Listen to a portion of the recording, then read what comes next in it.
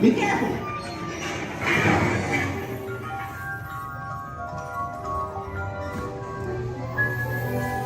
Wait for me.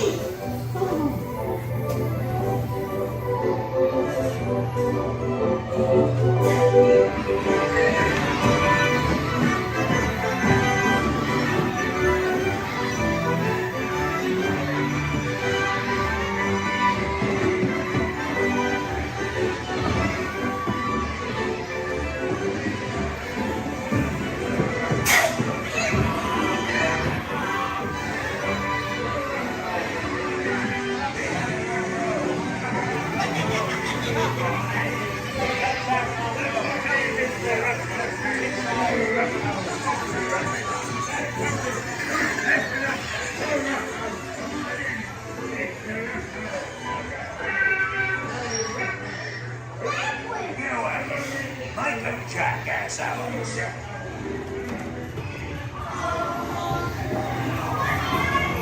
Shut the door and lock talk.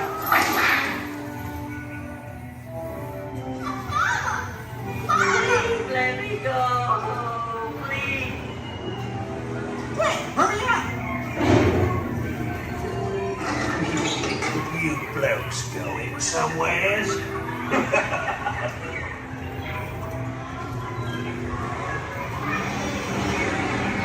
Look out, the monster! Pinocchio! You're almost there.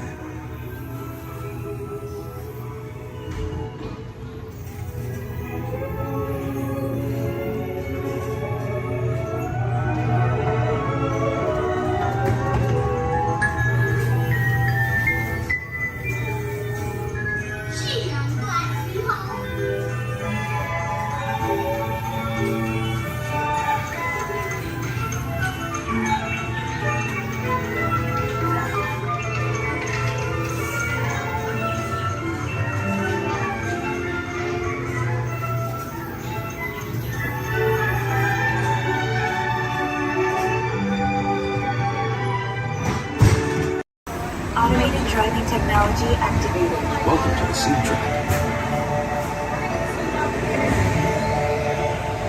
This is how that rocket went. It went right up, but it went straight up.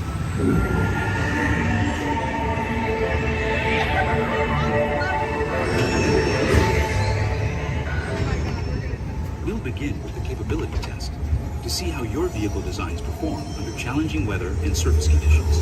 Monitoring road surface.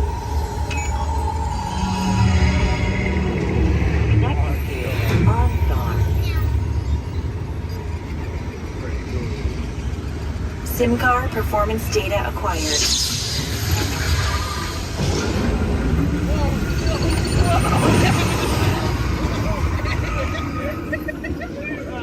That was pretty cool. I was ready for it. Let's see how your designs hold up now. Commencing SIM car off-road and extreme weather sequence.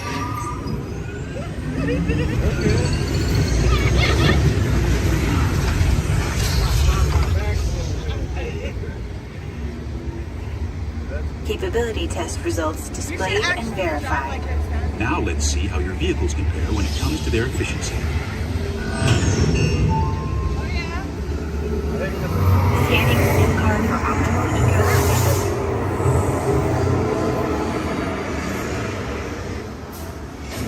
Engaging eco scan for aerodynamic efficiency.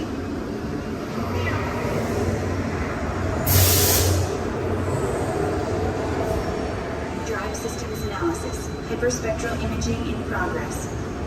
Calculating total enviro impact.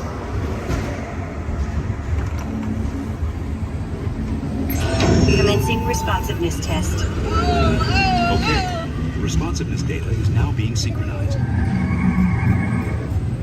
Automated driving technology verified and active.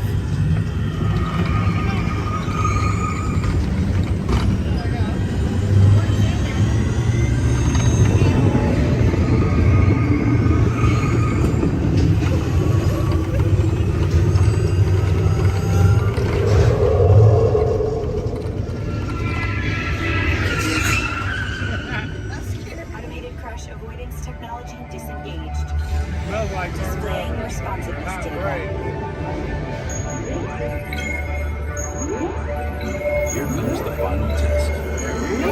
Energizing power test.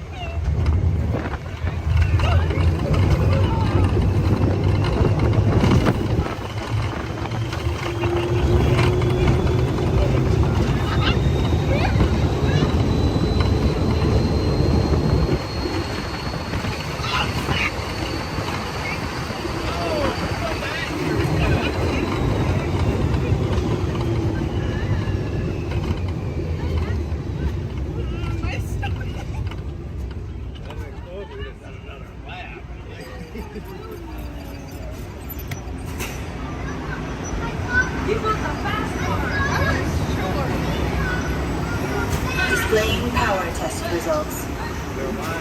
Track performance testing complete. This concludes your performance testing. You'll be able to see how your Chevrolet custom concept vehicle designs compared with the sim car after you disembark. Hope they all come to the park to play, but let's explore a bit more.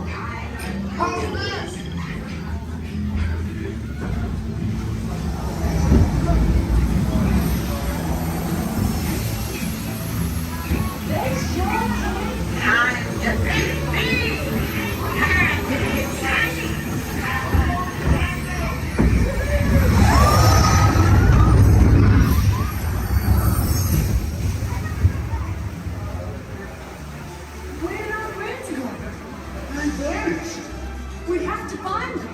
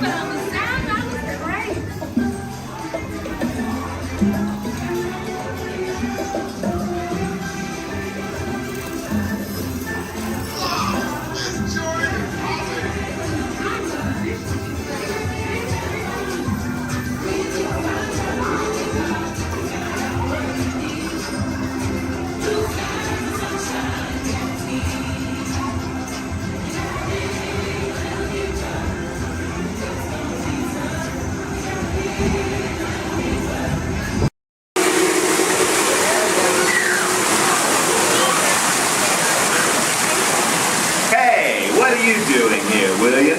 What are you doing here, Morris? I just flew in from Hollywood. My client's the new owner of this bird cage. What? Are you cuckoo? My client's the new owner. Disney gave me an exclusive. Co-exclusive. Didn't you read your contract? I gave it a bird's eye glance. And you call yourself a talent agent?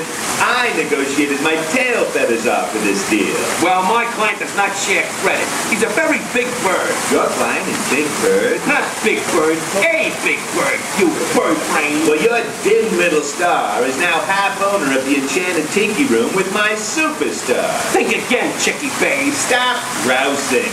Just look at these paying customers waiting to get in. Did you say paying? As in money. As in 10%? Hey, who am I to go against the status quo? Sorry to interrupt, gentlemen, but I would like to inform our guests about tonight's show that will be starting soon. In just a few moments, the door will be opening and you will enter into a room of joyous songs and splendor. Here is the Enchanted Tiki Room. Mahalo. Wait, our clients are not here. Maybe they hit traffic. Don't say that. Sorry. Anyway, babe, I gotta fly this coop and migrate back to Hollywood. My birds will call your birds. We'll do lunch. What's the rush? I'm about to sign Donald Duck. Oh yeah? Big deal, you hockey puck. I've got the mighty ducks in the wing. You do not. Do too. Do not. Do too. Not. Not. Toe. Not. Toe. You down. Come Leave me on. alone, you toe. Oh, come Yeah. on, will you? Oh, not go, yeah. Level with me. Put the bubble between the Go lines. away, You go don't away. know. Go away.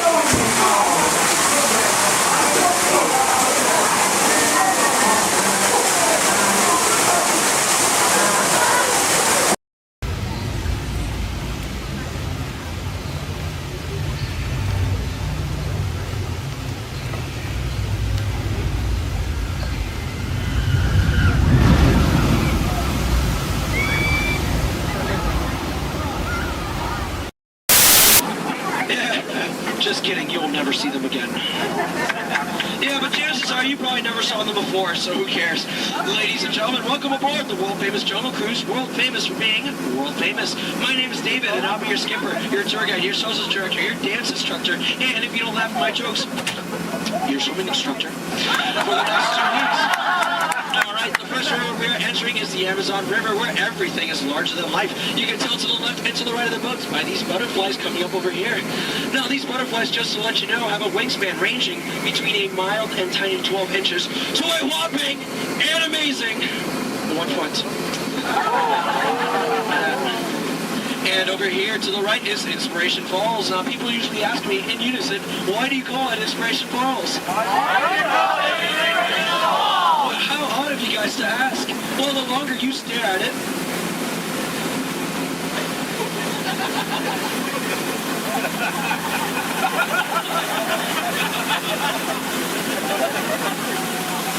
the more it inspires you to travel deeper and deeper into the jungle. Everyone say, ooh. Everyone say, ah.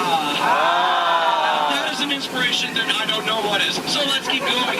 We are now entering the Congo River, where we have a very special treat for you guys. A special welcoming party set up for you by the Pygmies. Ladies and gentlemen, here they are. The Pygmies! The Pygmies! Shh. This is not good. Usually they don't run off. Something really, really big must have scared them off. Yeah, that's not good.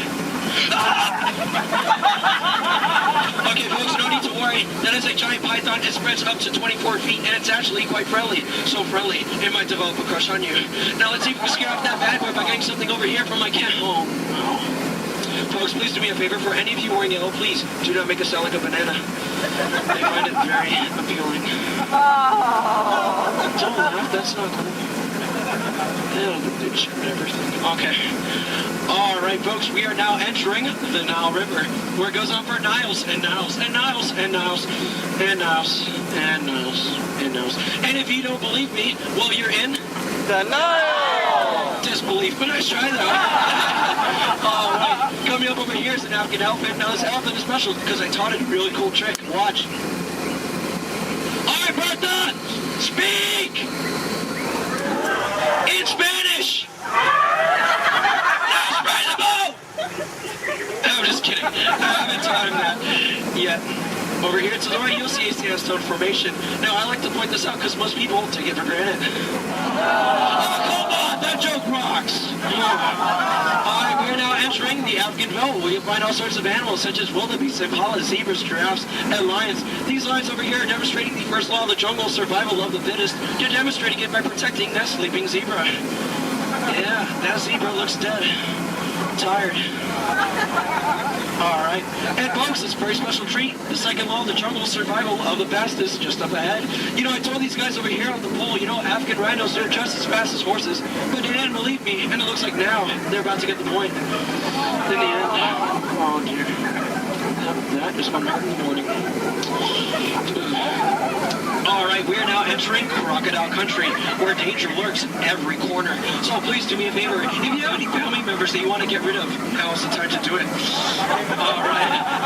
Alright, over here to the right, on the left-hand side, you'll see Old Smiley. Now, Old Smiley is 75 years old, and he loves to take free handouts. Now, crocodiles are some of the dangers we have here in the jungle. We also have monsoons, whirlpools, hurricanes, rapids, and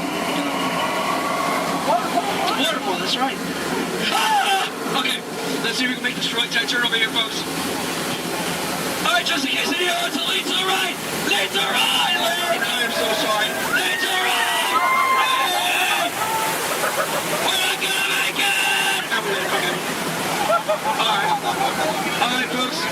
very much. Just to let you know, that was Schweitzer Falls, named after the world-renowned professor, Dr. Albert Falls. Now, people usually ask me, David, how did you land your job here at the Jungle Cruise? Well, it's plain to see. I took a crash course, but now I'm just winging it. Yeah. Don't laugh. This is the story of my life. Oh, no. Okay, folks, looks like we're still up on a full of hippos. Okay. Everyone, please do me a favor. Don't do anything stupid. I'm going to try to scare them up here. Oh, God, go away!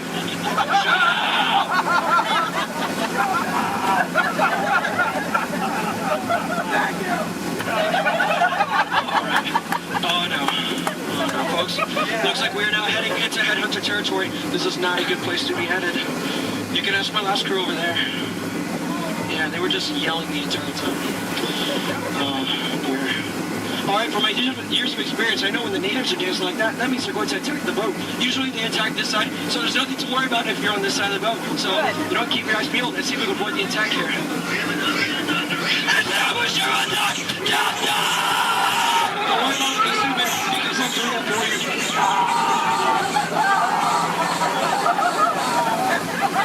you. Is the coast clear? All right, good.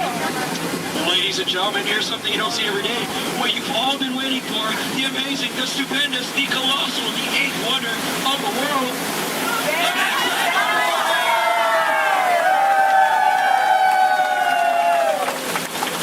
I love you guys. I'm just trying. Thank you. All right, we are now entering the Mekong River, deep in the heart of Cambodia, where the Khmer Empire used to rule for over 7 centuries, and they used to build temples just like this one. Although I clearly remember the entrance being right here. Okay, I don't like the look of this at all. All right, this path could lead to danger. It could lead to treasure. It could lead to doom. Should we go in? Yeah! Really? Oh, no? Well, I agree with you, but it looks like we don't have a choice, so keep your eyes open, because I'm going to keep mine closed.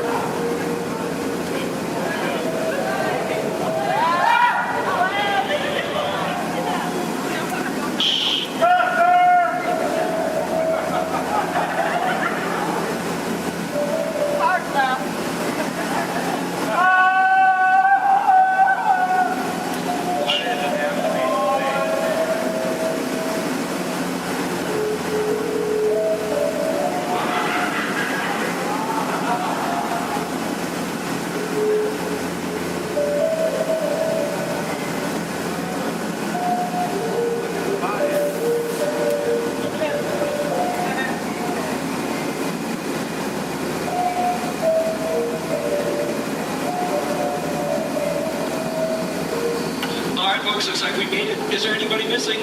Please raise your hand if you're lost. Oh, cool, me too. Looks like we're on the same boat. Get it? Because we're... Never mind. Okay, folks, looks like we stumbled upon a sacred Indian elephant bathing pool. It's right to take pictures because it looks like they have their trunks on. Yeah. People usually wonder, is that water coming out of their nose? Well, it's not. It's not. Hey guys, look. On a beautiful night, we have a full moon. All right. Wait, what's he doing? What's he doing? No, bad one, no! He's gonna try to squirt the most of everyone on this side of the boat. Get ready to duck. Ah! That was close. Hey, my friend, everyone on this side of the boat, duck! I'm just kidding, that's an elephant. All right, ladies and gentlemen, listen up. We're now entering the educational part of the tour, where I love to point out my favorite plant life. Ready? Listen up. Ready?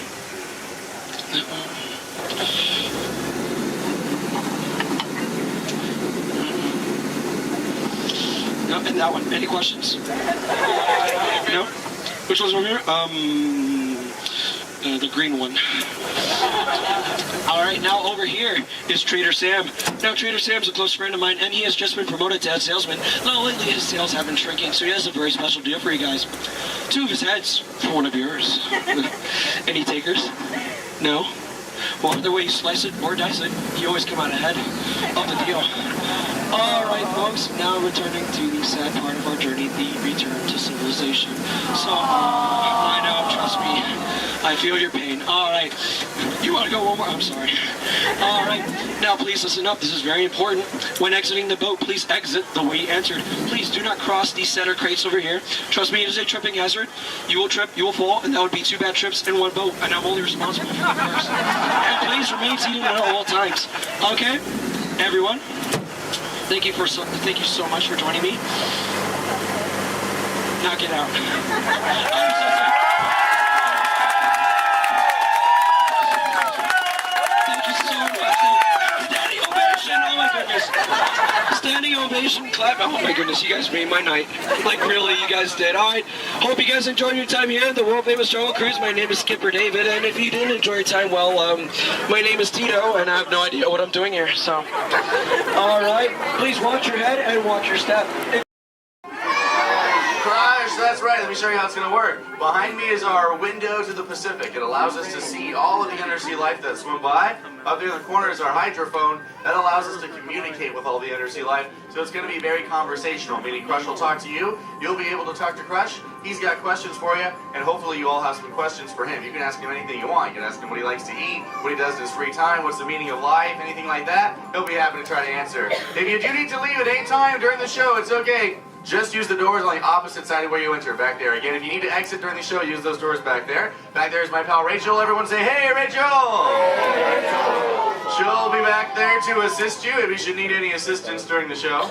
I'm going to turn down the lights and the music now so we can see and hear just a little better. We do have some last-minute rules and regulations to go over, but my friends the Moonfish have volunteered to show you the rules visually. So, hey, Moonfish, come on out.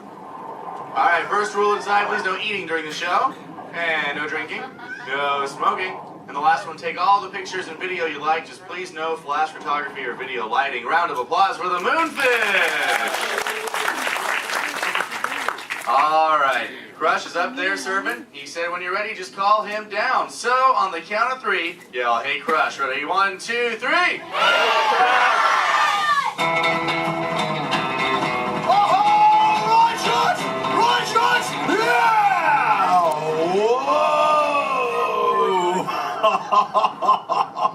Oh, dude, check out the double spinner intro by the turtle.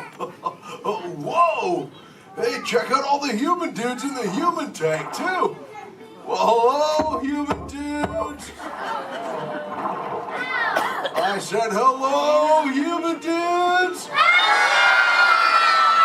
you go. Whoa, hey, look at these little dudes, sub-level. Hey, little dudes.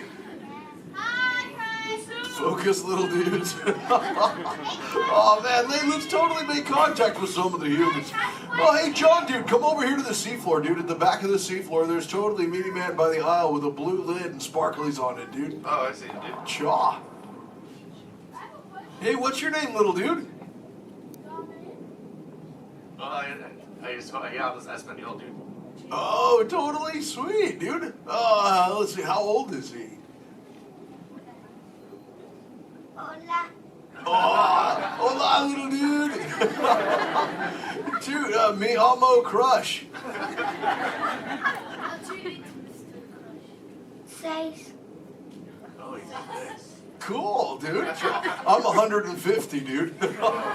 Hey, I still got my washboard abs. Well, cool. It's actually nice to meet you. It's nice to meet all you humans. I'm here on a mission today. My youngest son, Squirt, he's got lots of questions about you human dudes, but I don't have all the answers. So, I have come to get the answers from you. If you dudes think you could help me out with that, say chaw.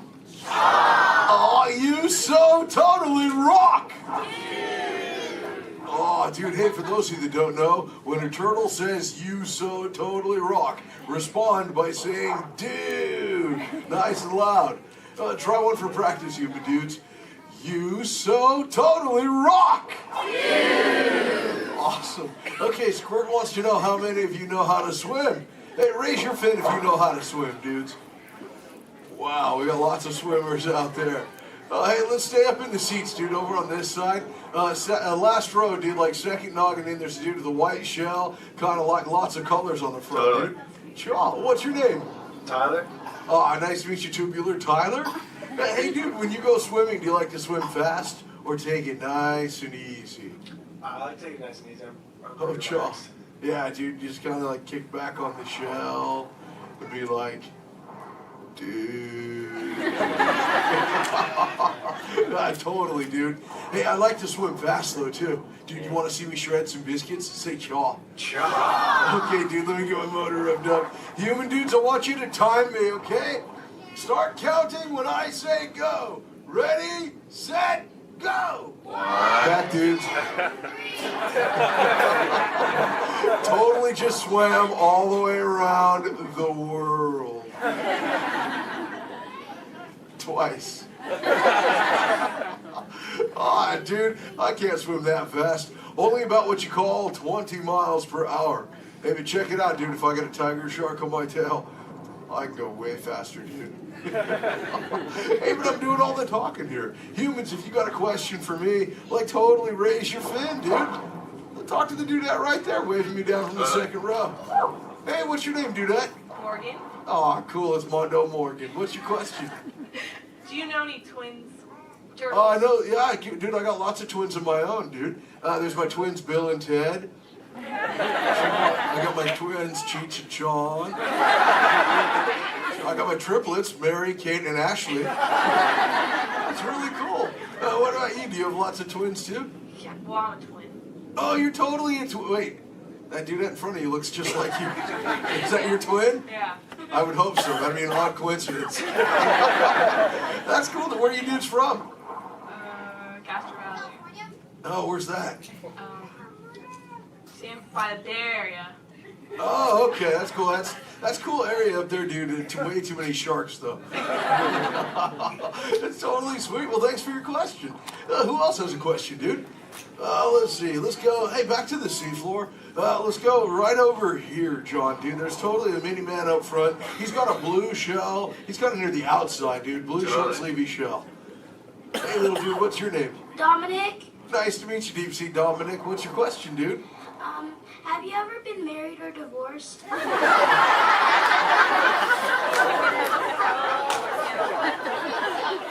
That's a pretty specific question. Actually, dude, most turtles, dude, we don't stay with the same dudette like our entire lives, but I have actually found one that's kept me around forever, dude. Her name is Shelly. She's my turtle dove, dude. We've been together for 130 years, dude. But it's still so awesome, it only feels like the first 75. It's really cool. Hey, can I tell Shelly you said hi? Can I tell her you said hi? Hi. Oh, dude, she'll totally love to hear about you, dude. Let's see, who else has a question? Let's see. Let's go. Hey, John, dude, jump across the aisle up here near the front. There's totally a mini man. He's getting his fin waved by another dudette. Hey, little dude, what's your name? Braden. Oh, cool, dude. What's your question, Boogie Braden? How many kids do you have? Yeah, I got 65, dude. John, like I said, well, I already told you about my twins, dude. Like Squirt, he's my youngest. And then there's Sheldon, Shelby, Michelle, Herschel, Rochelle, Trishelle, Shell, Lella Ding Dong. See, I got my teenagers, Leonardo, Donatello, Raphael, Michelangelo.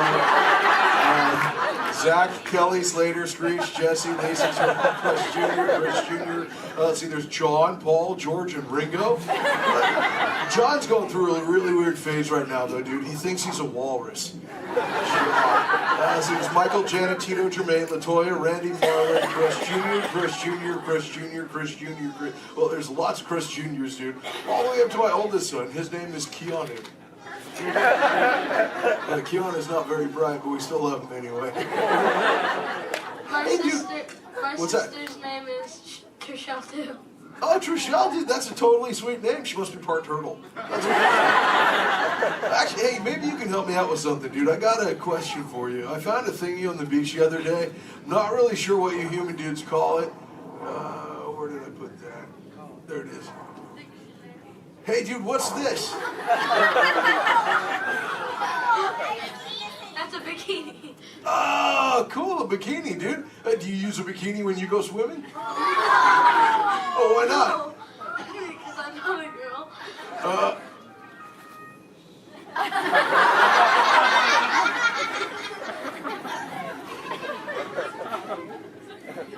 chicks, dude?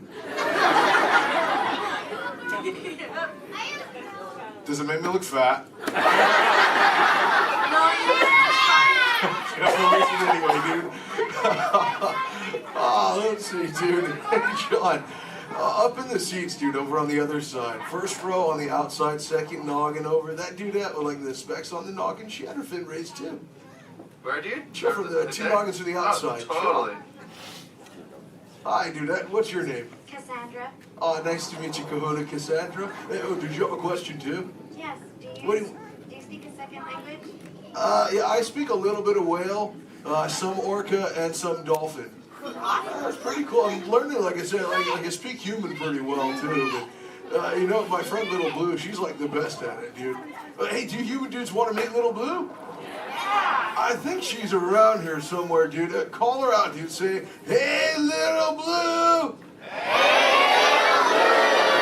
Whoa, there she is. Hey, Little Blue, dude. Check it out. I was hanging out with these human dudes. Cassandra over there wanted to know if I speak any other lingo, dude. I told her I was speaking just a little bit of whale, dude. I can speak whale. I totally Okay, know. everyone, repeat after me. Hello.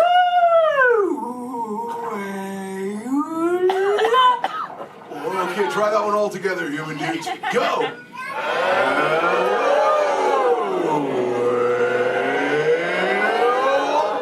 Wow, you human dudes speak whale really good, dude. That was just like excellent. Oh, too bad there's no whales around here, though, dude. You know, sometimes you speak whale and there are like 80 whales swimming around you. Yeah, totally. Not today. No whales around here, dude. No whales. No whales in the ocean today. Try to speak sea. Where? Whoa! Oh, dude, look out! The humans call the whale, dude! Grab stuff! Swim away!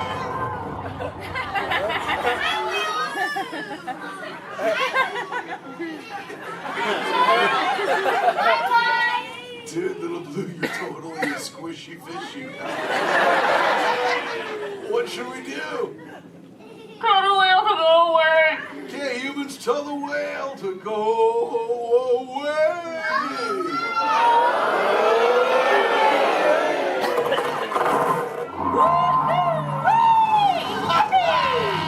That's excellent. I'll see you later, Little Blue. Hey, humans, put your fins together for saving Little Blue. You so totally rock. Yeah. Awesome. Thank you so much, human dudes, for sharing with me. I can't wait to get home and share all this knowledge with Squirt. Hey, but before I go, human dudes, remember this. We all share the same ocean, humans and turtles alike. So treat everyone you meet like an oyster, dude, because you never really know when you just might find a pearl, dude. That was like a warm and fuzzy moment, wasn't it?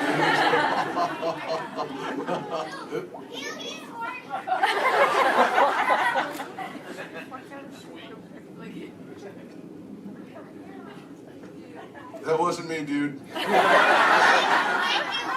That was my twin. See you later, human dudes. Rock on! Well, you're missing out on the Crush Man. Awesome.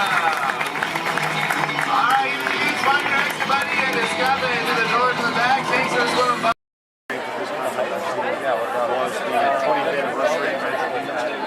Oh my God, that was the most amazing celebration I've ever seen them do. What they do? We talked to people. I think they're sold out dancers, but they still got kind of like 200 dancers on it. And then 3 different marching bands. And the full day of the dance, you just get nothing going on. George's and staying with his Catholic school. Reading the meditation synced with his dad. I was the only one that got that joke. Then, so we really began. Nothing to see here. Ladies and gentlemen, boys and girls, 55 years ago today, Walt Disney dedicated the happiest place on earth. Since then, Walt's dream has brought joy to millions around the world. Join us now as we go back to that memorable day, July 17th, 1955. To all who come to this happy place, welcome. Disneyland is your land.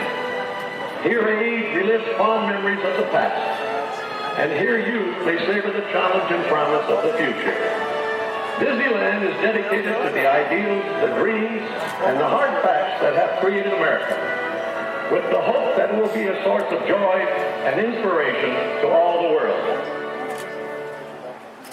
And now, let's all join together in singing Happy Birthday to Disneyland. Are you ready?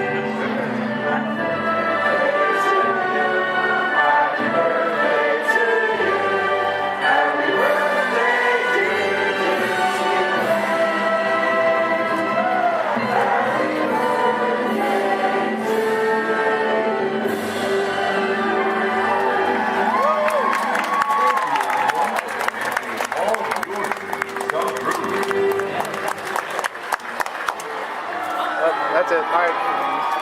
Everyone go home. Oh, dancing.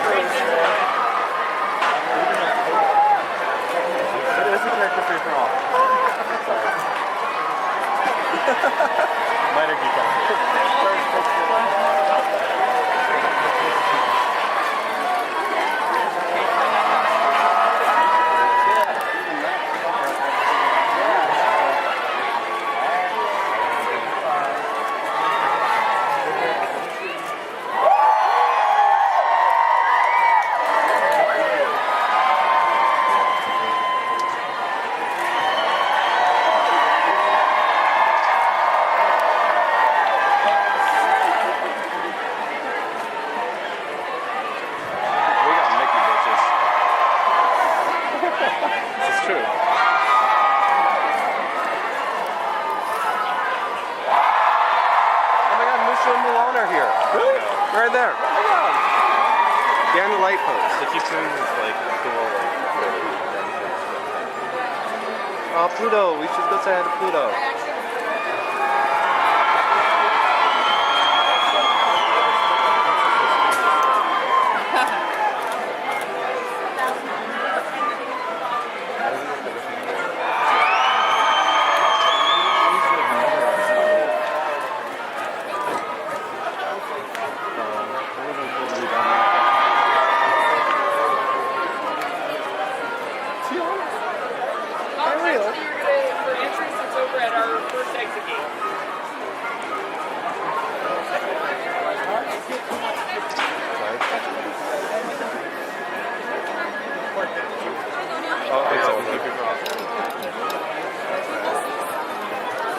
am I leaving now?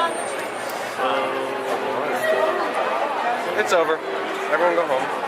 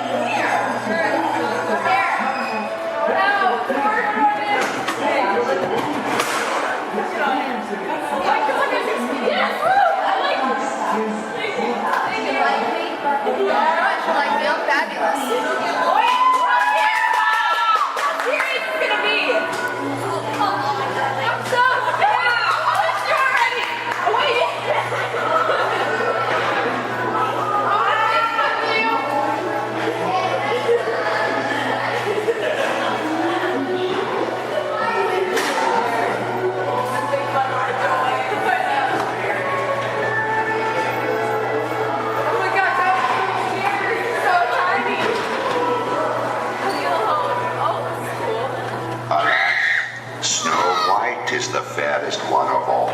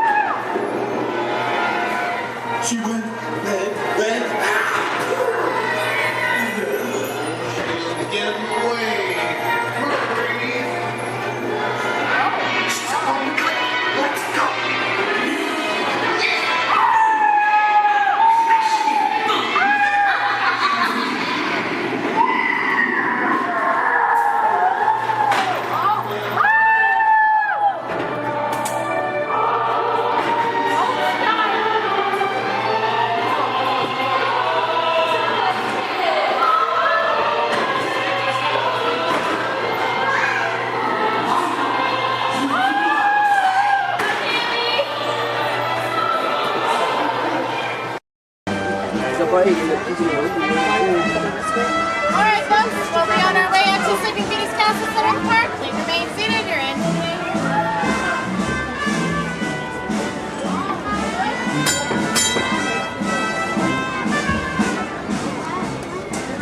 Here we go. Okay. Yeah, with 1 horsepower motor. Yeah. 1 horsepower.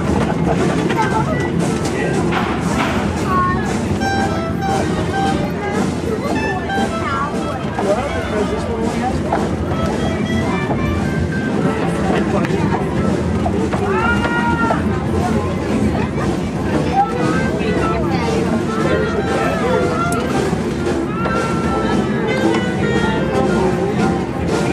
Okay, just keep him, okay? Keep him out there.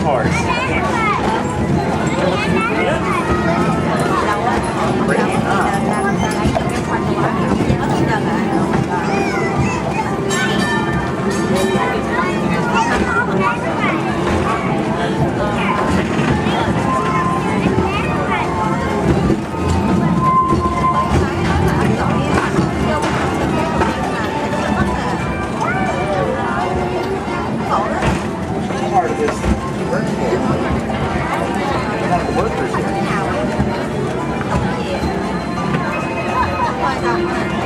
Helping to work.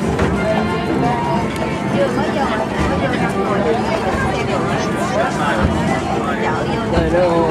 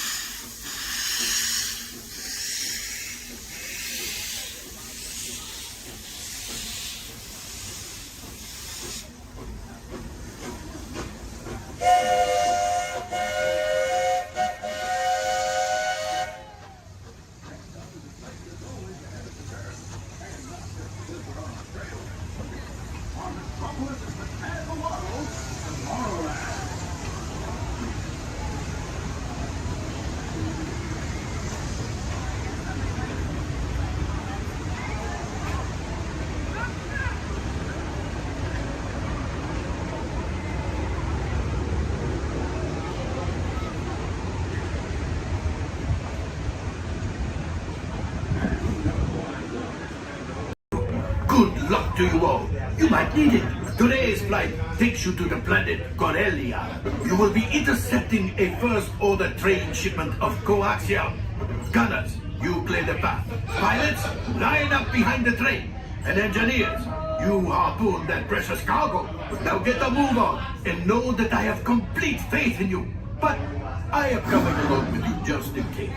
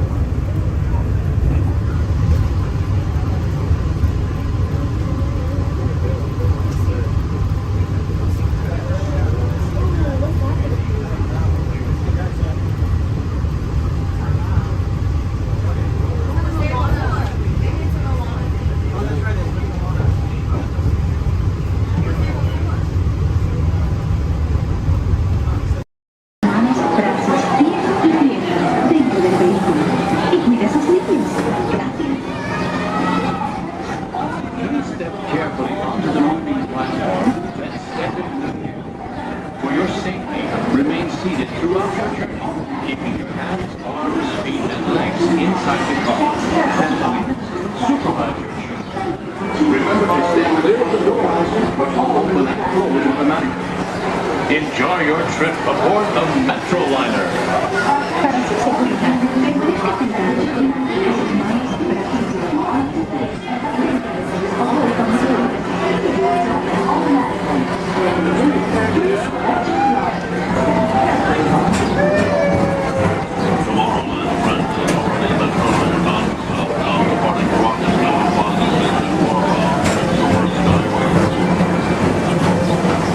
Welcome aboard, TTA travelers. We hope you enjoy Tomorrowland Transit Authority's Super Skyway.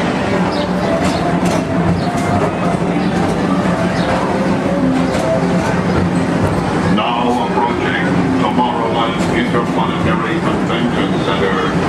The convention center is home to a galaxy of wonders from faraway.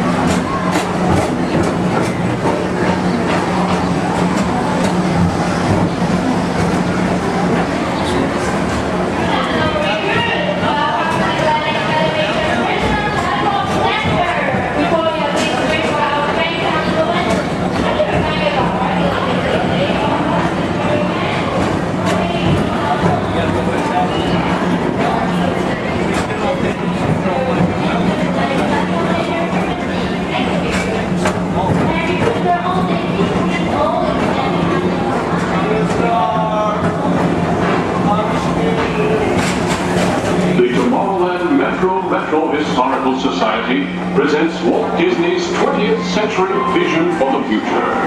This model city dared to dream the perfect community in which to work, live, and play.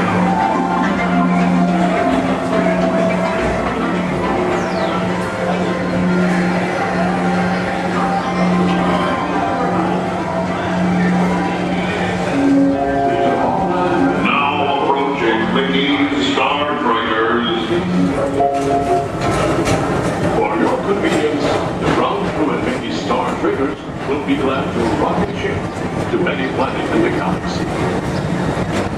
Hi there, Tomorrowland travelers. This is Mr. Johnson and Sky Hovercraft One, bringing you the latest Tomorrowland traffic report.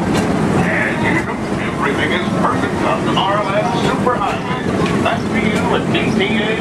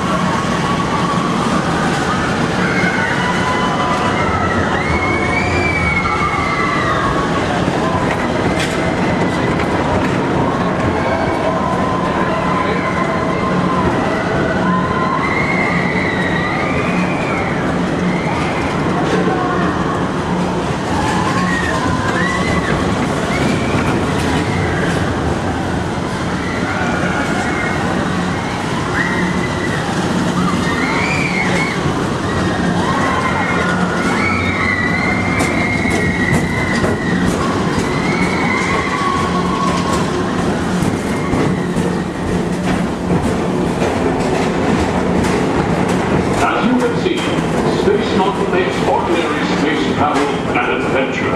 Another fine transportation service provided by the Tomorrowland Transit Authority.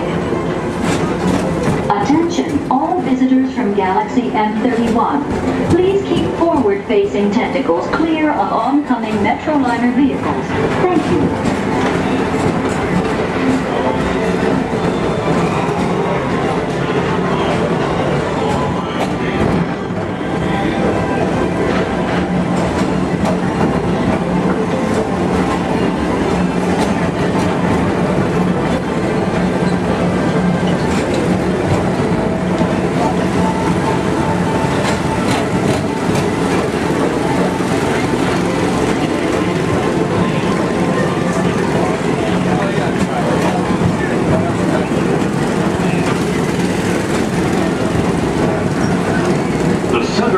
Rocket Tower Plaza is the League of Planets Astro Orbiter. This symbol of universal harmony and interplanetary fellowship provides all beings with an exhilarating spin around the planets.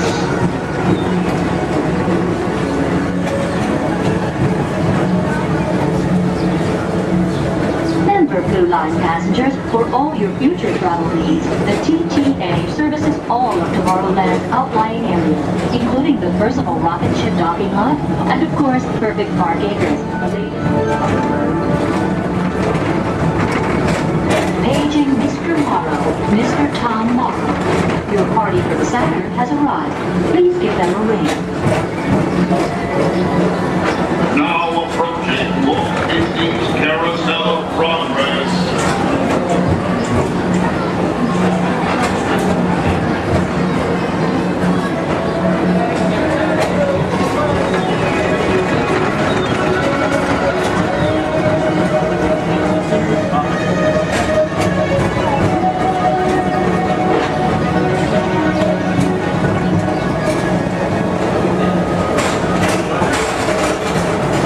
Citizens of Tomorrowland, join Buzz Lightyear on a daring space mission to save the universe from the evil Emperor Zurg. Report to Star Command and Buzz Lightyear, Space Ranger Spin!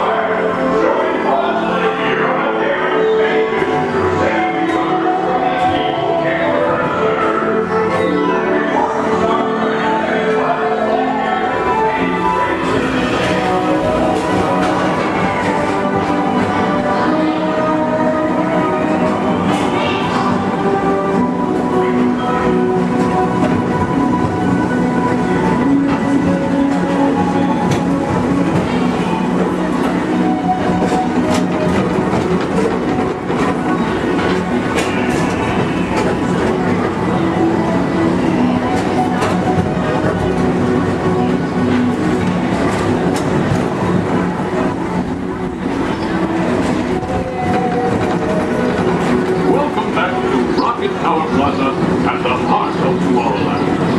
Come now, rejoin us and believe in the promise of tomorrow.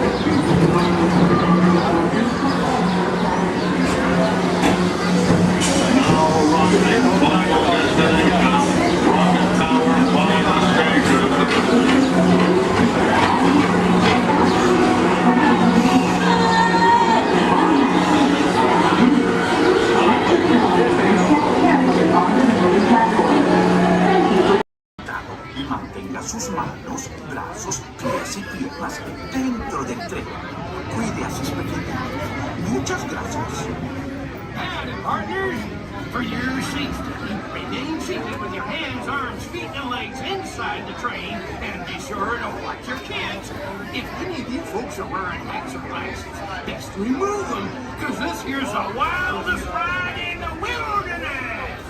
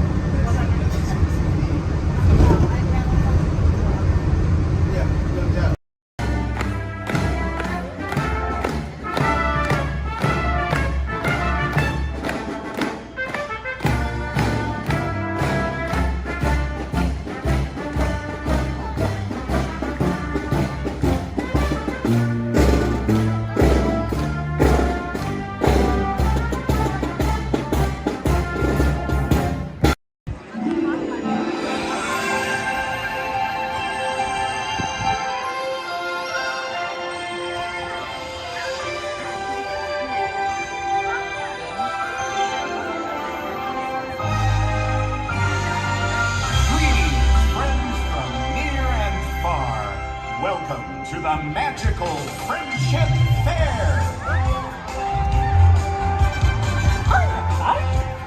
We're so glad we're here! Oh, what a great day! This is wonderful!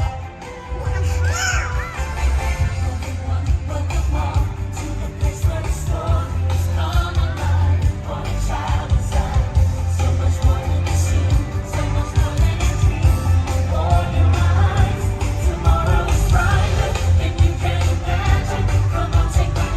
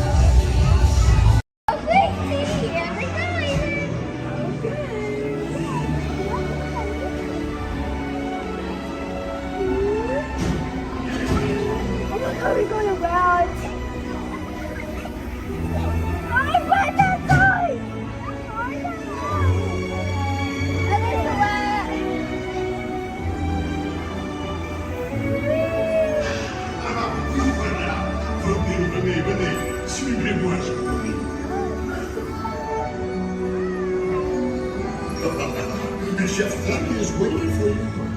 See soir. Qu'attendez-vous? What the heck?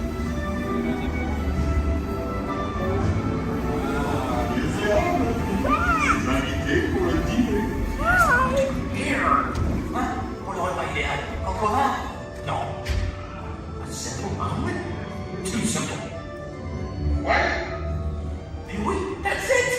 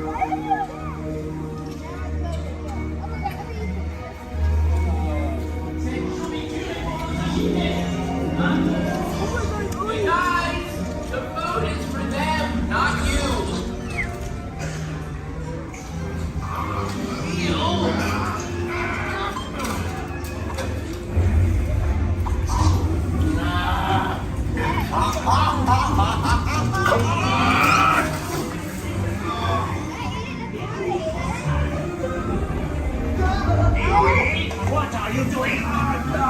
Que manigocez-vous?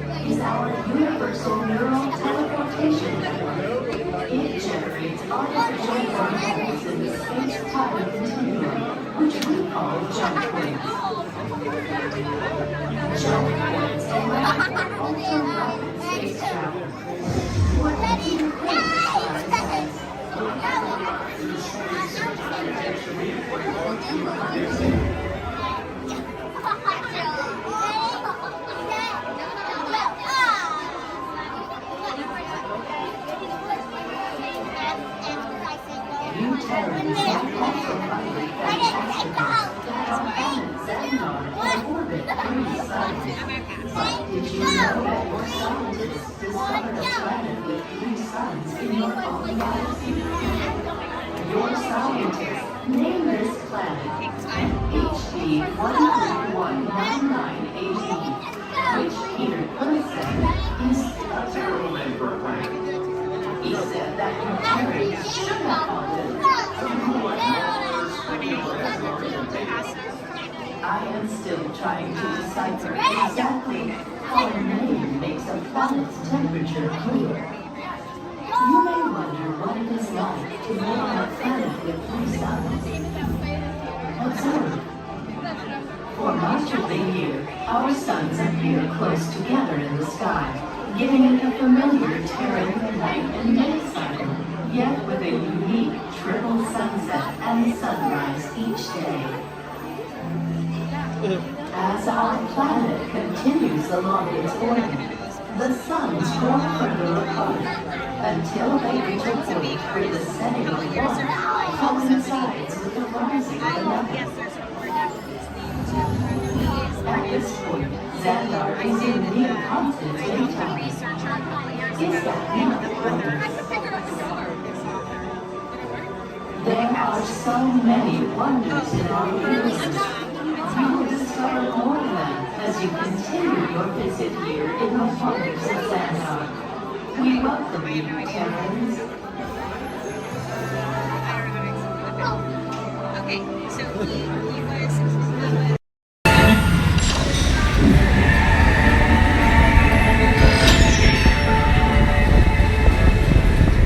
We'll begin with the capability test to see how your vehicle designs perform under challenging weather and surface conditions.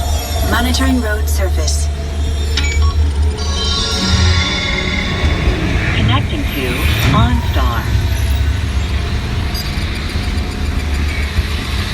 SIM card performance data acquired.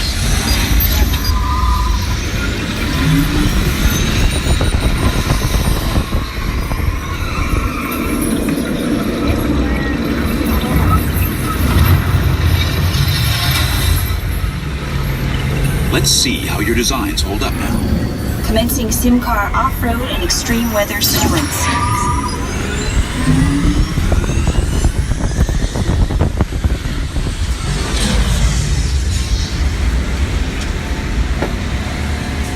Capability test results displayed and verified. Now let's see how your vehicles compare when it comes to their efficiency. Scanning SIM card for optimal eco efficiency.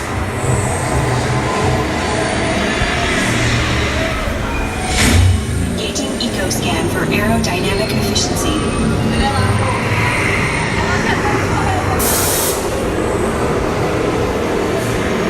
Drive systems analysis. Hyperspectral imaging in progress. Calculating total environment impact.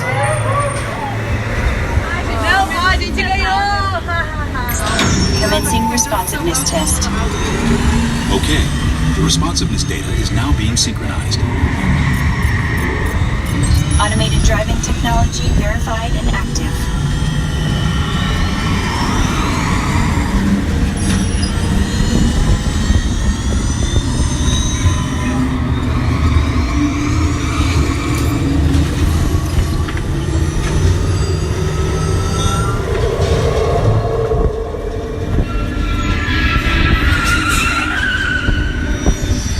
Crash avoidance technology disengaged. Displaying responsiveness data.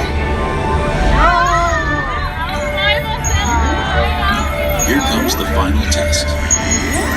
Energizing for power test.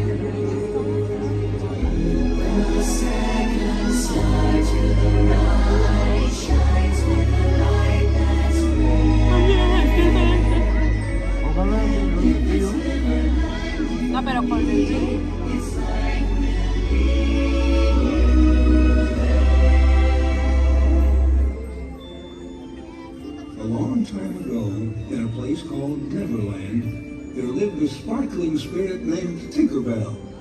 Legend has it that to this day she still flies over this magical land of fantasy.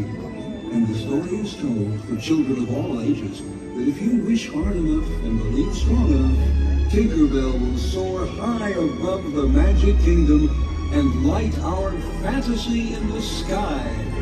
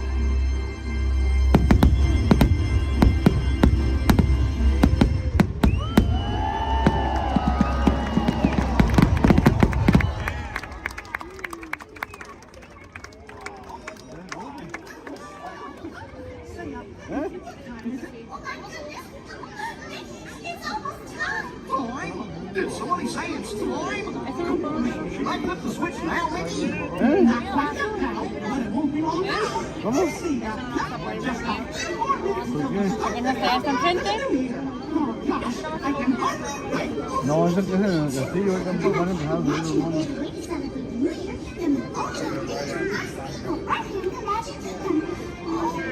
What a special moment in time. Time? Isn't time? Now, go over me. Take it easy there. You know, I'm plenty of time. Oh, no, don't. Don't. This is it. Start the countdown clock. All right, Mickey. Starting the countdown clock. Okay, everybody. It's time to start counting down the new year. Are you ready? Okay, then. Here we go.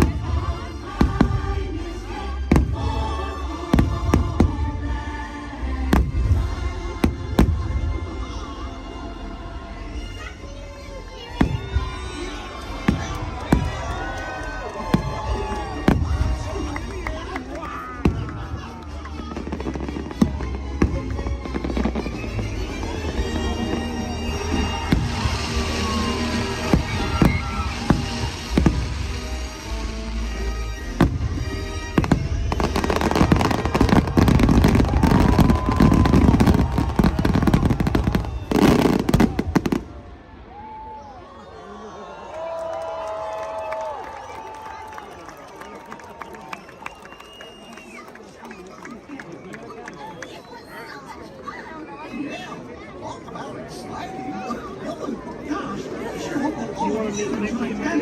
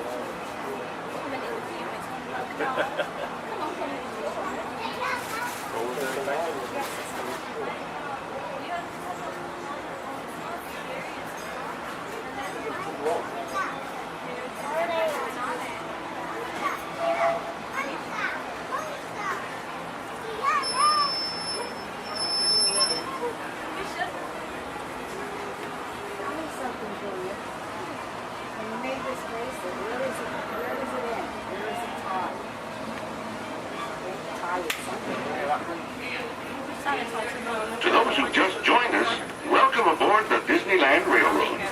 To ensure a safe ride, remember to stay seated with your hands, arms, feet, and legs inside the train.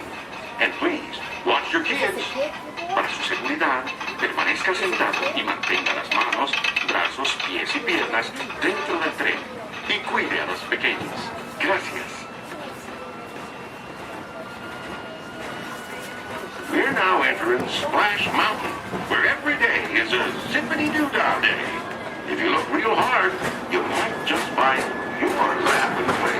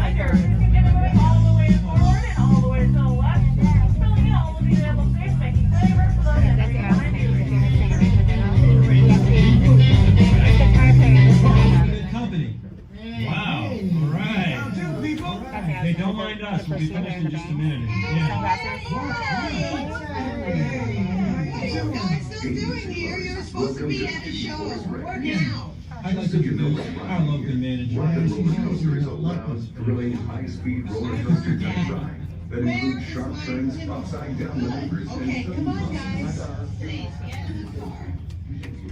Sorry, folks, we gotta go. Chris, can you grab my blacklist, Paul?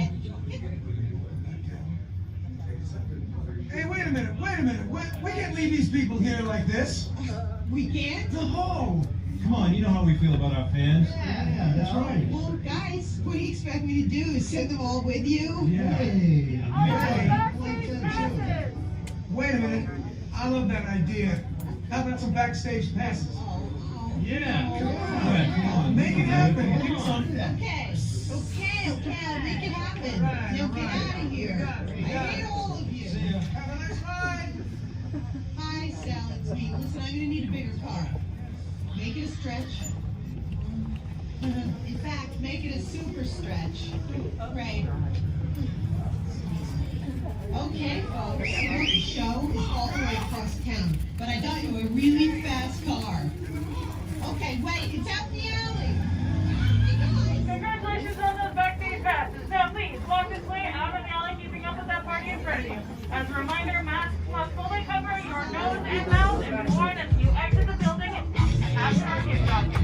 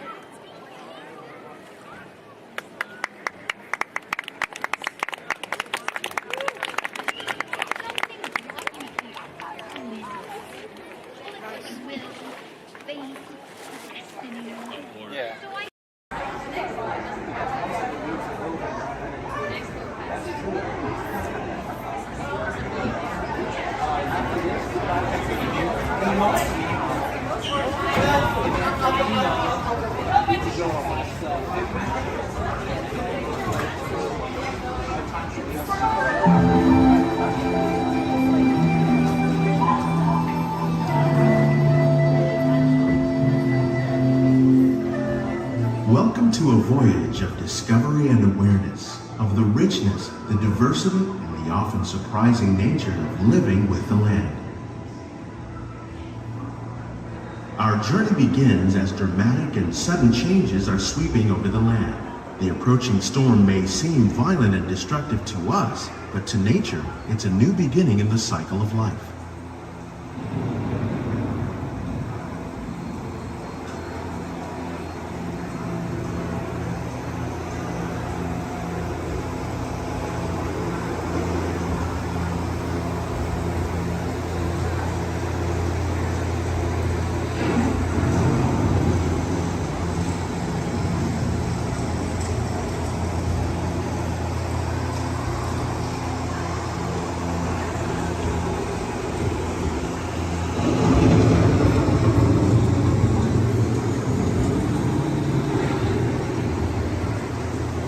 Beneath the surface of the land, roots trap water from the flowing mud, extracting precious nutrients and minerals. These elements, when combined with sunlight, create the diverse living systems of our planet.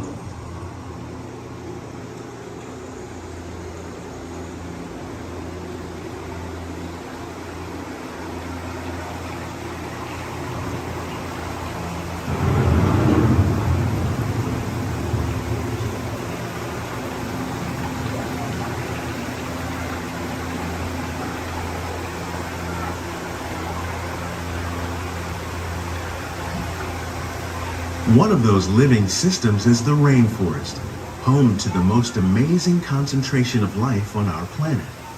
These dense and beautiful forests cover only a tiny portion of the Earth's surface, but they contain more than half of its plant and animal species.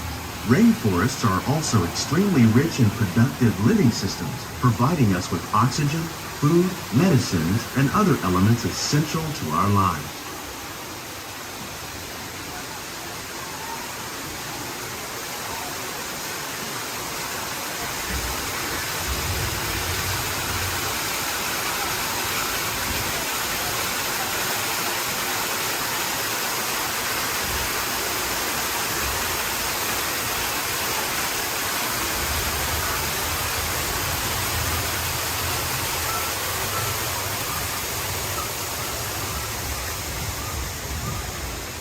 In the desert, nature has created a very different, but no less beautiful living system. And while this arid landscape may seem lifeless, it is very much alive. The plants and animals that have learned to survive in these harsh conditions make use of what little water they can find and avoid the scorching rays of the relentless sun.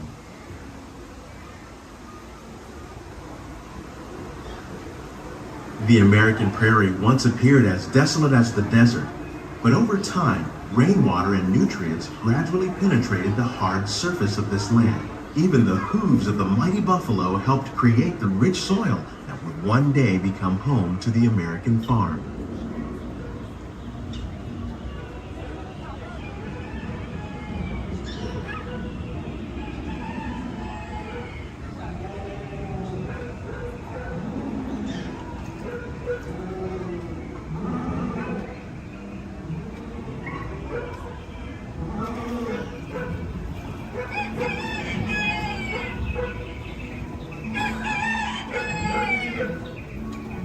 Of all the forces at work on the land, humans have had one of the most profound effects. The need to produce food for a growing world led to the enormous use and sometimes overuse of the land. In our search for more efficient ways to grow food, we often fail to realize the impact of our methods.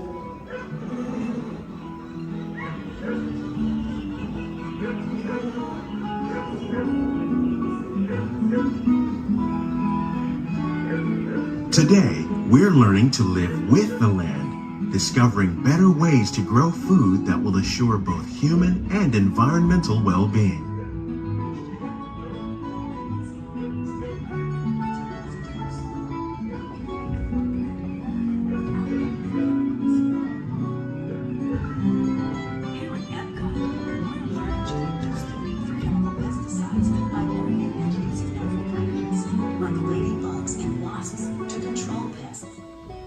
In the farmlands across America, we're learning that by plowing under vegetation containing natural fertilizers, we can enrich the soil without the use of chemicals. In arid regions, we're learning to produce food on desert seacoasts by developing and planting crops that thrive on salt water.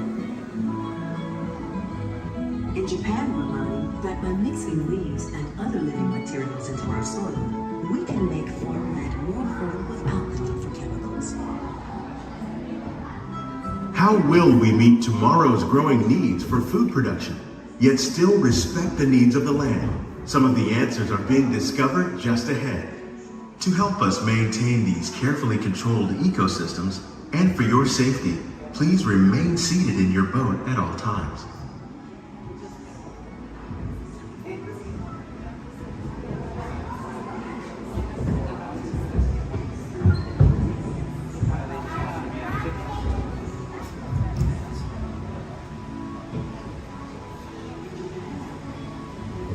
Welcome to our living laboratories, where scientists from Epcot and the U.S. Department of Agriculture are exploring innovative ways to produce bountiful harvests now and into the future.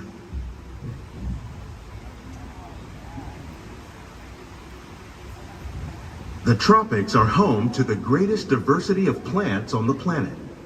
Many of these, like papaya, bananas, cacao, coffee, and rice, are well known around the world. These are just a few of the edible plants that have been an important source of nutrition for people living in the tropics. Many are rich in vitamins and minerals, while others are well adapted to growing in less than ideal conditions. Some, like the water lily, thrive in wet, swampy areas and waterways. All parts of this plant, even the flower petals, are edible. The starchy root of the plant has long been used to make flour for baking.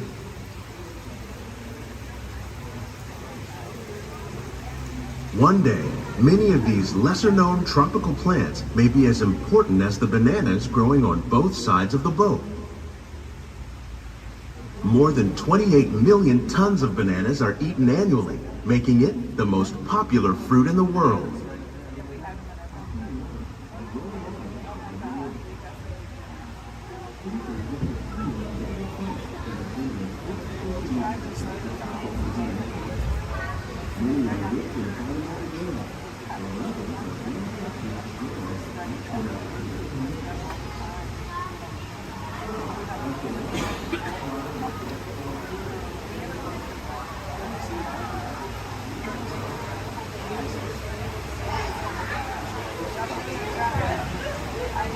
When we mention farming, you probably don't think of fish.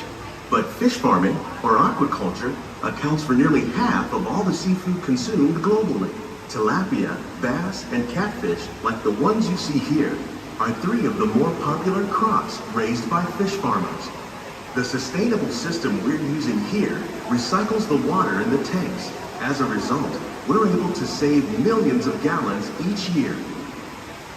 Our small fish farm produces nearly 5,000 pounds of fish each year to serve in restaurants around Walt Disney World. Innovations like this one can play an important role in our efforts to produce bountiful harvests and still protect natural resources.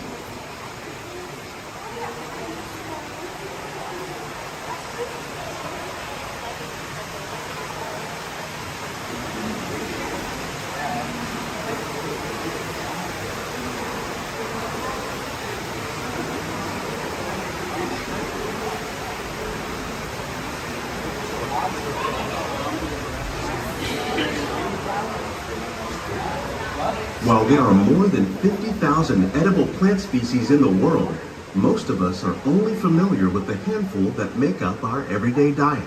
The common grains growing here, wheat, maize, sorghum, and millet, plus rice, account for nearly 2/3 of our global food consumption. Learning how to increase yields of these staples is an important goal of research around the world.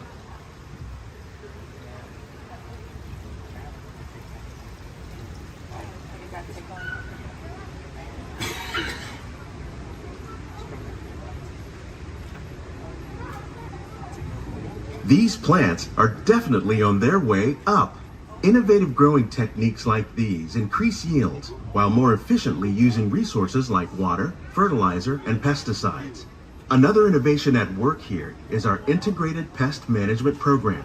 By populating our greenhouses with beneficial insects that prey on harmful pests like aphids and flies, we are significantly reducing our reliance on conventional pesticides. We're growing these crops using our nutrient film system. This technique precisely controls and recycles water and nutrients. With it, we can produce over 27,000 heads of lettuce a year in this one small area.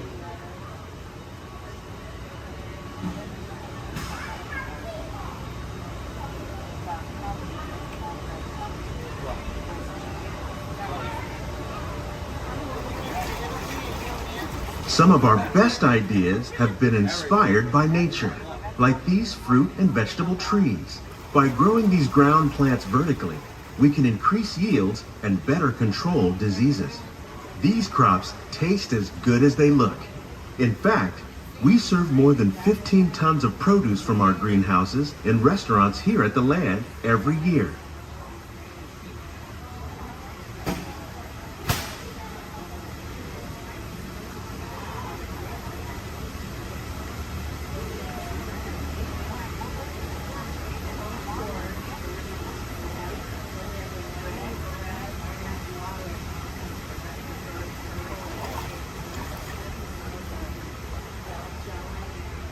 The future of agriculture may include innovative ideas like this vertical growing system.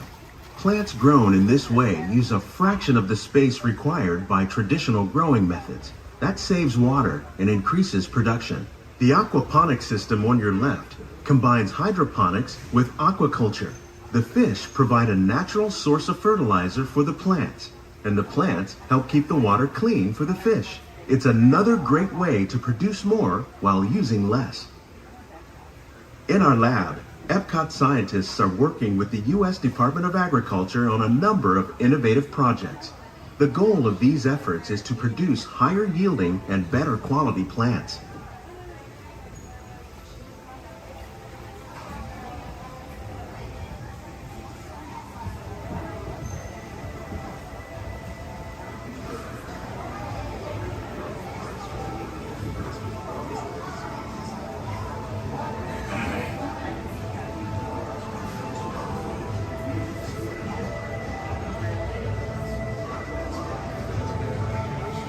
These greenhouses represent just a fraction of the work being done worldwide to produce bountiful harvests for our growing population.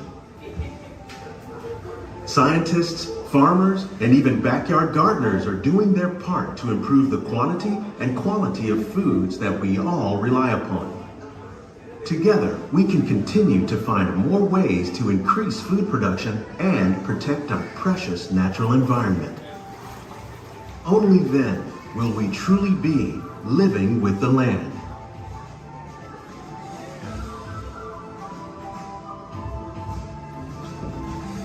On behalf of Walt Disney World, we hope you've enjoyed this unique journey through our living laboratories.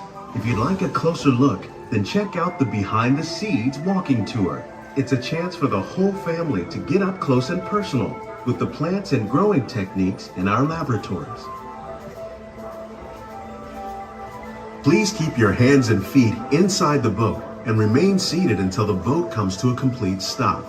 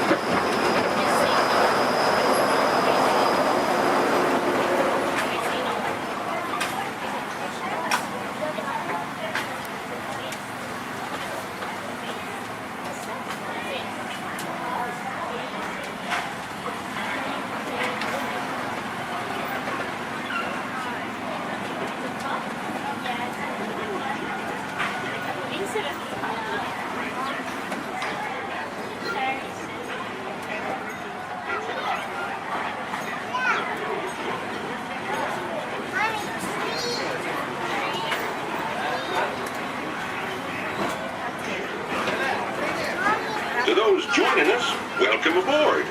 The next leg of our journey will take us along the rim of the Grand Canyon. It's a mighty long drop to the canyon floor. Okay, ladies and gentlemen, friendly reminder, no flash pictures. And legs inside the train. Be sure to watch your kids and no flash pictures, please. Para su seguridad, permanezca sentado y mantenga las manos, brazos, pies y piernas dentro del tren. Y cuide a los pequeños. Por favor, no tome fotografías con flash.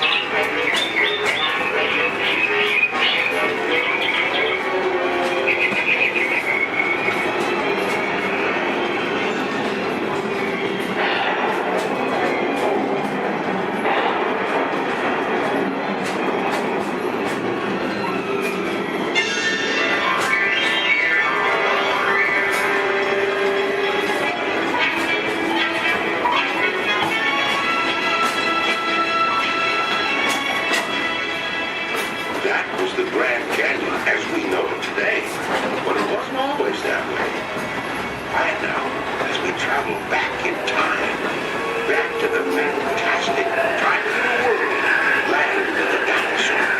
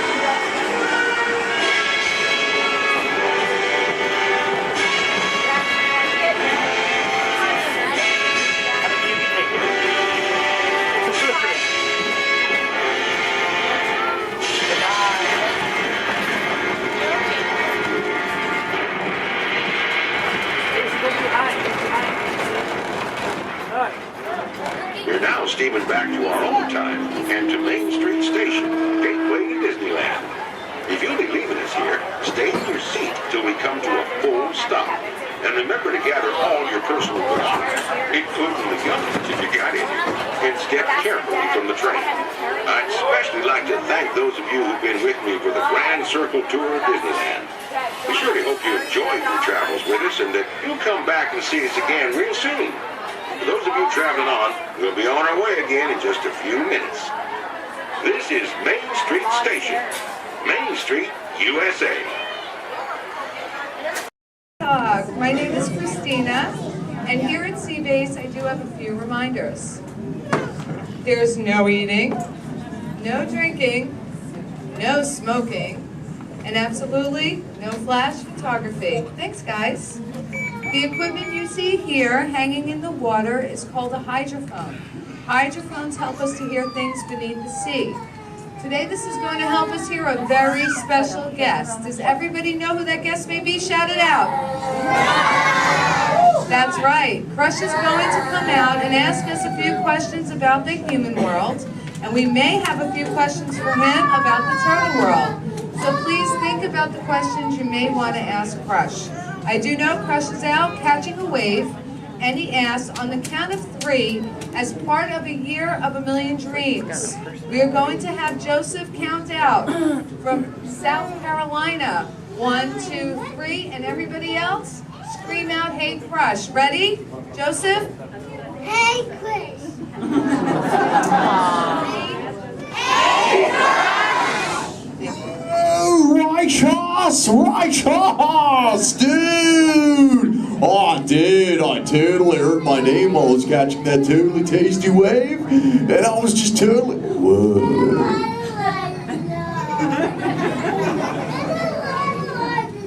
Check out all of you human dudes in the human tank.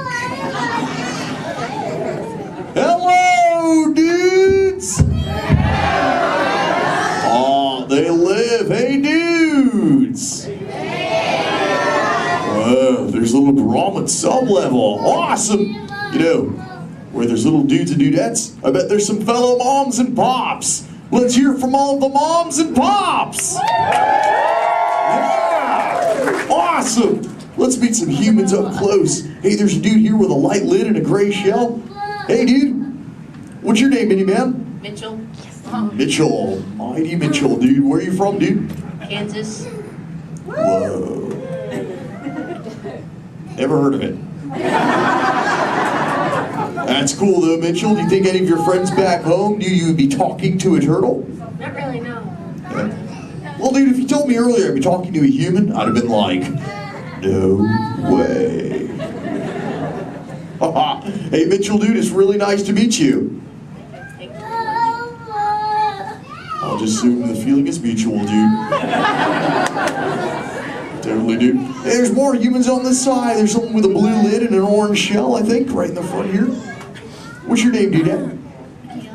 Michaela. Mini Michaela, who brought you here today? Your mom. Where's the mom to Michaela, dude? Oh, way in the back. Sorry to get stuck with the cheap seat.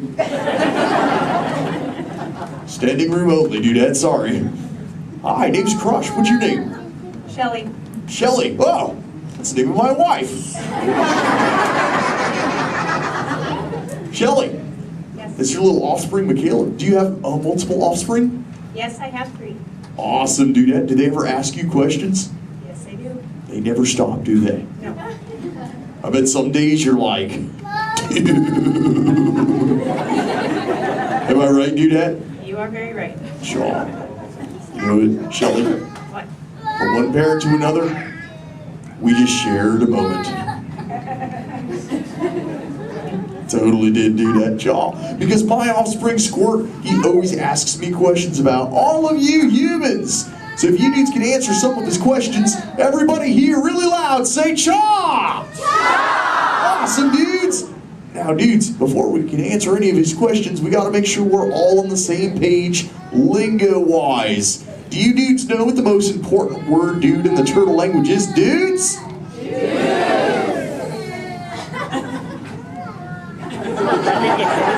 That's right, it's totally dude! Because dude can be used in so many different ways. Example, if something is totally awesome, you say dude like this. Dude! Let's try that, dudes, really loud on 3. Here we go. 1, 2, 3. Awesome! But when you get bummed out, you go, dude. Try that one, dudes. Whoa, you're bumming me out. But no worries, dudes. If something is bogus, yet semi-humorous, you say dude like this. Try that, dudes. Dudes, you are totally talking turtle. Now here's Squirt's question numero 1. He saw some humans at the beach and he came back to me. He said, Dad, what is up with humans? What do you dudes do when you're at the beach? Shout it out, everybody! Oh, you swim, dudes! How many humans here swim? Raise your fin if you're a human that swims, dudes. Lots of human swimmers here today, dudes. Most excellent. There's even a dude sitting on the front row bench on the corner of this side. He's wearing a white shell. Where are you going? There he is. What's your name, dude? Brian. Brian, dude, you swim? Yes. Awesome. Brian, when you swim, do you prefer to swim real fast or to take it easy and take the turtle's pace? The turtle's pace. Turtle's pace. No shame in the turtle's pace, right, Brian? No shame. Awesome, dude. Hey, Brian, I've got a question for you, dude. All right. Does this look familiar? Yes. I'm Brian. Yes. Awesome, Brian. Thanks for your help, dude. Hey, dudes. I just realized I am the only one here asking questions. Does anyone have a question for me, dudes? Raise your fins, and I shall try to find you. Who's got questions, dudes? Let's go up front near the center. There's a dudette wearing a white shell. Right up front here. Hey there, dudette. What's your name? Madison. Minnie Madison. What's your question? How do turtles swim? How do we swim? Well, we got these awesome flippers that push us through the water, Madison. It's totally awesome. In fact, a sea turtle like me can swim up to about 20, 25 miles an hour. And that's like, whoa.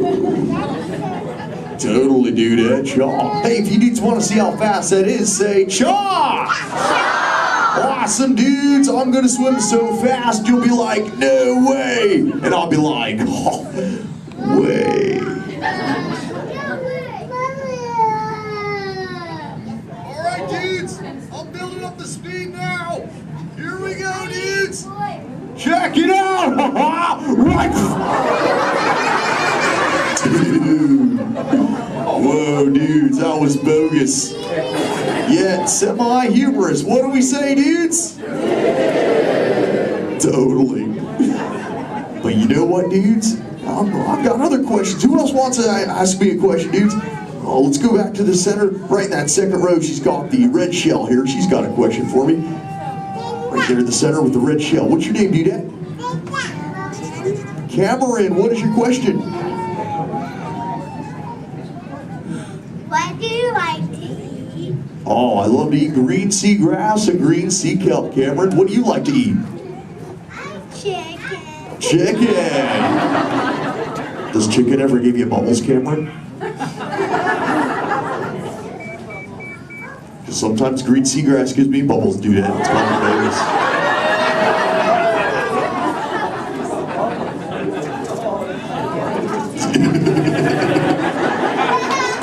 Sorry about that, dudes. Who else has a question for me?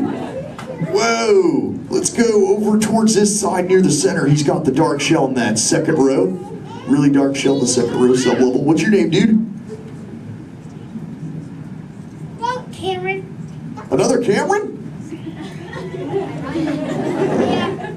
Interesting. Guess they're running out of names in the human world. Well, Cameron, dude, what is your question? What is it like in the water? Oh, wet. Cameron, have you ever, what? How do you ever feel in it? How do I, wet. Well, have you ever been in the water, dude? Yeah. How do you feel in it? Good. Good. Oh, awesome. Well, oh, and wet. Well, that makes sense. Cameron, dude, what do you wear in the water? What you're wearing now? No, I wear a swimsuit. Oh, a swimsuit, Cameron, dude. Check it out, dude. Squirt said this is called a swimsuit right here. Check it out, dude. This is what Cameron wears. Awesome, dude. That's what you wear, right, Cam? No, it's a boiler. It's what? It's a boiler. This isn't for boys?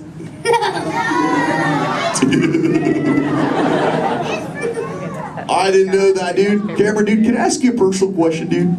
Yeah. Does this make me look fat? No. No? Oh, thanks, dude. Cameron, dude, remember, when you get older, you'll find that will always be the correct answer to that question. Totally. What, dudes? No, dudes, the name's Crush. Where you see Little Blue? On the other side? No way, dudes. That'd be awesome if she were here, dudes, but she's totally not.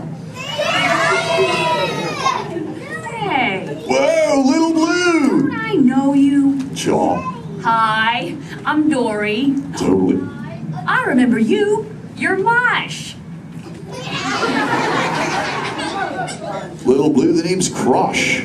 Well, what brings you here on this fine day? What brings me here? Jaw. My fin, silly. Watch. Woo, ha, chee, ha, woo. Ow, ow, yeah. Ow, ow, ow. Wow, that really clocked me there. Am I bleeding? Little Blue, I hope not, but... Look. It's a people tank. Hi. Hola. Bonjour. Welcome. Ni hao. Ohio. Hi. You're like a little linguist, Little Blue. You know, I just taught these human dudes how to talk turtle. It'd be so awesome if someone could teach us all how to speak whale. I can speak whale. Awesome. Okay, everyone, repeat after me. Hello.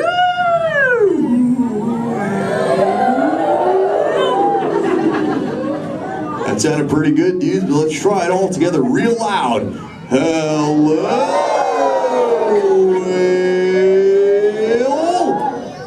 Awesome. You know, sometimes you speak whale and there are like 80 whales swimming around you. Not today. What do you mean, dude? No whale. Where? You see one behind me? Whoa! Little Blue! Oh! Conversation. There's totally a whale, Little Blue. Swim, Little Blue!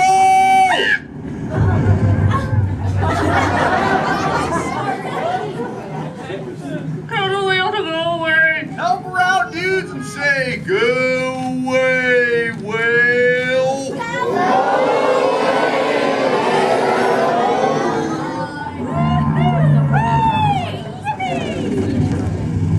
You did it, dudes! You saved Little Blue! Put your fins together. That was awesome! You so totally rock, dudes. You know, I could hang out with you all day, but I have to make sure Little Blue is okay. So before I go, remember, do not fight the current, learn to ride it, and it will totally take you where you're meant to go. And little dudes and dudettes, do the Crush Men a big favor. Keep using that word dude for the rest of the day. Your parents will love it. Bye-bye, dudes.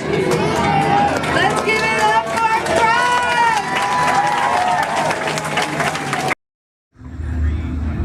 Okay, they're headed for the jump point.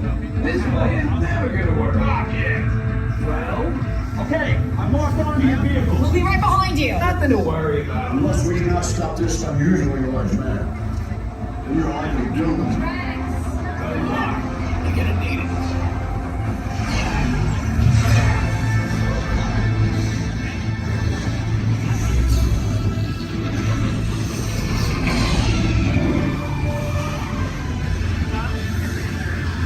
You're supposed to follow me. What is that noise? Boys, no one's gonna stop rock and roll from existence. What have we done? I think we took rock.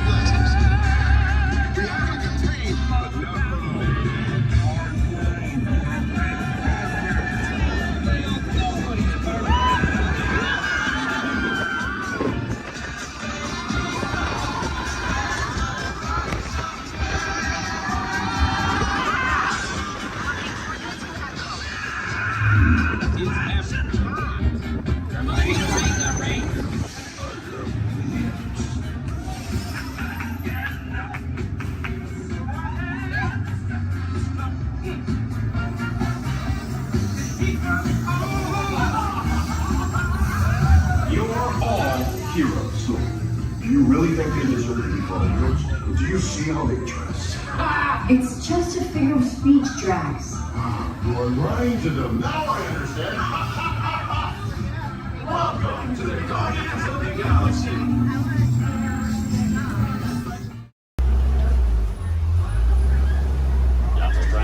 Orlando. I'm going to be your guide today. Just a quick couple of reminders. The bumpy road, so please stay seated. Put your arms, hands, feet, and legs inside the vehicle at all times. With that in mind, please keep a hold tight to those phones, cameras, hats, and sunglasses. If one of them falls, sadly, we won't be able to stop. On your top side, you're going to see an animal spotting guide. Hopefully, we're going to see most of those animals today in our safari. Once again, bumpy road, moving truck, so please stay seated at all times. I do advise you to get those phones and cameras ready.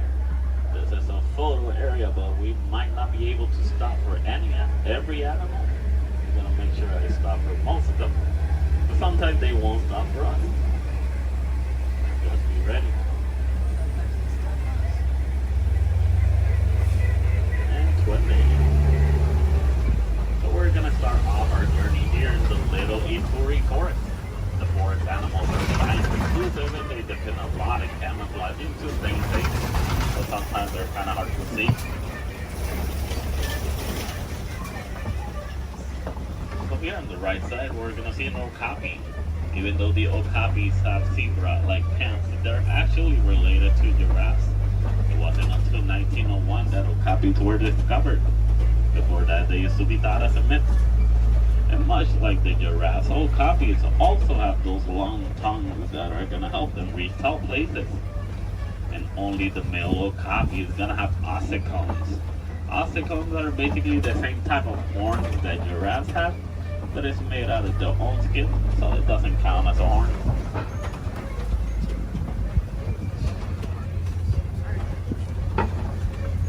So coming up on our left side, we're going to see some black rhinos. The black rhinos are one of the smallest of their species, weighing up to 3,000 pounds. The shape of the black rhino's mouth is kind of pointy or triangle-like, so that way it's easier for them to feed on the forest. It's also a nice way for them to, also a nice way for us to identify the rhinos. Black rhinos have a pointy-shaped mouth, while white rhinos have a square-shaped mouth. So this one here on the right side, closest to the truck, is going to be a greater kudu. The greater kudus are one of the tallest of the forest antelopes. They can go about 55 inches to the shoulder. That's about 4 feet tall. That greater kudu doesn't have any horns like the one in the picture. It's because this one is a female. Only the male greater kudu is going to have horns. Behind the greater kudu, we're going to see some bongos. Bongos are also known as the ghosts of the forest because they're rarely seen. The shape of the bongo's horn is twisted and it goes all the way towards their backs. So that way it's easier for them to travel around the forest without getting stuck. So as we start exiting the little Ituri forest, we're going to head all the way towards our Safi River. Rivers and water spots are great areas to see some of the wildlife that live near the water.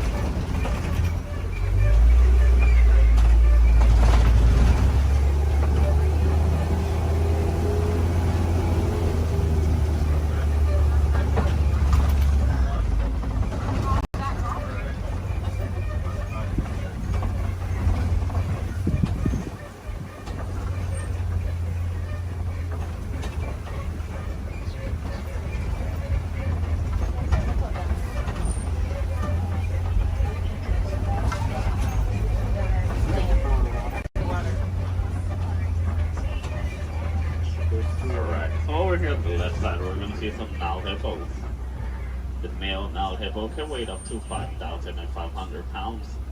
They're nocturnal animals, so they're going to be more active during the nighttime. Most of their daytime they're going to spend underneath the water, but they do need to come back for air every 8 minutes. Also, baby Nile hippo right there. A group of hippos is also going to be known as a float. Float of hippos. So here on the left side, we also see some pigbat pelicans. The pigbat pelicans get the coloration in their feathers during mating season. They're colonial nesters, so most of the time you're going to see them in large groups. They can go between 50 to 500. As we head around this curve, we're going to approach a bridge. And once again, we're really jumpy, so they do that at all times. And to the left side, we're going to see some Nile crocodiles. Crocodiles are one of the largest crocodiles in Africa. They can go between 16 to 20 feet long and they can weigh up to 500 pounds. They're endothermic, that means they're cold-blooded, but they're going to integrate their body to the environment. So they're going to spend most of their daytime underneath the sun. If they need to cool off, they'll just open their mouth or they'll dive in the water. They're great parents. They will roll around the eggs in their teeth, so that way they can help them emerge.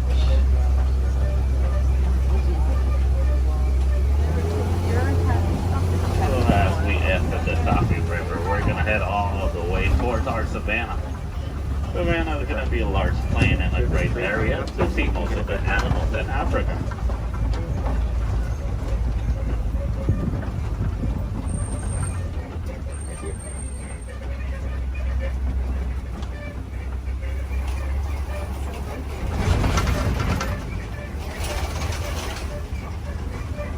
Ryan.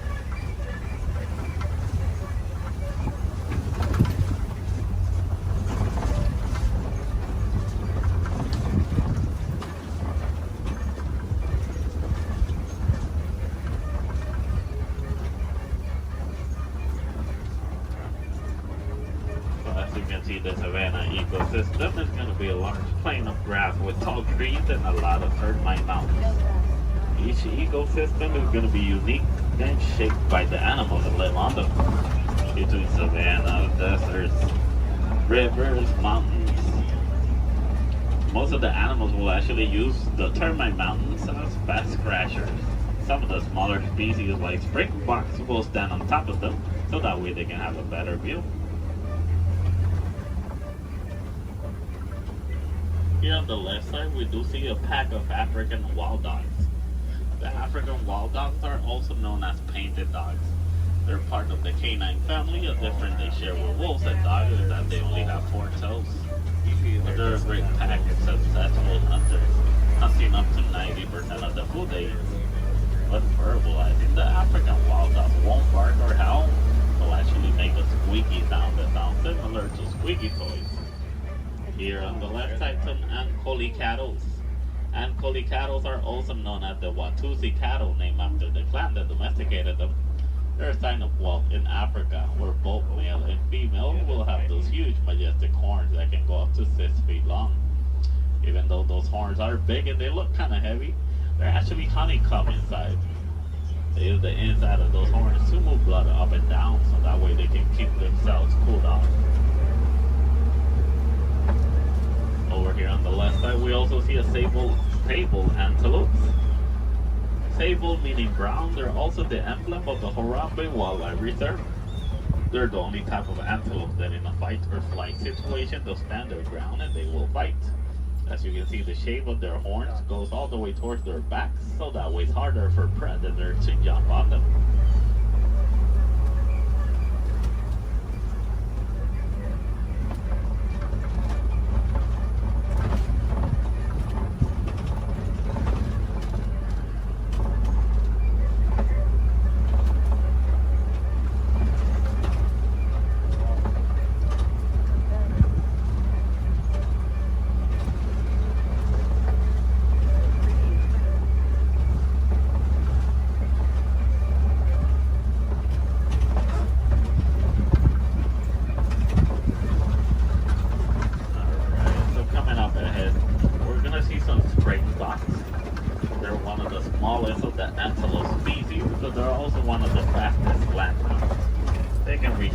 Between 50 to 60 miles per hour. And as their name implies, the springboks. They're great jumpers. They can jump up to 6 feet tall and up to 13 feet long. Behind the springboks, we do see some wildebeest. The wildebeest are the second largest grouping of mammals, second only to us humans. Wildebeest is a translation from the African word wild beast. But they're also known as the newts due to a sound they make when verbalizing. It sounds like they're saying newt.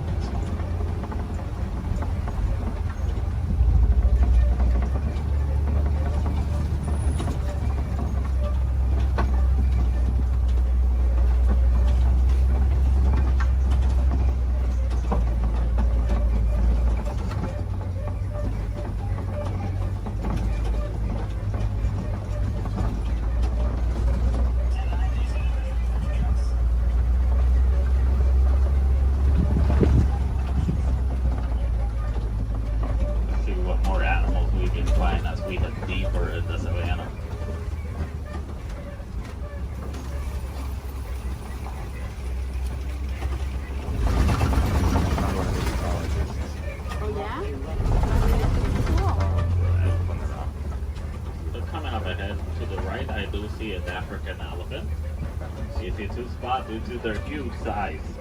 Also, the shape of their ears look like the continent of Africa. They like to flap around those huge ears back and forth so that way they can keep themselves cooled off, basically like a giant pair of fans. Also to the left side, mandrills. And the mandrills are one of the largest species of monkeys. Male mandrill can weigh up to 100 pounds while the female can weigh up to 35 pounds. They also have a special pocket in their mouths where they can store food and snacks for later, just like squirrels. So the elephants will also throw dirt on top of their backs so that way the dirt will block them from the sun and also from bugs. They're huge animals with a huge appetite, eating up to 300 pounds in just a day. One nice easy way to identify a male elephant is because male elephants, whenever they reach adulthood, they like to go on their own.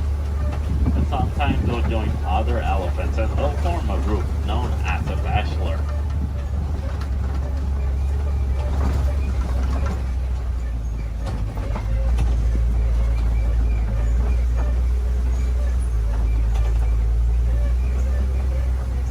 Once again, another bridge. They need it.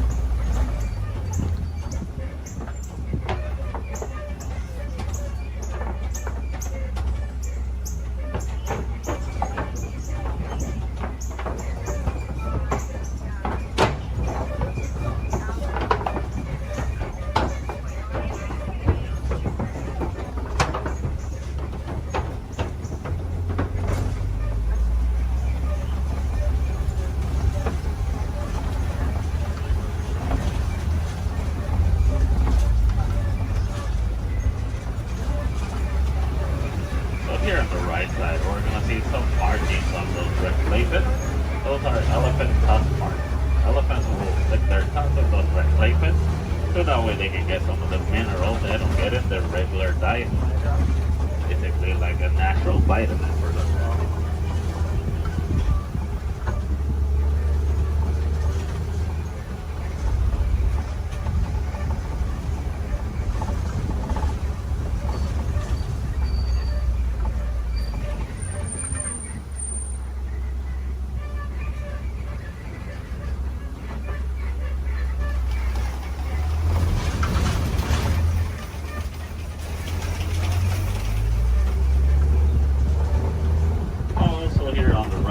We do see some trees that look like they're upside down.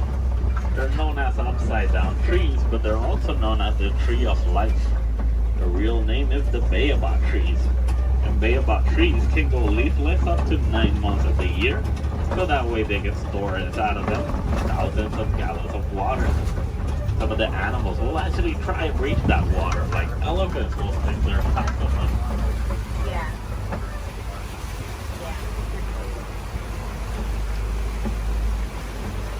As we head around this curve, we're going to see a small island of greater flamingos. Greater flamingos are not greater because they're better than the other flamingos, it's just because they're bigger in size. As you know, flamingos have pink coloration in their feathers, actually get those due to their diets. They come some dried shrimp, and shrimp is high in keratin. If you guys ever get to see baby flamingos, you're going to know that they have great feathers instead. A group of flamingos like this one is also going to be known as a flamboyant.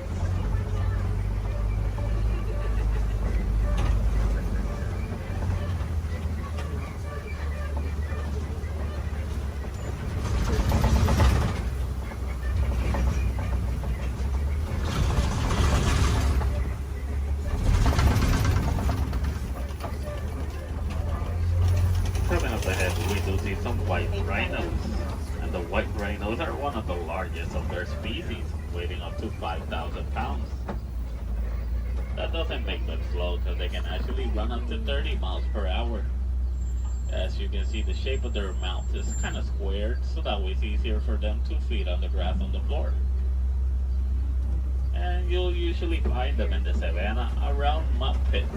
They like to roll around those mud pits, so that way the mud will help them against the sun and also against bugs. It's a nice way for them to stay cooled off. Basically, white rhinos are a different type shade of gray from the black rhinos. The reason they get the name white rhinos is not because of their colors. It's actually a mistranslation from the Afrikaans word white. That means wide as in bigger.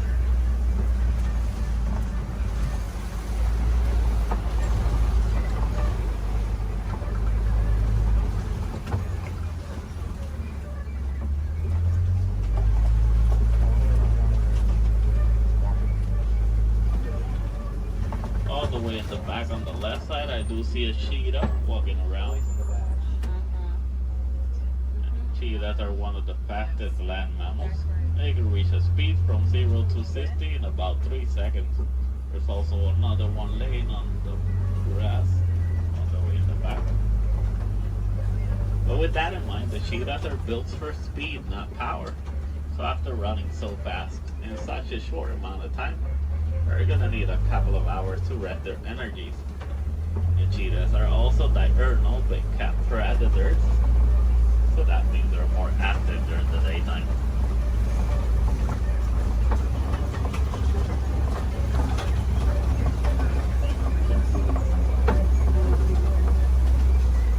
Coming up ahead, we do see some coping rocks, and on top of that coping rock, we do see a lion. And lions are nocturnal big cat predators. They're more active during the nighttime. Most of their daytime, they're actually gonna spend sleeping. They can sleep up to 20 hours in a day. So that way they can store all the energies for the successful hunt at night. But while hunting, the female is gonna do most of the hunting, while the male is usually gonna be the stay-at-home dad who's gonna take care of their cubs. A group of lions is gonna be known as a pride. In the morning, the lion's eyesight is technically as good as ours, but at nighttime, their eyesight are 6 times stronger. Why they're so successful hunters at night.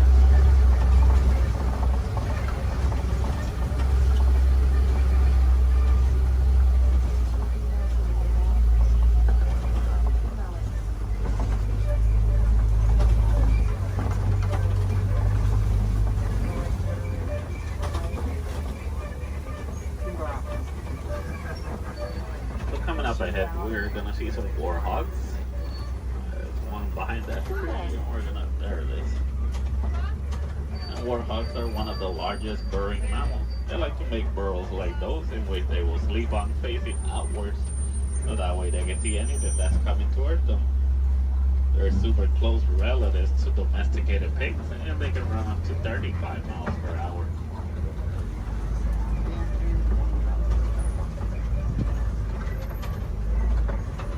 Another white rhino on the right side.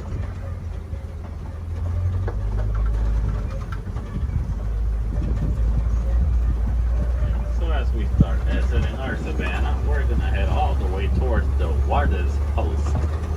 Warden's Post is gonna be a great area to see how both humans and wildlife live in harmony.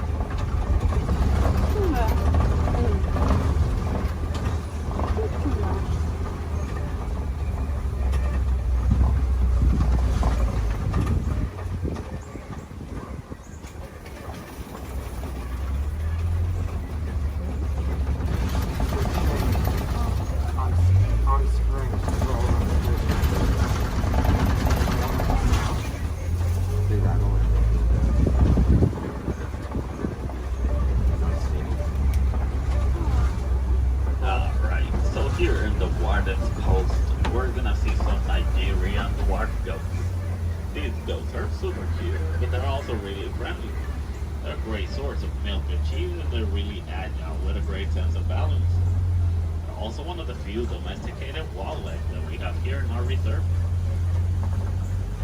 So next to that yellow barrel, there is a yellow box.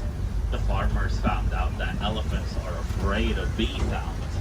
Most farmers are going to have a box like that filled with bees, so that way whenever the elephants get near the farms and they hear the bee sounds, they're going to steer clear away from them, and that way they won't eat the farmer's harvest. It's a nice way for both humans and elephants to co-live in harmony, but it's also a great source of honey. Also, the farmers will actually sell that honey for an extra income. Because sadly, due to a mining of a mineral called coltan, most elephants are losing their habitats and homes, causing them to migrate into human farms and villages more commonly so than it used to. So having bees in a box is going to be a nice technique for both keeping elephants safe, but also staying safe.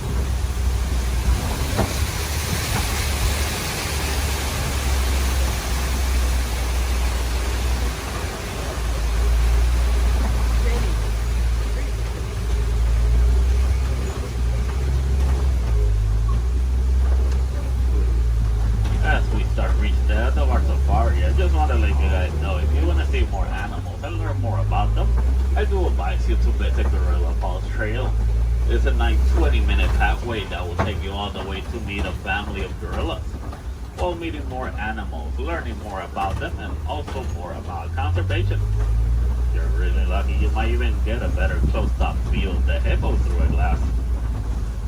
Also, while here in Harambe, we have the Rafiki's Planet Watch. The Wildlife Express train is going to take you all the way towards Rafiki. Well, you're also going to meet a couple more animals. You might even get to pet some of them in the Domesticated Pet Center. We have an animation studio where you might learn how to draw a couple of our animals. Super cool. And we also have an animal clinic.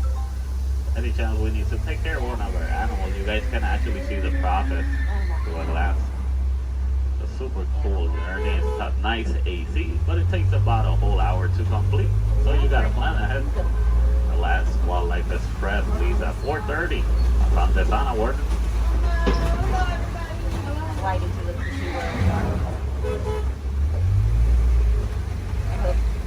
Alright, also while here in Harambe, you guys can visit the Celebration Festival, the Lion King. A great show to watch while visiting Animal Kingdom. There's going to be animals wherever you go throughout the park. We do have the lesser flamingos. Those are going to be the smaller flamingos.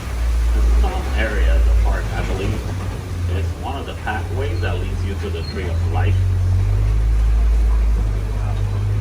If you go all the way towards Asia, they're going to see a similar walking trail to the Gorilla Falls, but it's going to be known as the Maharashtra Jungle Trek. Over there, you're going to meet some of the Asian animals like Komodo dragons, tigers.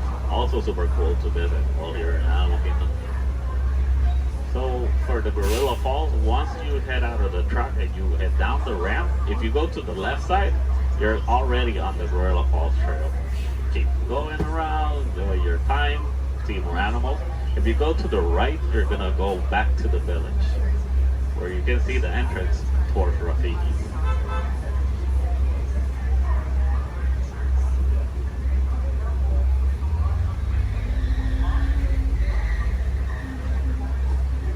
Almost to our destination.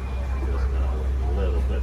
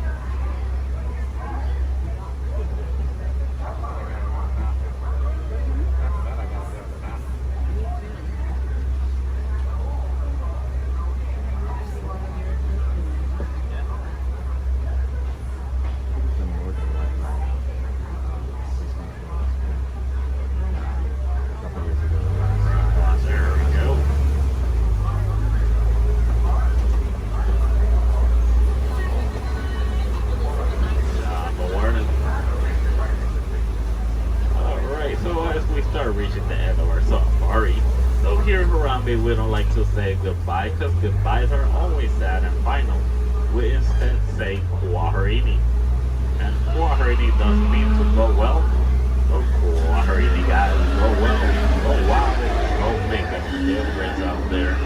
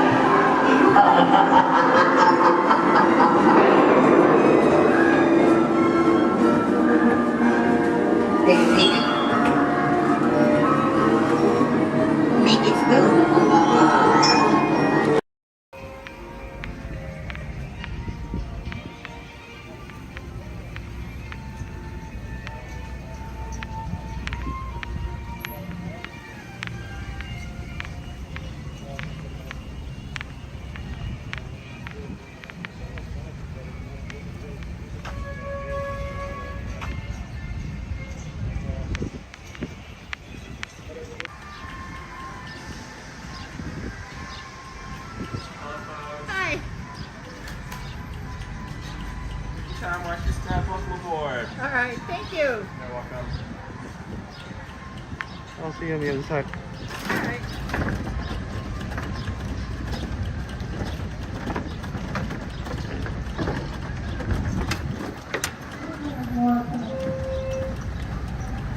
I believe there's some more coming. Oh, okay. I'm gonna fill my water bottle in the bottle.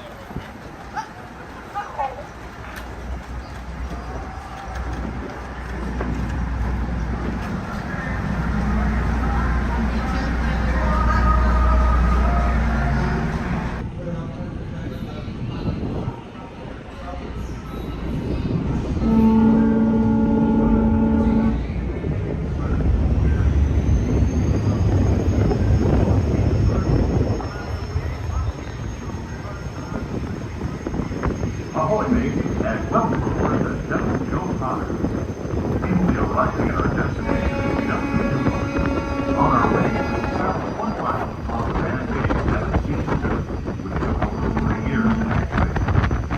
We do ask that one of our board the stairs remain clear while the load is in motion. Once again, welcome aboard.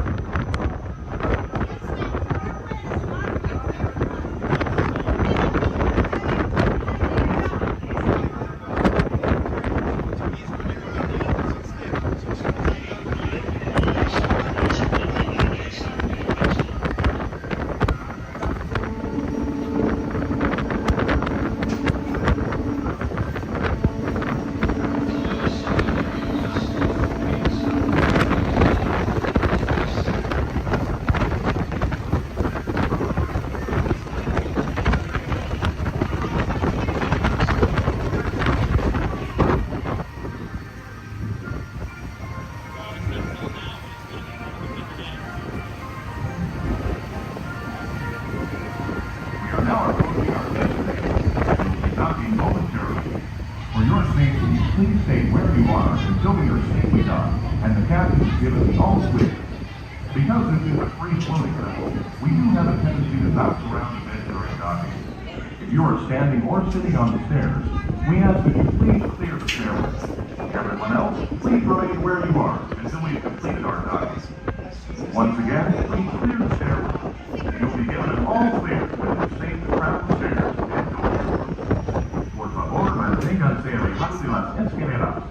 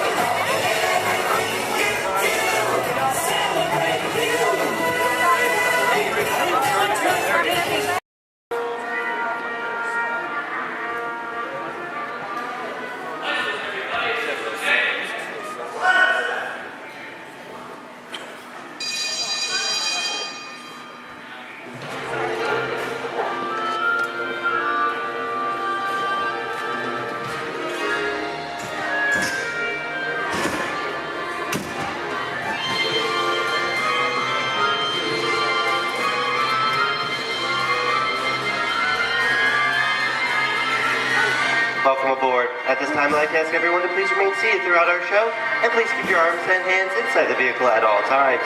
For the safety of our cast, we ask that you please refrain from the use of flash photography and external video lighting. Now that we're taking care of business, let's talk about me. My name is Patrick, and I'll be your guide on this magical journey into the movies. It's the perfect job for me because I love movies. Is everybody ready? Yeah! Great, because it's showtime. Ready when you are, CB?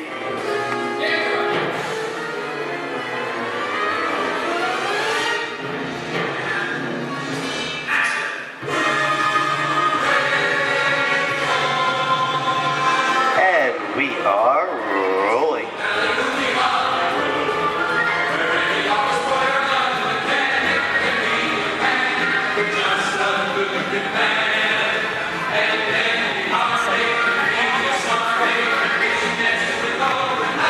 Hello everyone and welcome to the Great Movie Ride. Once again, my name is Patrick and I'll be taking you from this Hollywood soundstage into some of the greatest movies of all time.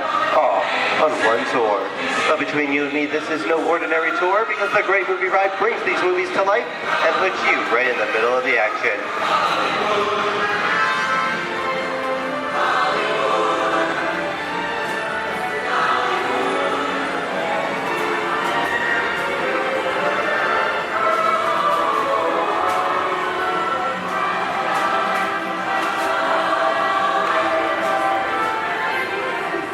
I don't know about you folks, but I just love the great Hollywood musicals of the 1930s. This is a scene from one of my favorites, the Busby Berkeley musical extravaganza, Footlight Parade, starring James Cagney, Ruby Keeler, and Dick Powell.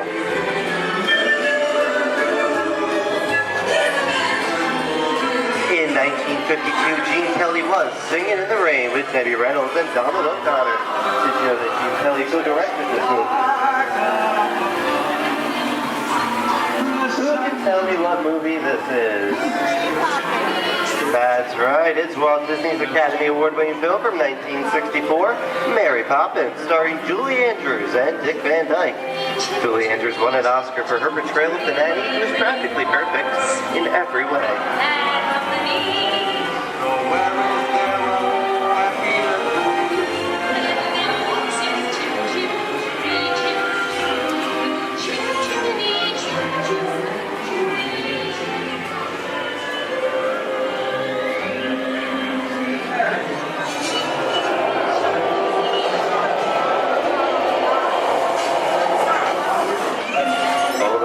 Walt and Percy's folks. This doesn't look like a very good neighborhood. It looks a lot like the underworld. This seems such classic gangster films as The Public Enemy, starring one of my favorite tough guys, James Cagney. The working title for this movie was Beer and Blood, and in the United Kingdom it was known as Enemies of the Public.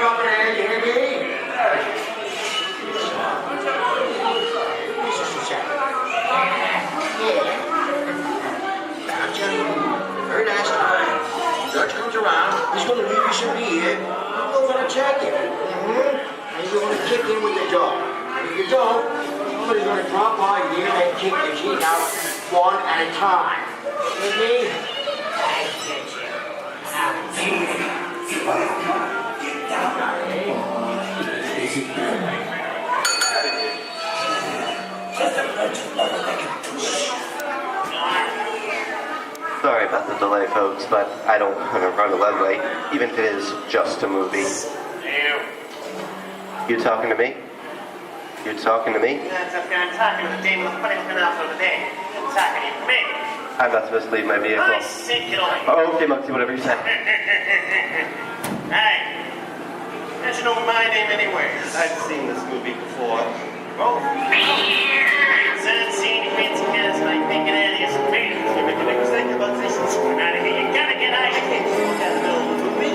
I'm beating you, son! Here they come, boy! Get out, you grinders!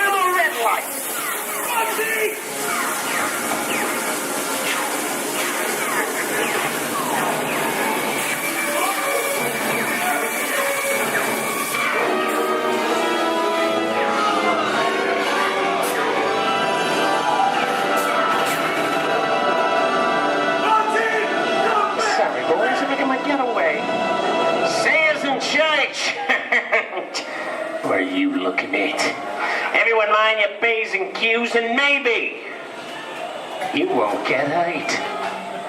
What is this? Jay-Z! And now, the Old West, and two of Hollywood's legendary stars, Clint Eastwood and John Wayne.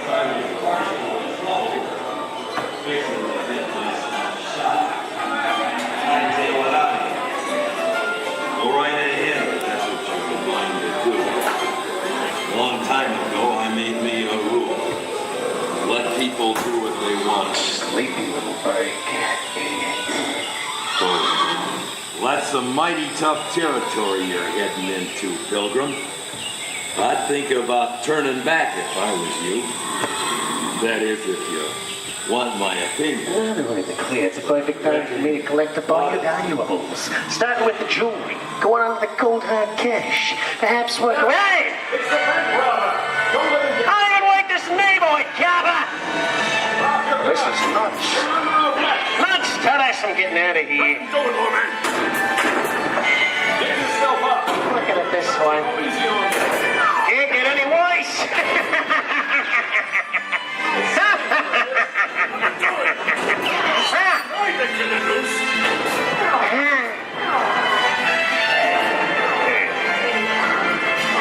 Okay. It's worse.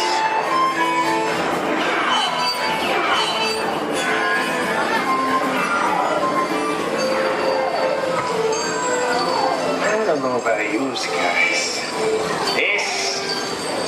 This is kind of creepy. What is this? This is Alien. You are with Sigourney Weaver aboard the spaceship Nostromo. Something has gone wrong. One by one, the crew has vanished. And somewhere in the ship, a terrifying creature waits to claim its name. Oh, pal, I ain't no victim. Warning, remain in your vehicle. The area you are entering is extremely dangerous. Proceed with caution.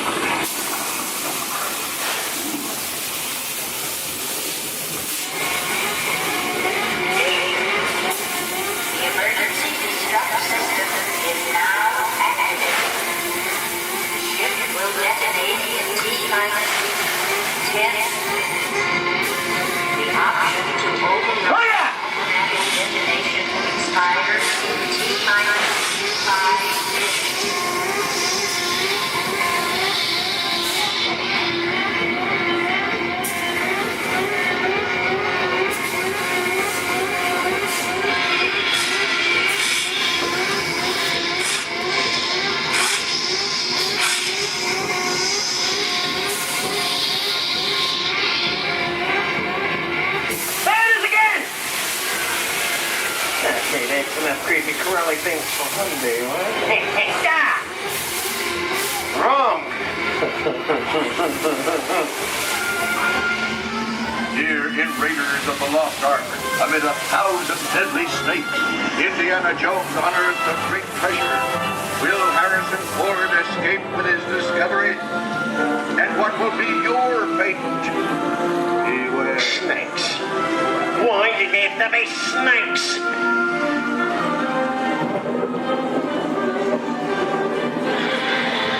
The dust of 3,000 years lies undisturbed in this ancient burial chamber. And on the chest of the great stone goblet, a priceless Get a load of that chunk of ice. Time for me to get back to work. Don't nobody move while I go get the goods. I don't think they'd notice a few extra bodies around here. Know what I mean? But the jewel is guarded by a curse, and those who dare defy that curse must pay with their lives.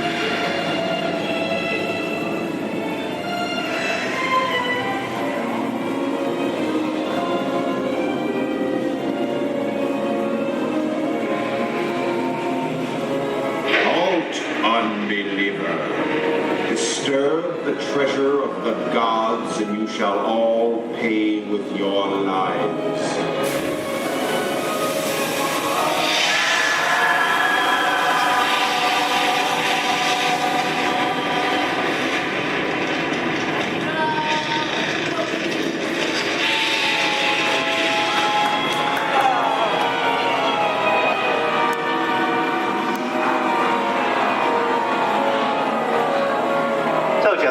popcorn? Well, this just goes to show anything can happen in the movies. Now, let's get on with the show.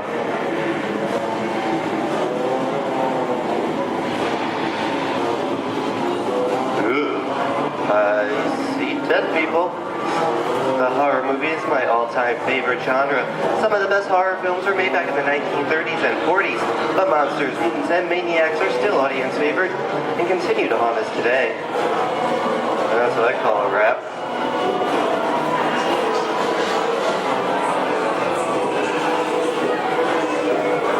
We are now entering the jungle home of one of the most beloved characters of all time.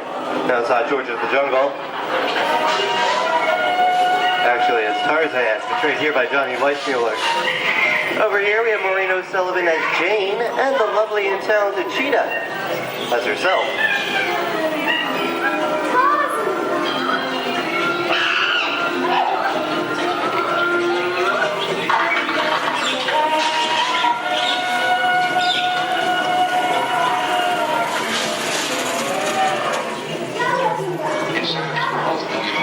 Louis, I think this is the beginning of a beautiful friendship.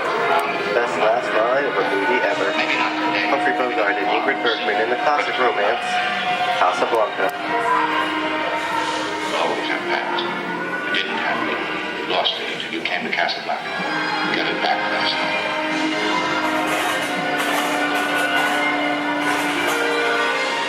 I've got a job to do too. Where I'm going, you can't follow. What I've got to do, you can't be any part of.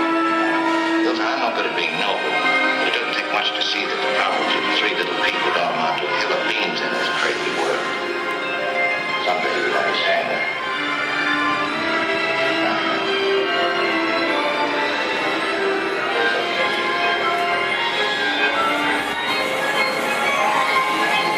And here's one of my favorite movie stars, Mickey Mouse, in one of his greatest roles, the Sorcerer's Apprentice in Fantasia. The sorcerer in the sequence is named Yen Sid, which is Disney, spelled backwards.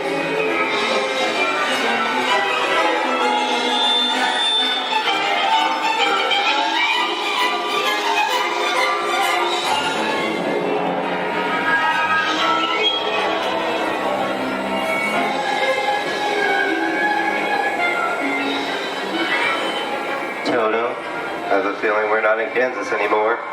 How often do you get to say that? I'd say we are definitely somewhere over the rainbow in one of the most beloved movies of all time.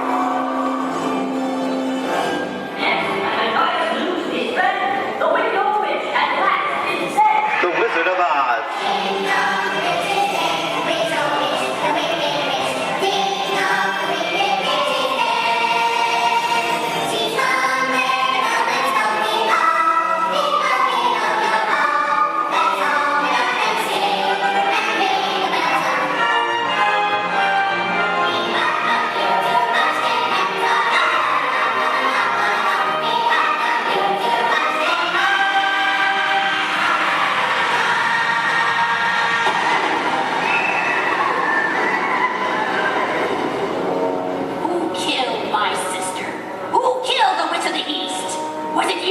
No, it was an accident. I didn't mean to kill anybody. Well, my little pretty, I can cause accidents too. Oh, rubbish. You have no power here. Be gone before someone drops a house on you, too. Very well. I'll bide my time. But just try to stay out of my way. Just try. I'll get you, my pretty. And your little dog, too. I wonder how we get out of here. What do you folks think? Which way should we go? Follow the yellow brick road. Follow the yellow brick road? No, what I think of that. Bring along, folks. You know the way.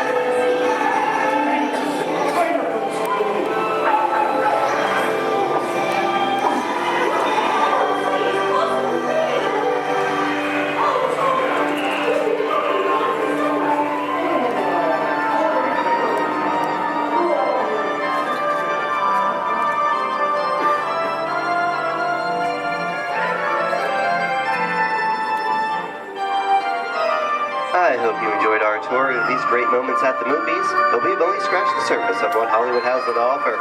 There are thousands of great movies out there just waiting for you to discover. And here are just a few of my favorites.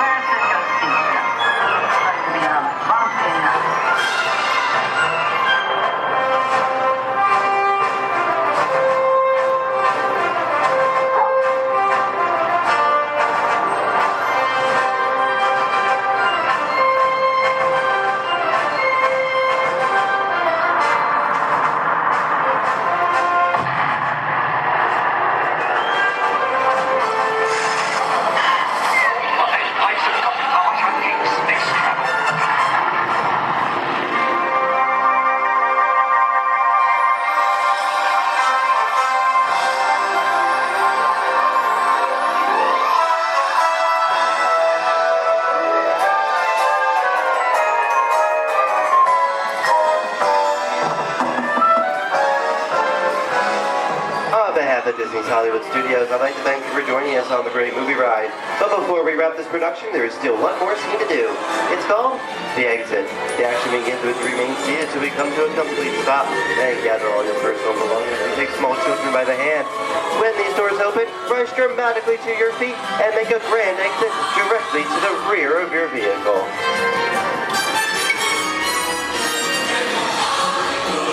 Oh, and one more thing.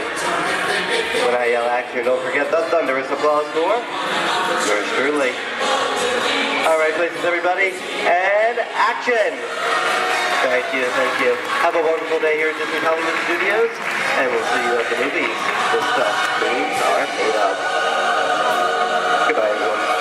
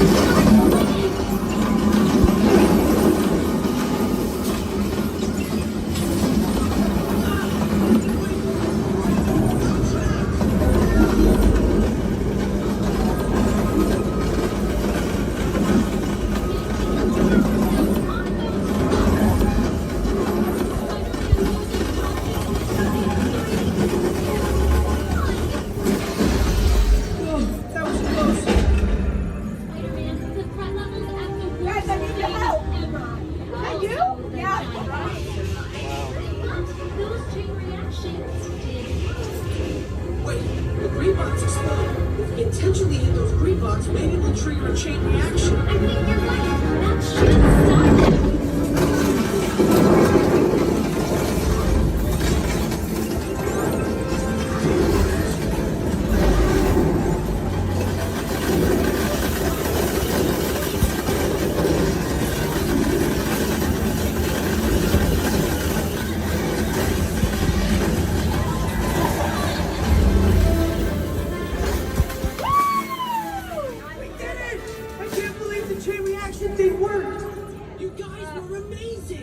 I'm very impressed, Spider-Man. You really solved the problem. Well, I think we got it without them. That was also your idea.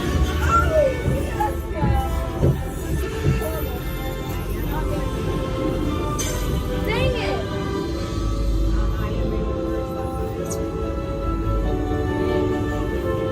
For your safety, please remain seated.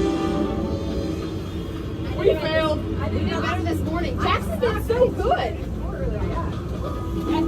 My arms are tired. Reinforcements, remain seated inside the transport.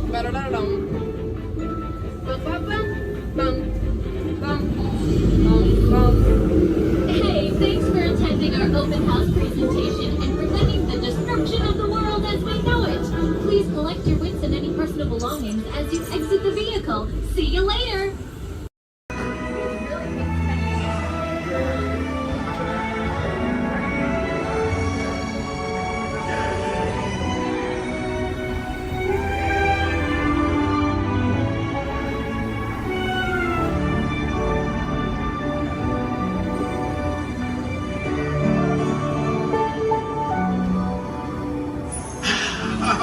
Voilà, venez, suivez-moi, je vous prie.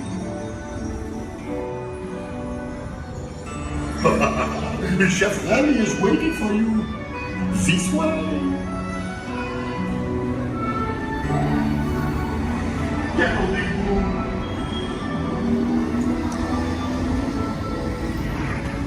Oh, les erreurs, les invités pour le dîner. Here! Hein? Vous n'aurez pas idée, Coco va? Non. Simple omelet?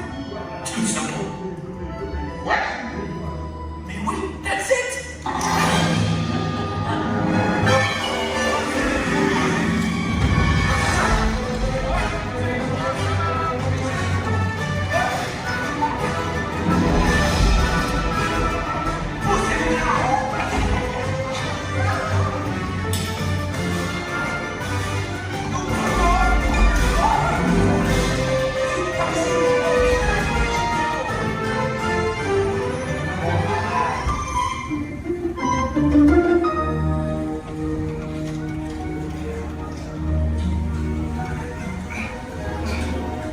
Cette nourriture est pour nos invités, pas pour vous.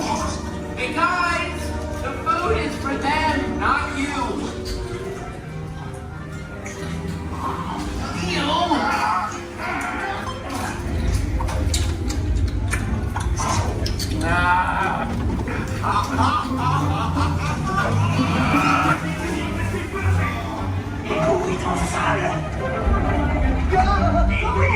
What are you doing? Que manigocez-vous? Out of my way!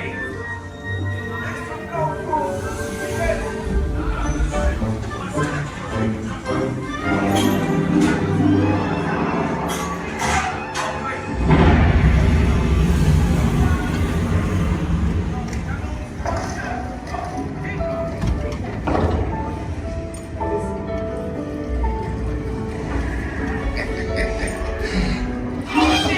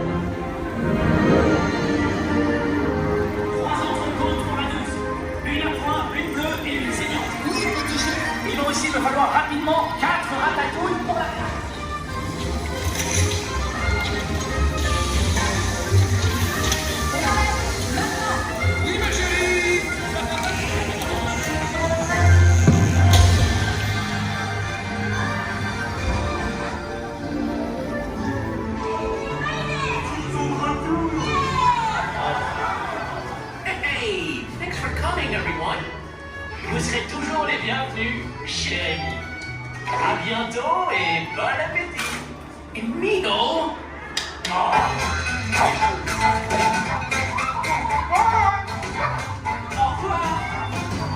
And for you, and this way, you are always welcome at Bistro Shade.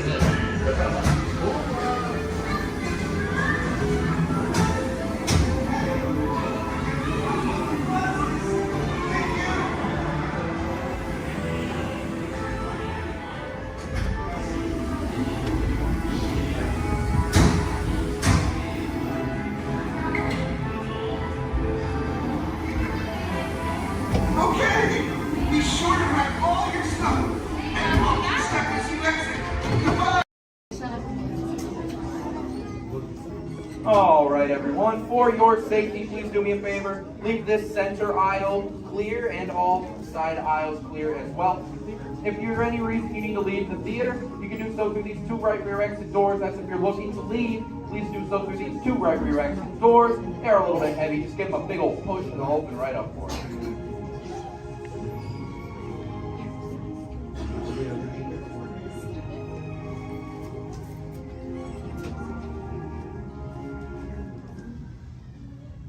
Welcome to Turtle Talk. My name's Andrew. Before we get started, there are a few things that I would like to go over with everyone.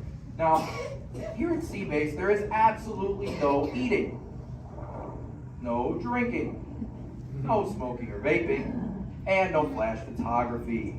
Thanks, guys.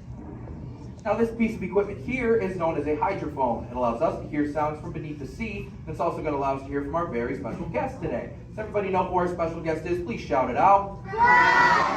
Crush is coming to talk to us to learn more about the human world, and we're going to get the chance to ask him a couple questions about the turtle world. So, little ones, you're thinking of questions that you may get to ask Crush, okay? Now, it does seem like Crush is off surfing at the moment. In order to call him out, we need to yell, "Hey, Crush!" on the count of 3, all right? 1, 2, 3. Hey, Crush! Well, righteous,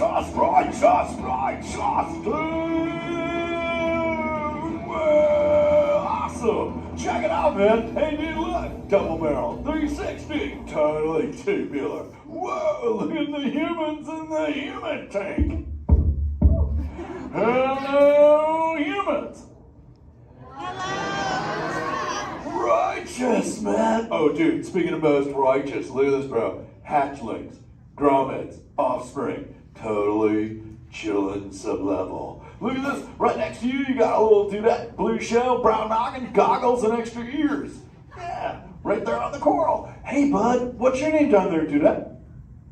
Bella. Hey, what's up, bud? Are you having a good day, man? Yeah. Awesome. Can you talk like a turtle? No. Oh, I got your back. It's really easy. Just say, awesome. Awesome. Nailed it. Try this one. Say totally. Put them together. Say totally awesome. Totally awesome. Give it up for that dude. Righteous. Good job, bud. Totally good. You talk like the turtle. Hey, I got a dude over here with a gray shell, curly noggin, and goggles too. Sweet. Hey, man, what's your name down there, bud? Gustavo. Hey, where are you from, Gustavo? Where are you from? New York. Whoa, dude. Who brought you here today? I went on my car. Oh, we'll find out together. Don't sweat it. Hey, dudes, is there like maybe a parental unit, a life guardian of the Gustavo? If anybody's with them, right? Okay, let's talk to that chick and see what's up. All right, awesome. Hey, dude, what's up, bud? What is your name? Karen. Hey, Karen, what's up? How many kids you got? My English is not good. I'm from Brazil. Oh, I don't speak English either. I talk turtle. Karen, does it freak you out? Gustavo has no clue you're here. Don't worry, Karen. They come back when they get hungry. Karen, did you feel it, bud? Did you feel it? We're sharing a moment. Look at you, Karen. Awesome. Dude, my son's smart. He's like this. He goes, Dad, what's up with all the humans? And I go, dude, I do not know. Human dudes, I need human help. Can all of you help out and answer Squirt's questions? If you want to help, say, chaw.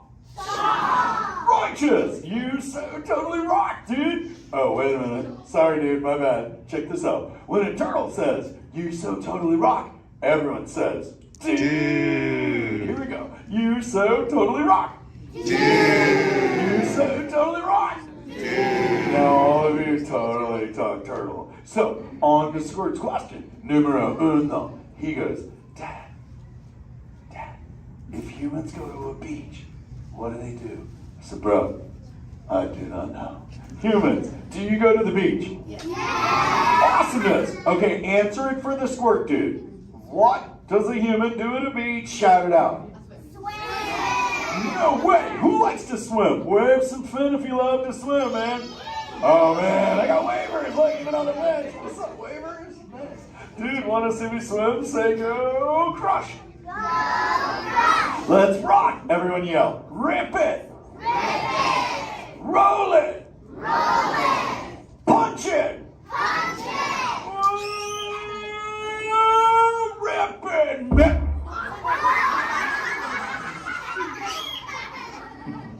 Hey, Crush, watch out for the glass. Hey, dude, thanks, Hank. How long has that dude been there?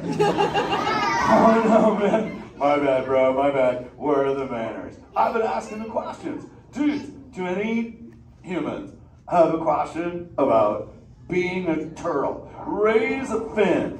Hi, if you have a question about turtles. Cool. Got a chick over here, aisle style, red shell, brown knock, hanging loose. Hello, bud. What's your name? Hey, bud. What's your question?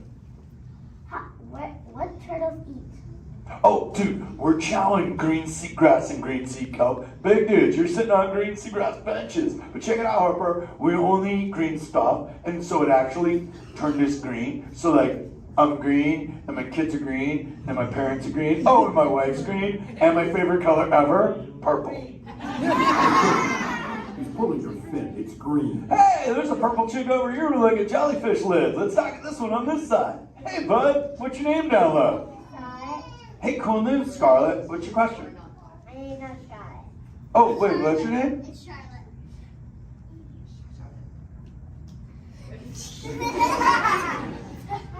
You don't have to tell me. Okay, what's your question, little bud? My name's not Bud. Okay. Hey, let's head over here. We got like a little friend on this side. Looks like a light blue shell, brown noggin. Let's talk to this bud. Hey, what's your name, dude? My name's Marley. Hey, Marley, what's up? What's your question? What's your favorite food? Oh, dude, besides eating green seagrass and green sea kelp, we totally chow on the jellies. Yeah, they're like so tasty. Hey, wait, Marley, do you eat food and sleep and stuff? Yeah. Do you know how to swim? Yeah. You're a turtle. Because all we do every day is eat, sleep, and surf. Hey, we got a bud by the bench. He's got a red shell curly noggin. Let's talk to that guy. Sweet. Hey, big man. What's your name, dude? Ezekiel. Hey, Ezekiel. What's your question, friend? How do turtles breathe? Okay, here's the deal. We have to go up every 15 minutes, bud, because I'm like you. I breathe oxygen. But here's the deal. We have to go up every 15. But when I sleep, Ezekiel, we can go in this little cave right there. See the green shell sticking out over there? We got to tuck under, and we can sleep 5 hours straight and absorb oxygen out of water when we're underwater. Who else has a question? This is kind of cool. Oh, whoa, dude, check it out. We got like a little friend chilling on this side by the bench. Looks like a grayish blue shell, brown knock, sitting on her own flips. Dude, what's your name over there, bud? Abby. Hey, Abs, what's your question, Abby? How many babies can a turtle have? Well, mommy turtles, man, they go to a beach, but it's the same beach every time. And they drop off like 90 to 100 eggs. But here's the cool part. When the sand is really warm, Abby, everybody is a dudette. And when it's cold, they're all dudes. So we say, dudes are cool and chicks are hot. Yeah. This is awesome, humans. Hey, the Jelly Man. I was talking about you, buddy. Oh, Crush. Hey, man. I'm trying to get away from a turtle pile. Marlon, turtle piles are a celebration. Everyone yell, turtle pile!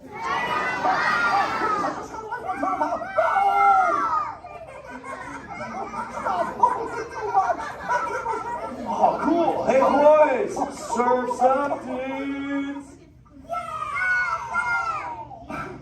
Thanks a lot, Crush. For what? The turtle pile? Shout it out, human! That dude has serious thrill issues. Humans, you rocked it! You so totally rock! Okay, like 4 kids remembered. The rest of you dudes pulled a hard dory. Dudes, don't space out! Remember, Turtle says you so totally rock. Everyone screams! You so totally rock! There you go, you're back again. Oh, bummer. Hey bro, the frequency thing is not working. Whoa, it's Bailey! Call him back with your fins. Put your both fins up. Yeah, put your both fins up. Go.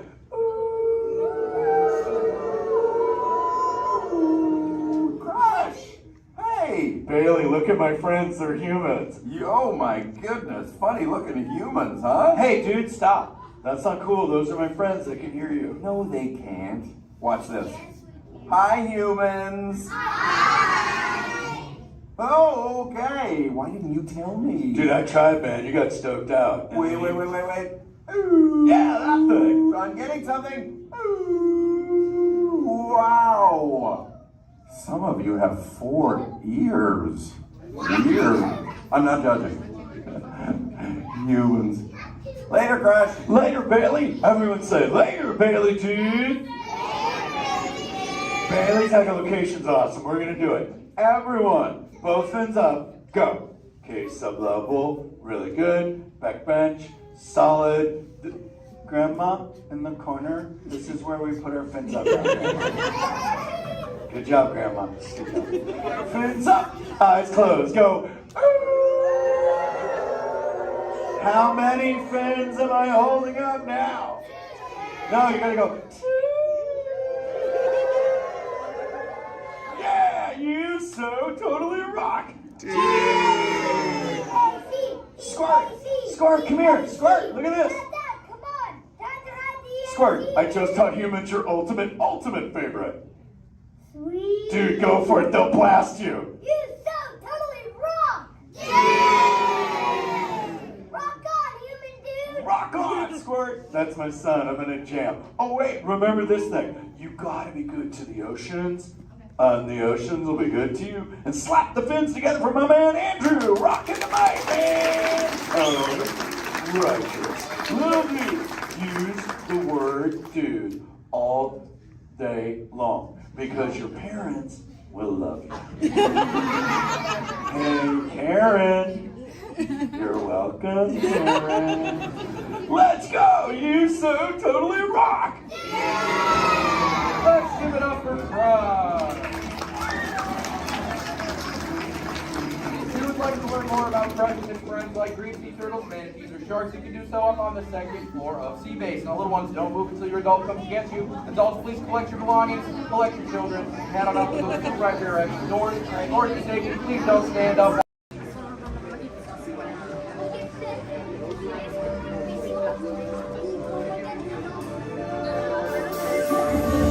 I see we have new visitors. Welcome, Terrans, to the wonders of Xandar. I am World Mind, sentient supercomputer of Xandar. I hold the knowledge, memory, and experiences of all Xandarian citizens, past and present. This gives me extensive knowledge, yet I am constantly learning, and I am now learning about you and your planet, Terra.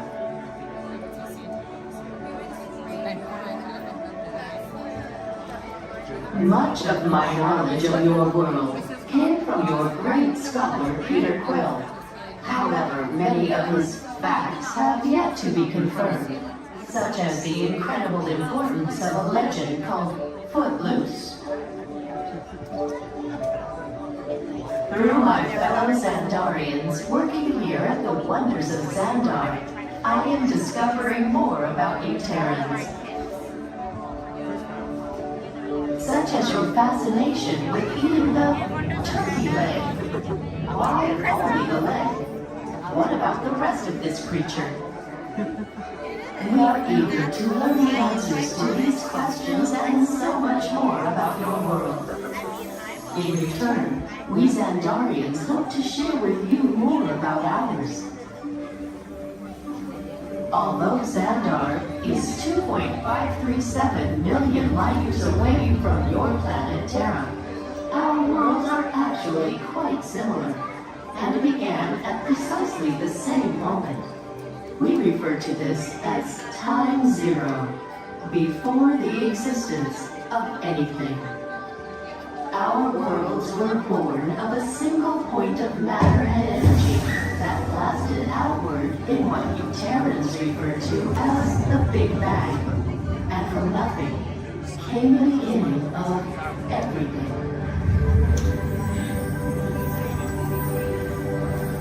Incredibly hot and extraordinarily powerful, this explosion filled the cosmos with a cloud of rapidly moving particles. Over the next 100 million years, space continued to expand, and the particles cooled and slowed. As they coalesced into huge swirling clouds, gravity pulled them into larger, denser clusters. At the heart of these clusters, the temperature rose, and the particles were compressed so tightly they fused, releasing enormous amounts of heat and light. This is how the very first stars in our shared universe were born.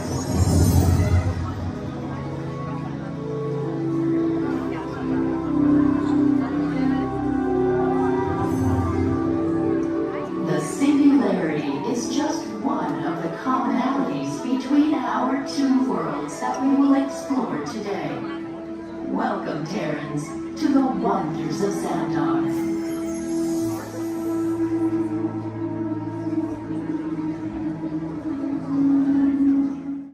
We recently learned that your Terran visionary, Walt Disney, had a similar goal in mind with his early concepts for the experimental prototype Community of Tomorrow. Years now, Peter Quill, what do you have to say about this? I mean, it was really a group effort to execute my plan. Thank you, Mark. The Great Lady, I would love to hear more about how Terra was chosen for this Wonders of Xandar tour. Well, that was totally my idea. And that conquered too, because I love that place. It's awesome. I went there as a kid, and I cannot wait to get to go back and ride. I forgot his name. Also want to see the energy, dinosaurs, and of course, hear the veggie fruit. It's the best. Can't wait. Okay, well, I'm sure it will be wonderful for you to relive all of those memories again. That's us. And it's thanks to Guardians that Xandar is reaching out to other cultures across the galaxy.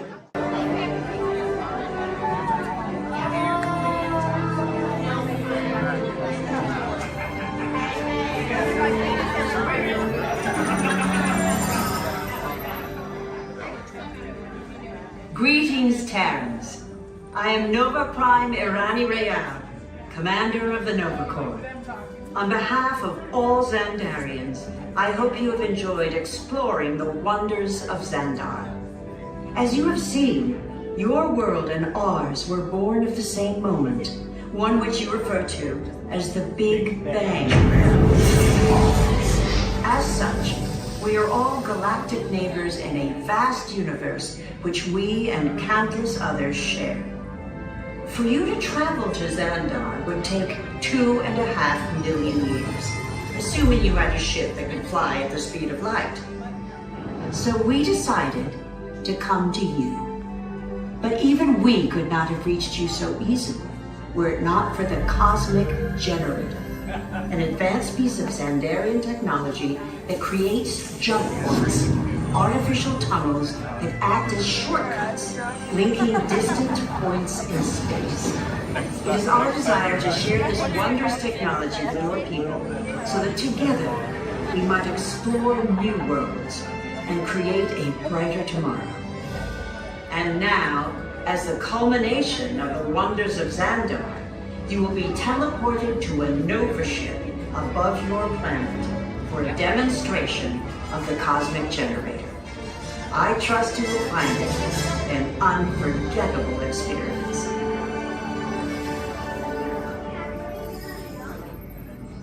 Welcome, people of Epcot, Epcoters, Epcotians, citizens of Epcot. Does anyone know what they call themselves? What?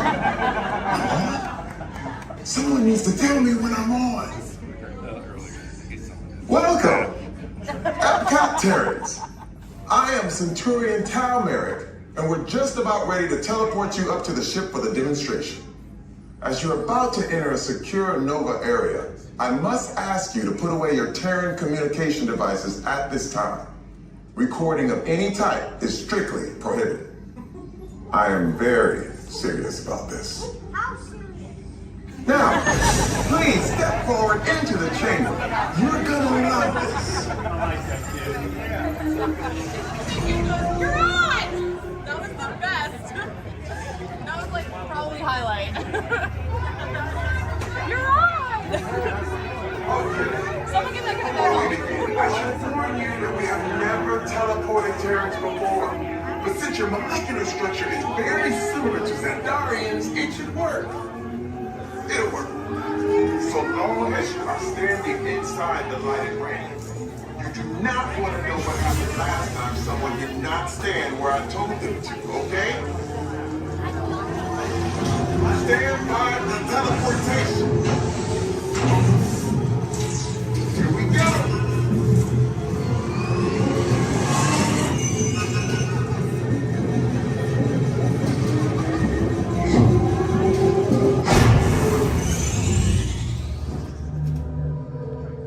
You made it. I mean, of course you did. Nova Prime, they're ready.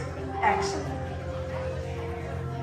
What you see before you is the cosmic generator. And in just a few moments, we'll be activating it so you can experience for yourself what's happening. I'm not sure. Our power's out. And the cosmic generator is gone. Interior Mark, go to Code Red. Prepare the fleet. And call the Guardians. Now. There's no cause for alarm. Turn off that alarm. I've got an important transmission coming in. Hey, what's up, Nova Corps?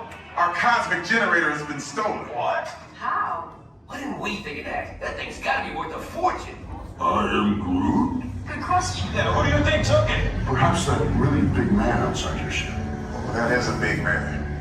I need to alert Nova Prime. I'm watching Terrans from beyond. That's not creepy at all. This species has failed. Wait, whoa, we didn't even know there was a test. He's got the cosmic generator. He's creating a new jump point. Jump point to where? Not where. It's some kind of mutant jump point. He's going back to the dawn of time. Dawn of time, why? To erase the error. Well, that doesn't sound good. Your time is over. Wait, what do you mean? What do you mean that's so vague? The jump point is closing. Hey, Nova Dude, you're Nova Corps need to follow that whatever it is until we get there. We can't. Our power is down, and I've got to get these Terrans onto evacuation shuttles. I got it. I reprogrammed the shuttles to follow them through the jump point. Wait, what? Look, they're our only chance of keeping track of that whack job until we get the cosmic generator back. Piece of cake. Wait! There's King. Where's this King? The odds are impossible. Yep. But it's our only shot. Good luck. Are you sure you can control it? Come on, it's me. We got this. We're all toast. First there was King, now there is toast. This plan is making me so hungry. Terrans, listen up. We need to make our way to the evacuation shuttles now. We'll follow the fleet and get our power. Okay, they're headed for the jump point. This plan is never gonna work. Ah, yeah. Well, okay, I'm locked onto your vehicle. We'll be right behind you. Nothing to worry about. Unless we cannot stop this unusually large man. We are likely doomed. Good luck. You're gonna need it.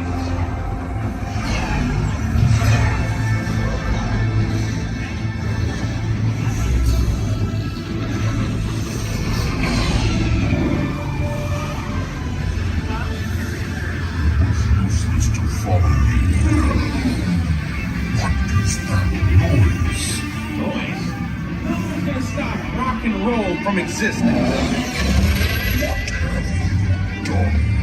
What have we done? I think we're going back.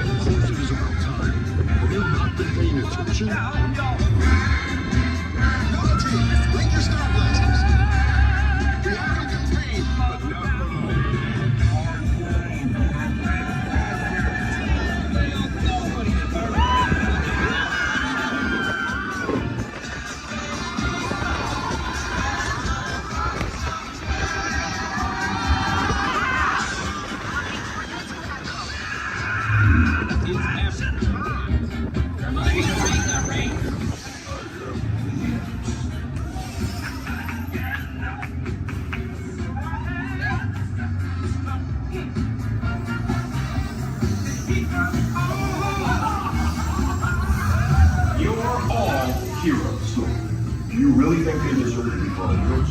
Do you see how they dress? It's just a figure of speech, Drax. You are lying to them. Now I understand.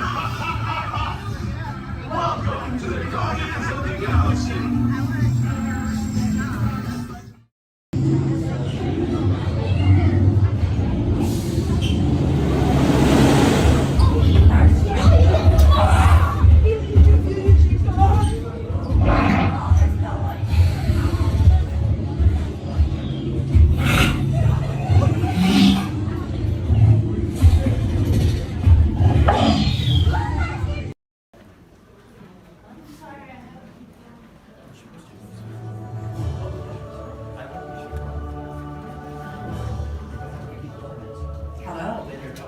I'm Dr. Marsh, director of the Dino Institute, and I hope you enjoyed those quaint exhibits in the old wing. That's how dinosaurs have been presented to the public since the study of fossils began over 150 years ago. Today, that bare bones approach is about to become extinct. In a perfect blending of science and technology, the Dino Institute has created the Time Rover, an amazing vehicle that will literally transport you to the age of the dinosaurs. How? That's proprietary. But the result is a breathtaking journey through a prehistoric world where you will witness the most spectacular creatures to ever walk the earth. In a moment, you'll be going live to our control center for a comprehensive safety briefing, and then it's on to the tour that will convince you forever that the future is truly in the past.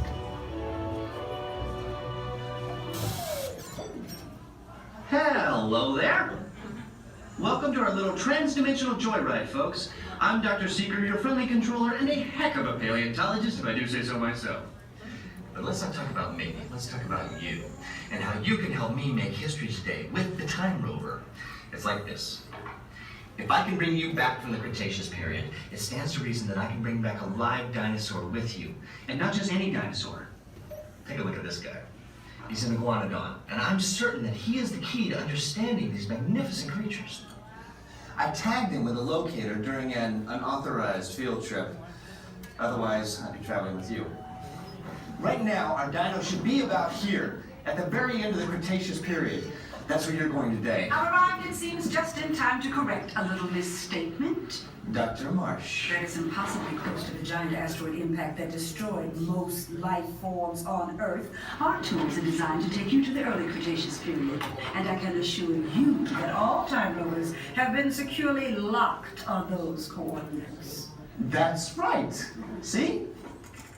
Securely locked. Access denied. Continue.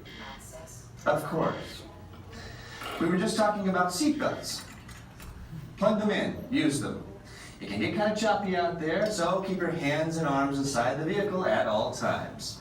Flash photography? I wouldn't. It alters the homing signal, and that's not good. Oh, and one more thing. Those locked coordinates? We're in. Now, here's the drill. You follow the homing signal to the iguanodon. Then I'll enlarge the transport field, and boom, you're back with one additional passenger, extra large. And don't worry about that asteroid. You'll be in and out of there before it even breaks the atmosphere. Trust me. What could go wrong? Hey, it's me again. Remember, only you guys are going on this special mission, so don't tell anyone, okay?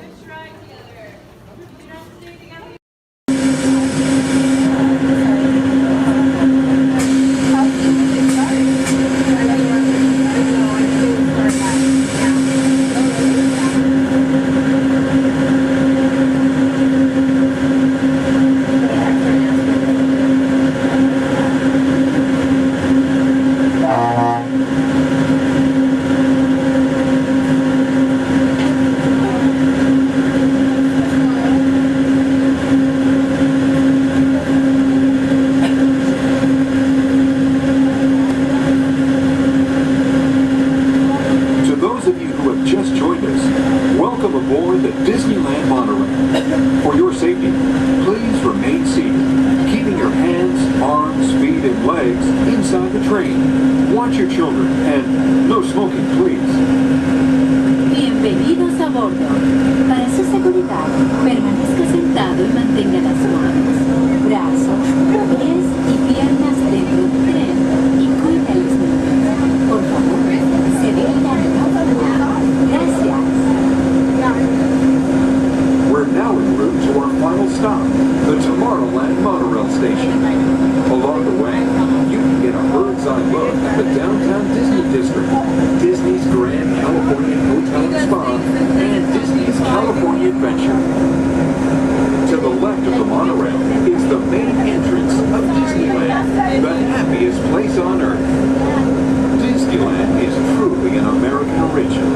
Since its opening in 1955, it has hosted more than 500 million guests from around the world, including presidents, kings, and celebrities. It is the original Disney theme park, created and enjoyed by Walt Disney himself. To the right is our transportation plaza, where you'll find taxis, hotel shuttles, and public transit stops. About to enter Disneyland. Some of the clearances are pretty tight up ahead, so be sure to remain seated, keeping your hands and arms inside the cabin.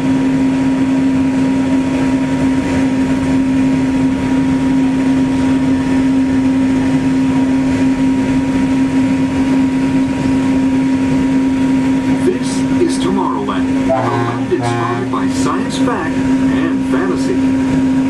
Directly below us is the Submarine Lagoon, where you can dive into an exciting underwater adventure aboard the Finding Nemo submarine voyage. Across the way are the icy peaks of Matterhorn Mountain, home of the world's most famous bobsled run. And beneath us are the roadways of the Utopia, where drivers of all ages can ride the road to tomorrow. As we cruise over Tomorrowland, our pilot would like to share a few program reminders. Hello everyone, welcome aboard Monorail Red. For your enjoyment, this land park will remain open until 9 p.m. tonight. The park's hours has been extended to 9 p.m. Our last monorail tonight will be at 9 p.m.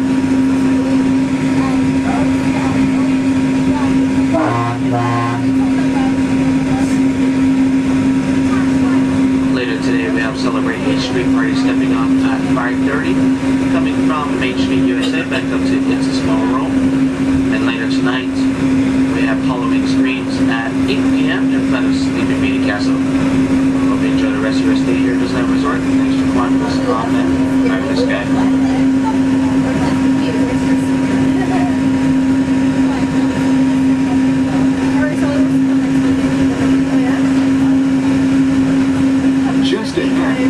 right of the train are the sparkling gold spires of one of Disney's most beloved attractions. It's a small world.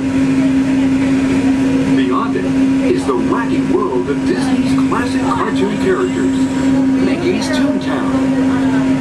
We're now riding alongside the happiest kingdom of them all, Fantasyland, home to Pinocchio, Snow White, Peter Pan, and other storybook characters. Last time I went, one of the guys got really close to the little boys right here. It freaked me out, and I hit him, and I was like over it. I've never like,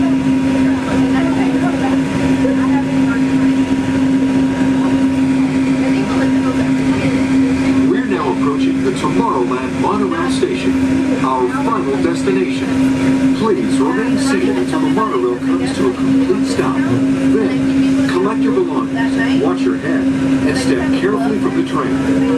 On behalf of all of our crew, thanks for traveling with us, and we hope you'll have a happy and memorable visit here at Disneyland. This is the Tomorrowland monorail station.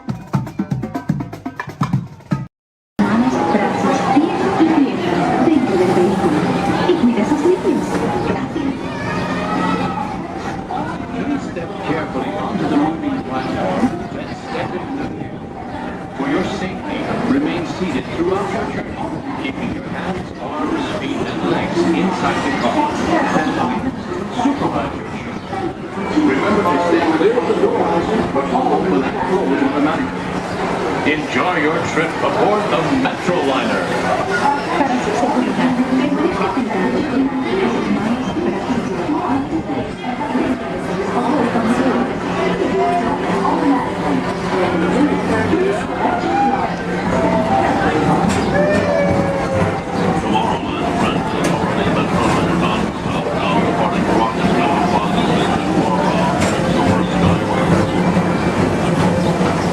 Welcome aboard, TTA travelers. We hope you enjoy Tomorrowland Transit Authority's Super Skyway.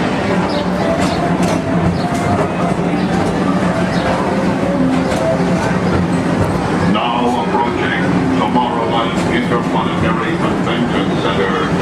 The convention center is home to a galaxy of wonders from faraway.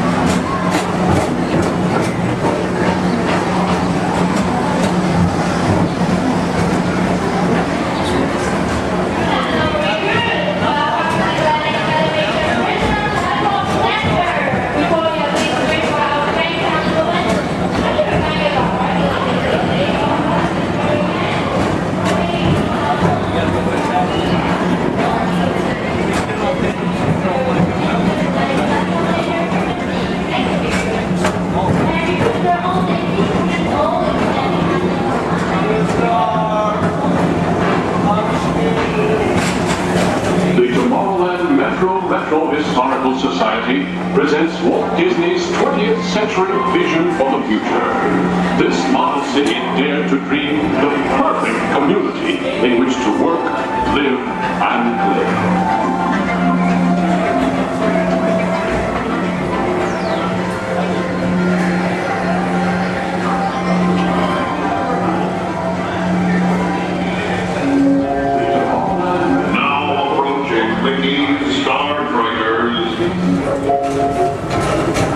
For your convenience, the ground crew and Mickey Star Triggers will be glad to rocket ship to many planets in the galaxy. Hi there, Tomorrowland travelers. This is Mr. Johnson and Skyview Hovercraft One, bringing you the latest Tomorrowland traffic report. As usual, everything is perfect on Tomorrowland Superhighway. Back to you at DTA Center.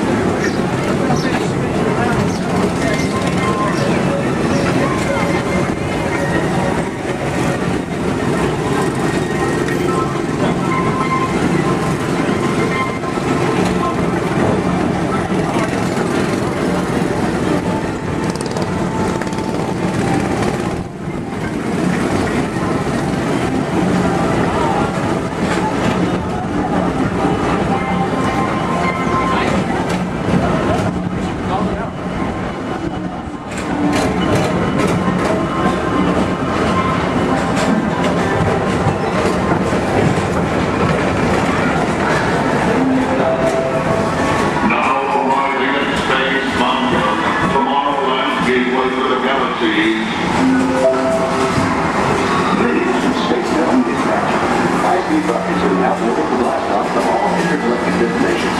The broadcast operates every few seconds.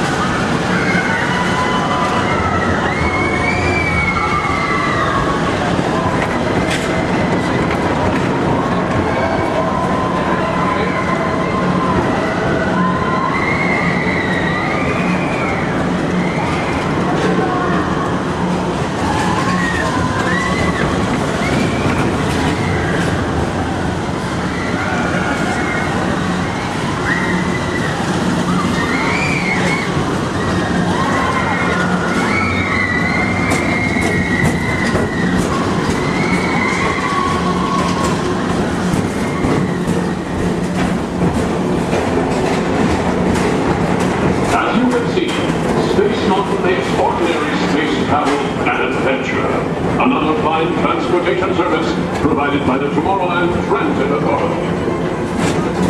Attention, all visitors from Galaxy M31. Please keep forward-facing tentacles clear of oncoming Metroliner vehicles. Thank you.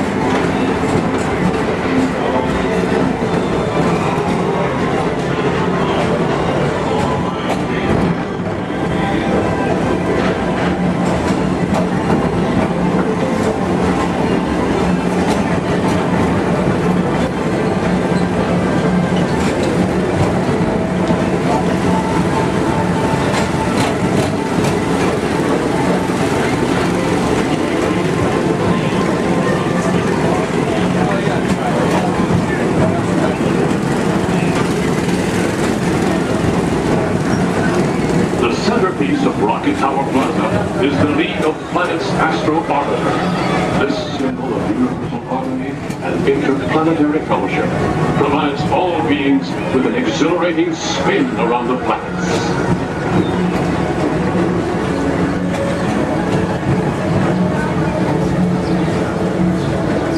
Blue Line passengers, for all your future travel needs, the TTA services all of Tomorrowland's outlying areas, including the personal rocket ship docking lot, and of course, perfect park acres.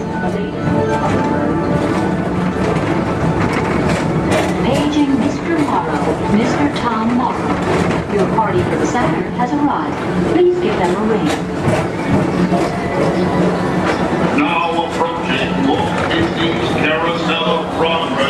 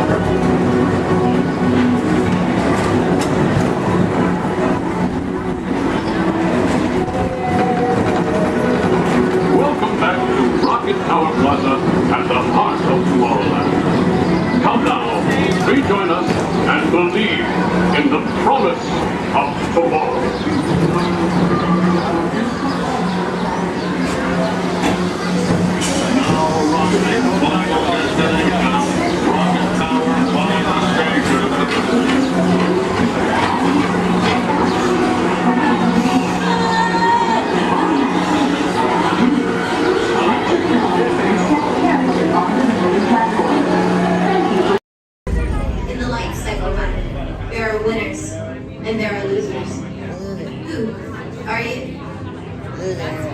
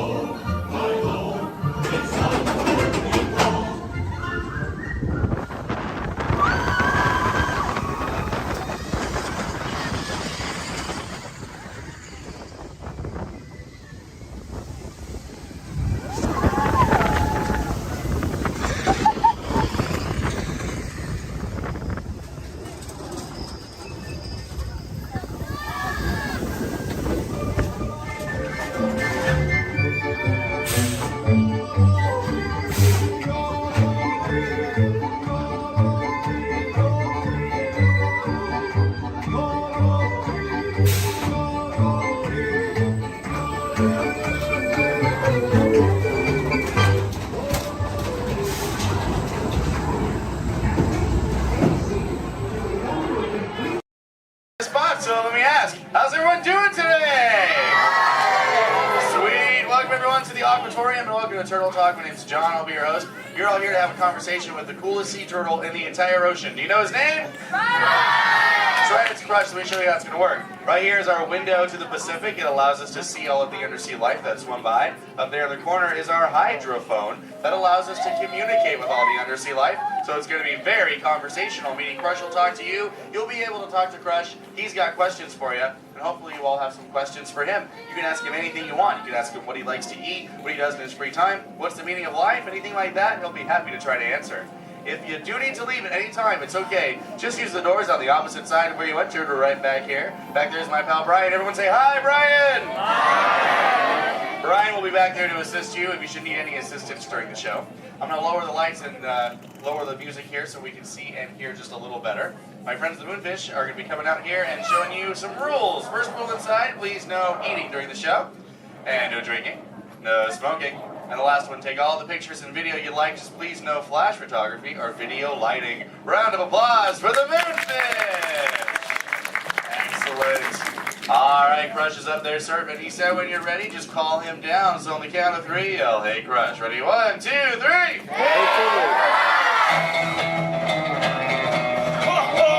Righteous! Righteous! Yeah! Dude! Scope out that double spinner intro by the turtle, dude. Yeah. Chaw. Whoa, dude, check out all the humans in the human tank. Hello, human dudes. Oh, hey, dudes.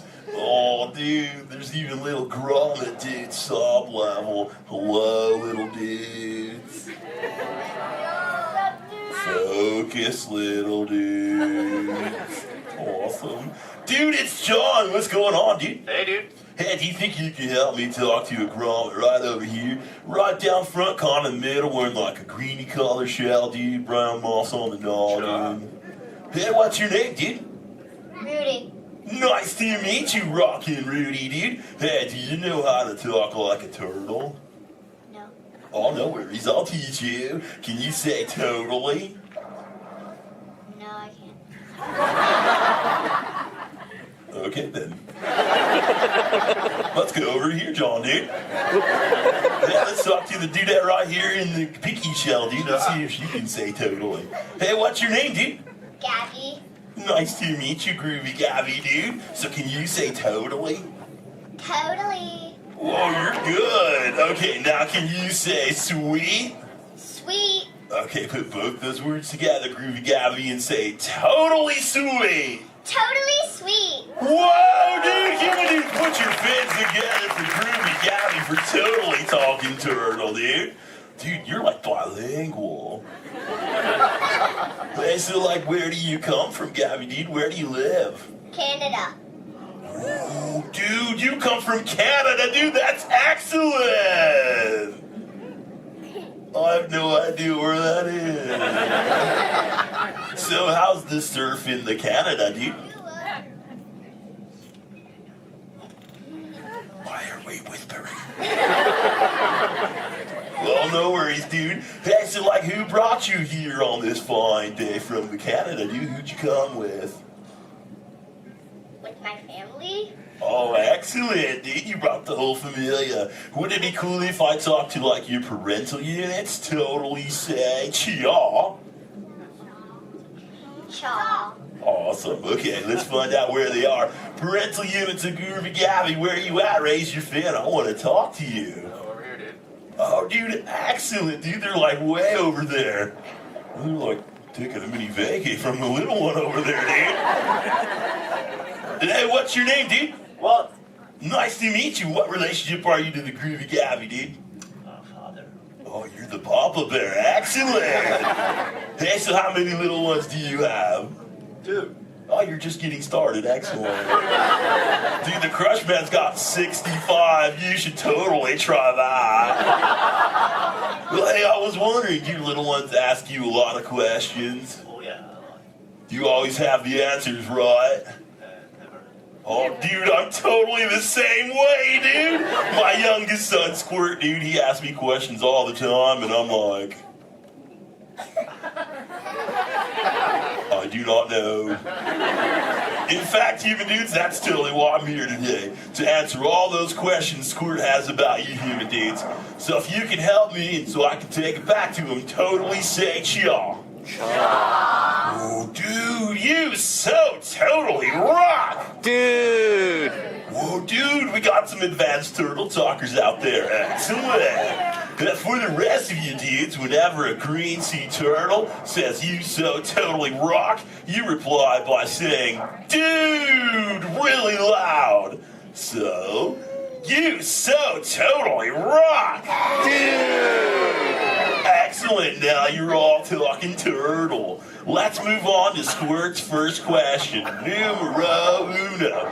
Squirt saw you human dudes at the beach the other day, and he wanted to know what you dudes do when you go to the beach. So shout it out, human dudes. What do you do when you go to the beach?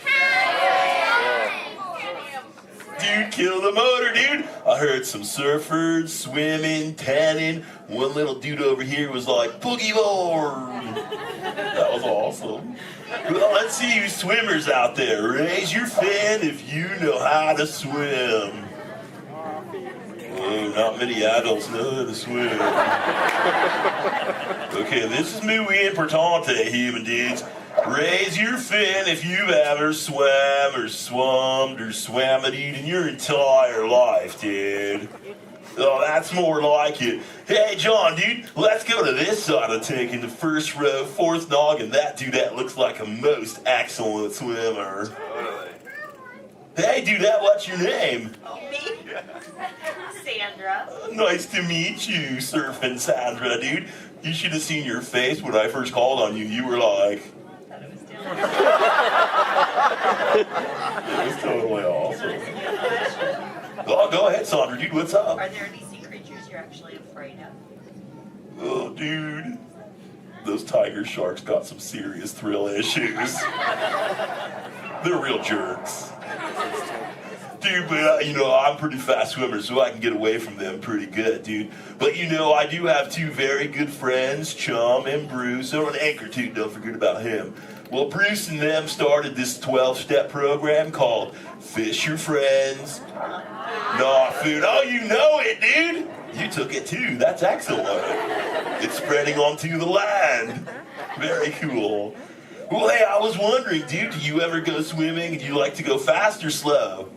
I like to float on my back. Oh, dude. I like your style, Sandra, dude. There you go. Just kind of like sit back and close your lids and be like, dude. I'm Sandra.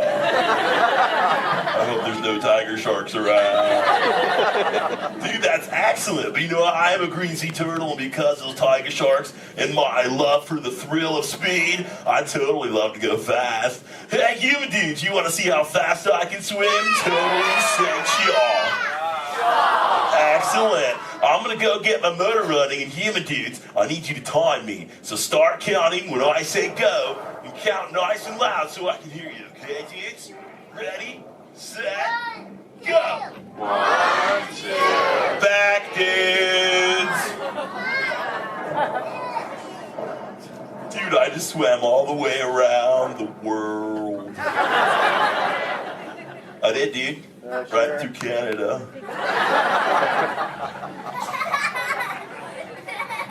Dude, I can't even keep a straight face. I'm totally pulling your fin, dudes. Actually, dude, we can swim up to what you human dudes call 20 miles per hour, dude. But if I'm totally riding like a gnarly, awesome current, like the EAC back there, the East Anaheim current, I'll totally go up to like 45, John will tell me, dude. It's excellent. Oh, dude, but where are my manners, human dudes? I'm totally doing all the talking. So if you have a question for me, dudes, totally raise your fin nice and high, human dudes. And keep your fin high so I can totally see it. Excellent, dude. All right, hey, John, dude, let's go to this side of the tank, right in the top part of the lily pad. Looks like a little dude with a stripy colored, multicolored shell, dude. Totally, dude. Excellent. Hey, dude, what's your name? Robert? Nice to meet you, Rockin' Robert, dude. So what's your question? Do you have a favorite toy? A toy? Dude, what's a toy? I don't know. Something you play with?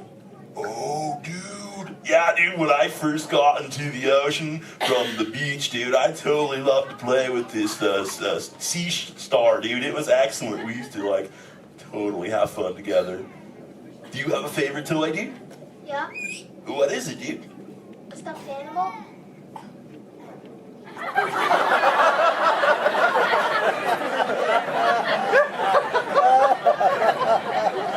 What kind of animal? One from Disneyland? What's Disney? You know what, dude? You got some serious thrill issues, dude. We're just gonna stop it right there before I go any further. Dude, that's excellent. Hey, actually, dude, you think you can help me with something? Say chomp. Chomp. Okay, the other day I found this thing. I don't know what it is. It's hoping you can tell me, dude. What is this, dude? A Buzz Lightyear toy. Oh, dude, so this is a toy, dude? Excellent, dude. So, like, what does he do? He flies. No way. Let's see if I can make him fly. Dude, that was awesome! Dude, the other day when I found this little mini man, he started talking to me, dude. He was like, I don't know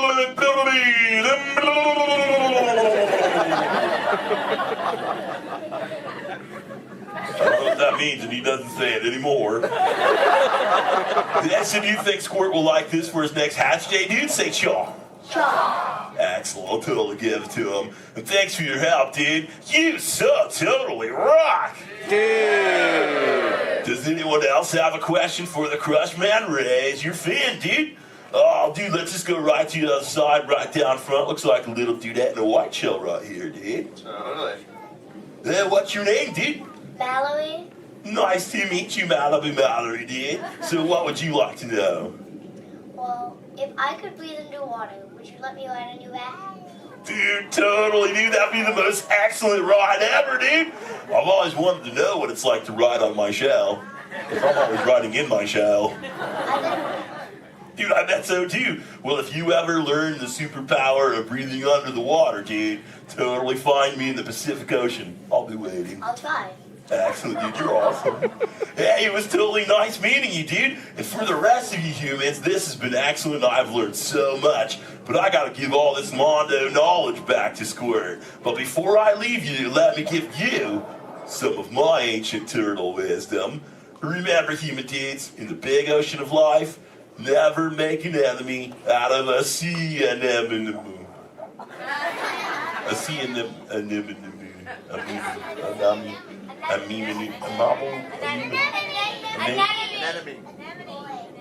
Stay in schools, dude! And remember, you so totally rocked! Give it up for the Freshmen!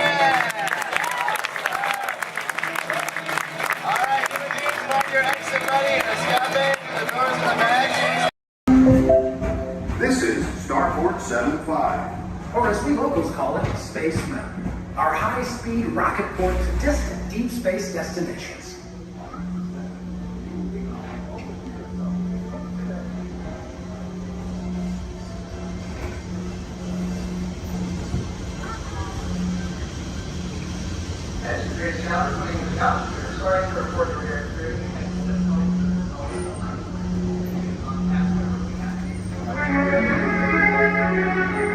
Let relaxation wash over you at the most refreshing retreat in the galaxy, the coral rooms of Pisces 7.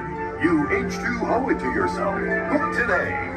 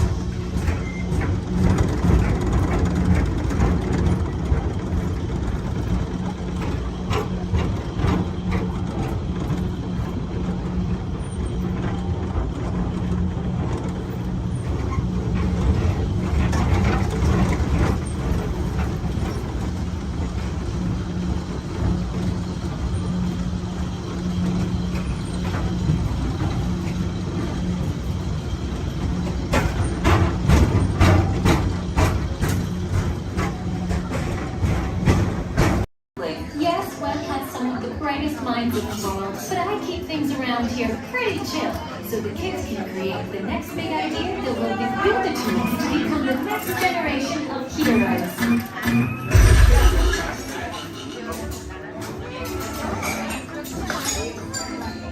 We hope you have a great time on your visit to the Worldwide Engineering Brigade Open House.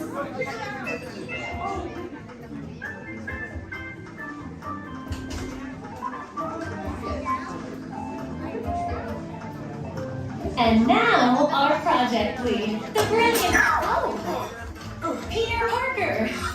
Hey, what's up? I'm Peter Parker. And here at Web, we get access to some pretty awesome tech, like vibranium from Wakanda, or this crazy alien juice stuff. We have Kim particles and Star Tech. It all helps us develop really cool stuff, like these spider bots, for example. Check it out. They have this really cool self-replicating feature. Because? This is awesome. Buddy, you could stop doing that now. But anyway, you guys are here today to help us test the Web Slayer vehicle.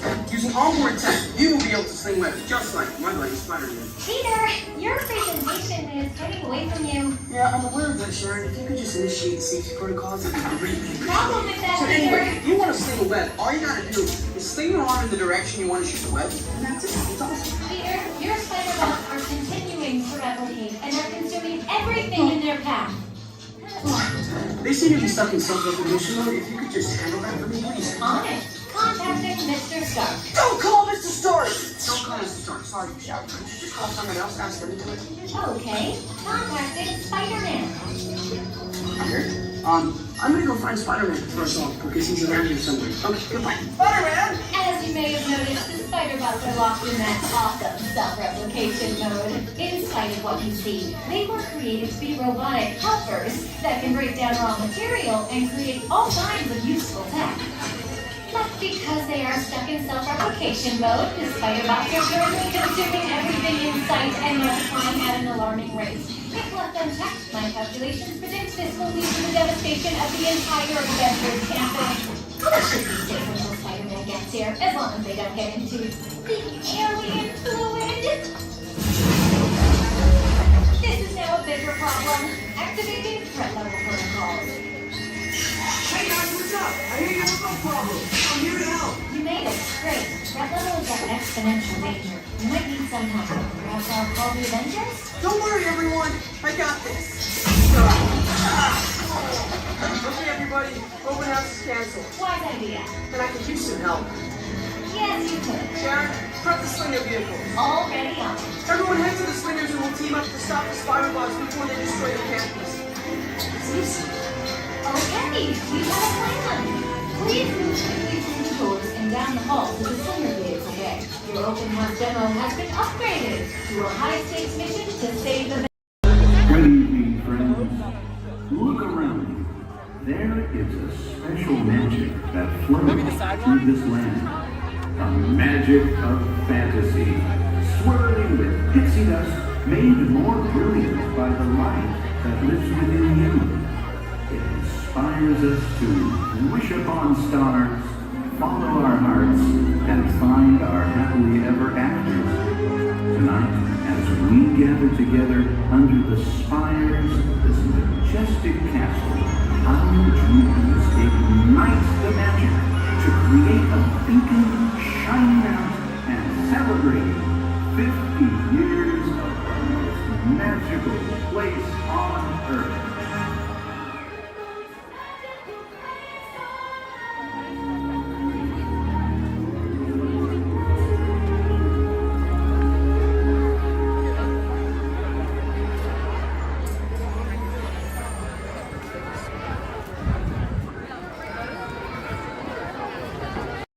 Awesome, thank you for volunteering for being our flotation devices. Does anybody think that the captain should go down with your ship? Raise your hand. Awesome, sir, what's your name? Jim, thank you for volunteering for being the captain. I'm a skipper, I skip out at the first sign of danger. Alright, and we are clearly out of my mind. Everybody turn around, wave goodbye to the dock. Now wave goodbye to the nice people on the dock. Now wave goodbye to the skippers. Bye, skippers. You're never going to see them again.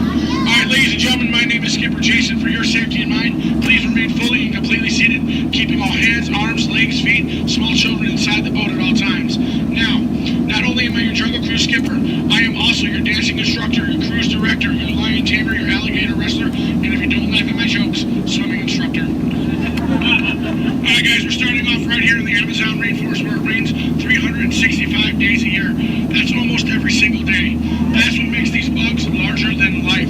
These beautiful Amazon butterflies, ladies and gentlemen, their wingspan can go anywhere from 12 inches up to a whopping 1 foot. That makes them the rulers of the jungle. True monarchs, true monarchs. And over here, ladies and gentlemen, we have Inspiration Falls. Now, I am told the longer we stare at Inspiration Falls, the more and more we are inspired to go deeper and deeper into the jungle. Everybody say, ooh. Everybody say, ah. Everybody say, ooh, ee, ah. No, I'm just kidding. Don't do that, folks. Anyway, so much inspiration, we are going to not only change rivers, but jump continents. We are now in the continent of Africa along the Congo River. Now, we're going to see how far we can go on this boat with me behind the wheel. Who here wants to see the world-famous Jungle Book? Raise your hand. Awesome, everybody. Because there it is. Now, up here at the beach, ladies and gentlemen, I have arranged for you a welcoming pygmy party. There's going to be music, dancing, singing, eating, drinking, all sorts of fun, all sorts of game, all sorts of craziness, all sorts of... Oh. I can't see anybody canoe. Guys, the jokes are only going to get worse from here, I promise. I wonder what might have scared off my friends, the pygmies. Anybody see anything that might have scared them away? Yes, that giant python could have done it, princess. They can grow up to 33 feet in length, but don't get too close. They can develop a crush on you. They're really friendly. So let's stop by my base camp, guys, and pick up some supplies. Oh. This is what happens, guys, when you leave your door open in the jungle. You get unwanted house guests, and they break every single thing that you own. Good news, though, guys, they got my Jeep to turn over. I wonder if they used a monkey wrencher called 888. All right, ladies and gentlemen, we are now cruising along the Nile River. It is the world's longest river. It goes on for miles and miles and miles. If you don't believe me, you are in... the Nile. False. You're in disbelief. We are on the Nile River. Right over here, ladies and gentlemen, is Jimbo. He's an African bull elephant. I taught him some tricks. Jimbo, speak. Jimbo, speak. Okay, we're getting the silent treatment. That's fine, that's fine. Esmeralda, speak. Really? What did I do? Come on, guys. Get with the program. There they go. All right, right over here, guys, we got the sandstone rock formation. A lot of people take it for granted. But I think think it still rocks. It's one of our bolder attractions here in the jungle. Now, ladies and gentlemen, we got the wildebeest, we got the giraffes, gazelles, impalas, zebras, and lions. Hey guys, those zebras in the back, they are the oldest zebras on property. You know how I know that? They are still in black and white. Don't worry about that zebra with the lions, everybody. He's just dead. Dead tired. Dead tired. Alright, ladies and gentlemen, over here we're going to say hi to one of my oldest friends in the jungle. Her name is Ina. So as we go by, I want everyone to wave and say hi to Ina for me. Here we go, everybody say it. Hi, Ina! By the way, Ina is the zebra in the back. It looks like those guys on that tree are in some trouble. Oh boy. Alright, ladies and gentlemen, we are now cruising along in crocodile country. Crocodile country, there's a lot more dangers than just crocodiles. There's monsoons, there's rapids, and there are these giant things called waterfalls. So if you guys see a waterfall, point it out for me so we can avoid it. We don't want to go over it just yet, we want to go through it later. What's that? Where? Where? Oh, that is Schweitzer Falls, ladies and gentlemen, named after the late great Dr. Albert Falls. As we go by, I want everyone to lean, lean, lean. Don't worry about looking stupid, I'm doing it for you. Lean, lean, lean, and we will make it. All right. Oh, that was close. Man, I know a lot of people will ask me, Skipper Jason, how is it you became a world-famous Jungle Cruise skipper? And I tell them, quite frankly, isn't it plain to see I took a crash course? Toughest thing about flying, ladies and gentlemen, is the ground. It's totally the ground. So we're going to keep cruising right along, people, until this pool full of hippos. It had to be hippos. All right, guys, cover your ears. This is going to get loud. They gave me something to scare away the hippos. Cover those ears. Shoo, hippos, shoo! Make way! Be gone! Be gone, hippo, be gone! I showed those hippos who's boss. Alright guys, we're now cruising out of this hippo pool and right into headhunter territory. It is not the greatest of places to be headed. If you don't believe me, you can ask my last crew. Those boneheads did not believe me. Wait, you guys hear those drums? Are those warriors dancing? Yes, they are. That can only mean one of two things. They're either going to attack the boat or they've lost the key to the men's room. Do me a favor, guys. Keep your eyes peeled on this side of the boat for an ambush. If you see an ambush, point it out and let me know. I'm going to look over here. Where? Princess, that's not an ambush.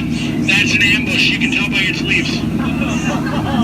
Alright, ladies and gentlemen. This is what everybody got up early to come to Disney for. Are you ready? Are you ready? Here we go. The eighth wonder of the world.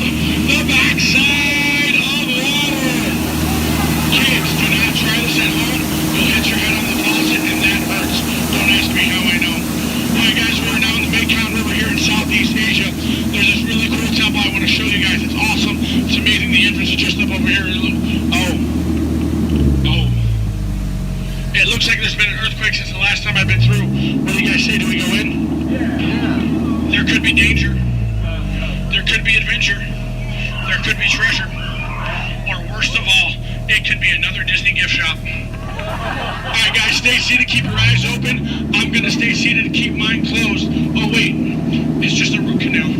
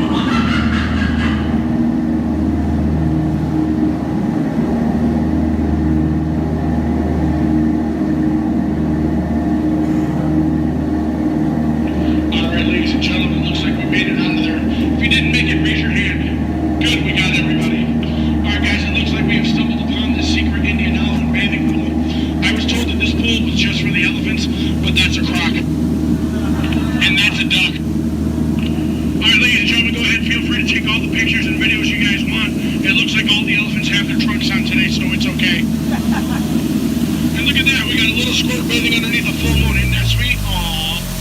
Peanut, down, boy. Down. No, Peanut, it's too early. Every time I try to come through here, that elephant's always trying to spray my boat. Guys, duck, he's gonna spray the boat, duck. Oh, he forgot to pack his trunk. Watch out for this guy, he's a trickster too. Oh, he forgot to reload. A lot of people think it's water in those things, but it's not. Alright, ladies and gentlemen, we are now coming upon the most dangerous part of our journey, the return back to civilization. For your safety and mine, please remain fully and completely seated, keeping all hands, arms, legs, feet, small children inside the boat at all times. This will help us avoid any unnecessary peer pressure when we get back to the dock. Now, no trip to the jungle would be complete, ladies and gentlemen, without a visit with my good friend Trader Sam. Trader Sam, ladies and gentlemen, is our head salesman of the jungle. Now, sales have been shrinking, but he's got a great deal for you. 3 of his heads for the price of 1 of yours. Any way you slice it or dice it, you're going to come out ahead. Do we have any takers? No? It's all right, guys. It's all right. Now, ladies and gentlemen, when we get up to the dock, we're going to rope this boat. When we rope this boat, stay seated till I give you guys the all clear. When I give you guys the all clear, then I want everyone to stand up together. That does 2 things. 1, keep the boat balanced, and 2, look like you're giving me a standing ovation. At that time, I want you guys to clap, yell, holler as much as you possibly can, because then it looks like not only did I do my job, but it'll also help out my self-esteem. When you guys go to exit out the boat, you are my jungle side, you will stand up, exit out through the back. You here on my dock side, you will stand up, exit out through the front. At no point in time do you ever cross those crates in the center. It is not a crate idea, it is very disgraceful. I don't go to your house and cross your crate, so please don't cross mine. Once again, guys, it's also a tripping hazard. You might trip, fall, and that'd be 2 bad trips in one boat. I'm only responsible for the first. Now, guys, I really want to thank you guys for joining me out in the jungle today, but most of all, I want to thank my legs for always supporting me. I also want to thank my arms for always being at my side, and I really do want to thank my fingers and toes because I can always count on them, always. Alright, ladies and gentlemen, out of all my crews today, you guys have been my first. Yeah, you've been my first. Now, you guys have been obviously the most recent. Now, guys, you've been awesome, you've been amazing, and pretty soon you're going to be outstanding on that dock. Alright, guys, here we go. Once again, guys, for your safety, please remain fully and completely seated, keeping all hands, arms, legs, feet, small children inside the boat. Linda, Skipper Linda, what are we teaching that rope today? 2 plus 2, okay. Now, we're gonna wait. Linda has been practicing for like years. She's been training for months. She's gonna learn and show you guys how to rope this boat at the first shot. All right, Linda, here we go. It's your turn. You can do it, Linda. You can shine like a star. No. Back of the boat, Linda, not the guest. Stay seated, guys. Stay seated. So now we're gonna teach this rope about 2 plus 2. Now, in some cases, rope secure. A lot of people think 2 plus 2 equals 4. But in some theories of math, people say 2 plus 2 equals 3. Or 8, or 12. But I say you're done. Let's go. Rope's done. Everybody out of my boat. Bye, guys.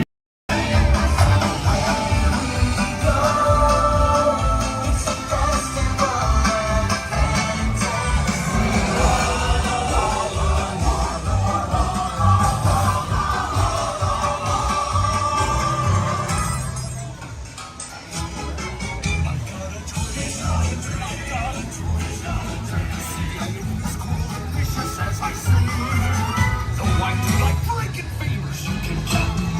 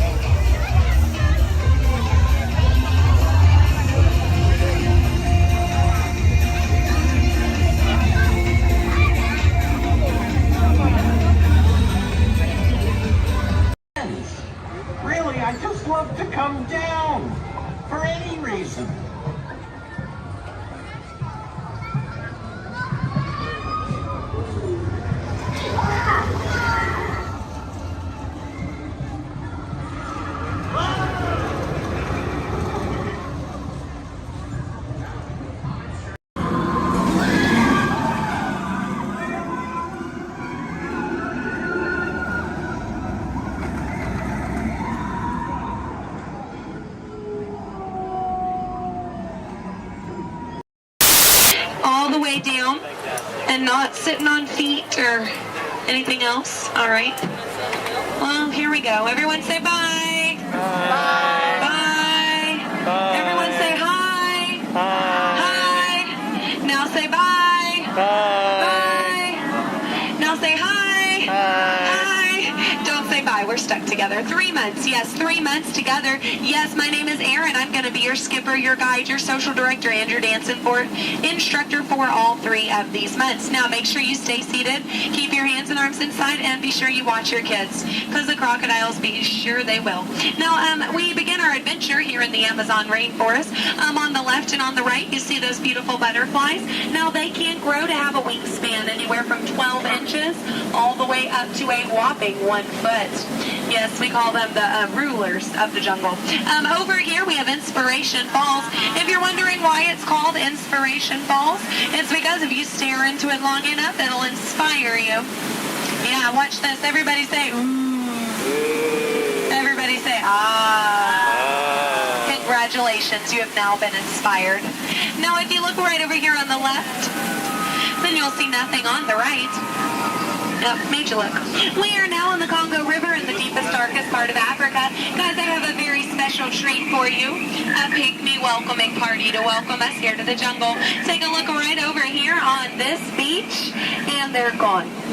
Okay, something must have scared them off. So keep your eyes open, guys. Whatever it is could still be around. Yeah, something scary. Something probably like a, it's right behind me, isn't it? Uh-oh, okay. Just a 30-foot python. Nothing to be afraid of, guys. They are actually very, very friendly creatures.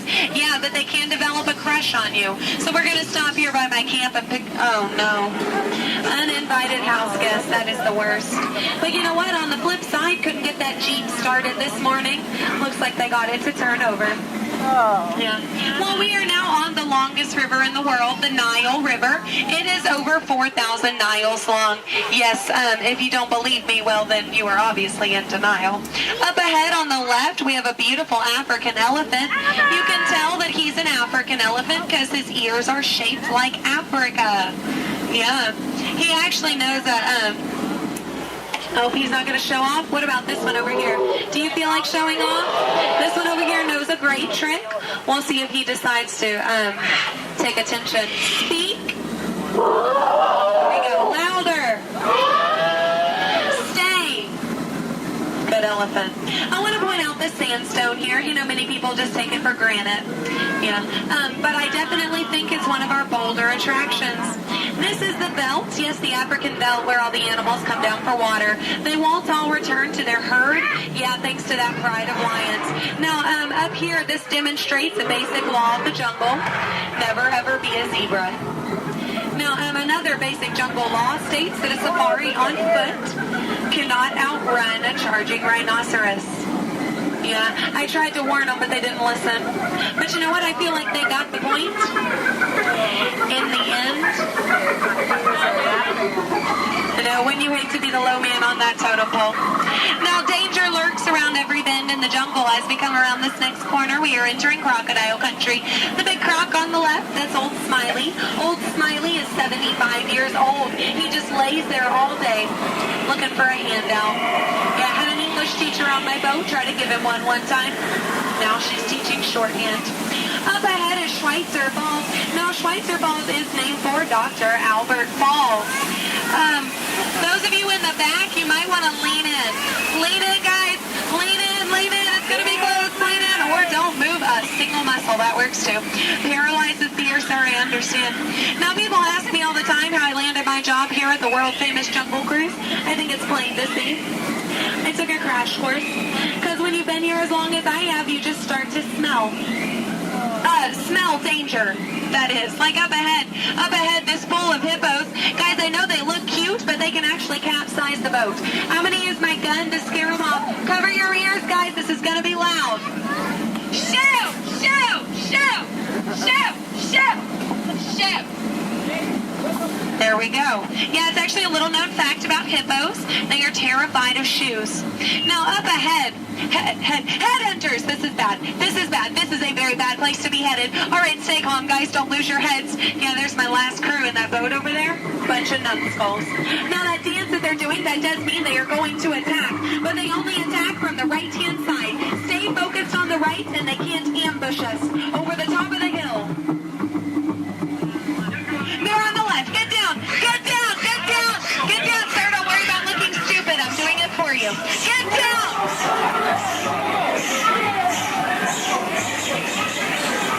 All right, we're safe. We made it. Now, this is it, folks. The 8th wonder of the world. The reason you rode the Jungle Cruise today. The backside of water.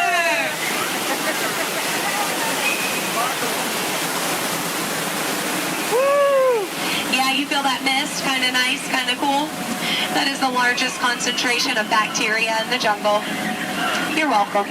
Well, we are now in Southeast Asia, deep in the heart of Cambodia. Up ahead, we have a temple. Uh-oh. Guys, I was going to take you in this temple. I think there's been an earthquake or something. This is a new entrance. I don't know where it leads. It could lead to danger. It could lead to treasure. Should we go in? Yes? Good. I do not know how to reverse.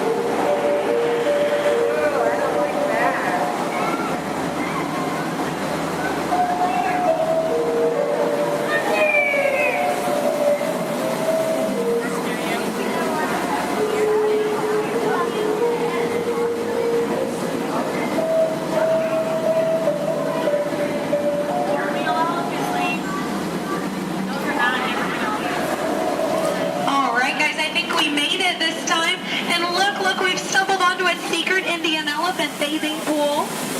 Now guys, I know this is their bathing pool, but feel free to take as many pictures as you like, because look, they all have their trunks on. It's fine. Now, some of these elephants are very, very friendly, and they might try to spray the boat.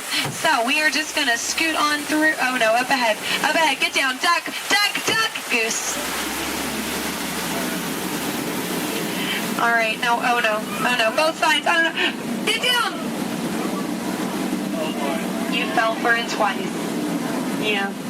No, that one over there, don't worry. He always forgets to pack his trunk. Now, guys, I'm going to take this time to point out some of my favorite jungle plants. That one. That one.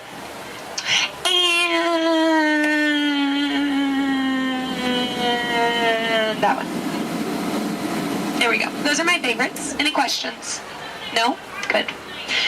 Over here on the left, you'll see our dear friend Trader Sam. Trader Sam is actually our resident head salesman here in the jungle. Yeah, due to the economy lately, sales have been shrinking. But he is offering a special, 2 of his heads for just 1 of yours. Yeah, think about it, because, you know, any way you slice it or dice it, you're going to come out ahead. Yeah. All joking aside, Sam is a really lucky guy. He was the only man from his entire tribe to go to college. Yeah, he actually got kicked out, though, before getting his degree. He got caught trying to butter up one of his professors. Yeah. But he's a nice guy. He actually threw a dinner party last night. Yeah, he invited all the skippers. I got there 20 minutes late, though. All I got was the cold shoulder. Nothing left but finger foods. Yeah, and I was looking forward to it. I mean, his wife makes a great stew. I told him so, and he said, I know. I'm going to miss her. Yeah. You know what Sam's favorite Disney song is? You Got a Friend in Me. Yeah. I'm not making these up, guys. They're actually written in the script. Yeah. Yeah.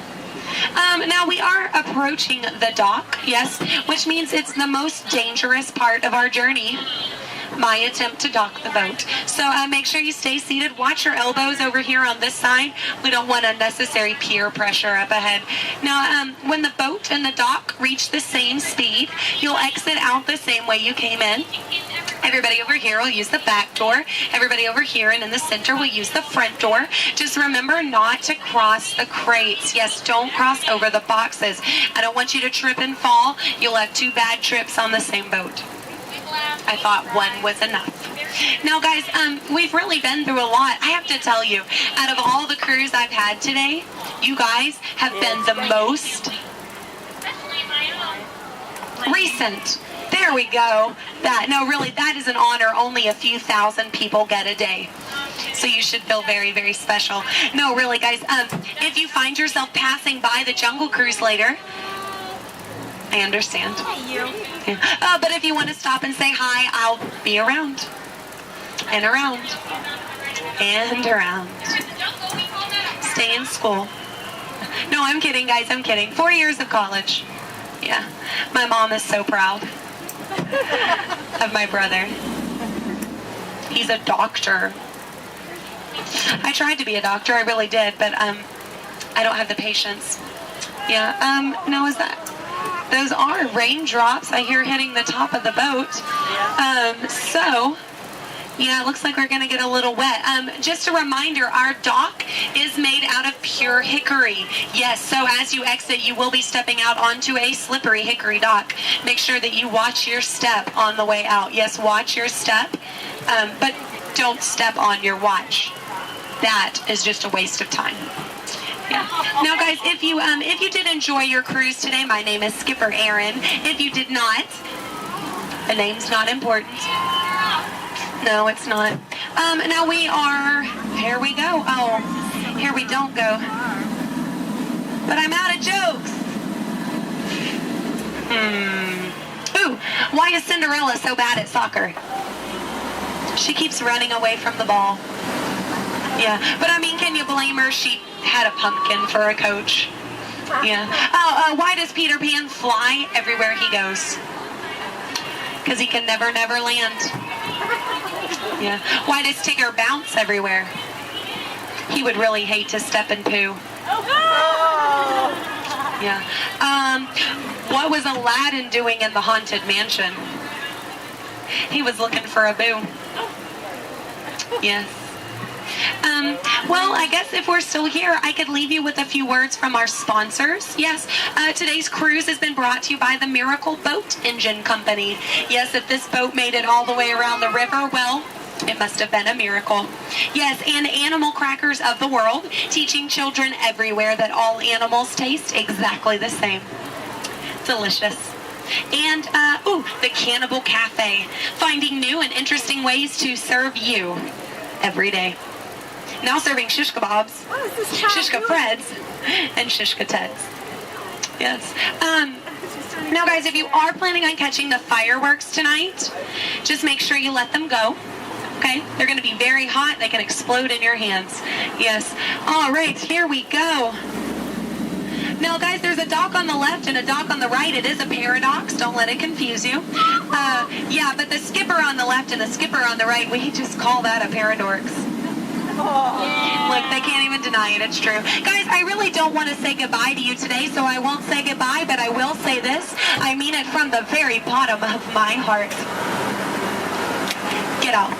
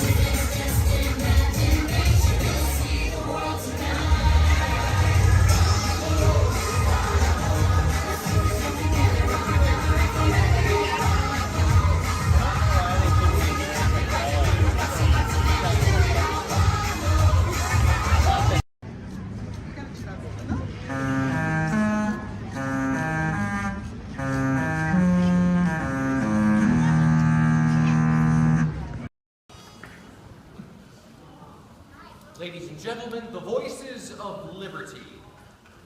Strike up the band, strike up the band, strike up the band, strike up the band, strike up the band, strike up the band, strike up the band.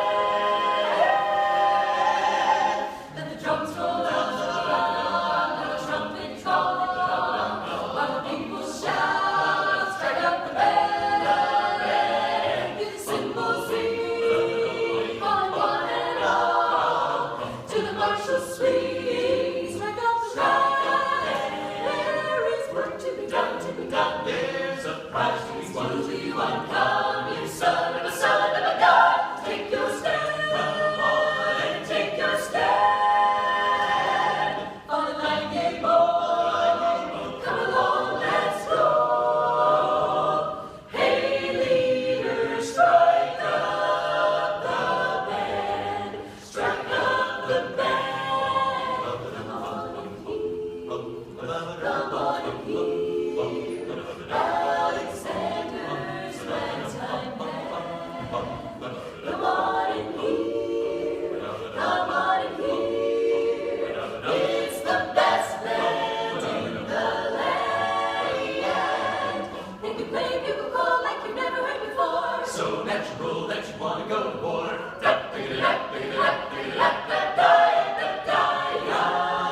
That's just the bestest band, whatever.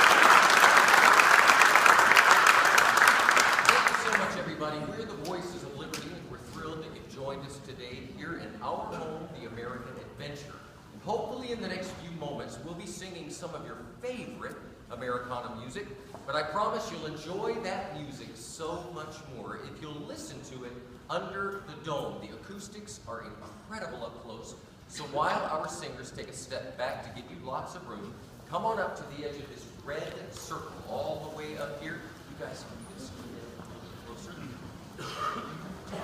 Especially if you're underneath the balcony, you really enjoy the music so much more up close.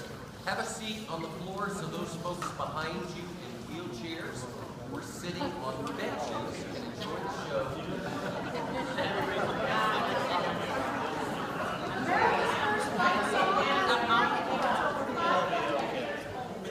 Warren Holly, during the Revolutionary War, the British provided music for our ragtag troops.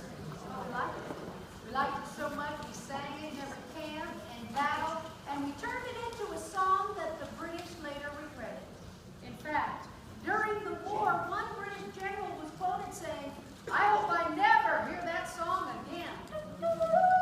But he did at Yorktown when the British Army surrendered to General George Washington. Yankee Doodle, keep it up. Yankee Doodle dandy. Mind the music and the step, and with the girls be handy. Yankee Doodle, keep it up. Yankee Doodle dandy. Mind the music and the step, and with the girls be handy. Mind the music and the step, and with the girls be handy. Yankee Doodle went to London just to buy a pony, stuck a feather in his cap and called it macaroni. Yankee Doodle, keep it up. Yankee Doodle dandy. Mind the music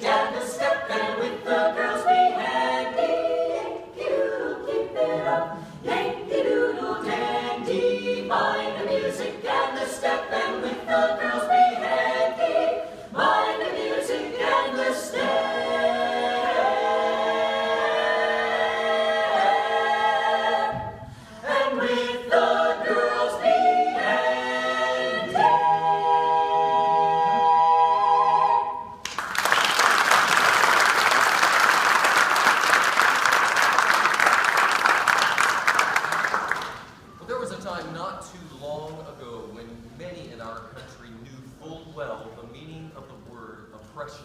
Out of that oppression were born songs of hope, songs of a better day.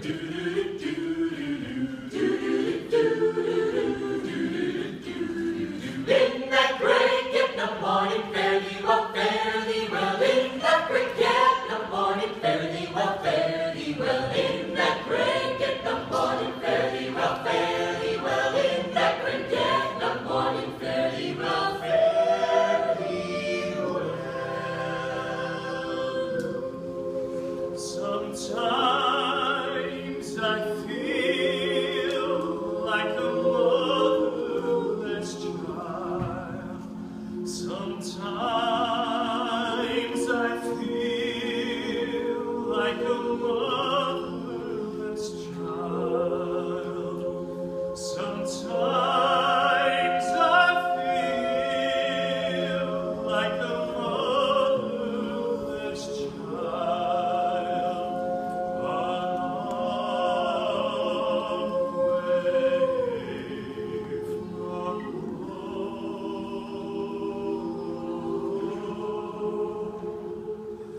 A long way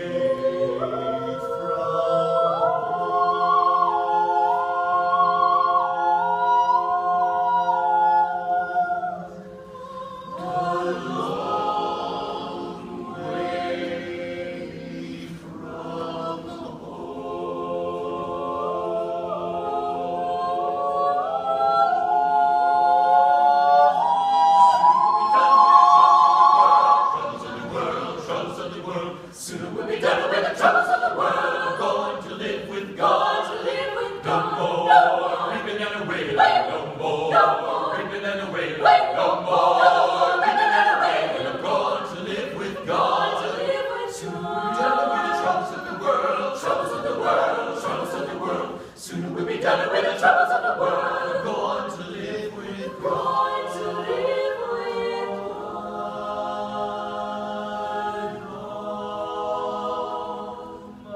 Trials, Lord, soon be over. If religion were a thing that money could buy, rich religion die.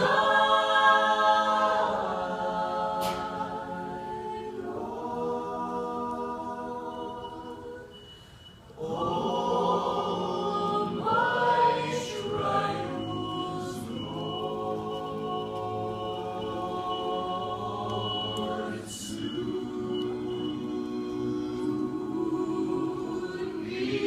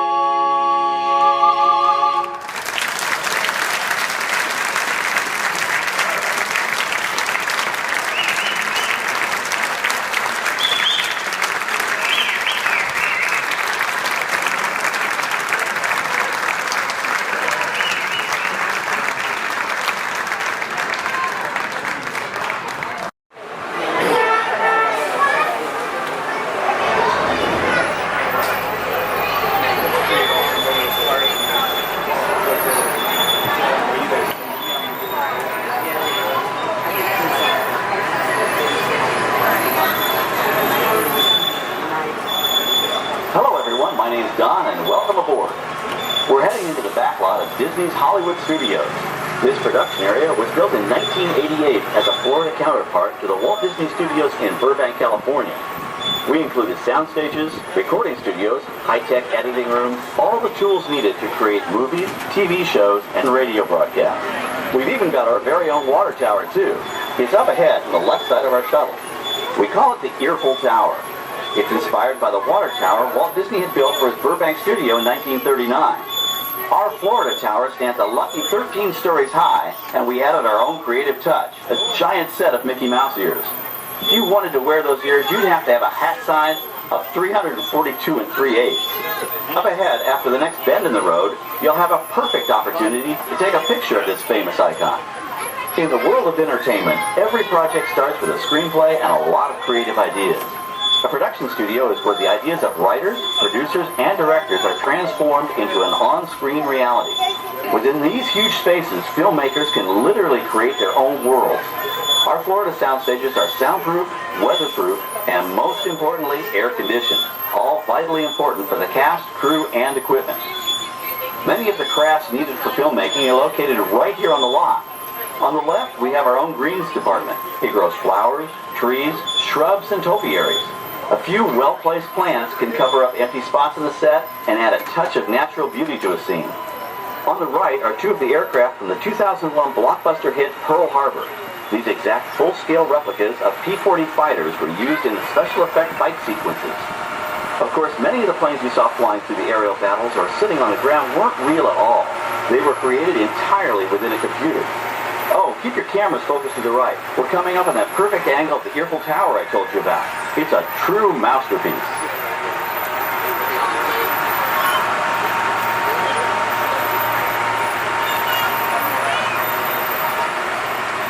We're entering one of our most glamorous and colorful departments, creative costuming. Every star has to have just the right wardrobe, and it all begins here with a designer's sketch.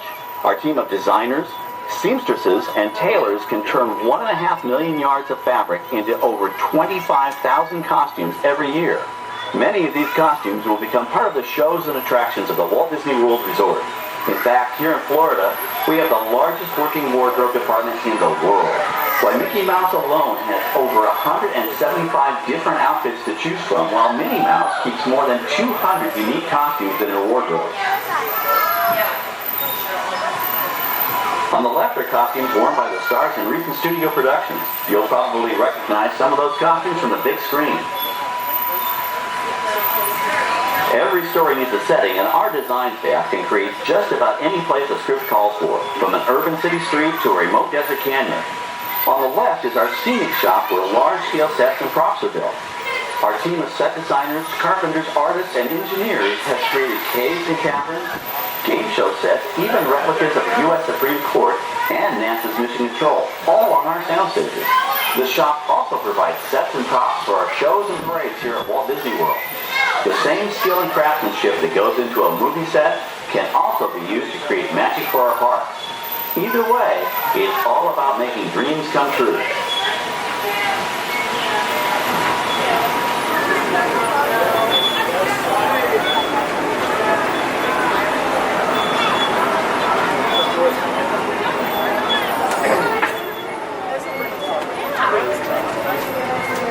Now we're entering a zone we call the Boneyard. It's an outdoor storage area for oversized props and vehicles. Cars, trucks, boats, planes, we often save these props in case we need them for future productions. In this backlot collection, you may find real working vehicles, non-working mock-ups, and even large-scale miniatures used in special effects shots. Large-scale models create a more convincing illusion on camera. We even place small cutout passengers in the windows of the plane.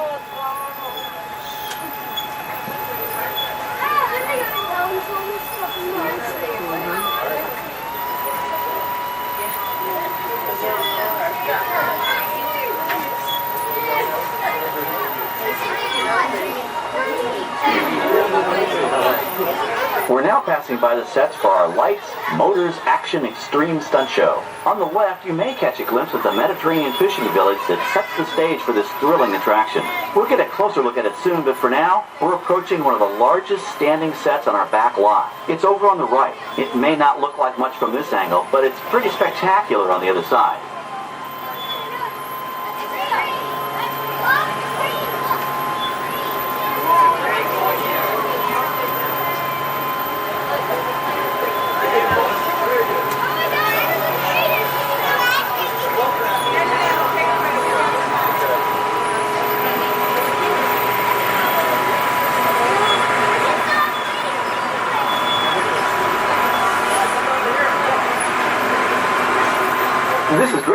the production crew has just given us clearance to enter the set. Hello, Backlot Tour. I'm Amy, a production coordinator here at the studios. I can see your shuttle heading toward our canyon set. I've given your driver permission to come in and take a look around. I'm up here with our effects crew, and we're getting ready to shoot a test sequence.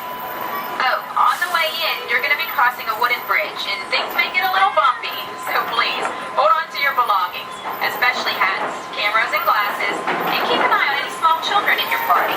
And of course, please remain seated at all times. Welcome to the set. As you can see, we brought the bare, dry deserts of Southern California to green, typically humid Central Florida. This set is based on real locations that our production designer took pictures of. Our set crew spent about 6 months building the canyon, but we've used it for a number of TV shows and specials over the years. For our upcoming production, the script called for a tanker truck.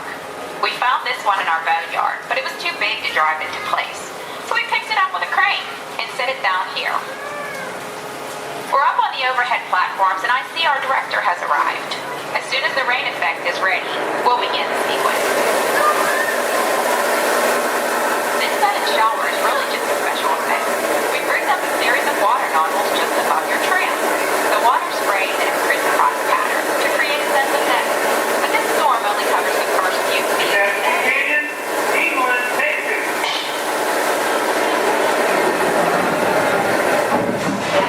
Okay, it's showtime. Everybody stay seated. Hang on to your belongings and watch your children.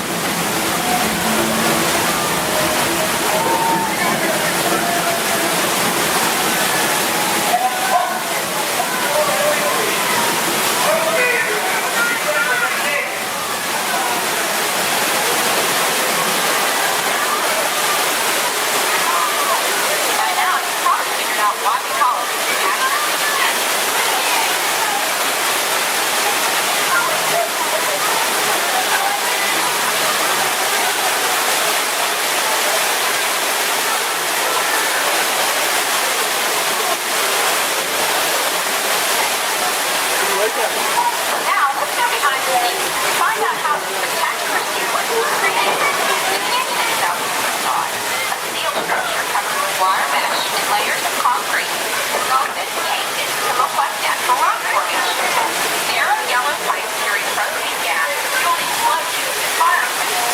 For the flash flood, we used 100% real water, about 70,000 gallons of it, dumped from overhead tanks. Oh, but don't worry, we recycle. All of that water will be pumped right back up to the top for the next take. We shoot some of the water through air cannons for an extra dynamic effect.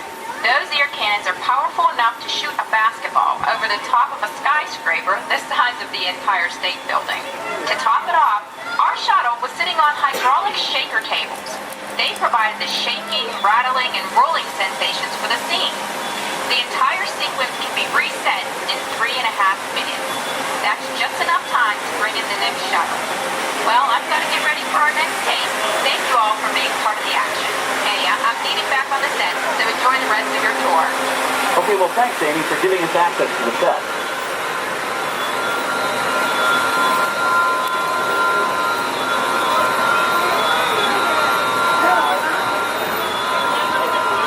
On the right, we have an authentic piece of Disney history.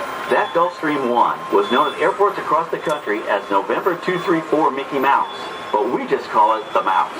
In 1964, Walt Disney and his hand-picked team used this plane to scout locations for what he called the Florida Project. Soon, they secretly began purchasing thousands of acres of land, which became the Walt Disney World Resort in 1971. During the creation of the resort and later Epcot, the Mouse shuttled studio executives and Imagineers between Burbank and Orlando, making it the most used executive aircraft in the country. Appropriately, the Mouse retired here in 1992. As Walt used to say, it was all started by a mouse. In this case, the 234 Mickey Mouse. On our right, we once again sweep past the magnificent Mediterranean village of our Lights, Motors, Action Extreme Stunt Show. This high-octane attraction is based on the hit show from the Walt Disney Studios Park in France. In this action-packed production, you'll feel like you're right there on the set during the filming of a spy thriller, complete with custom-built cars, motorcycles, even jet skis. You'll experience the split-second timing, coordinated driving, and fiery special effects that make action movies a real blast.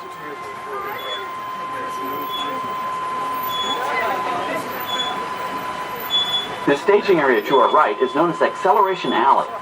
Here, the custom-built stunt show vehicles rev their engines up to 70 miles an hour before making their high-speed entrances onto the stage for our Lights, Motors, Action Extreme Stunt Show. Of course, these are professional stunt drivers. We hope you'll enjoy their daring driving skills, but please, don't try them yourself.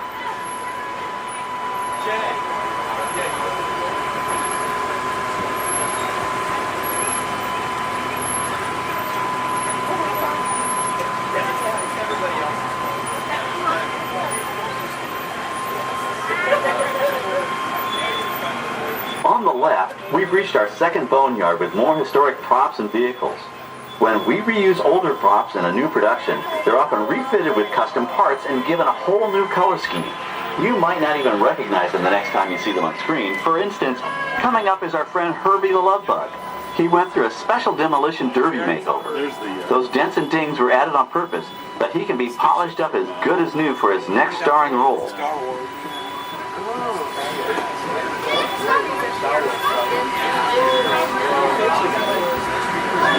On our right, we now have a very different view of the fishing village set. From this point of view, you can see that there is no inside to the buildings. They are just false fronts or facades. In the movie business, set builders only create what the camera has to see. It's an old movie trick dating all the way back to the silent era. To add to the sense of realism and avoid the cost of set building, many of today's television shows and movies film on location in cities and towns across the U.S. But out in the real world, you've got to contend with noise, traffic, crowds, and various visual elements that may or may not belong in your film. Here on the backlot, we can avoid these problems because we created our very own flexible urban environment. Our Streets of America facades can stand in for a small town or a giant metropolis. As we come around the last corner on our route, you'll see the skyline of New York City in the distance.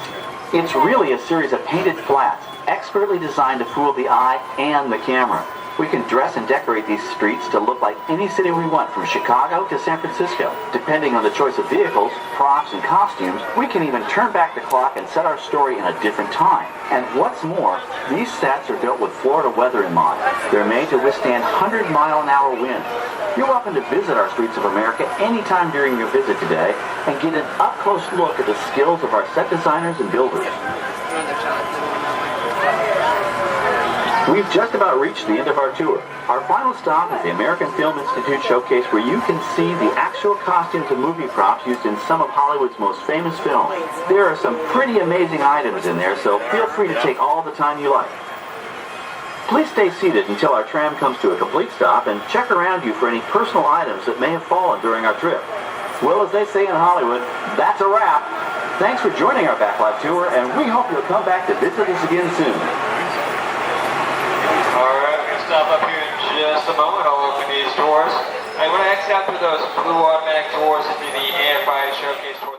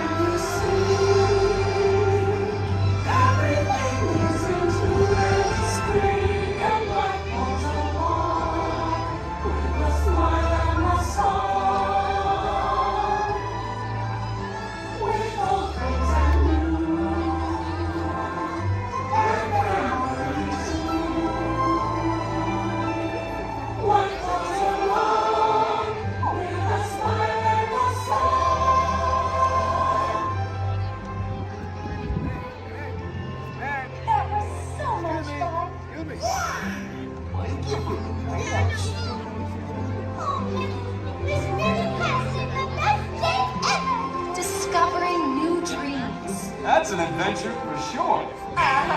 Trying something new. And having a swinging good time. You win. Finding the confidence to be true to yourself. That's right. Here's to all of us, old friends and new. Warm hugs for everyone.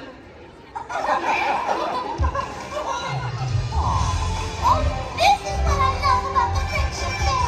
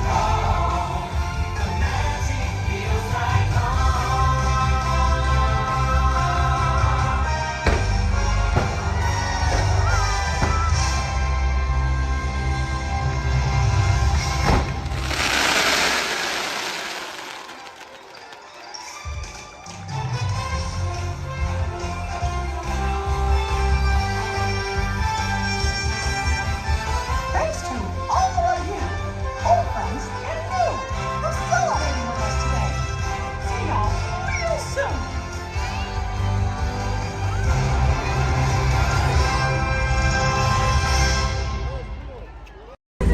In the life cycle map, there are winners and there are losers. Who are you?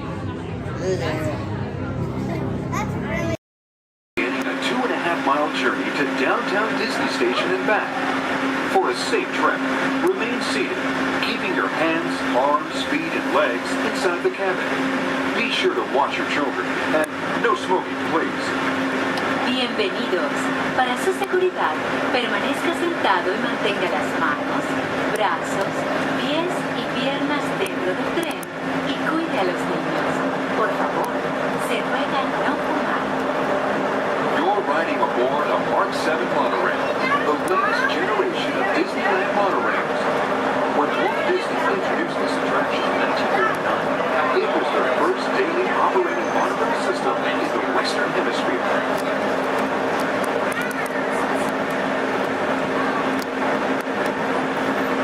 Just ahead is Disney's California Adventure, where you can live the ultimate California dream through attractions and live shows that are as diverse as the Golden State itself. The Towering Hotel is home to the Twilight Zone Tower of Terror, where you can literally take a thrilling drop into Hollywood history.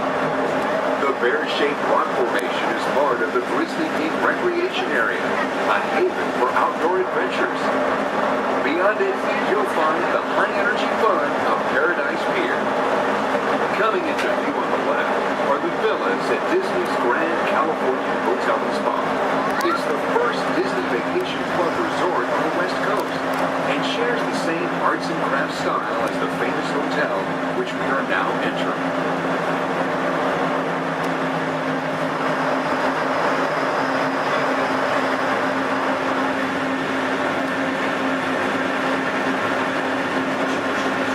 Now arriving at downtown Disney Station, gateway to the downtown Disney District and the Disneyland Resort Hotels.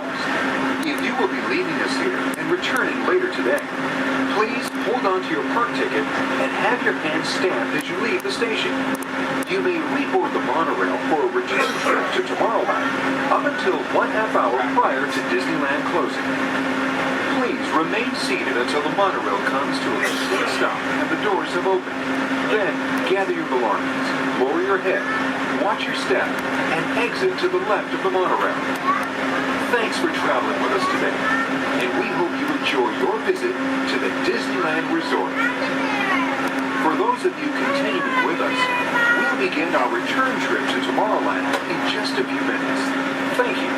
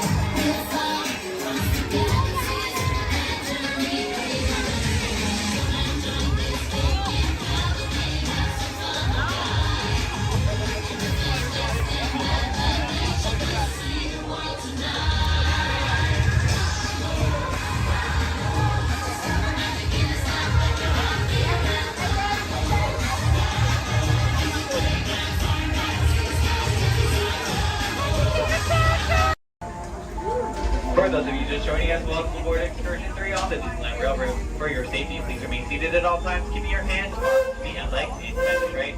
Please supervise all children, making sure they are seated away from the train openings, either fully on a lap or on a bench. Our next stop will be Beacon to Town Depot, your gateway to all Fantasyland attractions. We'll meet you at the front. We're taking the train to the front. Oh, perfect. Okay, bye. To those just joining us, welcome aboard the Disneyland Railroad. To ensure a safe ride, stay seated with your hands, arms, feet, and legs inside the train. And please watch your kids. Para su seguridad, permanezca sentado y mantenga las manos, brazos, pies y piernas dentro del tren y cuide a los pequeños. We're now entering Splash Mountain, rumored to be the location of the one and only Rappin' Place. If you look real hard, you just might find it. It's where the critters are celebrating a zippity-doo-dah day.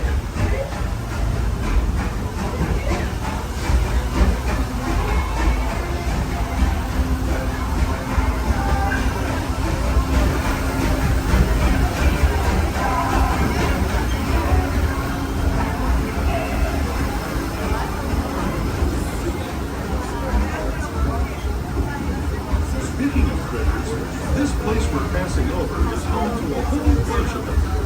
Here in Tigger, Brer Rabbit, and Brer Bear on their fun-filled adventure.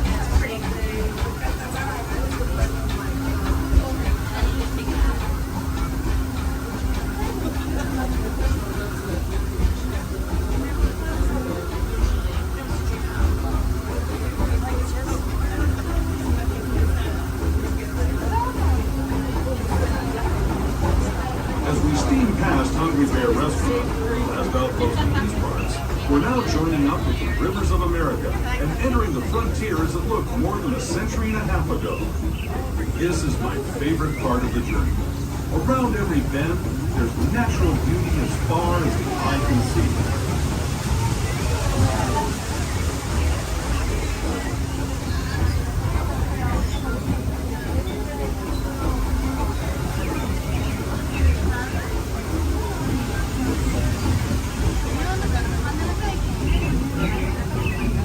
There is the revered Indian shaman, sharing his stories with those in the great river valley below.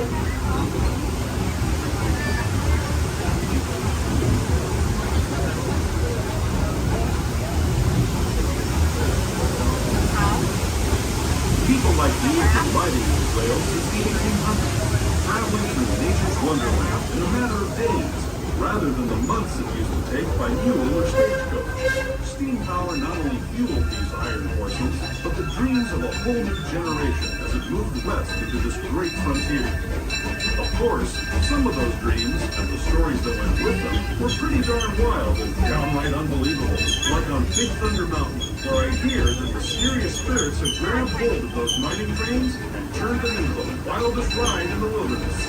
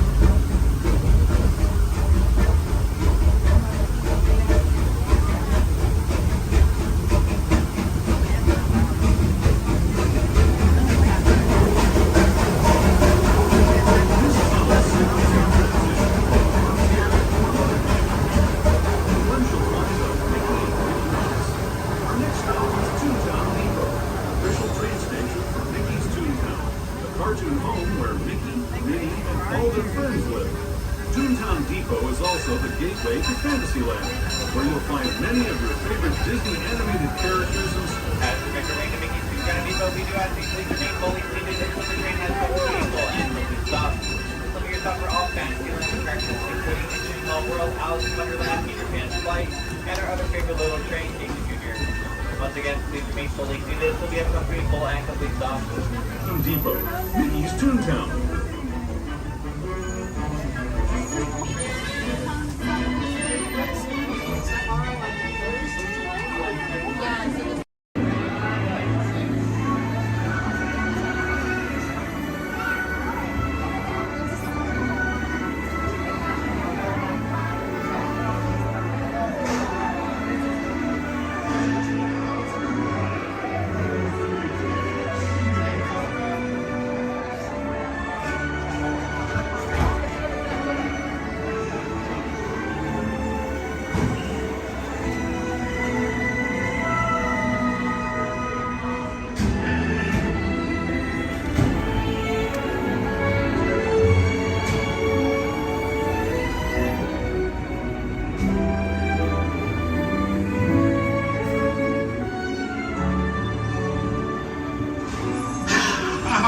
Voilà, venez, venez, venez, suivez-moi, je vous prie.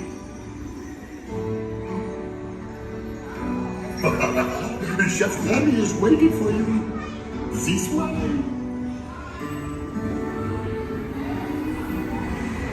répondez-vous?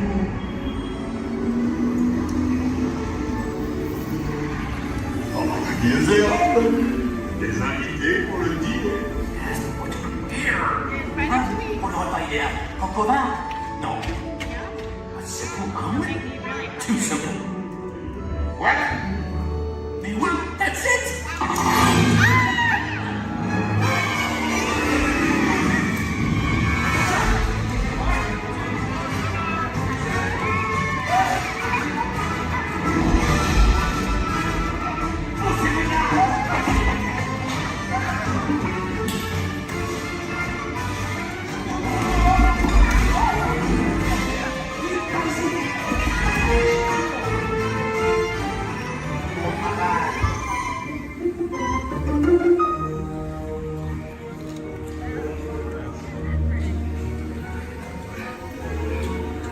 Cette nourriture est pour nos invités, pas pour vous.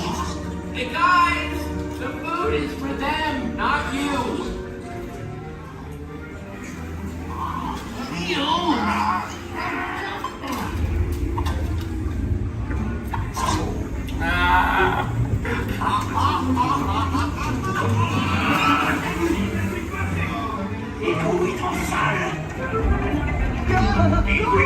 What are you doing?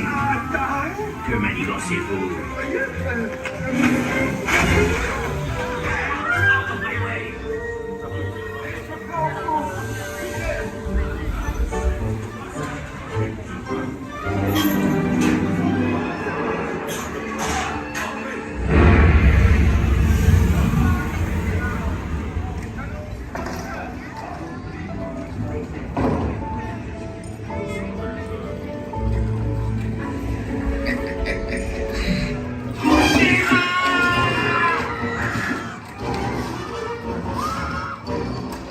Dépêchez-vous. Allez-y. Go. Go.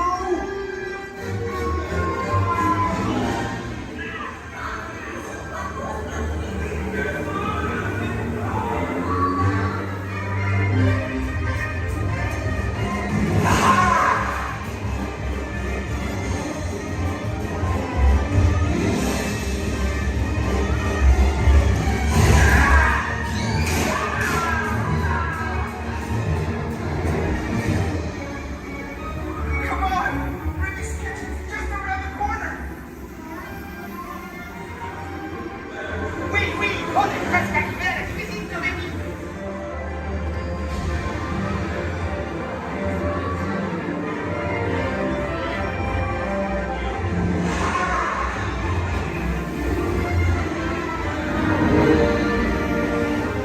Trois autres côtes pour la douce.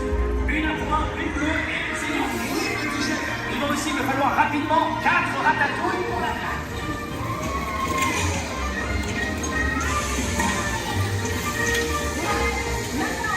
Oui, ma chérie.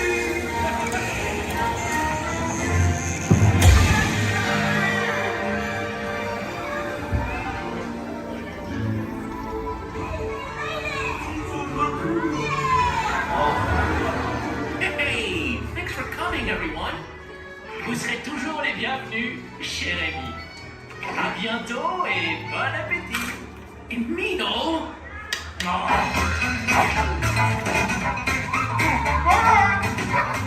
revoir. Never for you, right this way. You are always welcome at Bistro Chez Rémi. Au revoir.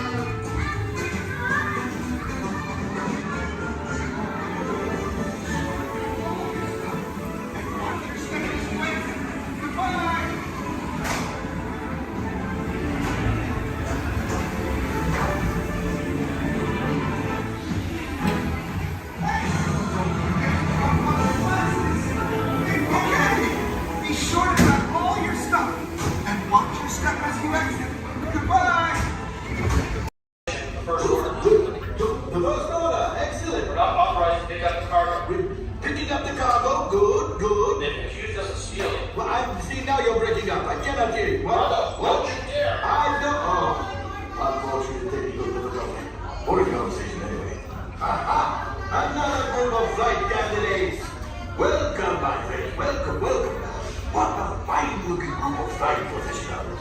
You remind me of me. something on your heads? Recognize a few of you. You've flown for me before. I can't believe you made it back. And it's good you made it back. Good for you. We'll talk later. I have to do everything around them.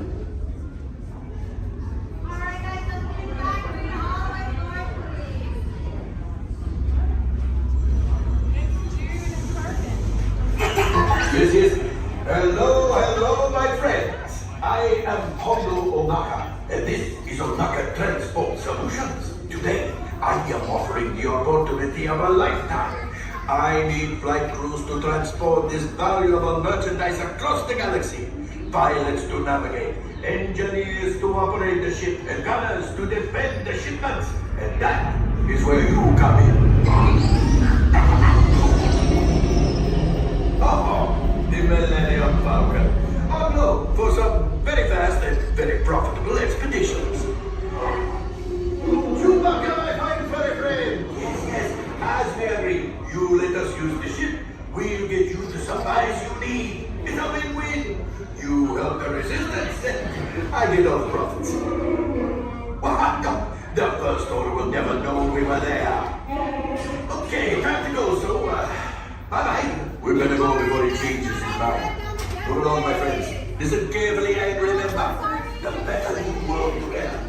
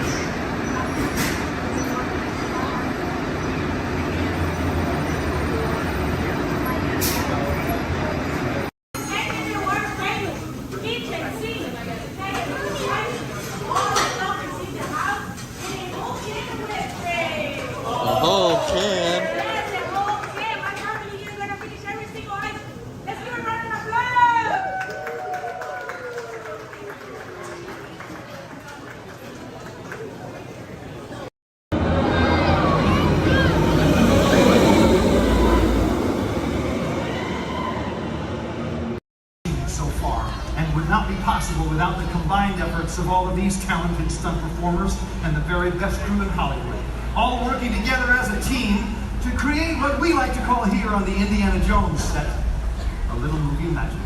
Right, guys? Let's do it! You got it, boss. All right. Ready to hill. Thank you very much, Chaz. You set? We're good, John. Cameras ready, Jason? Standing by. Quiet and set, everybody, please. Roll cameras. Rolling and speed. 16-3 Charlie, as your flight, take one mark. Playback!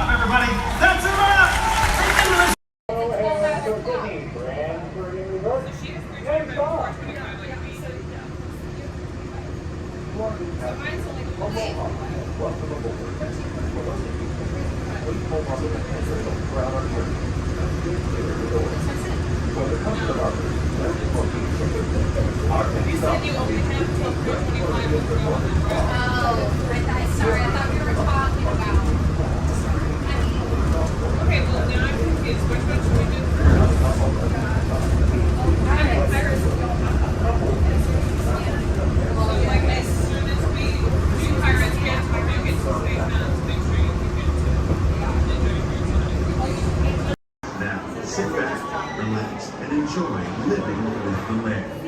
Por su seguridad, permanezca sentado con sus manos y brazos, pies y piernas dentro del barco y cuida a los pequeñitos. A manera de recordatorio, no tomar foto con flash y luz de video antes de llegar a Ninandero.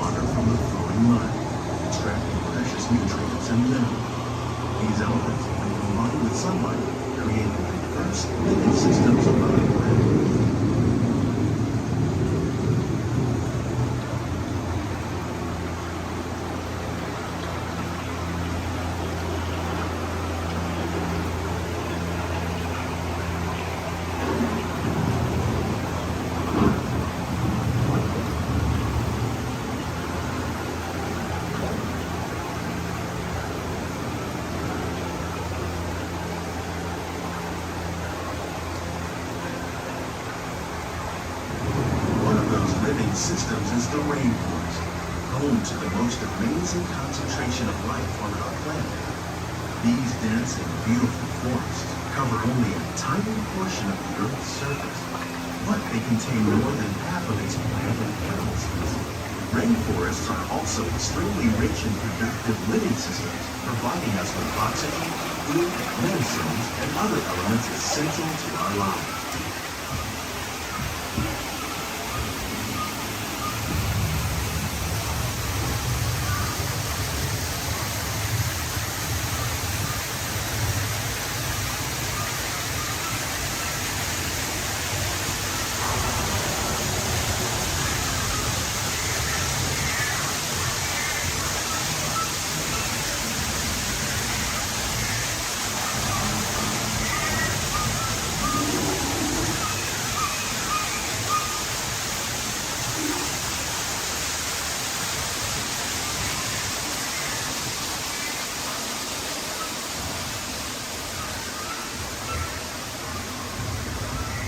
In the desert, nature has created a very different, no less beautiful living system. And while this arid landscape may seem lifeless, it is very much alive. The plants and animals that have learned to survive in these harsh conditions make use of what little water they can find and avoid the scorching rays of the relentless sun.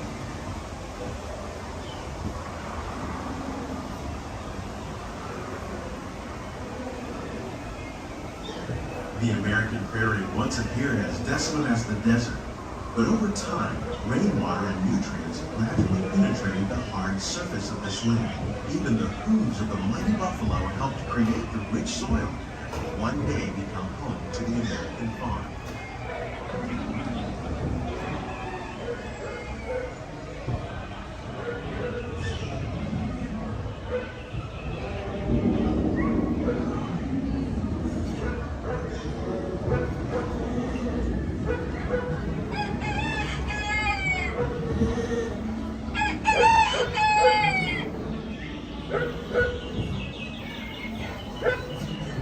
Of all the forces at work on the land, humans have had one of the most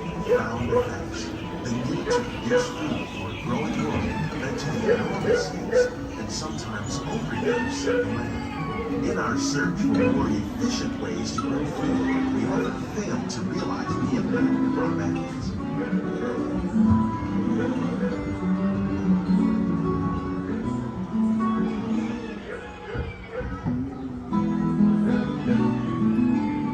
Today, we're learning to live with the land, discovering better ways to grow food that will assure both human and environmental well-being.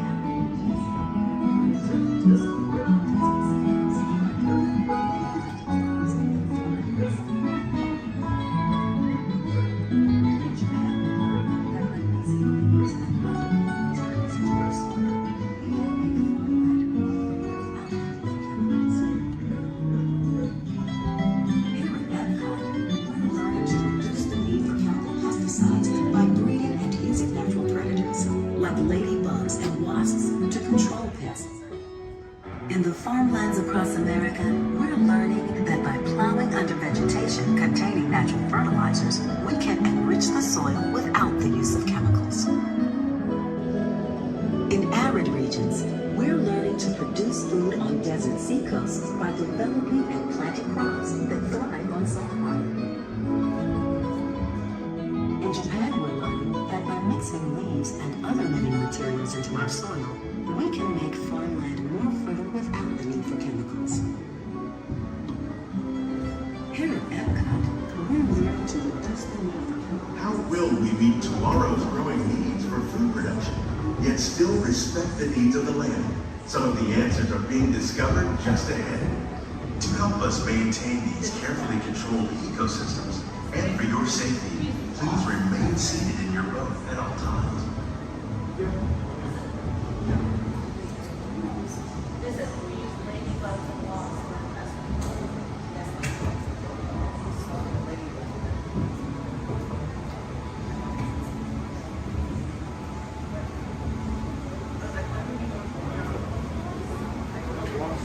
Welcome to our living laboratory, where scientists from Epcot and the U.S. Department of Agriculture are exploring innovative ways to produce milk harvests now and into the future.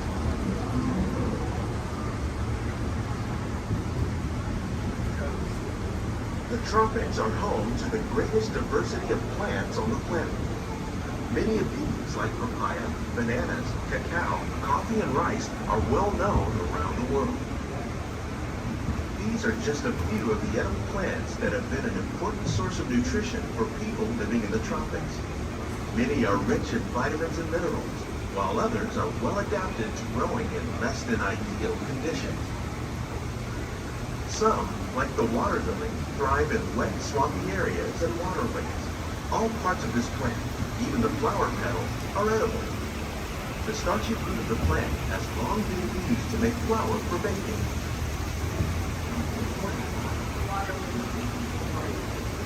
One day, many of these lesser-known tropical plants may be as important as the bananas growing on both sides of the boat.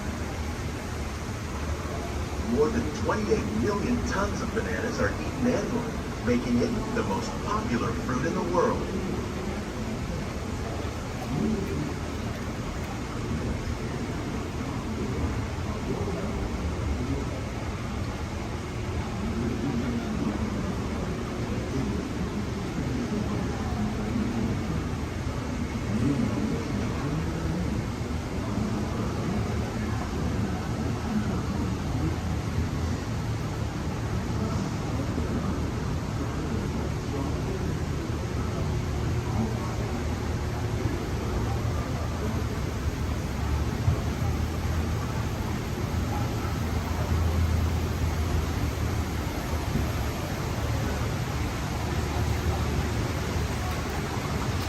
When we mention farming, you probably don't think of fish. But fish farming, or aquaculture, accounts for nearly half of all the seafood consumed globally. Tilapia, bass, and catfish, like the ones you see here, are three of the more popular crops raised by fish farmers. The sustainable system we're using here recycles the water in the tanks. As a result, we're able to save millions of gallons each year. Our small fish farm produces nearly 5,000 pounds of fish each year. served in restaurants around Walt Disney World. Innovations like this one can play an important role in our efforts to produce valuable harvests and still protect natural resources.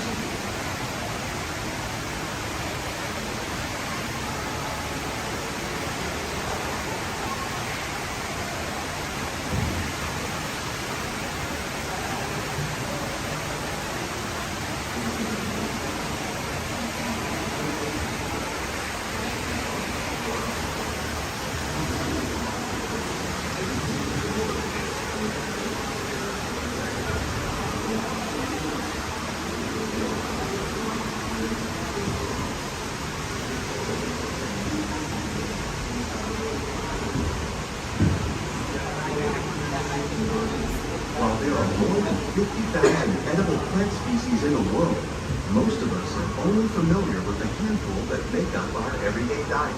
The common grains growing here, maize, sorghum, and millet, plus rice, account for nearly 2/3 of our global food consumption. Learning how to increase yields of these staples is an important goal of research around the world.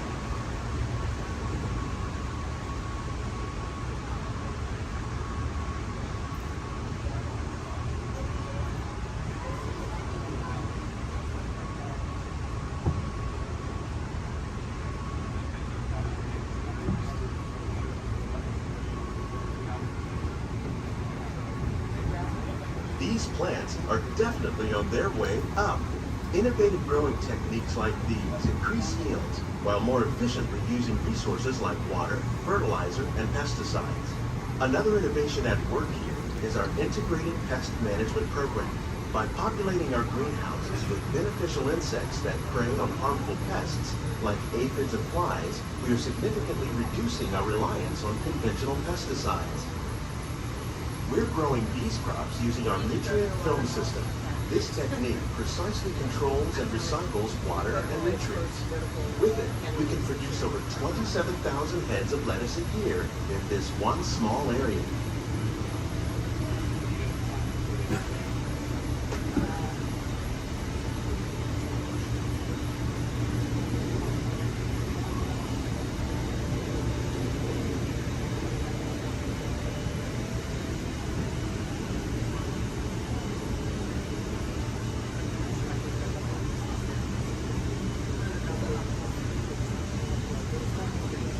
Some of our best ideas have been inspired by nature, like these fruit and vegetable trees.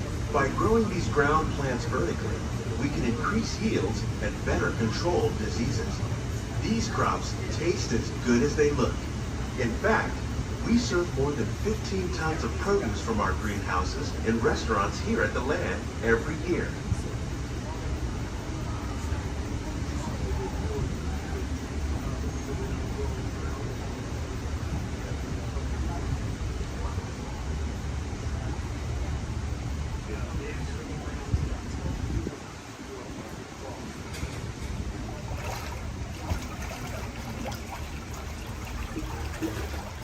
The future of agriculture may include innovative ideas like this vertical growing system. Plants grown in this way use a fraction of the space required by traditional growing methods. That saves water and increases production. The aquaponics system on your left combines hydroponics with aquaculture. The fish provide a natural source of fertilizer for the plants, and the plants help keep the water clean for the fish. It's another great way to produce more while using less. In our lab, Epcot scientists are working with the U.S. Department of Agriculture on a number of innovative projects. The goal of these efforts is to produce higher yielding and better quality plants.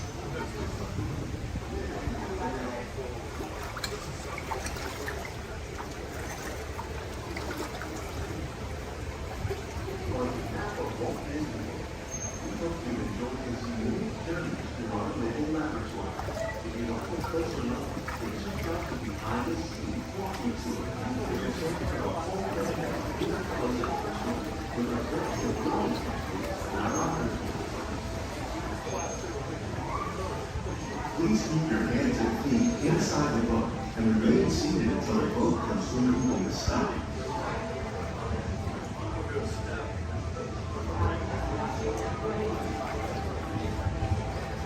These greenhouses represent just a fraction of the work being done worldwide to produce bountiful harvests for our growing population. Scientists, farmers, and even backyard gardeners are doing their part to improve the quantity and quality of foods that we all rely upon. Together, we can continue to find more ways to increase food production and protect our precious natural environment. Only then will we truly be living with the land.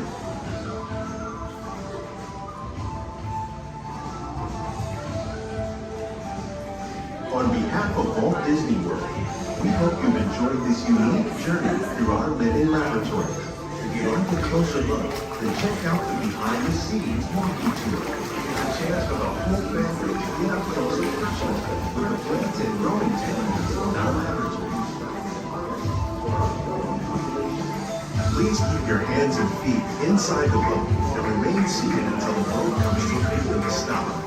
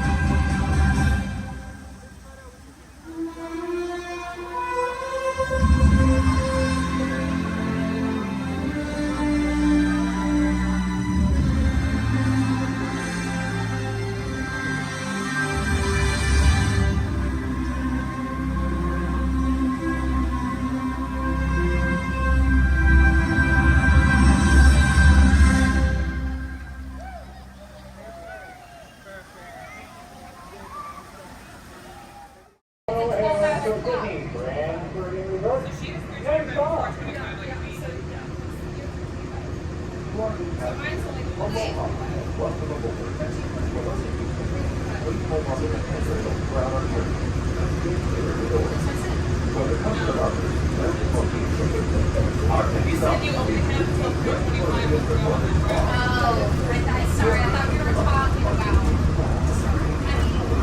Okay, well, now I'm confused. Which one should we do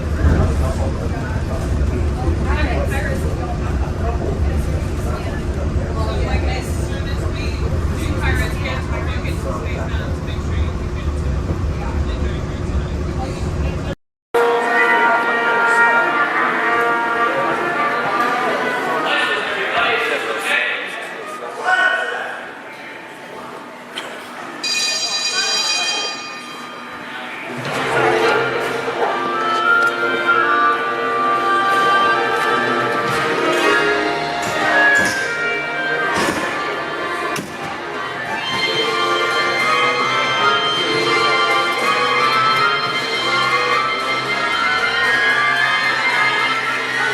Welcome aboard. At this time, I'd like to ask everyone to please remain seated throughout our show, and please keep your arms and hands inside the vehicle at all times.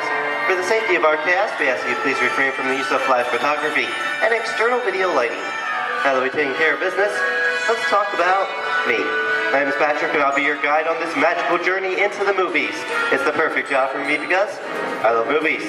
Is everybody ready? Yeah! Great, because it's showtime. Ready when you are, CB?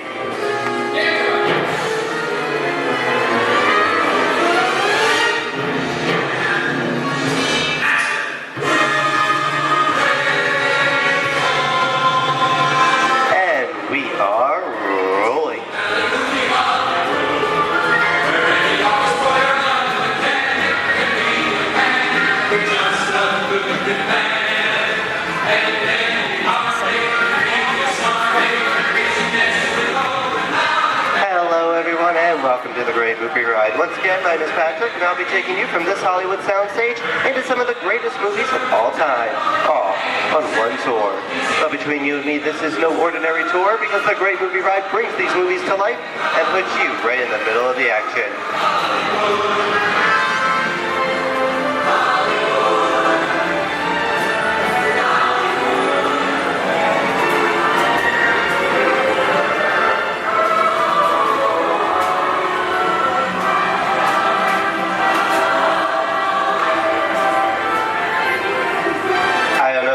But I just love the great Hollywood musicals of the 1930s. This is a scene from one of my favorites, the Busby Berkeley musical extravaganza, Footlight Parade, starring James Cagney, Ruby Keeler, and Dick Powell.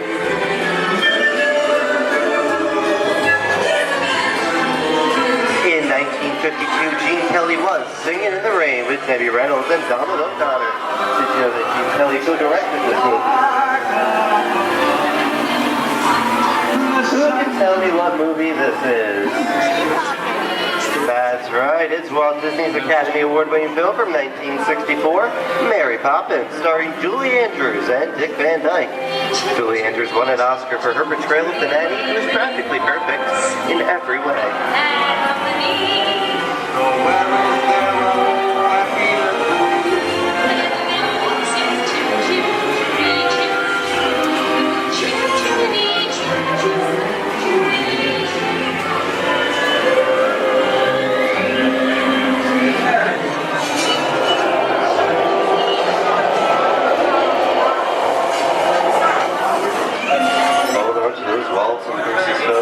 This doesn't look like a very good neighborhood. It looks a lot like the underworld. This seems such classic gangster films as The Public Enemy, starring one of my favorite tough guys, James Cagney. The working title for this movie was Beer and Blood, and in the United Kingdom it was known as Enemies of the Public.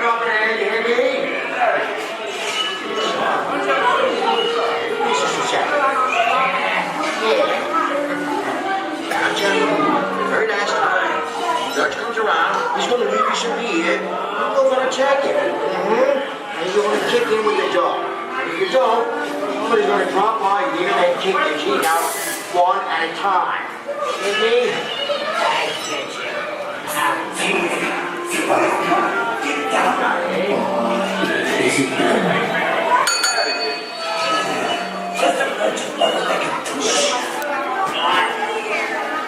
Sorry about the delay, folks, but I don't want to run a red light, even if it is just a movie. You talking to me? You talking to me? That's up there. I'm talking to the demon of punishment for the day. I'm talking to me. I'm about to just leave my vehicle. I say, get away. Oh, okay, Moxie, whatever you say. Hey, you should know my name anyway. I've seen this movie before. Oh, sad scene, fancy cats like making out of your space. You're making an executive position. Out of here, you gotta get out of here. You gotta know the movie. I'm beating you, son. Here they come, boss! Get out, you grinders!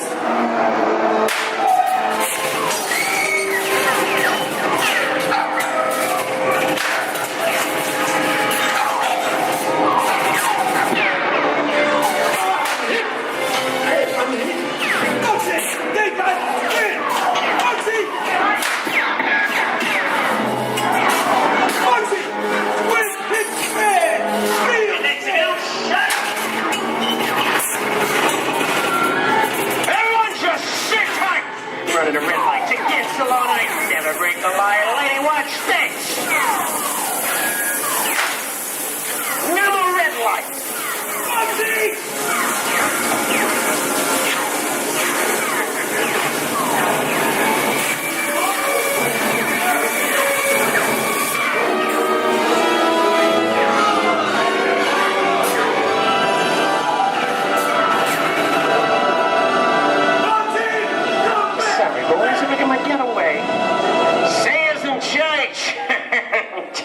What are you looking at? Everyone mind your P's and Q's, and maybe you won't get hate. What is this? Jay-Z? And now, the Old West, and two of Hollywood's legendary stars, Clint Eastwood and John Wayne.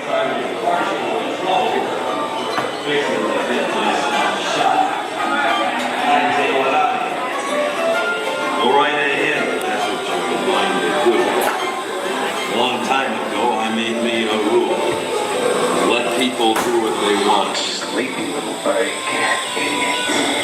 So, that's a mighty tough territory you're heading into, Pilgrim. I'd think about turning back if I was you.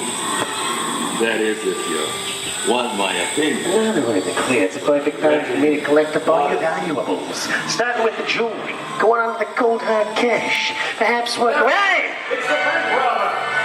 I don't like this neighborhood, Kappa! This is nuts. Nuts! Tell us I'm getting out of here.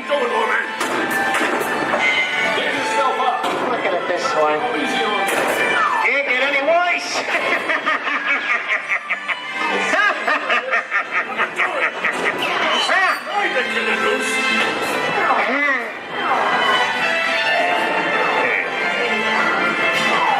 Okay.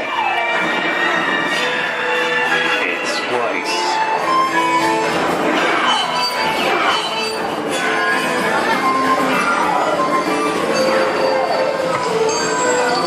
I don't know about you guys. This is kind of creepy. What is this? This is Alien. You are with Sigourney Weaver aboard the spaceship Nostromo. Something has gone wrong. One by one, the crew has vanished.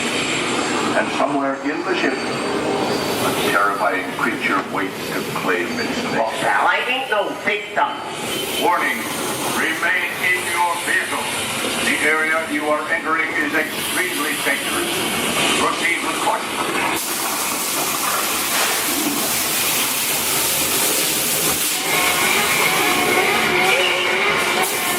Emergency destruct system is now active. The ship will detonate in T-minus 10 minutes. The option to override automatic detonation expires in T-minus 5 minutes.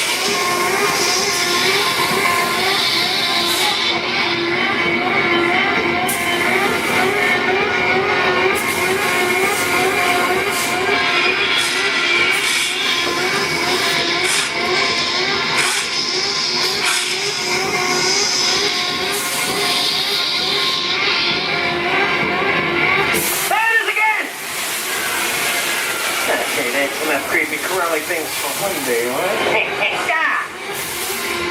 Wrong. Here in Raiders of the Lost Ark, amid 1,000 deadly snakes, Indiana Jones unearthed a great treasure. Will Harrison Ford escape with his discovery? And what will be your fate? Beware. Snakes. Why did there have to be snakes?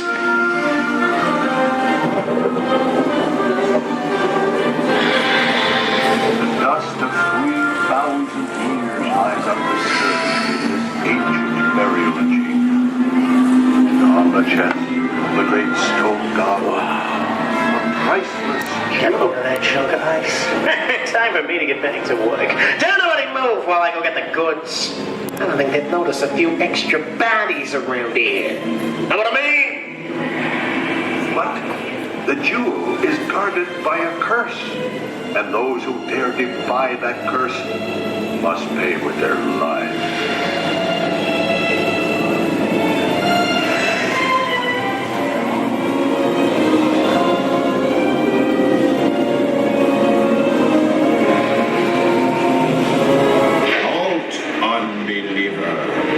Disturb the treasure of the gods, and you shall all pay with your lives.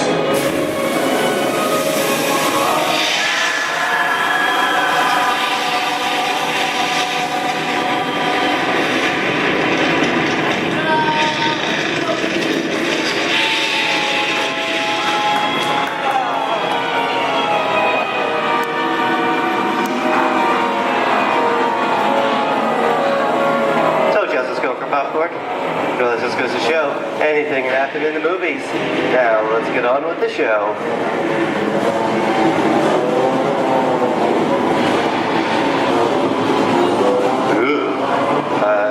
See dead people. The horror movie is my all-time favorite genre. Some of the best horror films were made back in the 1930s and 40s, but monsters, mutants, and maniacs are still audience favorite and continue to haunt us today. And that's what I call a wrap.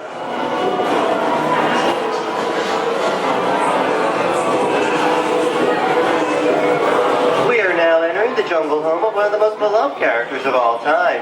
Now it's not George of the Jungle. Actually, it's Tarzan, portrayed here by Johnny Weissmuller. Over here we have Maureen O'Sullivan as Jane, and the lovely and talented Cheetah as herself.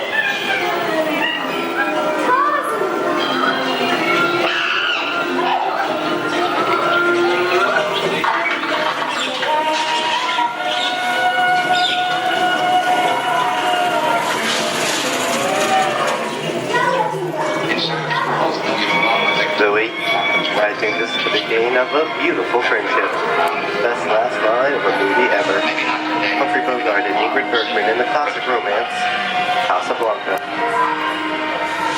Always have that. It didn't happen. You lost it until you came to Casablanca. You got it back last night.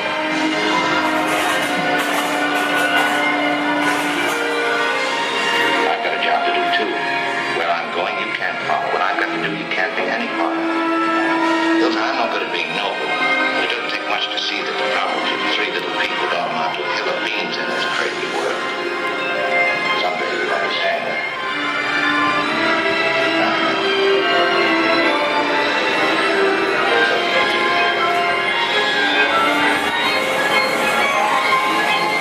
And here's one of my favorite movie stars, Mickey Mouse, in one of his greatest roles, the Sorcerer's Apprentice in Fantasia. The sorcerer in the sequence is named Yen Sid, which is Disney, which is spelled backwards.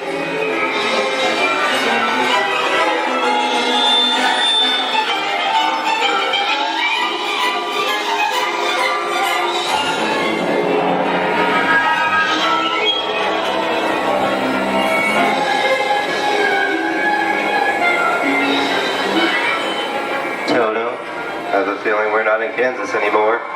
How often do you get to say that? I'd say we are definitely somewhere over the rainbow in one of the most beloved movies of all time.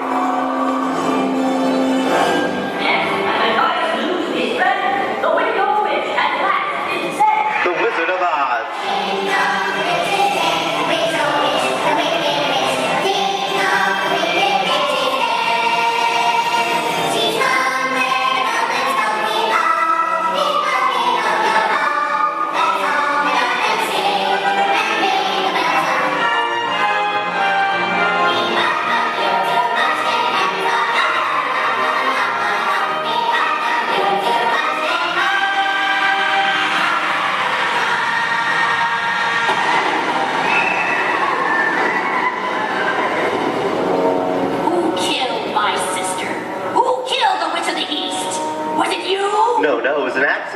need to kill anybody.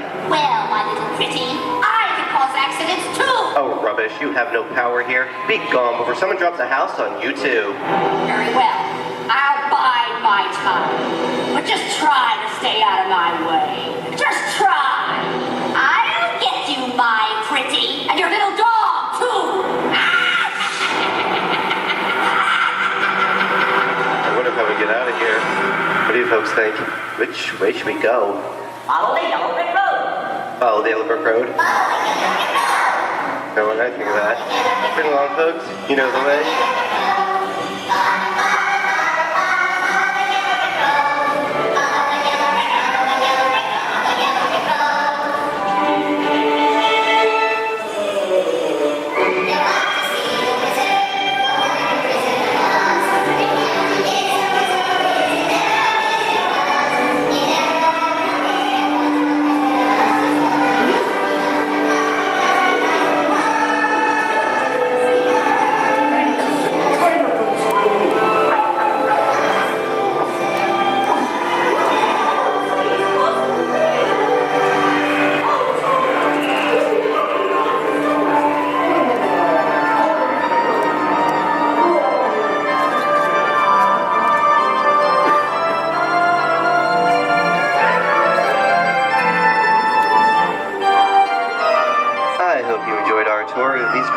At the movies, but we've only scratched the surface of what Hollywood has to offer.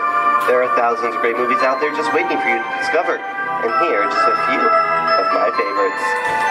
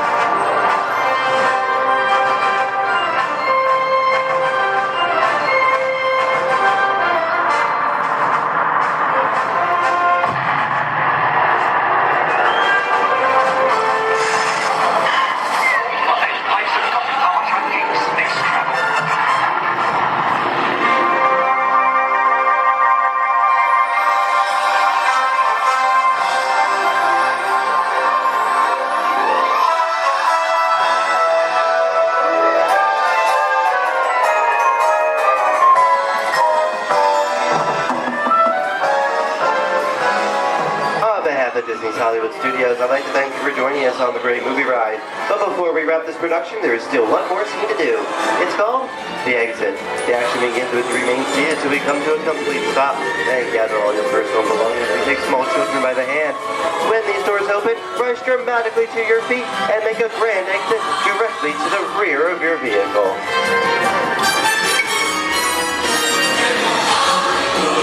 Oh, and one more thing. When I yell action, don't forget the thunderous applause for yours truly. All right, places, everybody, and action! Thank you, thank you. Have a wonderful day here at Disney Hollywood Studios, and we'll see you at the movies. The stuff movies are made of. Goodbye, everyone.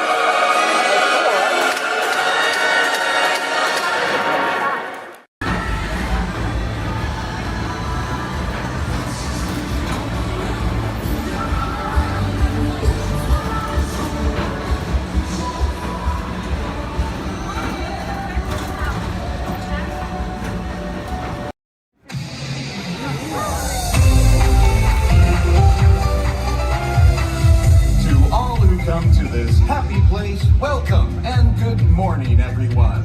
We have some extra special friends here to welcome you all today. Let's hear it for Mickey Mouse and Minnie Mouse.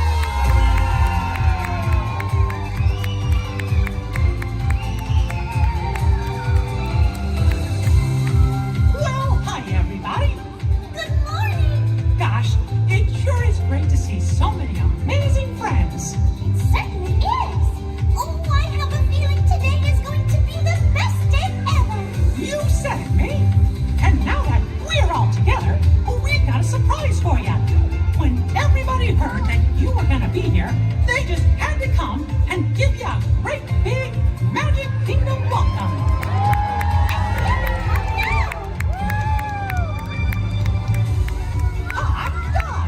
Now that everybody's here, I think it's time to start the day.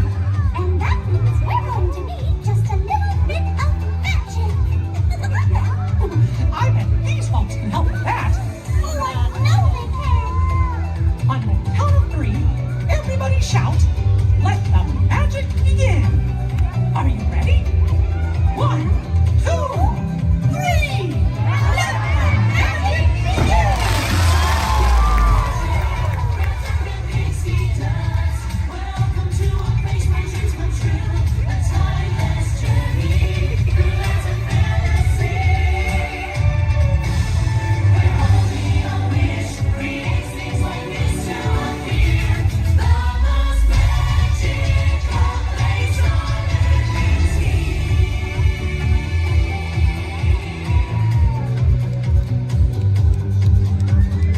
Well, what are we waiting for? Let's get going. Bye-bye, everyone. See ya real soon.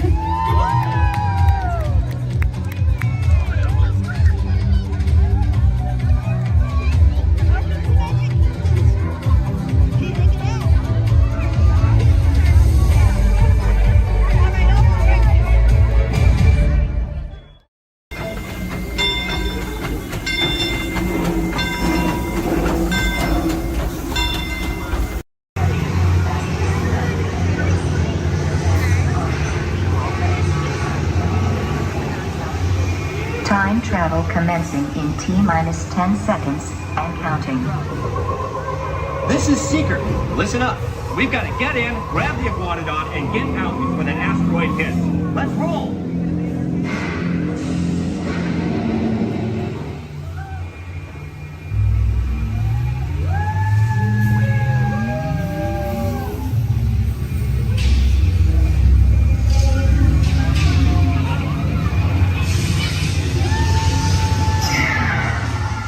Okay, now, let's go get that dino.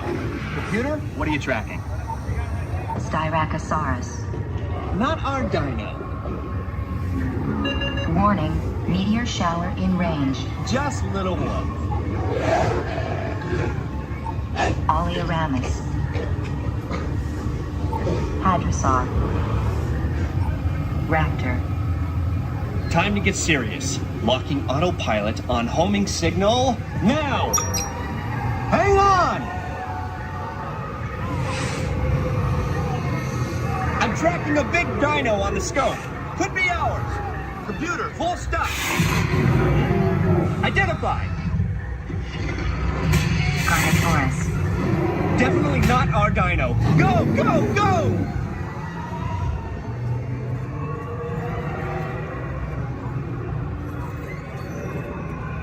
Another big guy coming up. Computer. Slow and identified. Sauropod. Still not our dino, but at least this one's a vegetarian.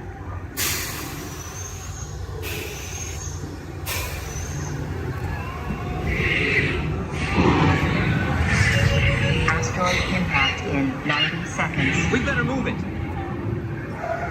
Pterodactyl. Incoming! Asteroid impact in 60 seconds. We can't stop now. Keep going, keep going. Compsognathus. Computer, what's happening? Loss of traction. Four-wheel drive, move it! Warning, meteor strike. Evasive maneuver! Left! Right! Left! Right! That was close. Computer, now what? Carnotaurus. That's it! Abort mission! Abort! Abort! Iguanodon. Forget it! Get them out now! Asteroid impact. Brace yourself! This is it! They're not gonna make it! They're not gonna make it! Mission accomplished. You made it! I knew you would, and guess who made it back with you? I better find him before security does. Thanks for everything!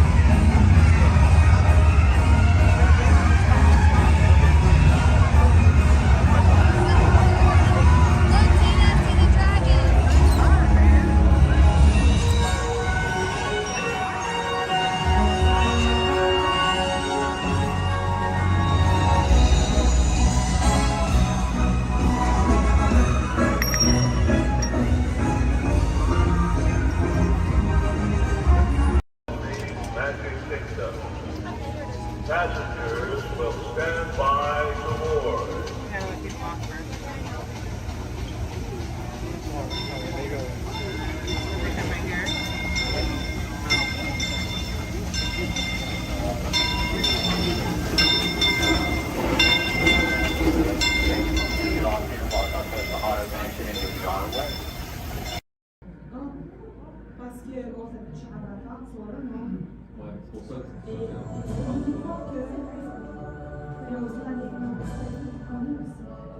Hello, I'm Dr. Marsh, Director of the Dino Institute, and I hope you enjoyed those quaint exhibits in the old wing. That's how dinosaurs have been presented to the public since the study of fossils began over 150 years ago. Today, that bare bones approach is about to become extinct. In a perfect blending of science and technology, the Dino Institute has created the Time Rover, an amazing vehicle that will literally transport you to the age of the dinosaurs. How? That's proprietary. But the result is a breathtaking journey through a prehistoric world where you will witness the most spectacular creatures to ever walk the earth. In a moment, you'll be going live to our control center for a comprehensive safety briefing, and then it's on to the tour that will convince you forever that the future is truly in the past.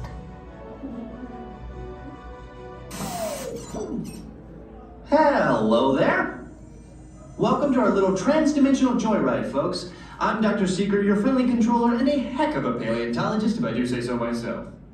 But let's not talk about me, let's talk about you, and how you can help me make history today with the Time Rover.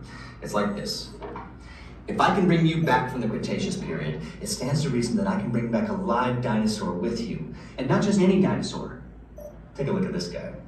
He's an iguanodon, and I'm certain that he is the key to understanding these magnificent creatures. I tagged him with a locator during an unauthorized field trip. Otherwise, I'd be traveling with you. Right now, our dino should be about here, at the very end of the Cretaceous period. That's where you're going today. I've arrived, it seems, just in time to correct a little misstatement. Dr. Marsh. That is impossibly close to the giant asteroid impact that destroyed most life forms on Earth. Our tours are designed to take you to the early Cretaceous period.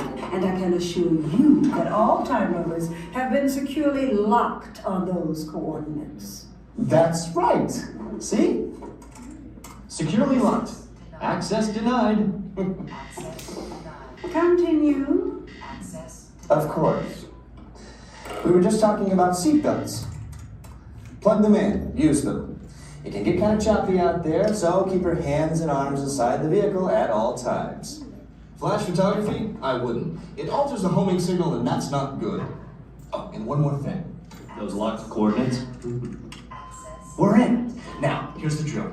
You follow the homing signal to the iguanodon, then I'll enlarge the transport field, and boom, you're back with one additional passenger extra large.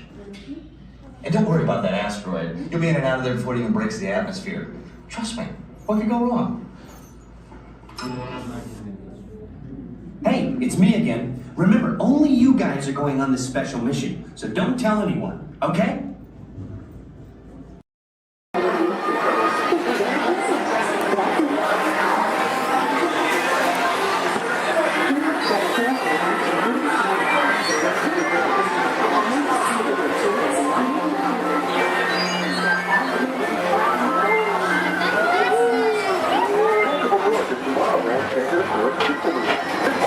Highway in the sky.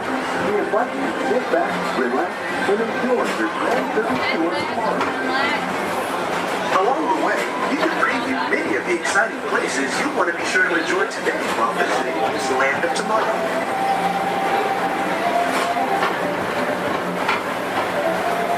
The People Mover is the perfect vehicle for people watching, so keep your eyes peeled. You never know who you might see.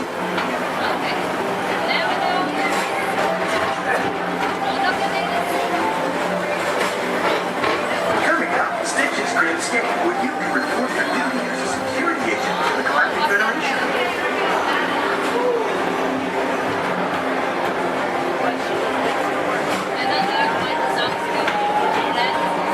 Your mission is to keep Excitement 66, the biggest little mischief maker in the galaxy, under control.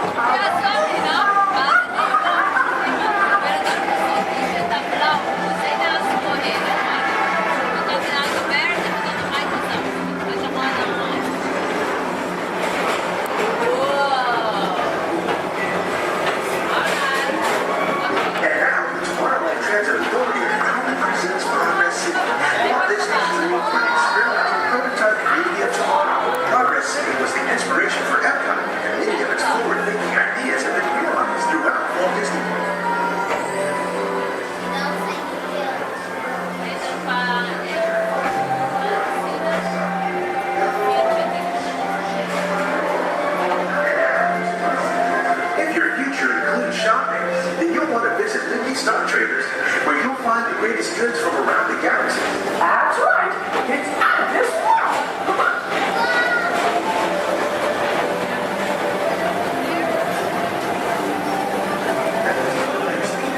Put the pedal to the metal and speed towards the checkered flag in your very own race car. Young or old, this is your chance to drive in the fast lane without worrying about getting a speeding ticket.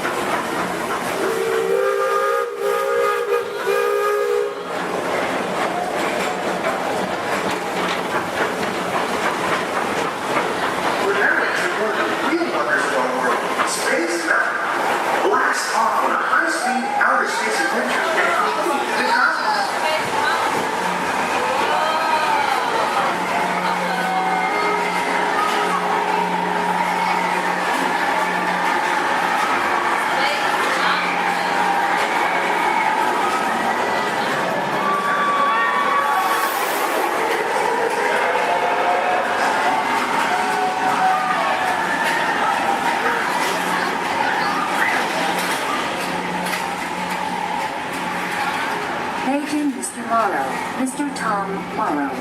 Please contact Mr. Johnson in the control tower to confirm your flight to the moon.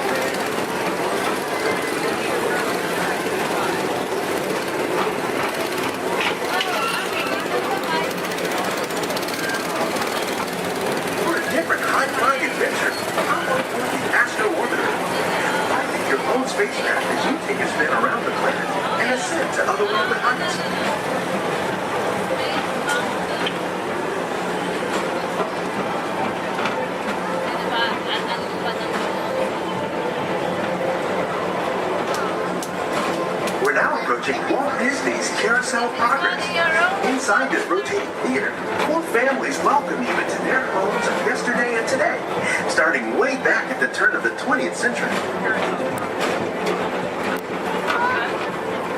First presented at the New York Post Fair, this legendary circular theater celebrates the progress that has made our lives better.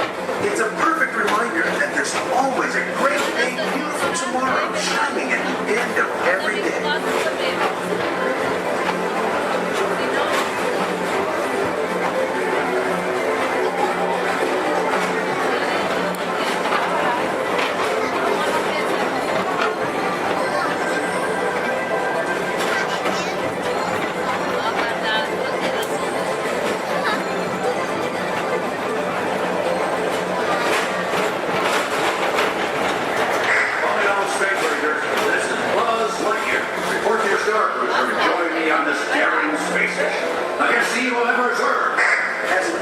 Space Ranger, you'll use your own personal laser cannon to save the entire galaxy.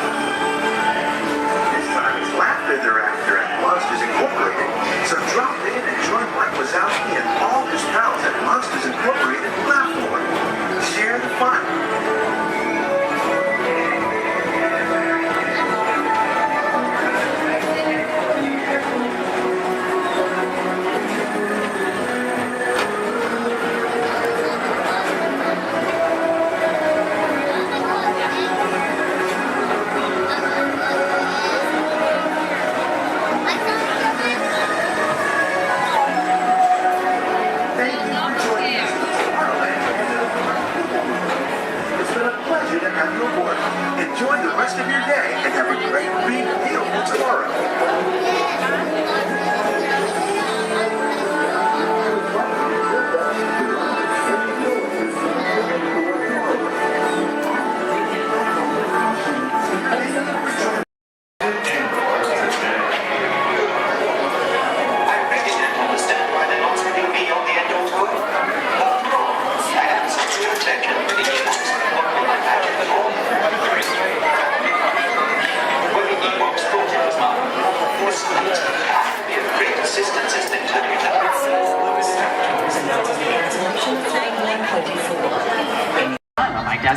Please remain seated throughout the show, and please keep your hands, arms, feet, and legs inside the vehicle at all times. Oh, don't forget to supervise your children, and for the safety of our cast, we ask that you please refrain from the use of flash photography and external video lighting. Now that we've taken care of business, let's talk about me. My name is Travis, and I'll be your guide for this magical journey into the movies.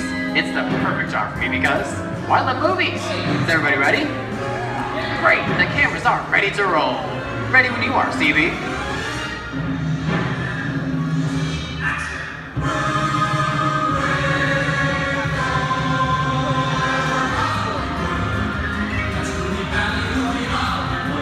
And we are rolling.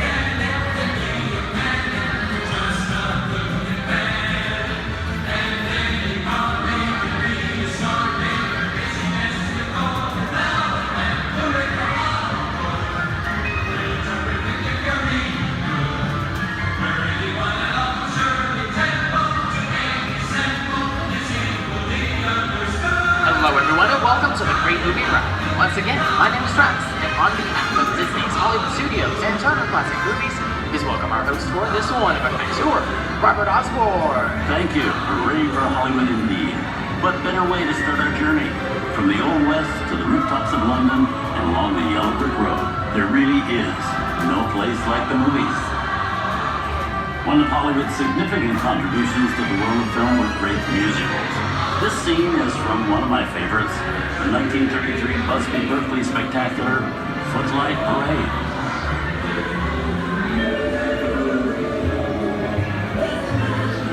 Here's one of the most famous of all dance sequences. It's from the 1952 musical classic, Singing in the Rain. Here's Chick Kelly singing in the rain. Literally.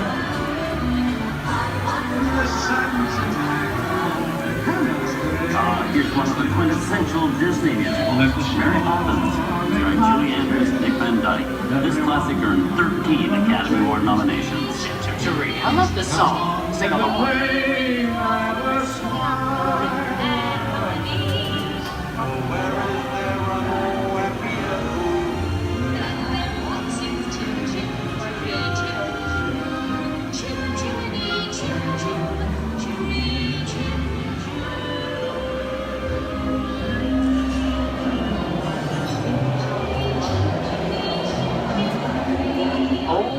Those wallets and purses, folks. This doesn't look like a very good neighborhood. Here's the birthplace of the gangster film, the seedy underbelly of Chicago from The Public Enemy, starring James Cagney.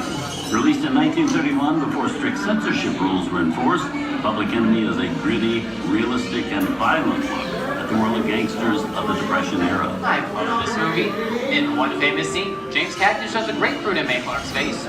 She can never look at breakfast in the same way again. These tough guys could turn anything into a weapon. You're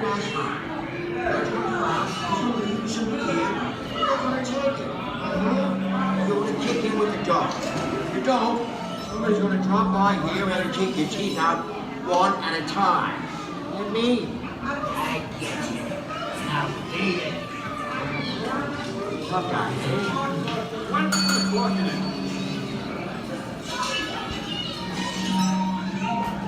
Sorry about the delay, folks. I don't want to run a red light, even in the movies. I gotta let her leave my vehicle. I think it's time for a visit to a concession stand. Bye. So I was born waiting. Okay, Mugsy, whatever you say. Hey, how'd you know my name anyways?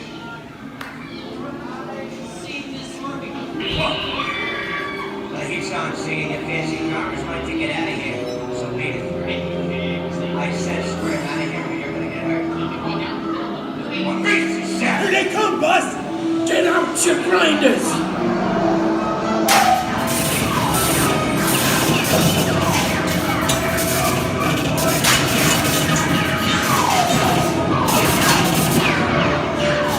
I'm hit! Hey, I'm hit! Foxy! There, guys! Win! Foxy! Foxy! Win! Hey!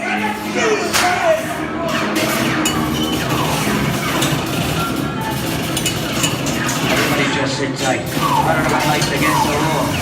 I will never break the law. Hey, watch this. No more red lights. Foxy!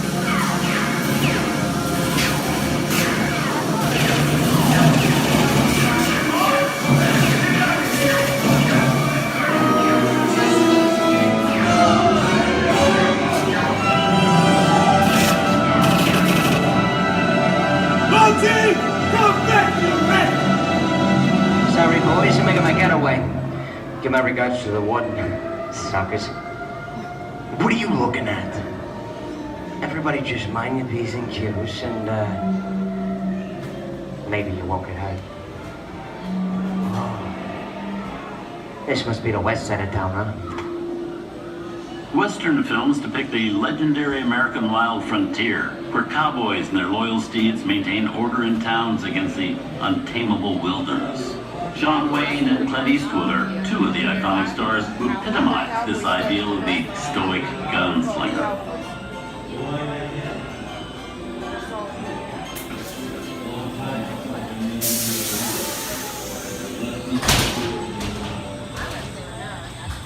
Sleepy little bug, eh? That's some mighty tough territory you're heading into, Pilgrim. I'd think about turning back if I was you. That is, if you want my opinion. But I reckon you No, we're in the clear. This looks like the perfect time to collect the all you valuables. We'll start with the jewelry and then we'll... What are you talking about? I didn't even order this neighborhood, copper.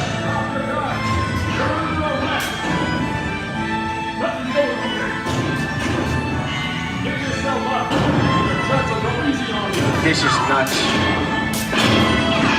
Nuts to this. Look at it this way.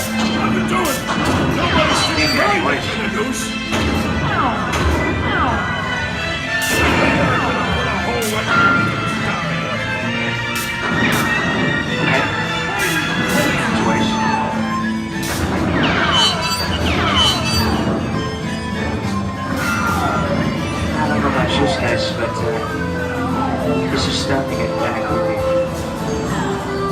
Where are we? JC?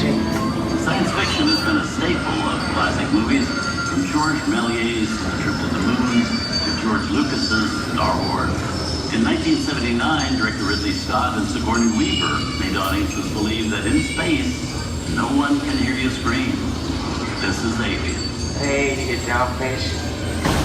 How do we get out of here? Warning, remain in your vehicle. The area you are entering is extremely dangerous. Proceed with caution.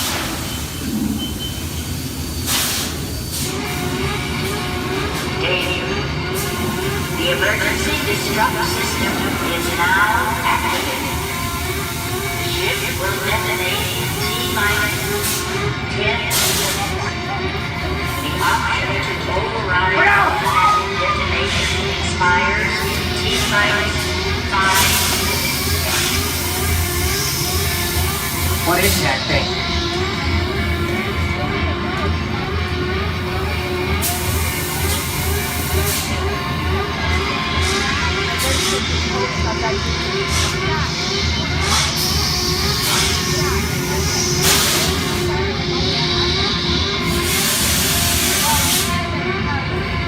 Get it together. I'm getting out of here. That's enough creepy crawly things for one day, right? Wrong.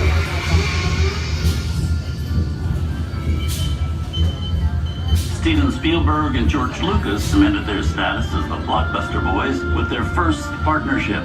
Here from that legendary collaboration is Harrison Ford as archaeologist Indiana Jones in Raiders of the Lost Ark. Snakes. Why did it have to be snakes? Some of the biggest horror stars of Hollywood appear in the ancient story of a cursed Egyptian temple, a priceless jewel that beckons to all, but be warned, temptation always leads to destruction. Get a load of that show, guys. Time for me to get back to work. Good thing I don't believe in ghost stories. Don't nobody move while I go get the goods. I don't think they'd notice a few extra bodies around here. If you know what I mean.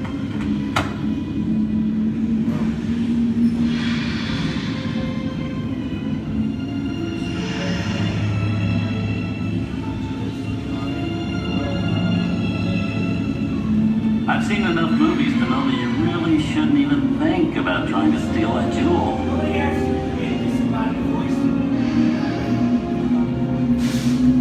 Halt, unbeliever. Disturb the treasure of the gods, and you shall all pay with your lives.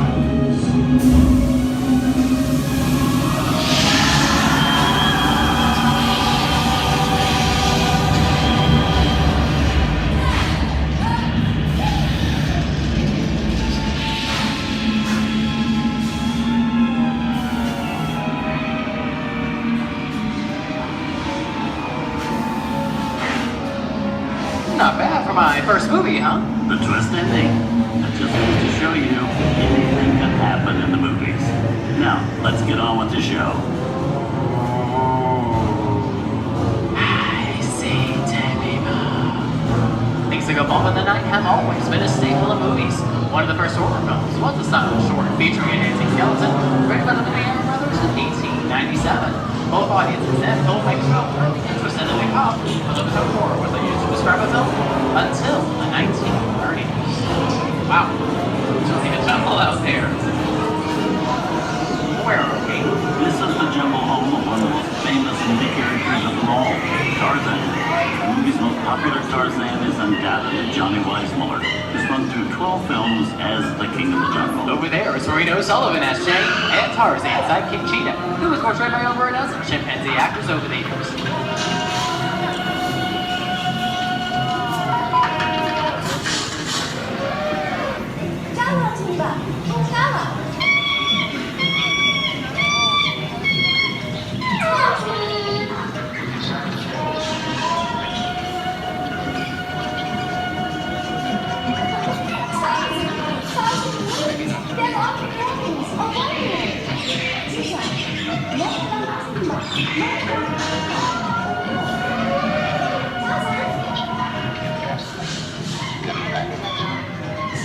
Here's Humphrey Bogart in his most famous film role. In 1942, Bogey finally got to spread his wings and romance the beautiful Ingrid Bergman in Casablanca. Look, I know that it'd be noble. It doesn't take much to see that the powers of 3 little people don't amount to a hill of beans in this crazy world. Someday you'll understand that.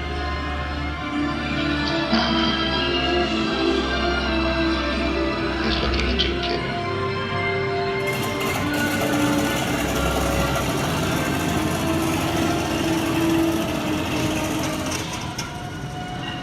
Inside of us, we both know you belong to Victor. Trying to work the thing that keeps you going. That thing keeps you around. You're not with it. And now, one of the most famous movie stars in one of his greatest roles, Mickey Mouse, as the Sorcerer's Apprentice in Fantasia. When the film came out in 1940, Walt Disney promised to add new musical sequences in the future. His nephew Roy kept that promise 60 years later with the release of Fantasia 2000.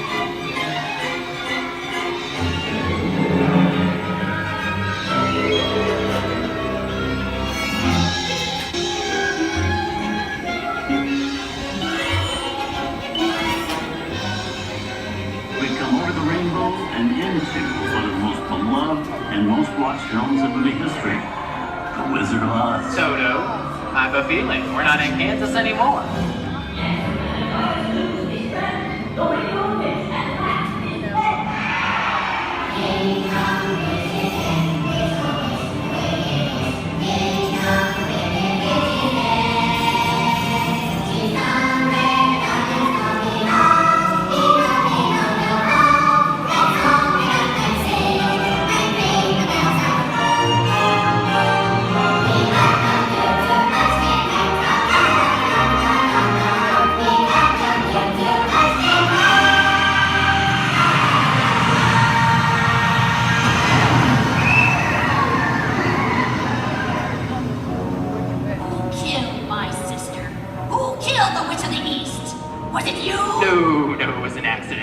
mean to kill anybody. Well, my little pretty, I can cause accidents too. Oh, rubbish. You have no power here. Now be gone before somebody drops a house on you, too. Very well. I'll bide my time. But just try to stay out of my way. Just try. I'll get you, my pretty, and your little dog, too. I wonder how we get out of here. What do you folks think? Which way do we go? Follow the yellow brick road. Follow the yellow brick road. Follow the yellow brick road? Oh, why did I think of that? Sing along, folks. You know the words.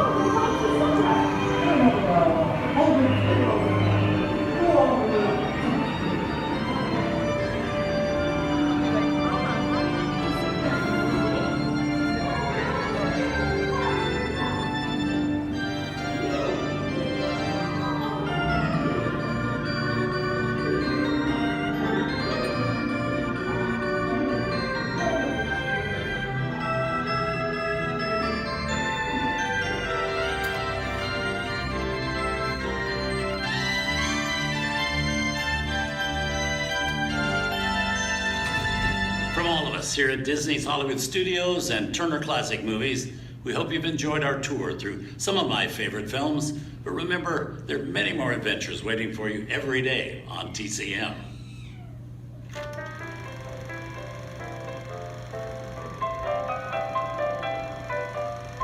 We didn't need dialogue. We had faces. Wait a minute. You ain't heard nothing yet. Step in time!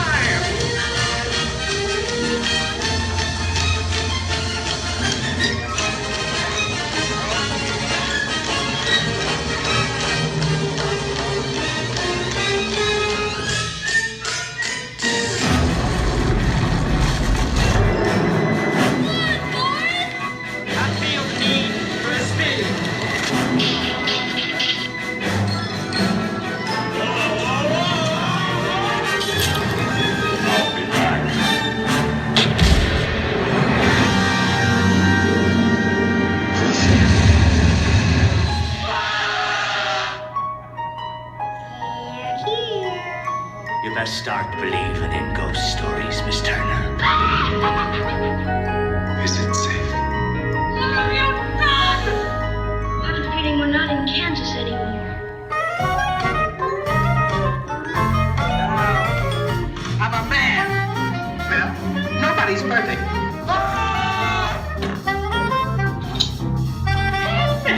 Shut up.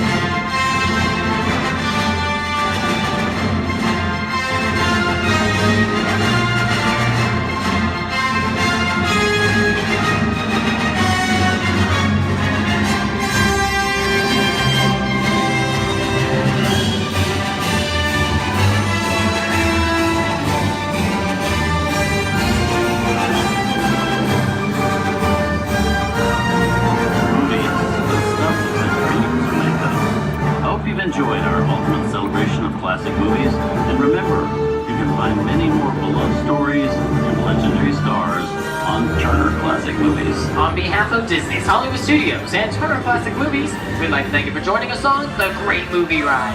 Now please remain seated until the vehicle comes to a complete stop. Please take small children by the hand and gather your personal belongings. And once these doors have opened, rise dramatically to your feet and make a frantic exit towards the rear of the vehicle. Oh, and one more thing. When I yell action, don't forget the thunder is the law, or yours truly. Okay, quick, everybody, and action! Thank you. Have a wonderful afternoon at Disney's Hollywood Studios. Please stand clear of the doors. Or manténganse alejado de las puertas.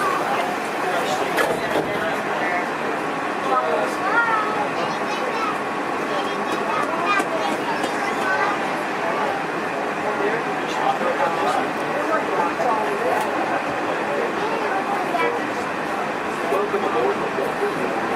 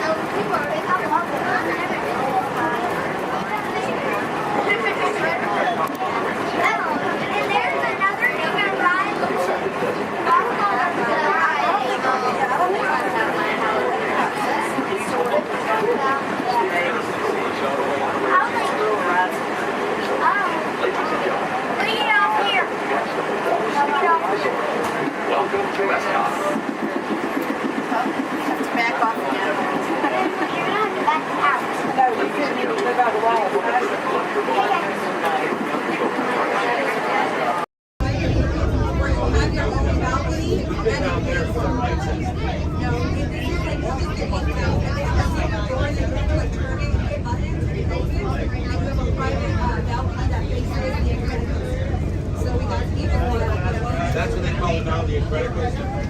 Yeah, it's now Screaming California. But I remember the first time I ran, I went on it, there was a guy who had a cigarette in his mouth and he was so proud that he had it lit the whole time. That's like I remember the first time there and I was like, okay, glad. I went on a ride 5 times in a row with the kid. He was at the time. My shoulder. Yeah, it's fun. That's a good one. It is. I grew up in Santa Clara and did Marriott's in America. So California after. He's from Redondo, and so we're like 30 minutes. And we just moved here to Oregon. Ready? Oregon for a while. Years. It's hike, it's crap, it's fish. So when we got Florida, I was like,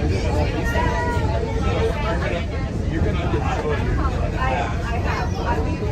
We played hooky lots of times. Oh, the bear's stomach hurts. But you got ready to smart. This is our second time coming. We just got our pass. We got our pass.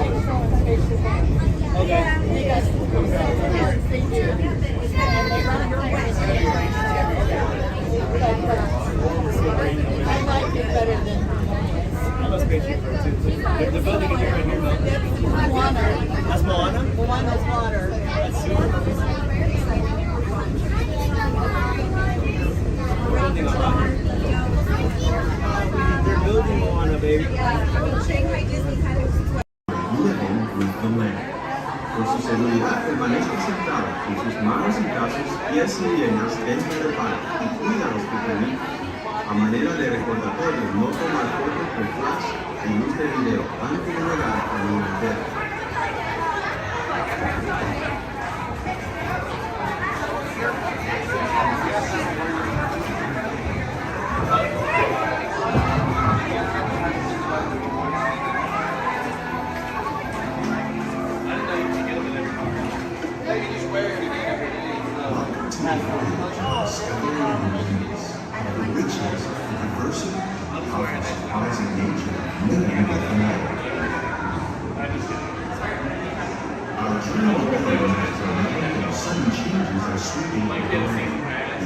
Storm may seem violent and destructive to us, but to nature, it's a new beginning in the cycle of life.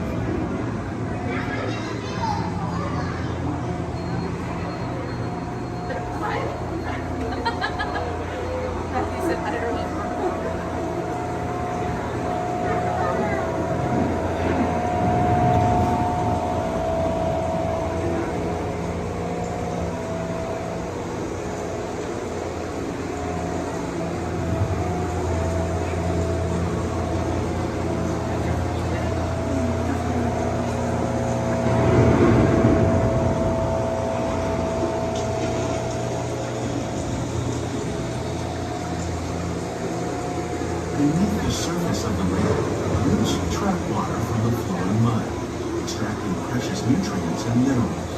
These minerals, when combined with sunlight, create the diverse living systems of our planet.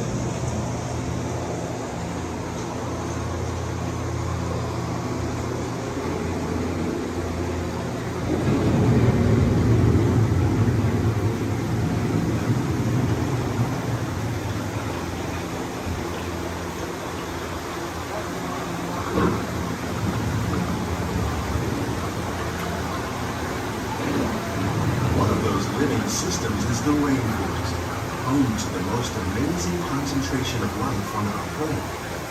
These dense and beautiful forests cover only a tiny portion of the Earth's surface, but they contain more than half of its plant and animal species. Rainforests are also extremely rich in productive living systems, providing us with oxygen, food, medicines, and other elements essential to our lives.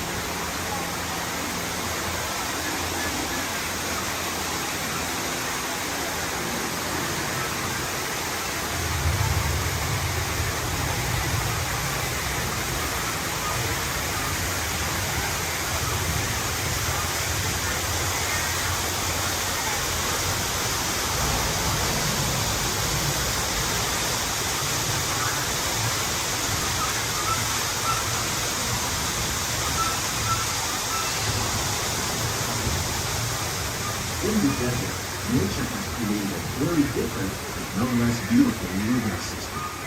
And while this arid landscape may seem lifeless, it is very much alive. The plants and animals that have learned to survive in these harsh conditions make use of what little water they can find and avoid the scorching rays of the relentless sun.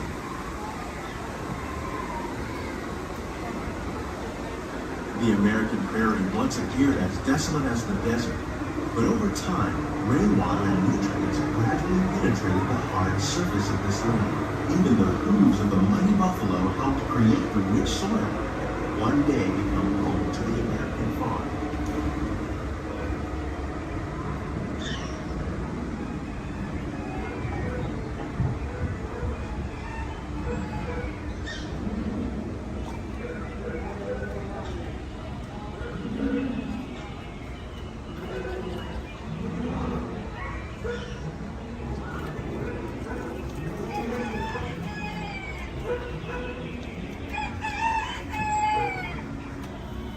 Of all the forces at work on the land, humans have had one of the most profound effects.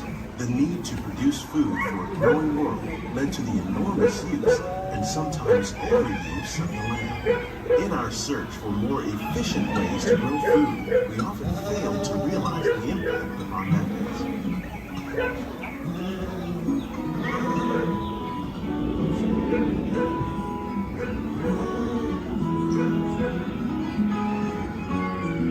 Today, we're learning to live with the living, discovering better ways to grow food that will assure both human and environmental well-being.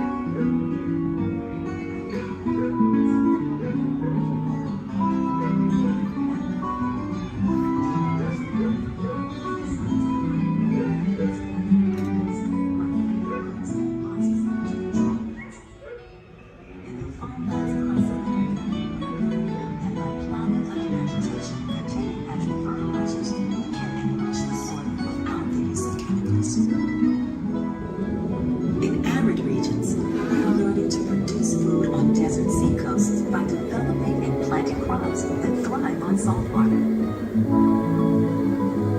In Japan, we're learning that by mixing leaves and other living materials into our soil, we can make farmland more fertile without the need for chemicals. Here at Epcot, we're learning to reduce the need for chemical pesticides by breeding and using natural predators, like ladybugs and wasps, to control pests. How will we meet tomorrow's growing needs for food production, yet still respect the needs of the land? Some of the answers are being discovered just ahead. To help us maintain these carefully controlled ecosystems, and for your safety, please remain seated in your boat at all times.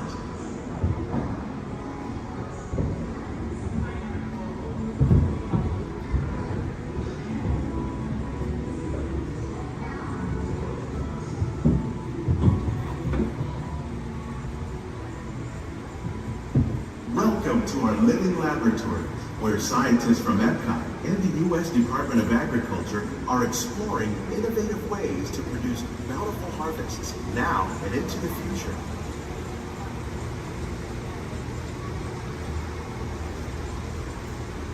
The tropics are home to the greatest diversity of plants on the planet. Many of these, like papaya, bananas, cacao, coffee, and rice, are well known around the world. These are just a few of the edible plants that have been an important source of nutrition for people living in the tropics. Many are rich in vitamins and minerals, while others are well adapted to growing in less than ideal conditions. Some, like the water lily, thrive in wet, swampy areas and waterways. All parts of this plant, even the flower petals, are edible. The starchy root of the plant has long been used to make flour for baking.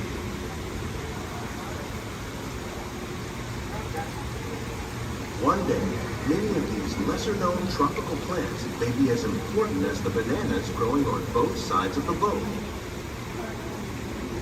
More than 28 million tons of bananas are eaten annually, making it the most popular fruit in the world.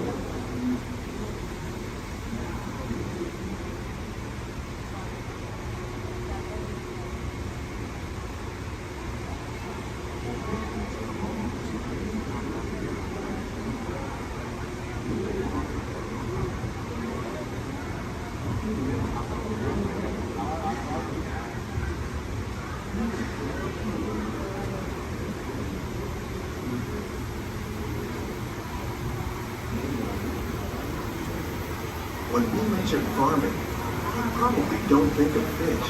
But fish farming, or aquaculture, accounts for nearly half of all the seafood consumed globally. Tilapia, bass, and catfish, like the ones you see here, are three of the more popular crops raised by fish farmers. The sustainable system we're using here recycles the water in the tanks. As a result, we're able to save millions of gallons each year. Our small fish farm produces nearly 5,000 pounds of fish each year to serve in restaurants around Walt Disney World. Innovations like this one can play an important role in our efforts to produce bountiful harvests and still protect natural resources.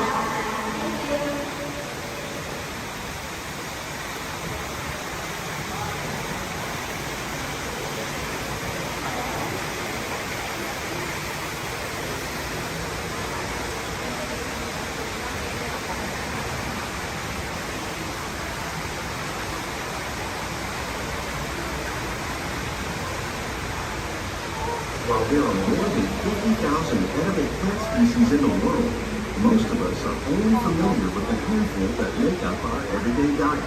The common grains growing here: maize, sorghum and millet, plus rice, account for nearly 2/3 of our global food consumption. Learning how to increase yields of these staples is an important goal of research around the world.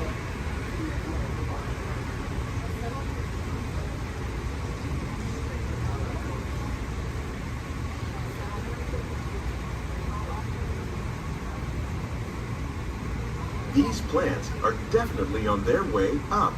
Innovative growing techniques like these increase yields while more efficiently using resources like water, fertilizer, and pesticides.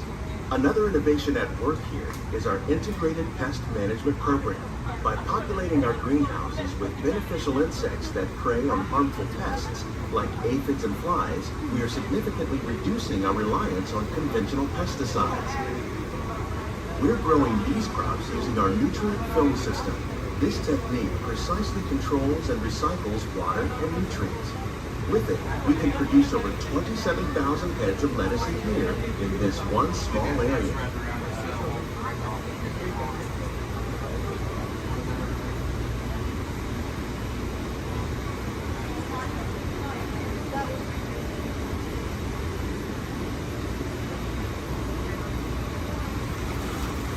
Some of our best ideas have been inspired by nature, like these fruit and vegetable trees.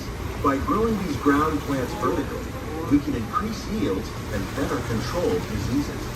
These crops taste as good as they look. In fact, we serve more than 15 tons of produce from our greenhouses in restaurants here at the land every year.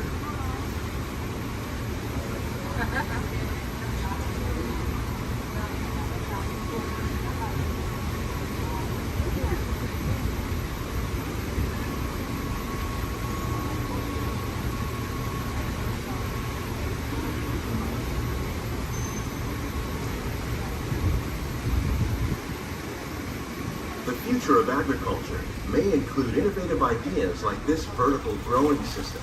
Plants grown in this way use a fraction of the space required by traditional growing methods. That saves water and increases production. The aquaponics system on your left combines hydroponics with aquaculture. The fish provide a natural source of fertilizer for the plants, and the plants help keep the water clean for the fish. It's another great way to produce more while using less. In our lab, Epcot scientists are working with the U.S. Department of Agriculture on a number of innovative projects. The goal of these efforts is to produce higher yielding and better quality plants.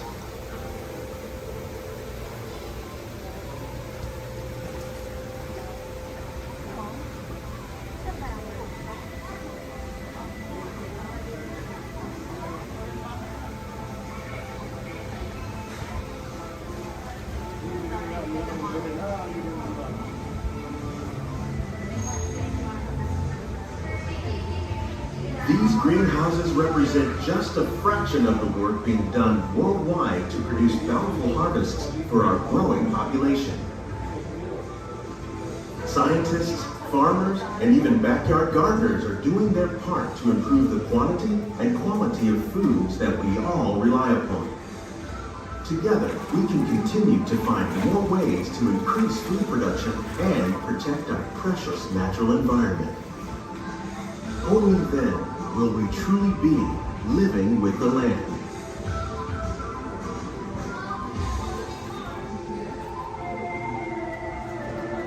On behalf of Walt Disney World, we hope you've enjoyed this unique journey through our living laboratories. If you'd like a closer look, then check out the Behind the Scenes walking tour.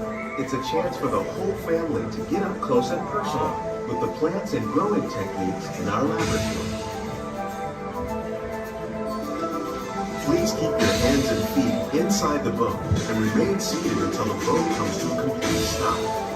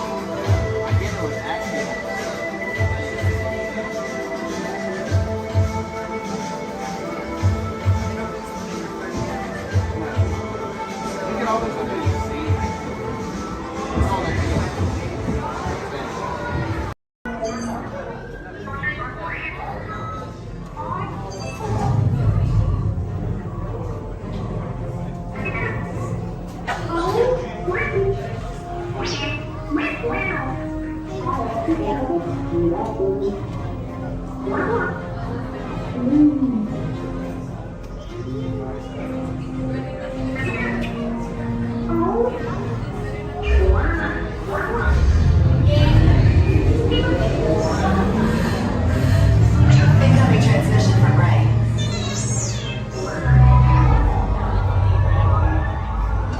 BB-8, is everyone assembled? Good. Should we be in flight prep?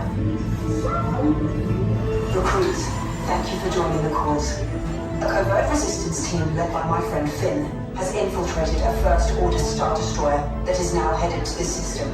Your outpost on Block 2 is no longer safe. We have transports waiting to take you to General Organa's secret base on Pucara. I'll regroup with you there. The Resistance desperately needs your help in our fight against Kylo Ren and the First Order.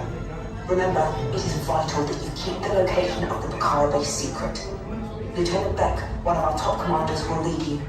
Affirmative. Transport is ready. 9 and I shall personally see them delivered. Thank you, Lieutenant.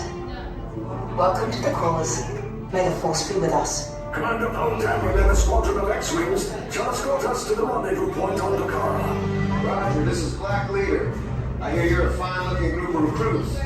Well, no time to waste. Let's get you on your way to the General. Stand clear. Deck doors opening now.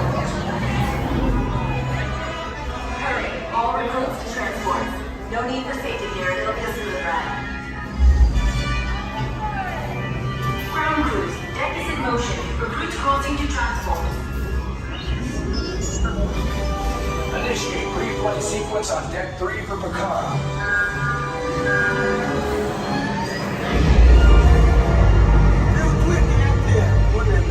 Affirmative. Deck 3, you are clear for launch.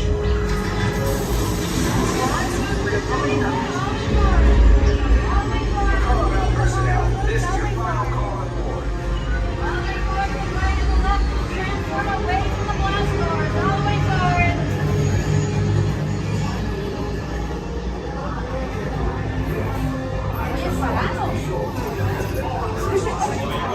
Transport is away in 30 seconds.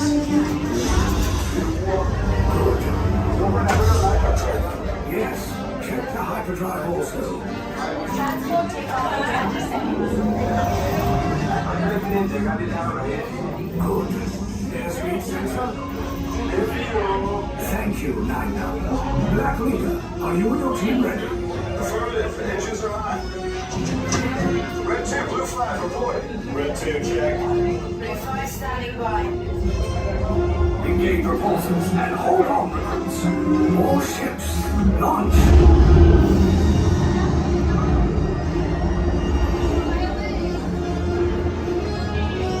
I am Lieutenant Beck.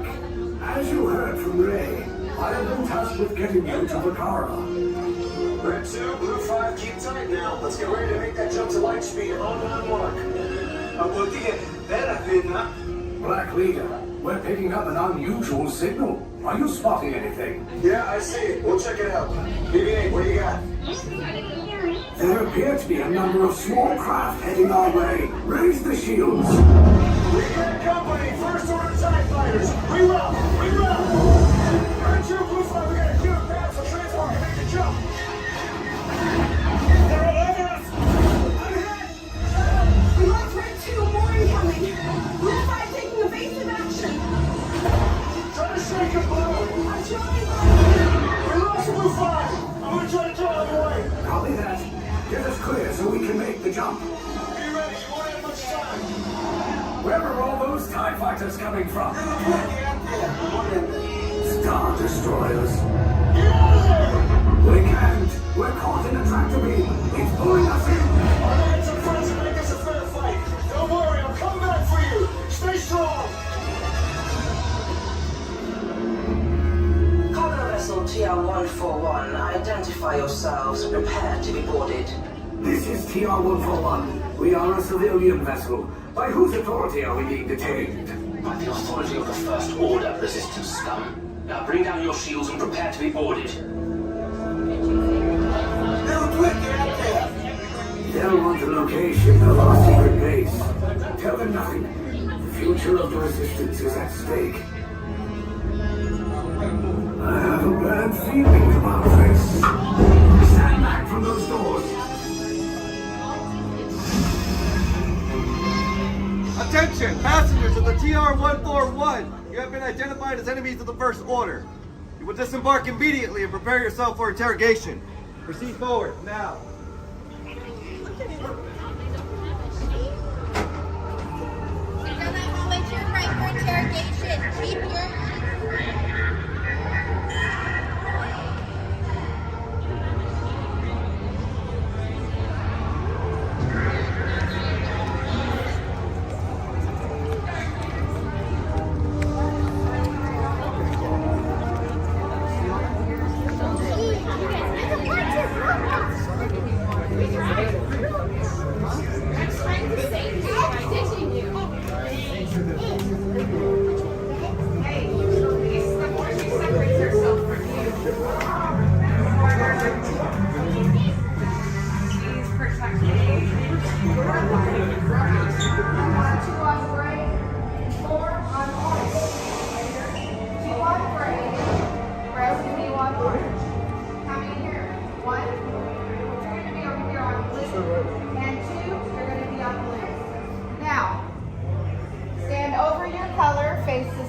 Shoulder to shoulder.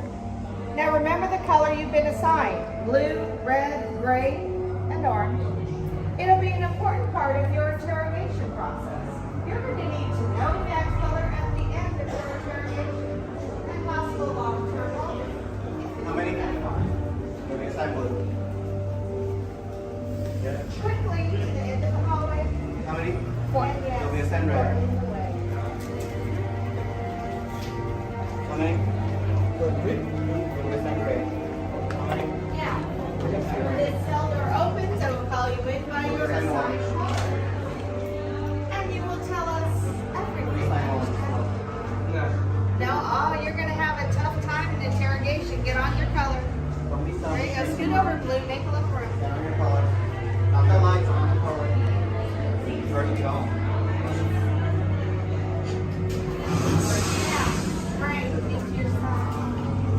Everyone has been assigned a color. Look down and memorize it. Do not forget it. This was for interrogation. Which will be a trouble. Yeah. Is that your only speed? Slow. Let's move it along.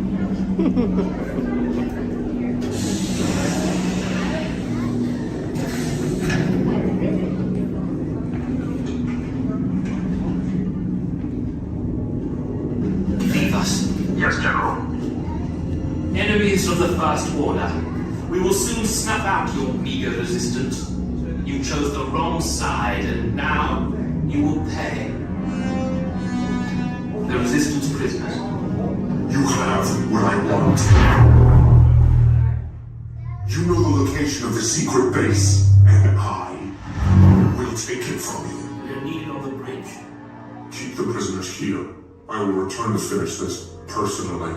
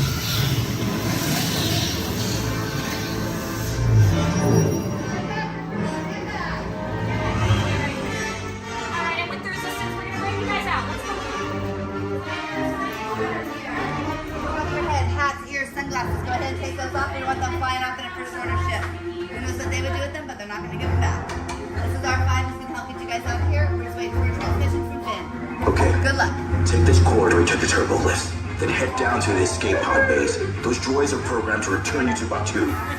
Hurry and don't get caught.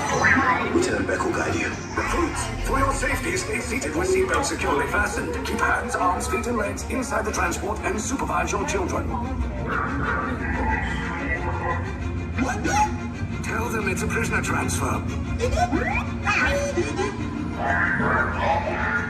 Did it work? Good. Now get a move on. There's a clear path to the turbo lifts at the end of the hallway. Turn right. Probe droid. You're lucky it didn't spot you. Take those turbo lifts and stay out of trouble. Hey, you're not authorized. Wait, the goes to the prisoner.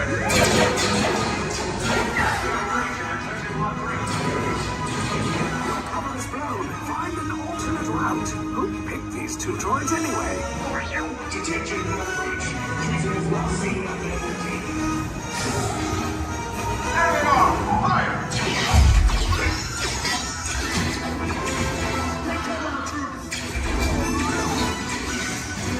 This escape pod just below us. Take those down. Copy. Hurry. No, not up. I said down.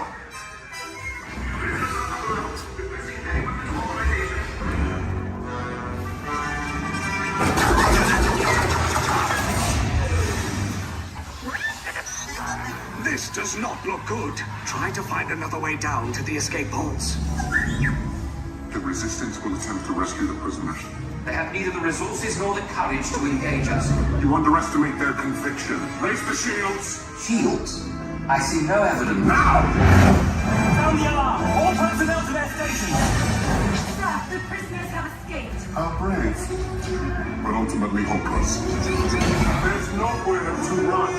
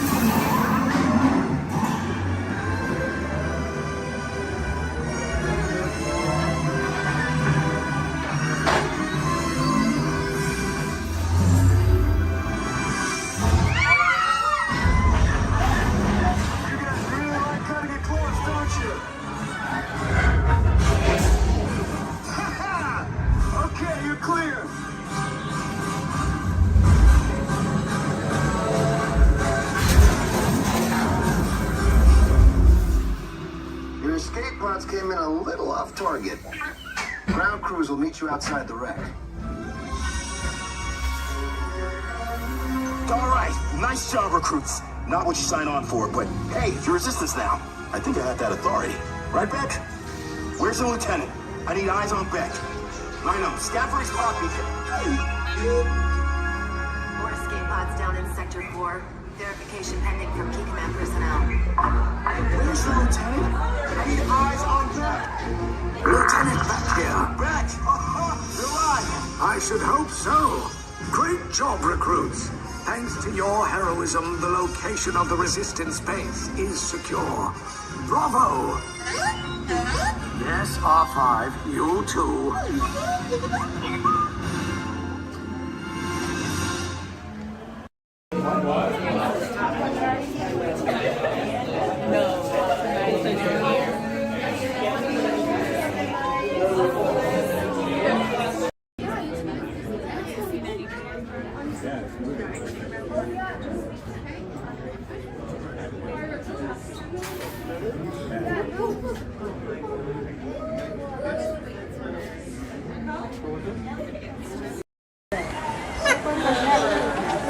Never enough.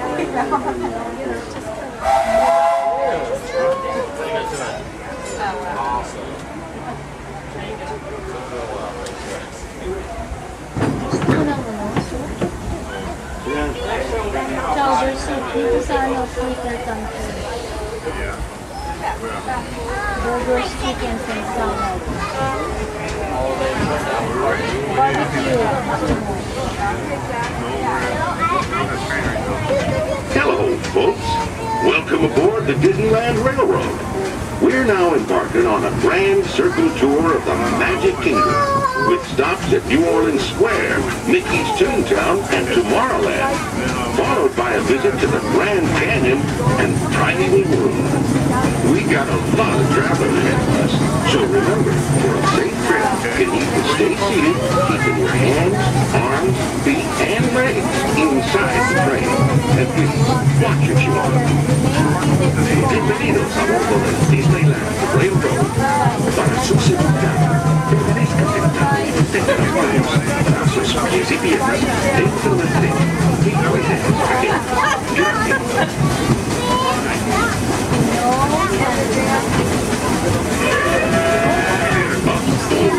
Did you folks hear that?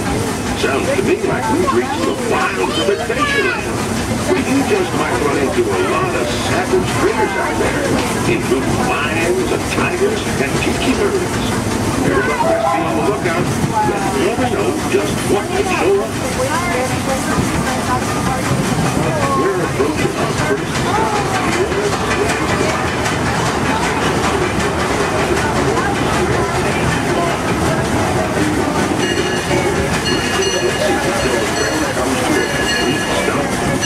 Watch your step, we'll get off. Have a good time at the frontier, yeah? For those of you continuing on, we'll be resuming our trip in just a moment. This is New Orleans Square. Take a drink.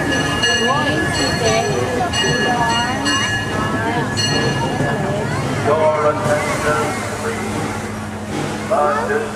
I'd like to ask everyone to please remain seated throughout the show, and please keep your hands, arms, feet, and legs inside the vehicle at all times. Oh, don't forget to supervise your children, and for the safety of our cast, we ask that you please refrain from the use of flash photography and external video lighting. Now that we've taken care of business, let's talk about me. My name is Travis, and I'll be your guide for this magical journey into the movies. It's the perfect job for me because, well, I love movies. Is everybody ready? Great, the cameras are ready to roll. Ready when you are, Stevie.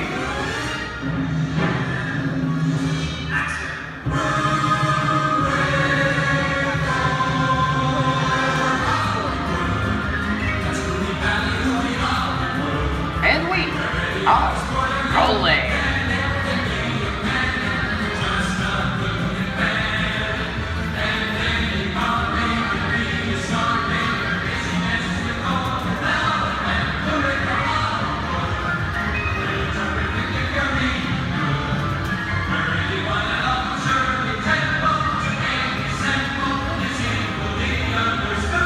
Hello everyone and welcome to the Great Movie Ride.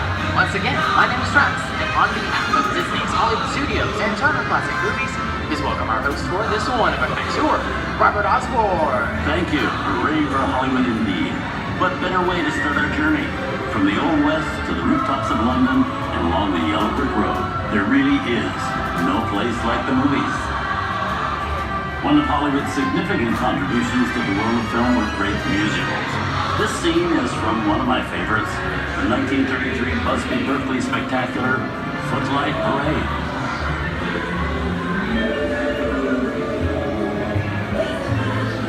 Here's one of the most famous of all dance sequences. It's from the 1952 musical classic, Singing in the Rain. Here's Chick Kelly singing in the rain. Literally.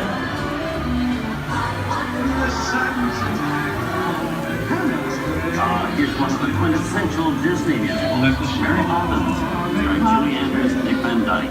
This classic earned 13 Academy Award nominations. I love this song. Sing along.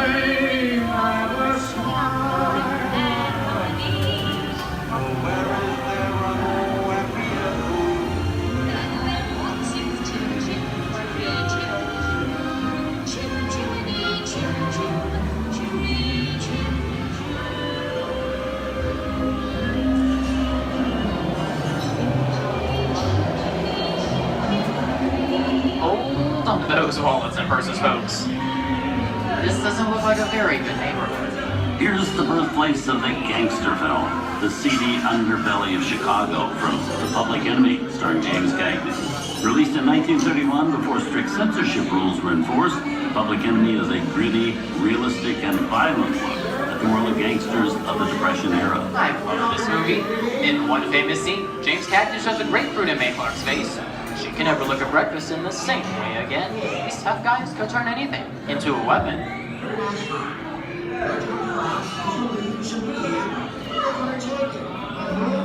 You want to kick in with the dog.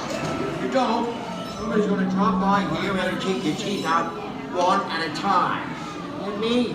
I get you. Now beat it. Tough guy.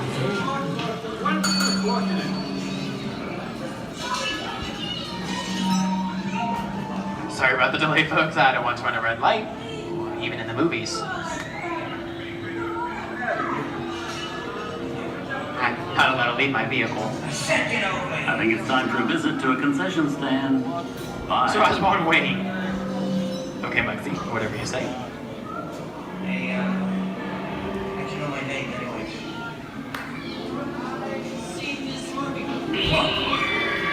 Well, he's on singing your fancy drummers might to get out of here. So beat it. I said square out of here or you're gonna get hurt. What reason is that? Here they come, boss! Get out, you grinders!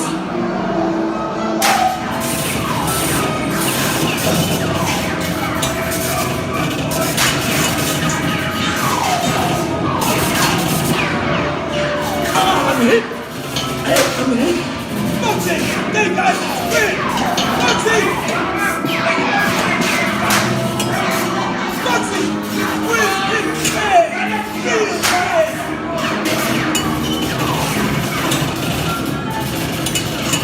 Everybody just sit tight. I don't know my life's against the law.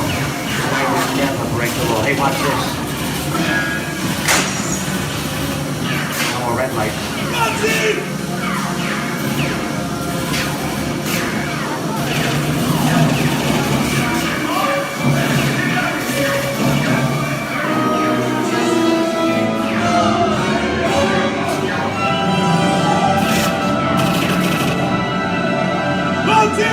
Come back, you rat! Sorry, boys. I'm making my getaway. Give my regards to the warden. Suckers. What are you looking at? Everybody just mind your P's and Q's and, maybe you won't get hurt. Oh. This must be the west side of town, huh? Western films depict the legendary American wild frontier, where cowboys and their loyal steeds maintain order in towns against the untamable wilderness. John Wayne and Clint Eastwood are two of the iconic stars who epitomize this ideal of the stoic gunslinger.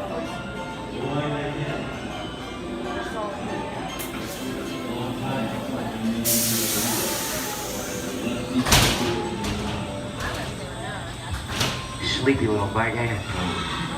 That's some mighty tough territory you're heading into, Pilgrim. I'd think about turning back if I was you. That is, if you want my opinion. But I reckon you... Now that we're in the clear, this looks like the perfect time to collect the all you valuables. We'll start with the jewelry and then we'll... What are you talking about? I didn't even order your stable, Kappa.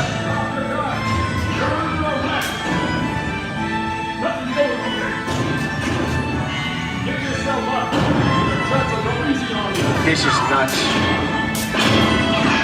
Nuts for this. Look at it this way. I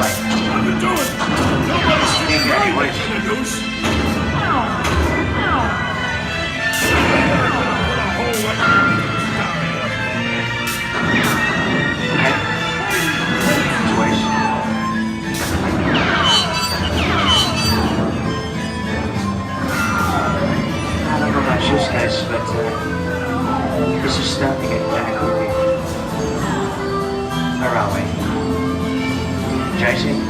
Science fiction has been a staple of classic movies, from George Méliès's Trip to the Moon to George Lucas's Star Wars.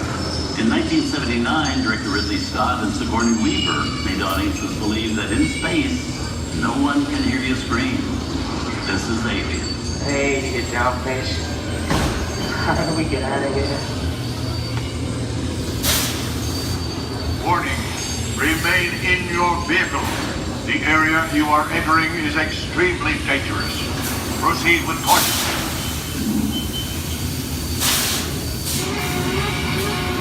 Danger.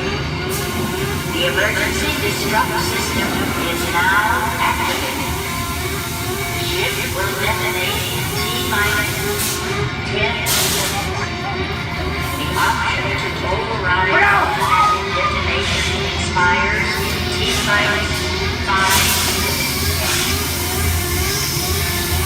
What is that thing?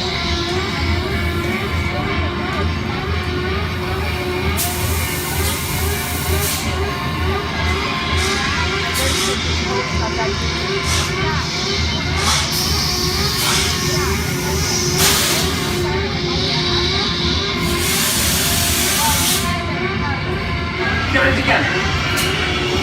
I'm getting out of here.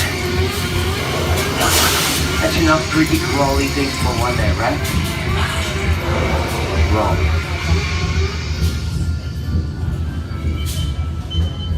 Steven Spielberg and George Lucas cemented their status as the blockbuster boys with their first partnership. Here from that legendary collaboration is Harrison Ford as archaeologist Indiana Jones in Raiders of the Lost Ark. Snakes. Why did it have to be snakes? Some of the biggest horror stars of Hollywood appear in the ancient story of a cursed Egyptian temple, a priceless jewel that beckons to all, but be warned, the temptation always leads to destruction. Get a load of that show, guys. Time for me to get back to work. Good thing I don't believe in ghost stories. Don't nobody move while I go get the goods. I don't think they'd notice a few extra bodies around here. If you know what I mean.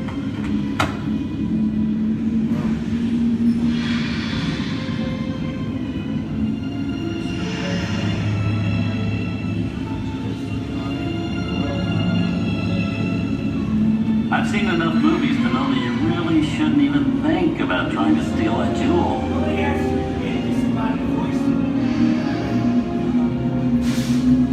Halt, unbeliever. Disturb the treasure of the gods, and you shall all pay with your lives.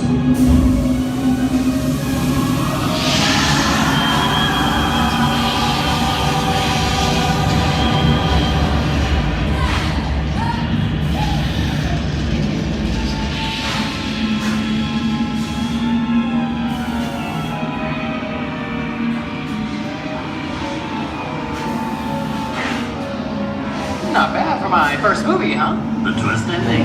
That just goes to show you anything can happen in the movies. Now, let's get on with the show.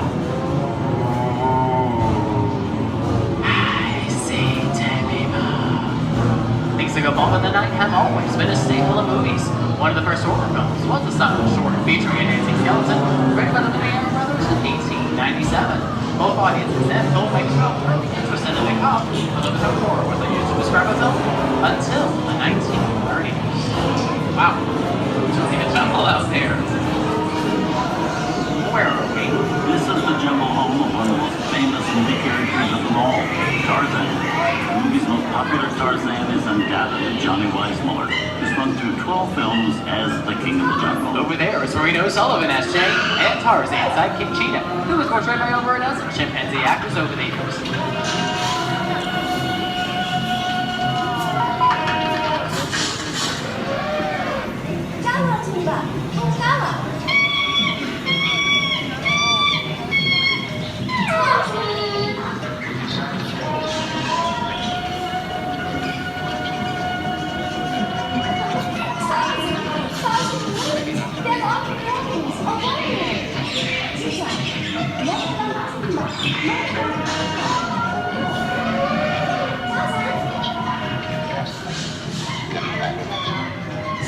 Here's Humphrey Bogart in his most famous film role.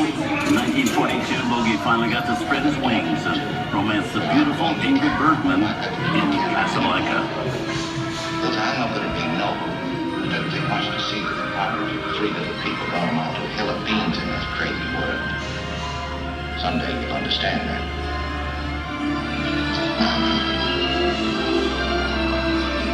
He's looking at you, kid.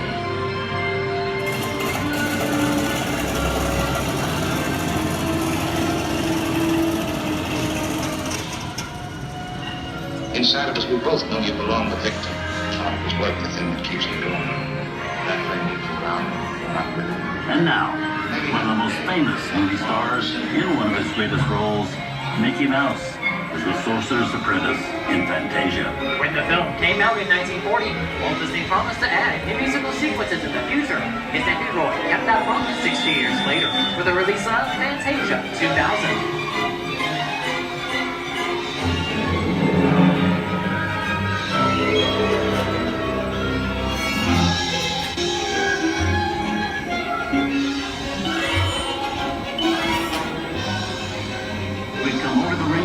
And into one of the most beloved and most watched films in movie history, The Wizard of Oz. Toto, I have a feeling we're not in Kansas anymore.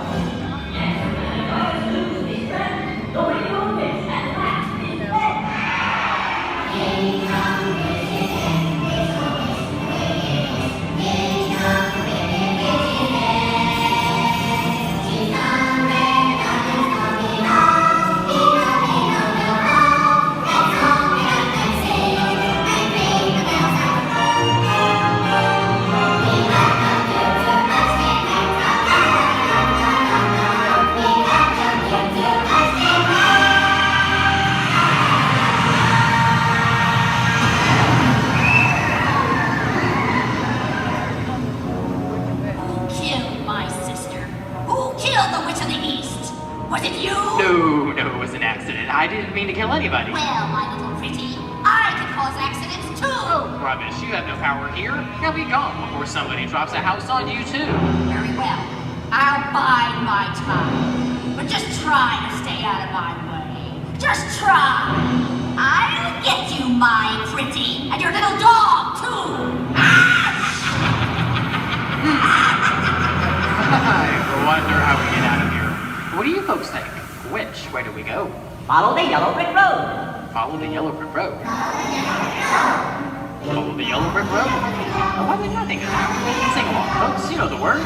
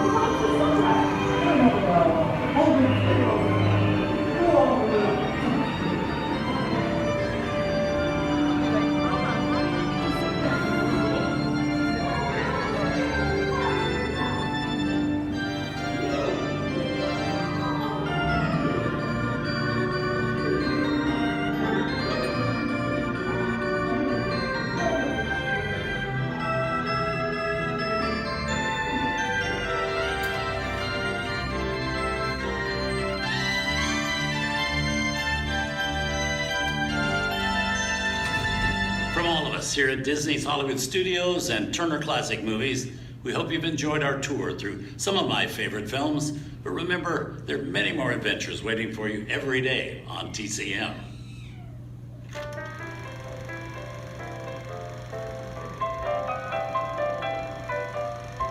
We didn't need dialogue. We had faces. Wait a minute. You ain't heard nothing yet. Step in time!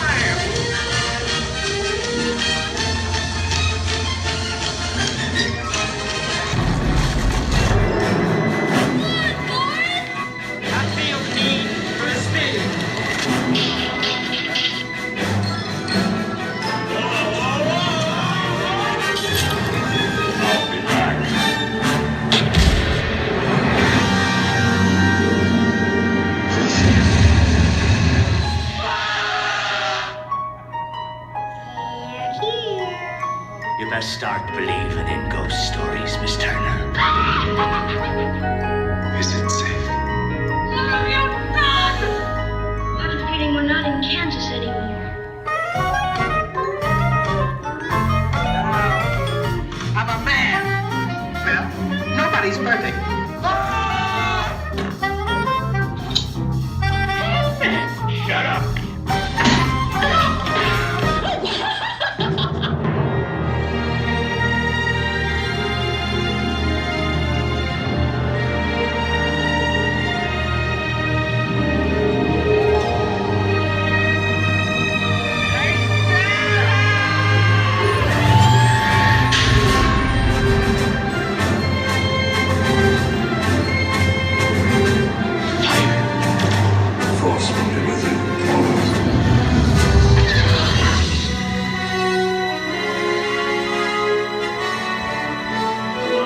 Norway can see.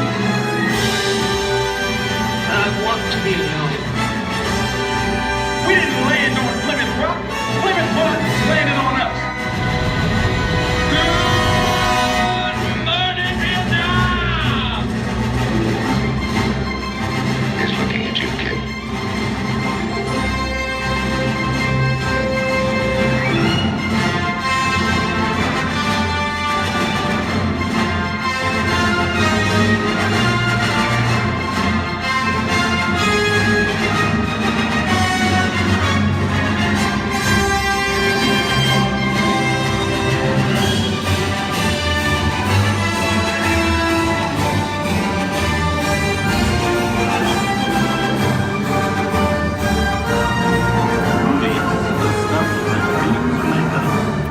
Enjoyed our ultimate celebration of classic movies, and remember, you can find many more beloved stories and legendary stars on Turner Classic Movies. On behalf of Disney's Hollywood Studios and Turner Classic Movies, we'd like to thank you for joining us on The Great Movie Ride. Now please remain seated until the vehicle comes to a complete stop. Please take small children by the hands and gather your personal belongings. And once these doors have opened, rise dramatically to your feet and make a friend next towards the rear of the vehicle. Oh, and one more thing. When I yell action, don't forget the thunder is the law score. Yours truly. Okay, clicks everybody. And action! Thank you. Have a wonderful afternoon at Disney's Hollywood Studios.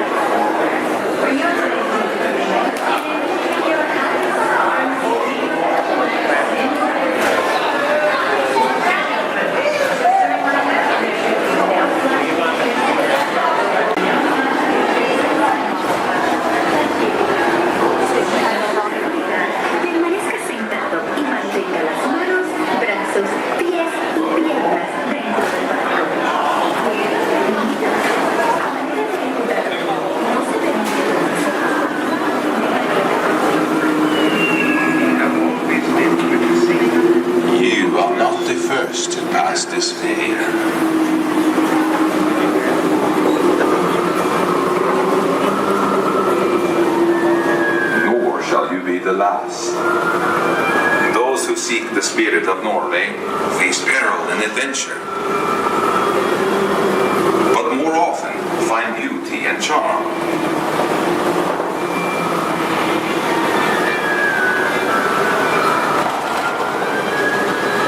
We have always lived with the sea, so look first to the spirit of the seafarer.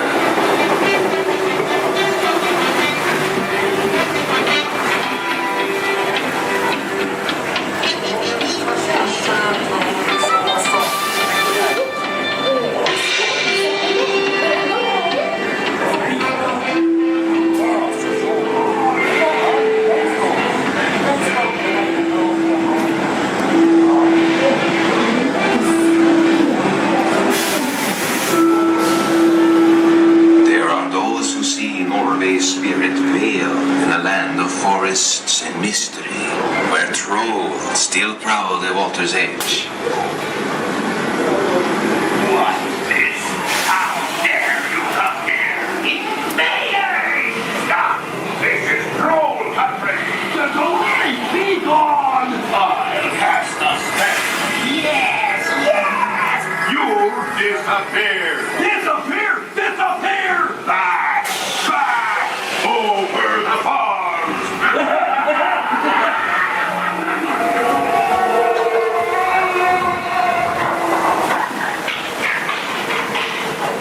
Before recorded time, Norway's spirit roamed the seas of the far north and beyond.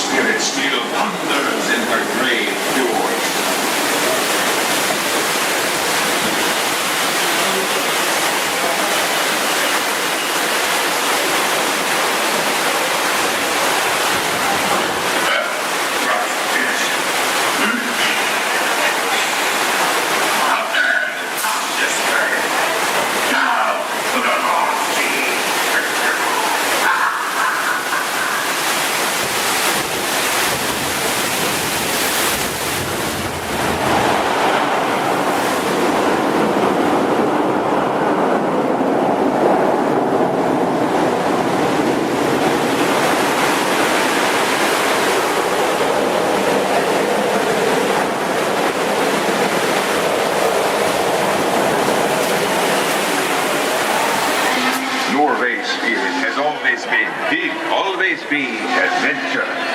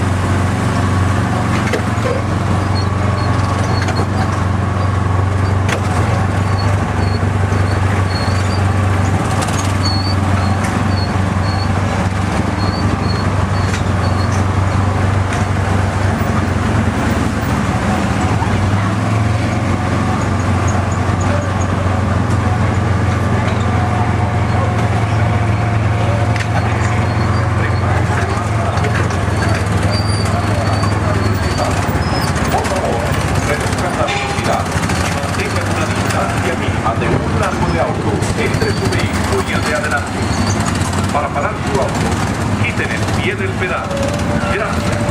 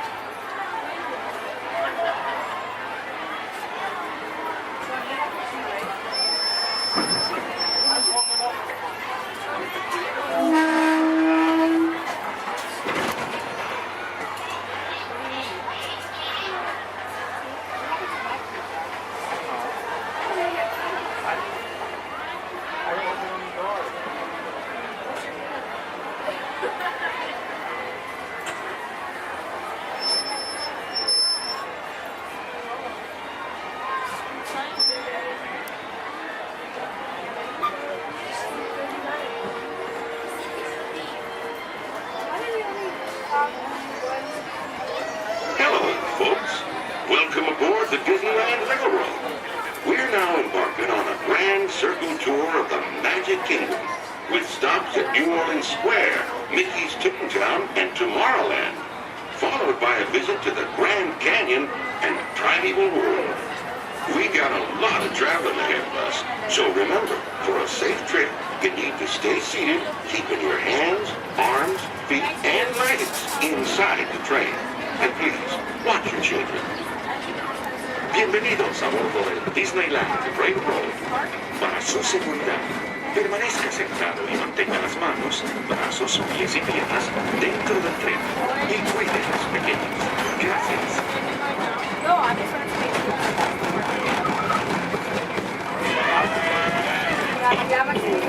Did you folks hear that?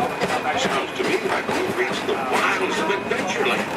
You just might run into a lot of savage critters out there, including lions and tigers and tiki birds. Everybody best be on the lookout. You never know just what may show up. We're approaching our first stop, New Orleans Square Station. This station serves Frontierland, New Orleans Square, and Utica. If you'll be leaving us here, remain seated until the train comes to a complete stop. Then watch your step while getting off. Have a good time at the frontier, you hear? For those of you continuing on, we'll resume our trip with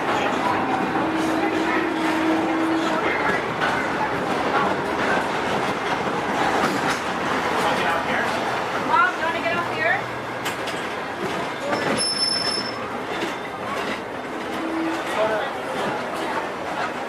Out here? Dad? Next stop is Toontown. Next stop is Toontown. Stay this way.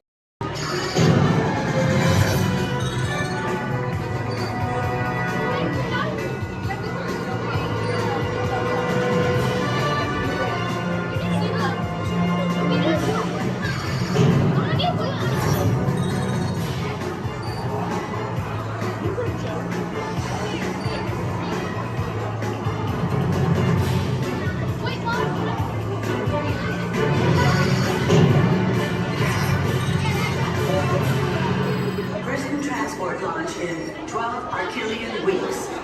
Hold on, people. Zed here. Glad you made it through the flight bar for tour to get with us today. You MIB recruits. Warning. Warning. Warning. 10 seconds to planetary implosion. 8, 7, 6, 5. Planetary implosion averted. Have a nice day. Have a dull moment around here, folks. Many of you may be wondering, are resident aliens really that common here on Earth? After all, how many tentacles or antennae does one see in a day? And that's precisely the point. Because when they get here, they look like this. Then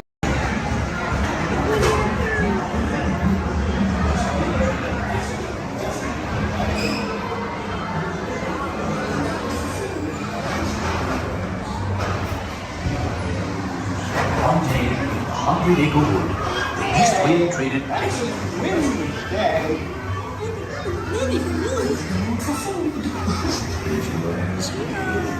he'll never reach there.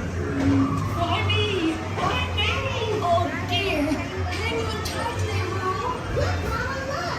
I'm a kite!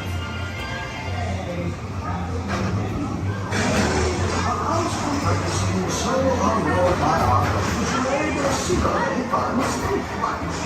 Time to tell you about my Uncle Clyde. Hunter! Come bounce with me!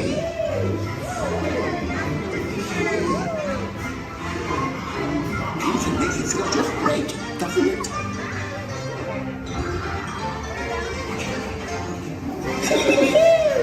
Follow me! I almost bounced right out of the ride. Watch out for Heffalump and Wolverine. They feel honey. Steal honey.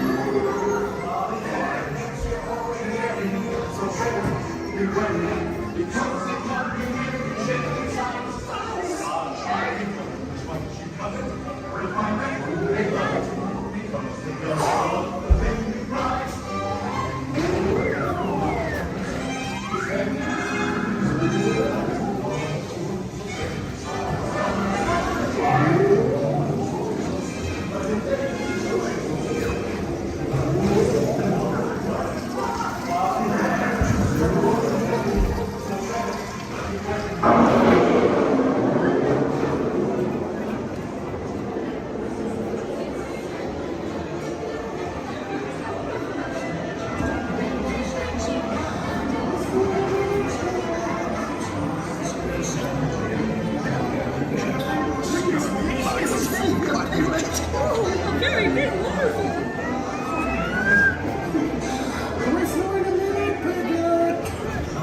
Rain went away, and everyone gathered together to say, Hooray for Boo, too.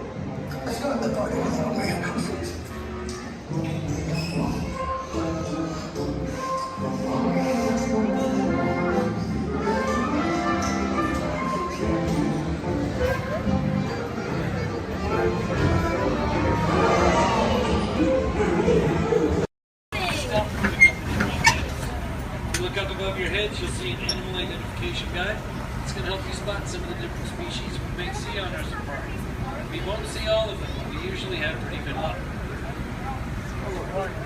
Our first stop Thank you, we have the all-clear twin day. That means let's go. Job over. My name is Derek. I'll be your driver today through the Haram Bay Wildlife Reserve. Is everyone having a good day so far? Yes. Great, that's good to hear. Hopefully it gets even better from here. If you have any loose articles like phones or cameras, make sure you hold on to them. If you drop them, I can't stop and get them. Also, if you have a camera, I recommend keeping it out and ready. We can't stop for all the animals we see, and if we do stop for them, they don't always stop for us. It's the best way of getting a clear picture of them. During our entire journey, I do ask everyone, please remain seated at all times. Keep your arms and hands inside the vehicle.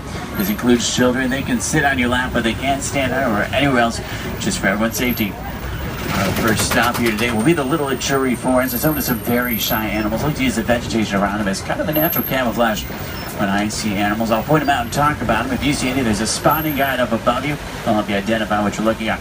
We won't see everything up there, but hopefully we can see most of them. We're going to start on strong. After the right-hand side, there's some animals up on the hill there with striped legs. They kind of look like zebra, but they're not related to zebra at all. Actually, the only living, no relative of giraffe. They're called okapi. They're extremely shy, recluse animals. They're so shy they weren't even discovered by Westerners until 1901. Just like giraffe, they have really long tongues to help them reach their food.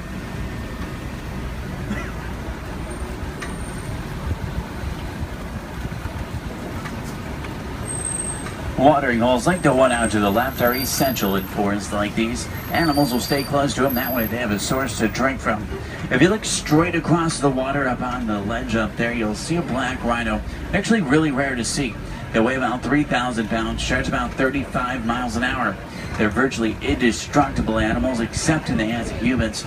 Due to poaching, there's less than 5,000 of them left. They're poached for their horns, which don't have typical bony cores. They're made of the same material as their hair and nails. That's all they're poached for. The bird out to the right is called a saddle-billed stork. They get their name from the saddle shape on their bill. They stand about 5 feet tall, have a wingspan of about 9 feet. Very unique birds that travel in pairs of male and female together, pretty much just the two of them their entire life. Females have yellow eyes, males have brown.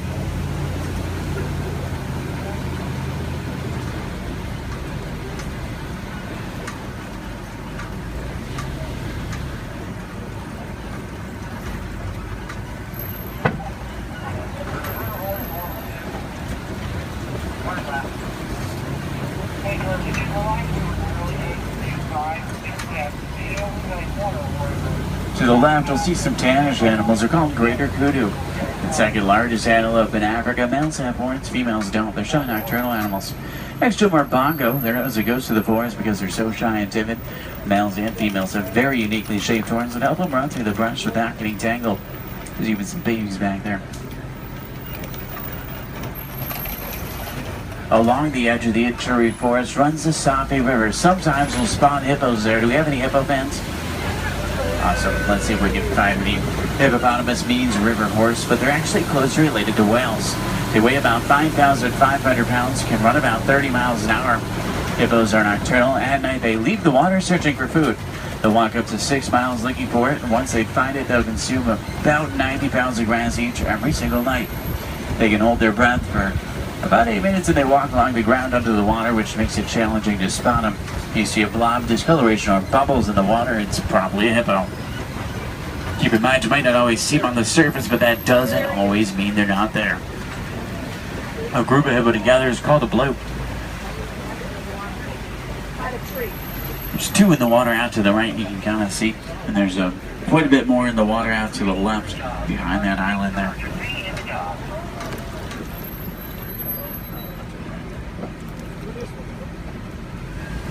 On that middle island are pink-backed pelican. They get their name because they turn a pinkish color during mating season and nest up in trees.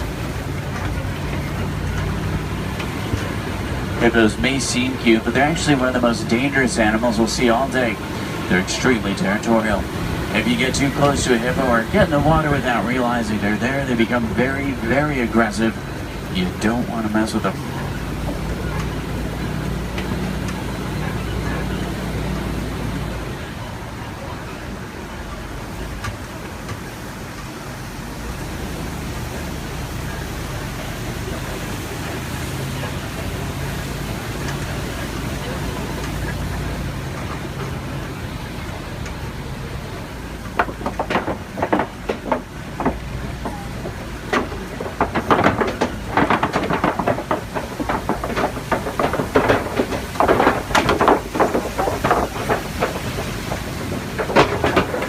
Do we have any favorite animals we're looking for today?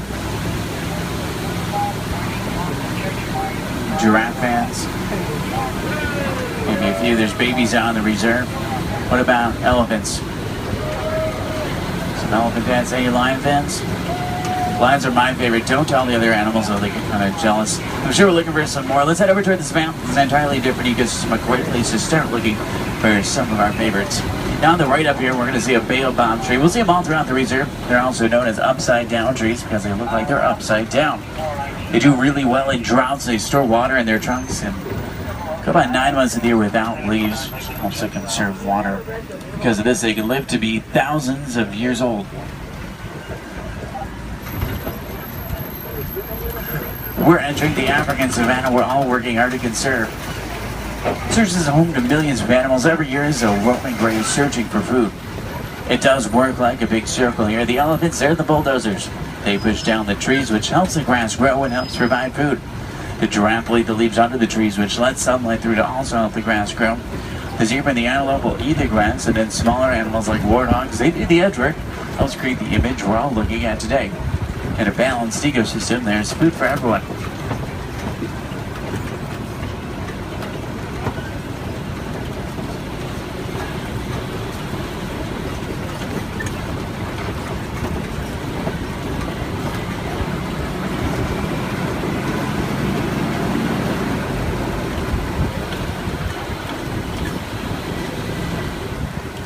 You look under the big tree out to the left, kind of in the grass there, you'll see painted dogs. They're also known as wild dogs. They're not your typical dog, though. They're actually the most successful hunters in Africa. They're more successful at hunting than the big cats, including lions. They rally before they hunt. They'll hunt in the morning and the evening. They follow their prey until it drops them exhausted. And once they get it, they'll consume 1/3 of their body weight in just one sitting.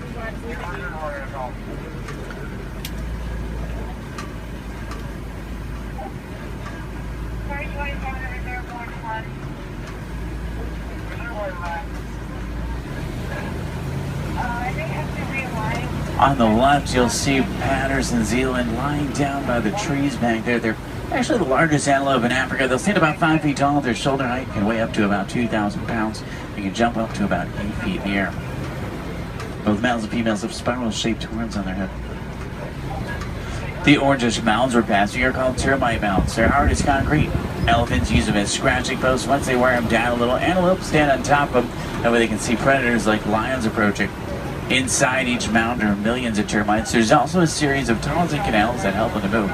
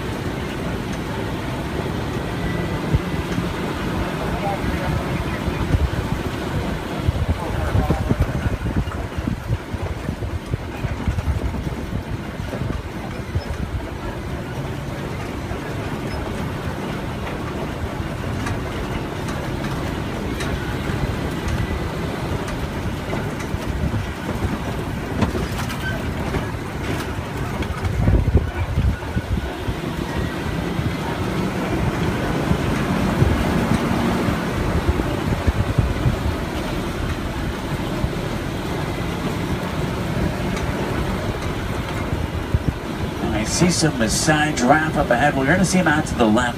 You see them about 20 feet tall. They're tallest. There are some babies on the reserve. They're born about 6 feet tall. In human world, that's pretty big, but in giraffe world, it's really not. A giraffe will spend about 18 hours of their day eating, and they sleep very little, sometimes just about 30 minutes a day. When they do sleep, they typically will sleep standing up. They don't really like to lie down. They're too vulnerable to their predators. They have 7 vertebrae in their neck like humans. A giraffe can run about 30 miles an hour, and they have hearts that can reach lengths over 2 feet long. They're known for their irregular patterns. However, every giraffe's pattern is totally different and unique, like a fingerprint.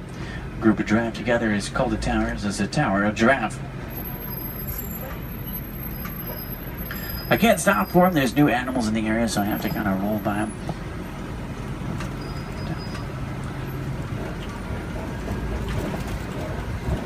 I see a lot of down trees up here as well. That's normally a pretty good sign. There's elephants nearby. Elephants are extremely social creatures as well.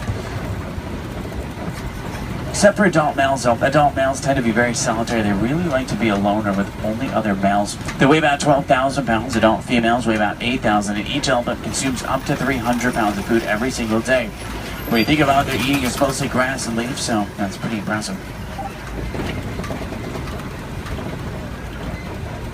Start heading towards elephant country. I know the road that will take us there. It's a short drive. We should be there pretty quickly. Maybe we can see one along the way. Left and up, you'll see some mandrills. They're the largest, most colorful monkey in Africa. Males weigh about 100 pounds. Females weigh about 30. Males will be much larger, much more colorful. The leader of the group of monkeys, which is called a troop. To the right-hand side is an African elephant. That's a male. He's alone and larger, which is what gives it away. Trying to get a better view of him. Uh-oh. The road I was going to take is closed. I know a different way. There's an old rickety bridge. I haven't been there in a while. What do you say? Should we go for it? Yeah. Let's do it. We're going to see some more elephants, right? If you're not an African, easy to tell you're looking at an African elephant is from their ears, which look like the shape of Africa. When they flap their ears, it's how they regulate their body temperature.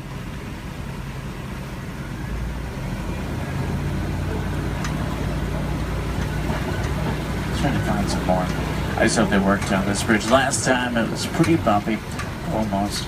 Everyone made it. It's a little worse than I remember. The good news is there's still a few parts of it connected. Is anyone on board Scared Heights? If you are, just close your eyes like me. Steady. Oh, they tried to fix it. I see a new patch of duct tape. That stuff really can't fix anything.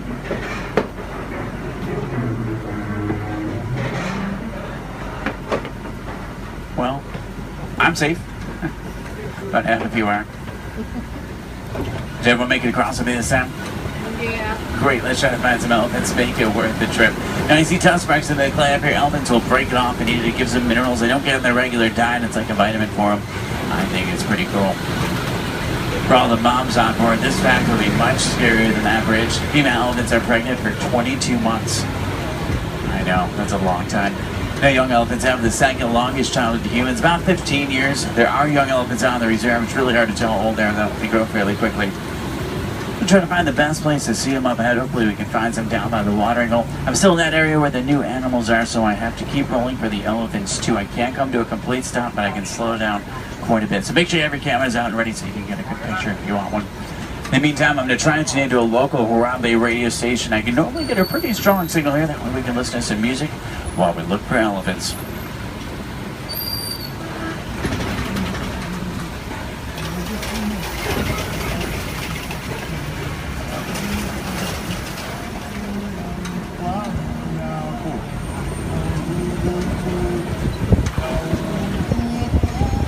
I think most of the herd is down by the watering hole, which is great news for us. Normally that's a pretty cool view.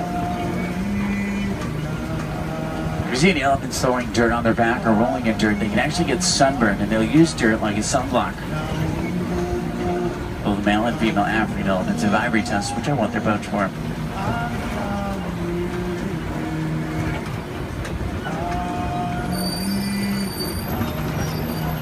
Trunks might not seem stronger, but they're giving up to 100,000 muscles in just their trunk.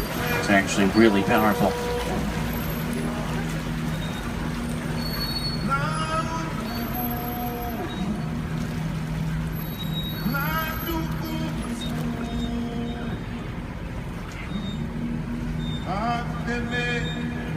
Out to the left are greater flamingo. They're born gray, but after about a year of eating brine shrimp and other seafood, they turn the pinkish color we see right now. The chemical in the shrimp that turns them pink is beta-carotene. Does anyone know you call a group of flamingo together? It's called the flamboyants. It's pretty funny. They're also known as a stand. I guess flock is just too simple for flamingo.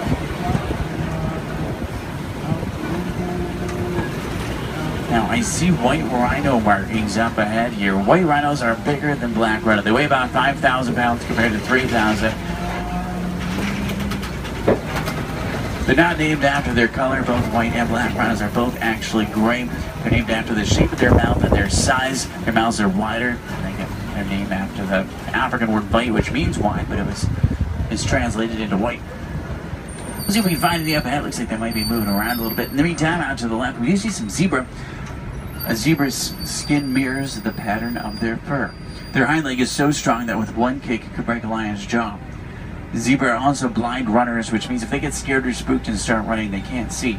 They'll run in any direction and hope there's nothing in front of them. The little brown animals out to the left are called bontebok. They're related to wildebeest. At one point, there was only about 17 total bontebok left. They were put on reserves and safe farms. Now they're doing much better. They're poached for their coat, which has a very unique coloring to it. They're extremely gentle animals.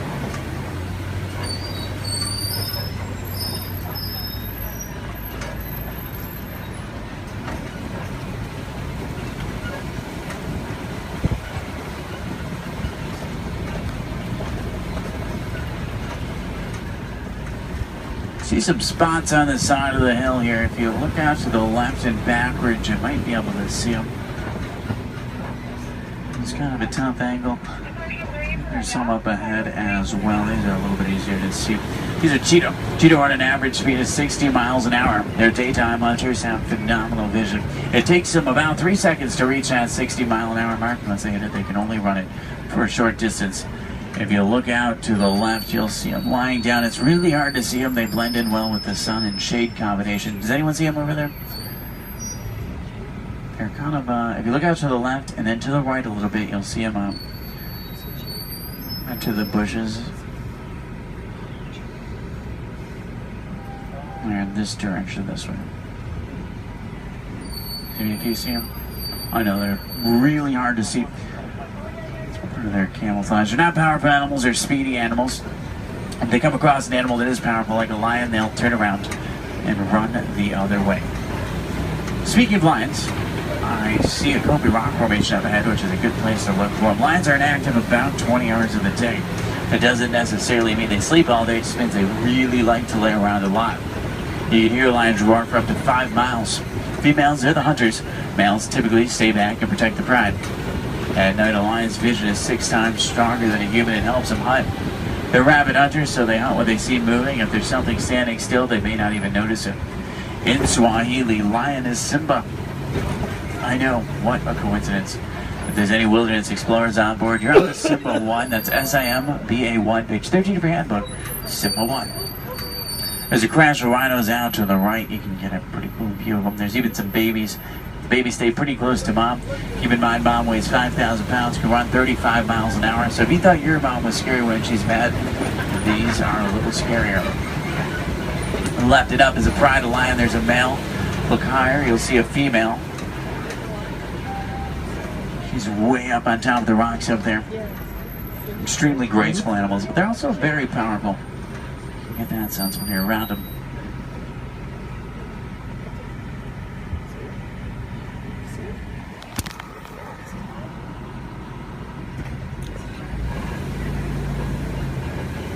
I see some burrows up ahead. Warthogs live in burrows that they typically take over other animals and make their own. Sleep with their tusks out to protect themselves. The males do actually have warts on the side of their head, so it's not as literal as it sounds. They may seem harmless, but they can run 35 miles an hour, and their tusks are razor sharp, so you don't want to get in their way. On the left and down again up here, we're going to see some ostrich eggs in the dirt. Ostrich eggs are the largest eggs in the world. Each one will weigh around 3 pounds. You can stand on one of them and it wouldn't even crack.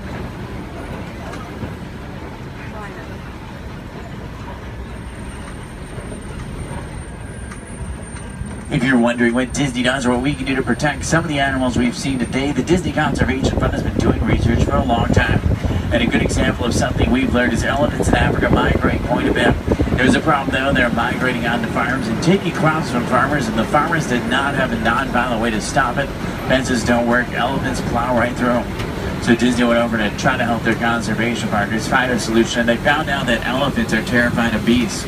So they created beehive fences and installed them in Africa. This not only keeps elephants out of dangerous territory, it also benefits the farmers. They can make extra money from the honey.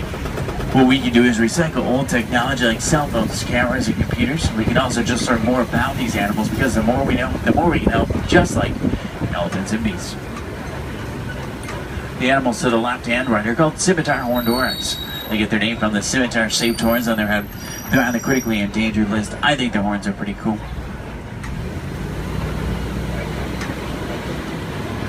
If you have any questions about anything we've seen today or anything I can help you with for the rest of your day, feel free to let me know. I would be more than happy to help. In the meantime, we're going to start to make our way back towards Harambe Village. Once we get back, if you're looking for more fun things to do, I recommend the Pangati Forest Trail. You can see gorillas, baby gorillas, naked mole rats, hissing cockroaches, underwater hippos, meerkats, and more. About a 15-minute hike, but you'll get some great pictures, make some great memories. At the end of Harambe on the right is the Festival of Lion King. It's one of the most popular shows at Disney. By far one of my favorites. It's worth the trip.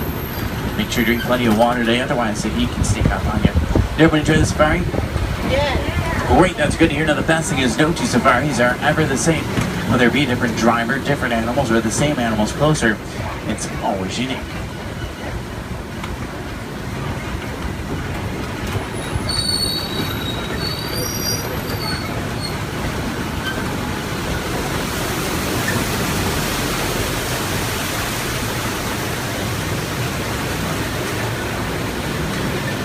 Here we say Asante Sana, say thank you so Asante Sana for joining me today. It's been a pleasure having you. If you enjoyed it, my name is Derek. If you didn't, names really aren't that important. Hopefully you did. I think we saw some pretty cool animals. Hopefully we got to see some of their favorites. If you're looking for tigers today, check out Asia. Sometimes we'll spot them on the Maharaja Trail. If you're looking for crocodiles, head over to Dinoland. You may be able to spot them there. The American crocodile. Sometimes you'll see them there.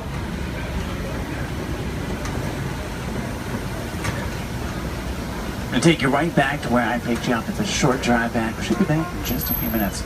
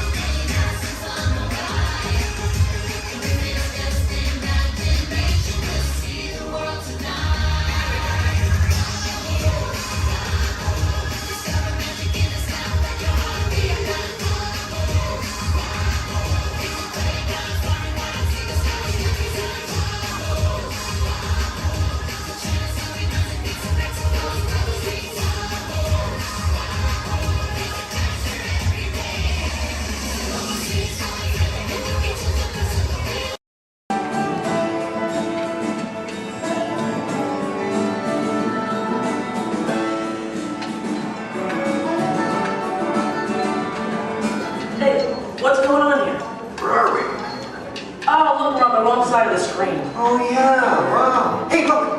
Lucky Rabbit. Get off. Come on, let's go. Oh, hi, there you are. Hello, I'm Rosie. And I'm Colin. And we've got 5 or 6 hours of vacation slides to show you. No, we don't, actually. We're here to tell you all about sourdough bread. We are?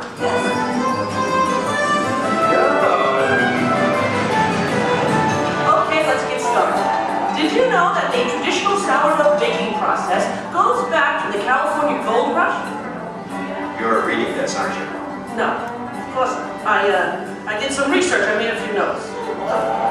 So, my little encyclopedia, what exactly is sourdough? Well, it's a type of bread that doesn't use yeast as a leavening agent. These miners had agents? I don't think so. Look at them. Isn't it nice to see the guys helping with the dishes? Now, Colin, did you know to make sourdough bread you need a chunk of what's called starter or mother dough?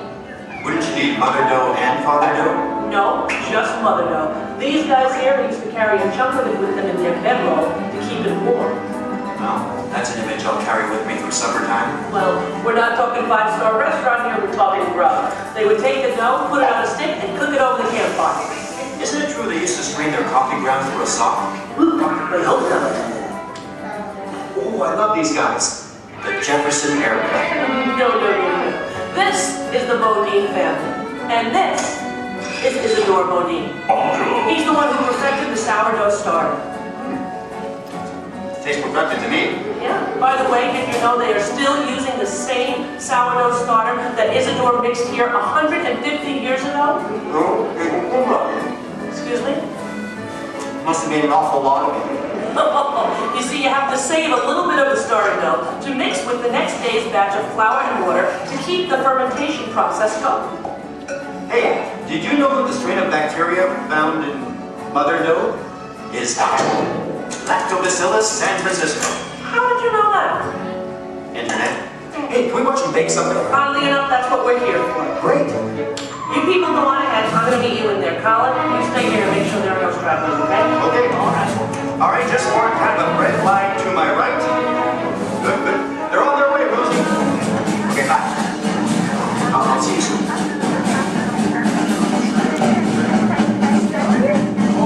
Okay, everybody, here we go. Come on in. There's plenty of room. Gather around the window right here. Make sure you can find a spot where you can see me on one of the screens. Come on, Colin. They can find their way, okay? It's not the California Trail. We lost a couple of the coyotes along the way. Oh, that's so sad. Oh, well, but you did. Yeah. This is the bakery. That should be obvious to everyone. Even look right on. What's that? Oh, and I have one for you.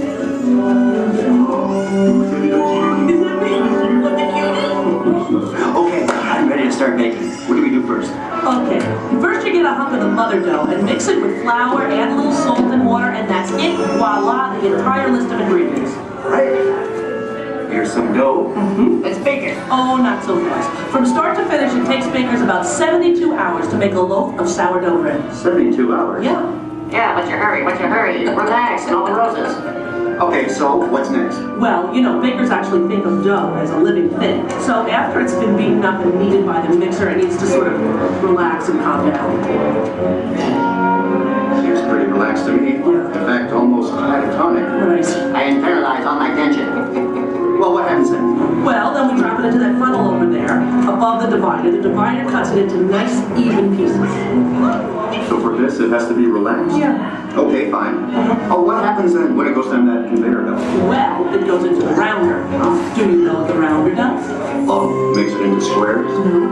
Tetrahedrons? No. Polygons? Is that your final answer? Okay, so now the dough is round. Yes. Then we have my favorite machine, the overhead intermediate proofer. Wow, it's like a little Disney ride for bread. Attention, please keep your little buns in the vehicle at all times. The device rolls the dough over and over from basket to basket, takes it on a little trip, letting it, once again, relax. This is the most laid-back bread on earth. Come on, Rose, you're teasing me. Can't we bake it? No, not yet. Next, the bakers lay the dough on screens and put the screens into oven racks. Then we bake it. Not yet. You'll have to go around the corner to the next window to find out more, okay? And you go on ahead. I'll stay here and get the stragglers. You stay with the nice lady. All right. All right. Everyone, follow me. Follow him, everybody. And you relax, okay? Okay. Come on.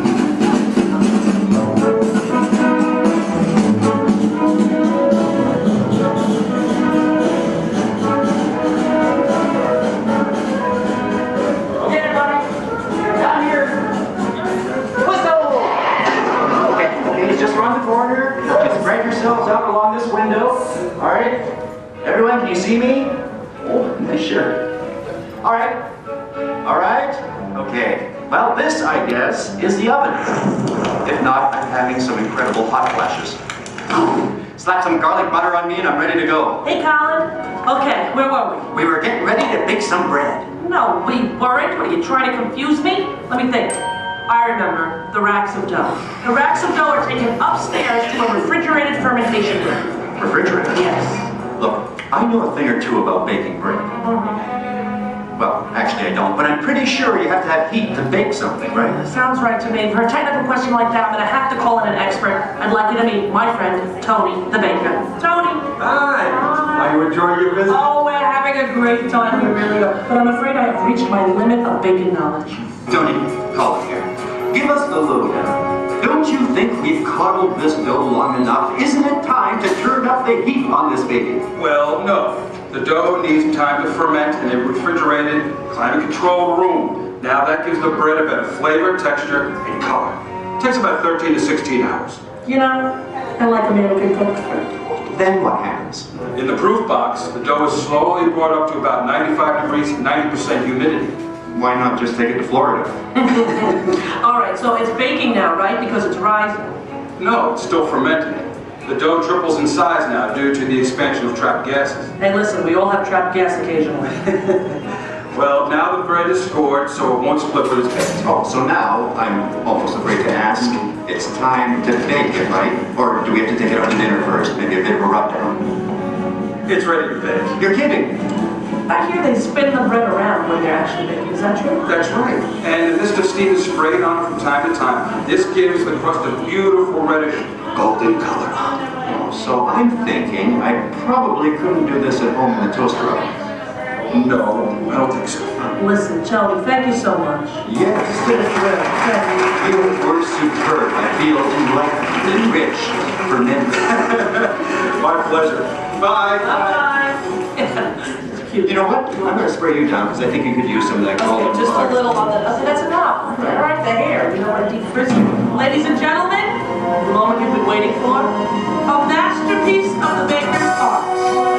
What are you doing? Hey, what are you... Waiting for that. That's not yours. Tony gave it to me. Look right at me. He didn't look at you. That was ours to share, Colin. No, it's mine. It's all mine. One piece, please. One little piece? A tiny piece? I'm telling Mickey. All right. Here. Yeah, you see? Here, don't tell Pete I owe money. You do? Well, don't even ask. I don't even want to get into that. Goodbye, everybody. Have a great time here. Bye. I'm going to go eat. Share.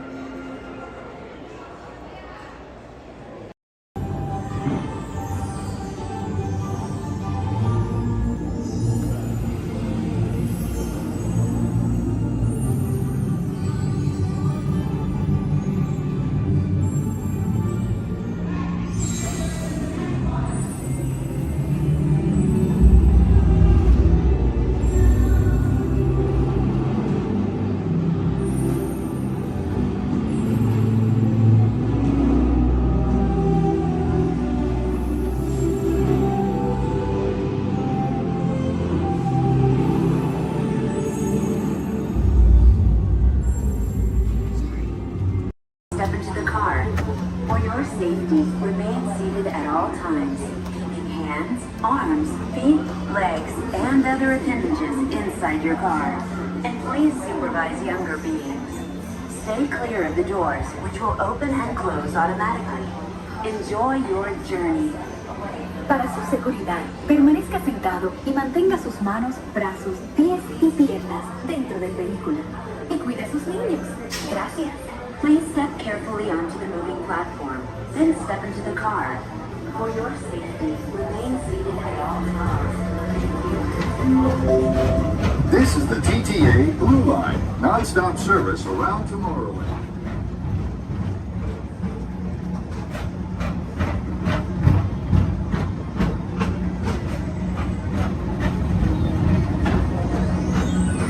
Greetings, intergalactic travelers. Welcome aboard the People Mover, presented by Enterprise.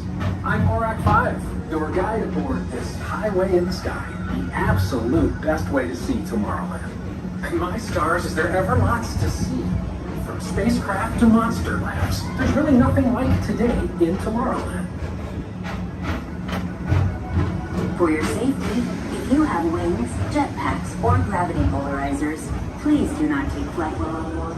Thank you.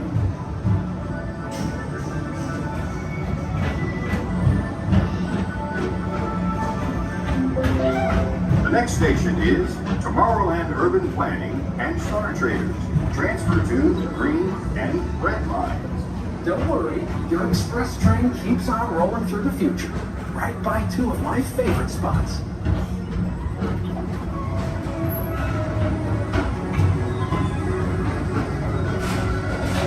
First up, Progress City, Walt Disney's amazing dream for a community of tomorrow. Did you know Progress City inspired Epcot and a lot of the visionary ideas throughout Walt Disney World? Look, there's even a tiny people mover. I wonder if that means there's a tiny ORAC.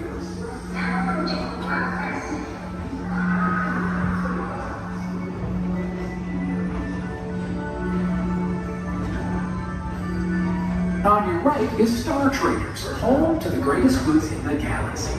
Except actual stars. Those are no longer sold.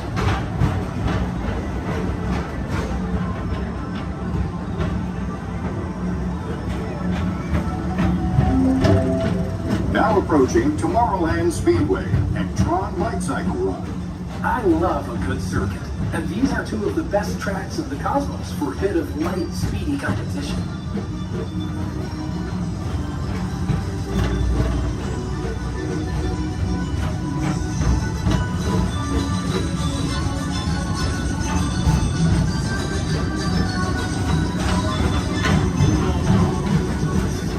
Attention all visitors from Galaxy M31. Please keep forward-facing tentacles clear of oncoming vehicles. Thank you.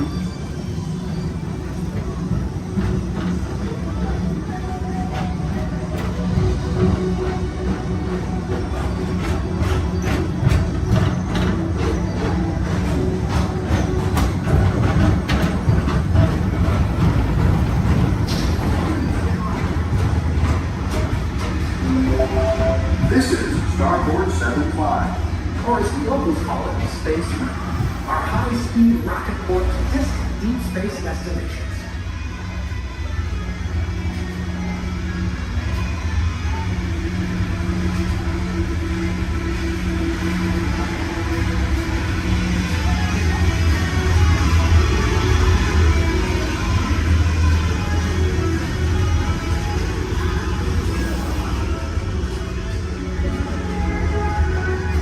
Let relaxation wash over you at the most refreshing retreat in the galaxy, the coral rooms of Pisces 7. You H2O it to yourself. Book today.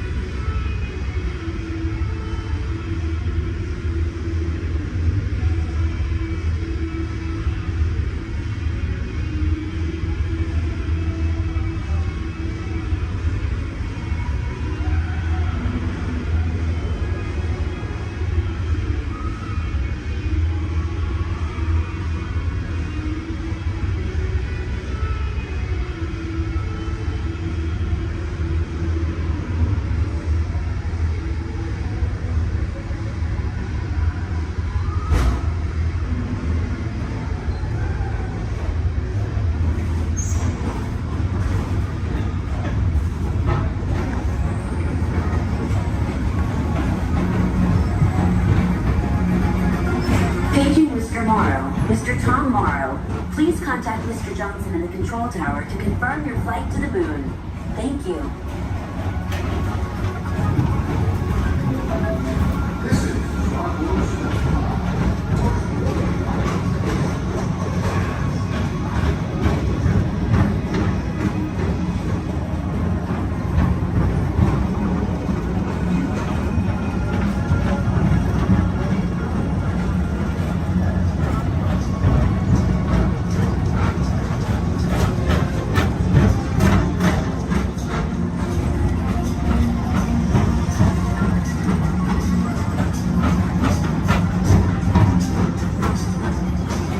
Attention all visitors. To your right is the Astrobarometer, our celestial symbol of interplanetary harmony and fellowship. Hop aboard and launch high above Tomorrowland for a spin amongst the planets.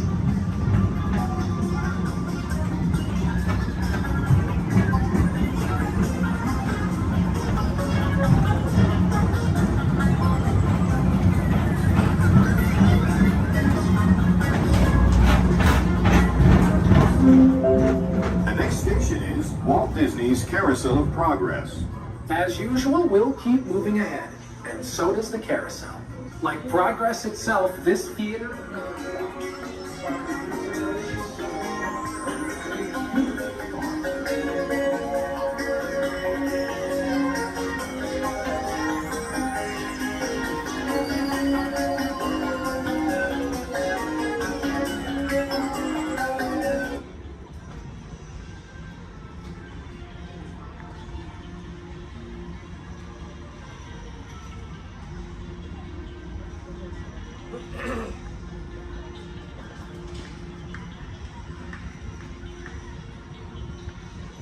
Attention on the people mover, please stay seated.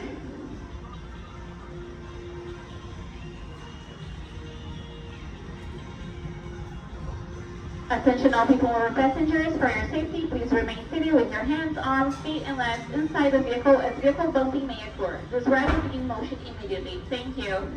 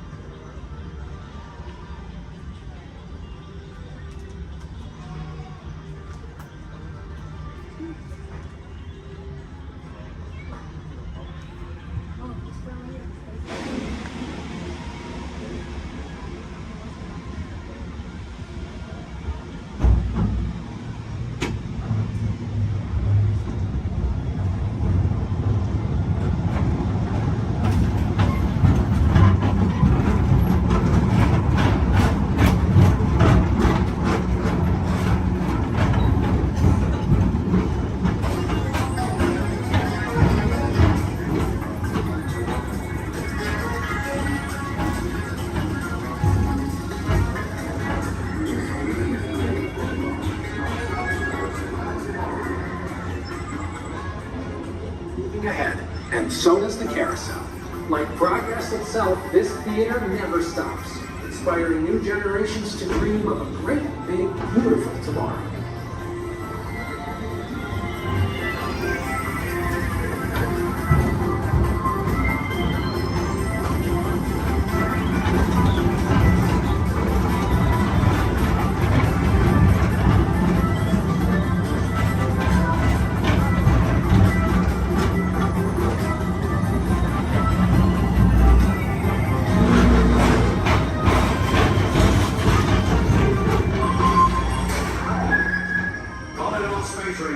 Report to your star cruiser and join me on this daring space mission against the evil unreserved.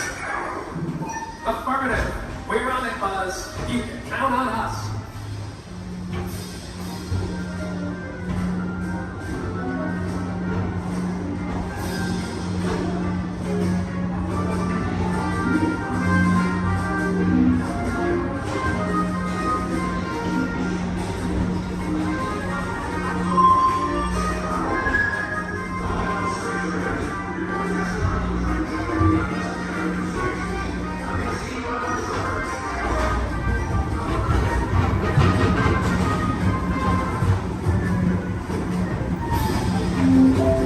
Now approaching Monsters Incorporated laugh floor. Mike Wazowski has brought in some real monsters of comedy. Whether you have one eye or 9, take the time to see this show. Now approaching Tomorrowland Transit Authority Station. My fellow sentient life forms, our people mover journey has nearly come full orbit. Thanks for riding with us. It's been a pleasure to have you aboard.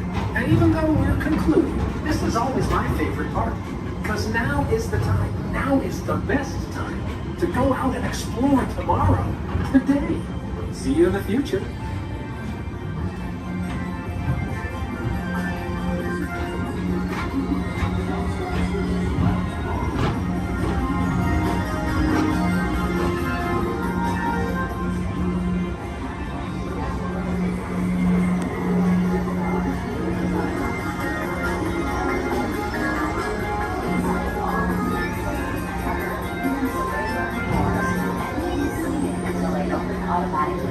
Step onto the moving platform with caution and exit by stepping away from the car. Thank you.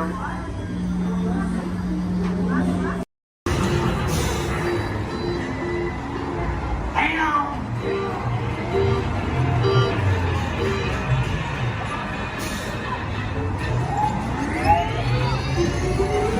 Here we go!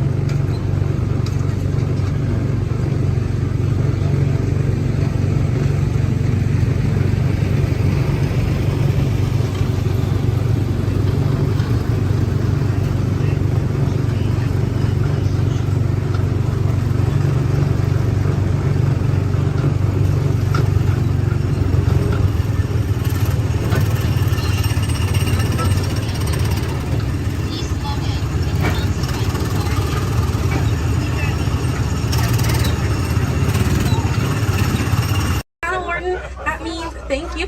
Another word that we say here on the reserve is Twin Day, and Twin Day means let's go. Jumbo everyone, my name is Selena. I'm going to be your safari guide here today. Before we get out in the reserve, I do have a few safety reminders. Please make sure that we keep our hands, arms, feet, and legs inside the vehicle at all times so that we remain fully seated throughout our entire journey today. Now, if you take a look above your head, we have an animal spotting guide. You can use that guide to help me spot some animals out here on the reserve. I can't promise that we're going to see all of them, but I usually have some pretty good luck. Now we're going to be heading into the Little Ituri Forest here first, and this area is home to animals that tend to be shy. They like to use camouflage to blend in with their environments, but we're going to see what we can find today. And already see, looks like we're going to see that saddle-billed stork. They're high up on that left-hand side of the road there. And the saddle-billed stork gets its name after the little yellow patch that's on its beak. It's shaped like a saddle. Those birds are 5 feet tall and have a wingspan of 9 feet, about the same width of the canopy that's above your head. Now on that right-hand side there, we have the okapi. And the okapi have stripes on their legs that make them look like they're related to the zebra, but they're not. They're actually related to the giraffe. They have long, prehensile tongues that they use to grab vegetation. Their tongues are so long, they touch their eyeballs and clean their ears. As we're looping around here, you can see we have some greater kudu way up there, as well as the bongo. Now, the bongos are going to have that deep, almost penny color coat to them, with those antlers over there, and then the greater kudu, the tan colored coat right there. Now, the bongos are known as the ghosts of the forest because of how rare they are to spot in the wild. And their antlers, they angle backwards, and that's to help them get through thick vegetation and underbrush very quickly. Now, the greater kudu that we see right there, the greater kudu are one of the tallest antelopes in Africa, or the second tallest antelope here on the reserve. They stand at 55 inches tall at their shoulder, and they can leap about 8 feet forward. Now, coming up here on the left-hand side, we're going to see the black rhino.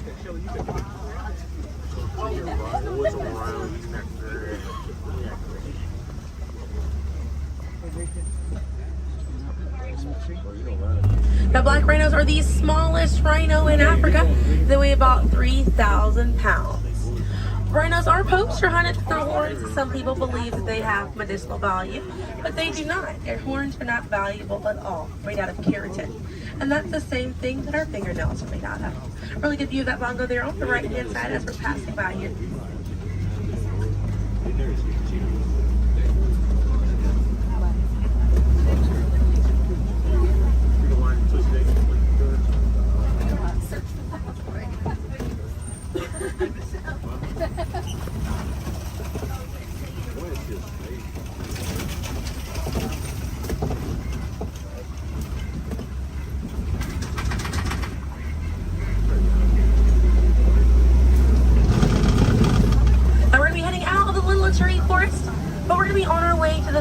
River, and animals in this area like to hang out in and around the water.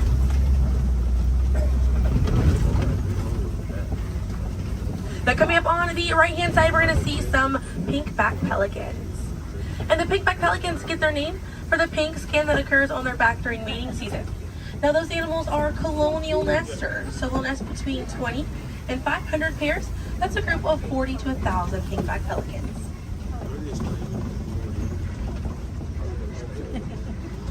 A view of the Savi River coming up on the left, and we have some Nile hippopotamuses.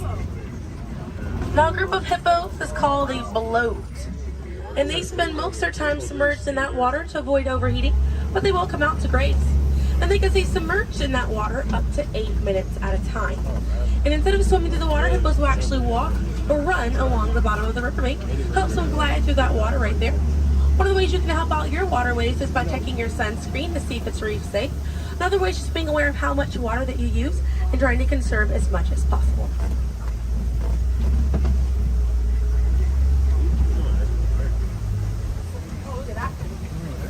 Another one there, taking a nap on that left-hand side.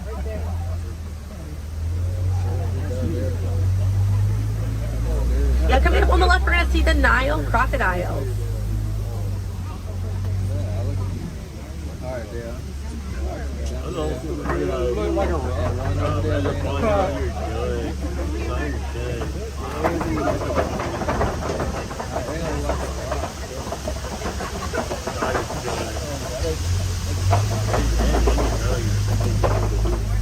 Now, the Nile crocodiles can eat half their body weight in one sitting, and they can go months without eating if food is scarce. Now, mother and father crocodiles are great parents, and they'll gently roll their eggs in their mouth. It softens up their shell, and it makes it easier for their babies to hatch. But we're going to be heading into the savannah now, and the savannah hosts millions of migrating animals every year. And it's home to Africa's most well-known animals, such as zebras and giraffes.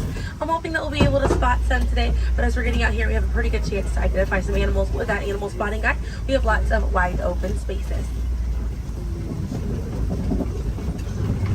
Already see, looks like you can see the elands are out there.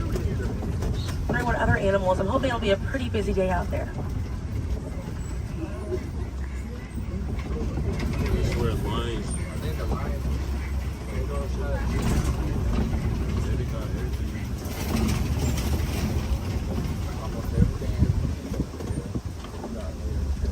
also some springbok. It does look pretty busy out there.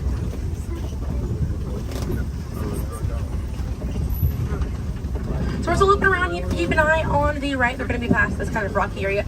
It's a herd of wildebeest way back there in that pathway. And the name wildebeest means wild beast in Afrikaans.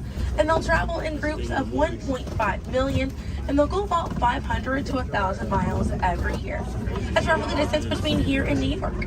And during a wildebeest great migration, they can kick up so much dust that their dust cloud can sometimes be seen from space. Now, wildebeest are very impressive animals. They're able to run about 15 minutes after they're born. But this group of trees there on the right-hand side, they're all kind of pruned underneath to the same height, and that's about as far as those giraffes can reach. Lucky the vegetation on these trees all around this area here. Now that's going to be the Maasai giraffe, and the Maasai giraffes have an irregular coat pattern. They don't have those clean lines around their spots like the reticulated giraffe that's on your animal spotting guide does.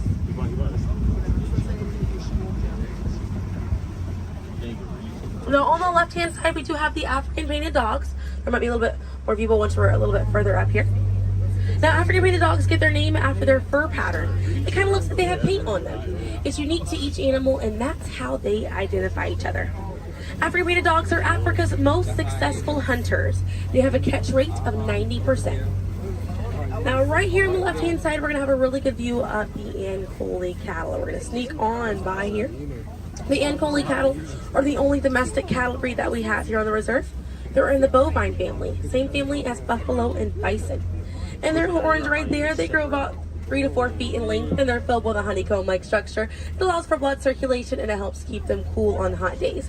Now, further back, that's a sable antelope in that back left corner. And the sable antelope are very special because of the symbol of the Harambe Wildlife Reserve, because of how courageous they are.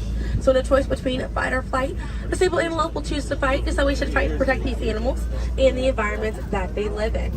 And their antlers are angled backwards to deter animals like lions from jumping on their backs. And we have a really good view there of that Maasai giraffe. We're going to have another pretty good view there on the right up ahead too. Maasai giraffes stand about 18 to 20 feet tall when they're adults. And when they're born around 6 feet tall. They have about a 6-foot drop the moment that they're born. And just like the okapi, they do have those long prehensile tongues that they use to grab vegetation. They kind of use like how we use our fingers to grab food.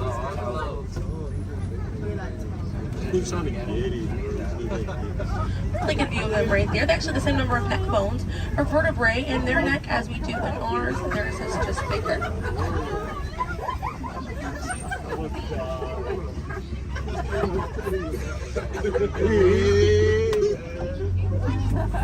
Group of giraffes is called a tower.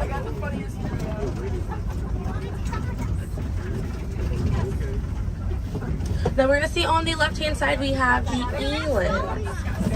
Now the elands are right next to the springbok. The elands are the tallest antelope on the reserve. They stand at 6 feet tall at their shoulder.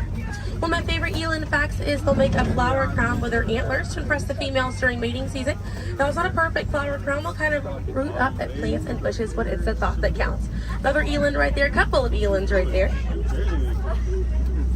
And then we have the springbok, and the springbok are the smallest antelope on the reserve. They're able to jump 6 feet straight up into the air repeatedly and about 13 feet forward. And they're a symbol of a lot of sports teams over in South Africa. Now those elands right there, they can weigh up to 2,000 pounds.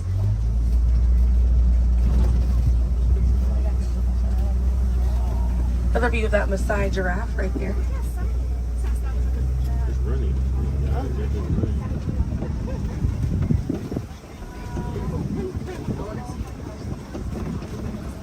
See what else we have waiting around the corner for us. Another Maasai giraffe there.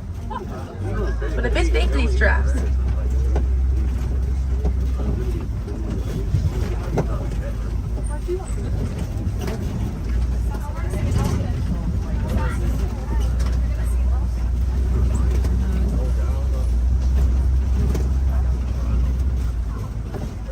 We're going to see the African elephant up here. It's going to be on the right-hand side of the truck.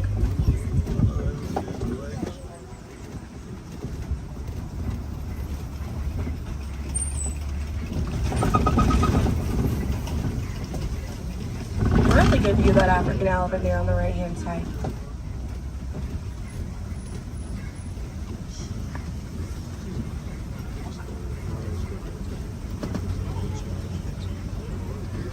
left, we have the mandrill. That's the male mandrill on the left. Lots to look at right here. Male mandrills weigh about 100 pounds. Females grow up to 30 pounds. And they can bare their teeth at each other as a sign of aggression, but they usually don't. They usually do it as a friendly gesture.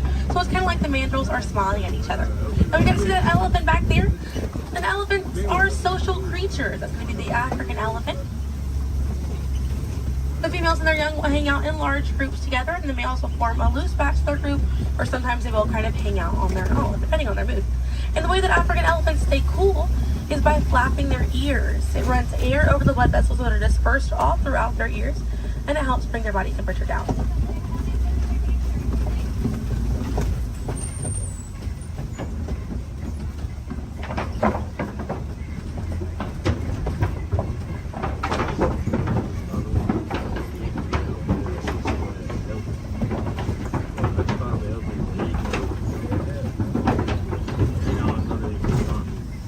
We're going to be looping around this area here. We have lots of red clay on this right hand side.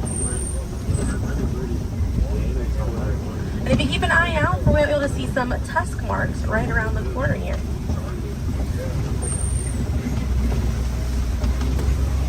So those tusk marks on the right were caused by African elephants. And they'll scrape up against that clay and they'll eat it. More elephants there on the left hand side. And they eat it because it contains the minerals that they need, sort of like how we take vitamins.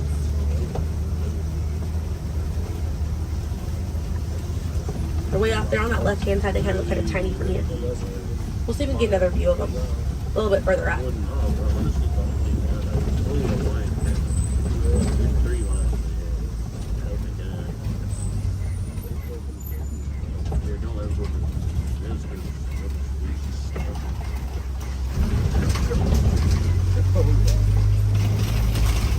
So on the right hand side, we're going to pass by a couple of trees. There's one on the left by those elephants as well. And these trees are baobab trees.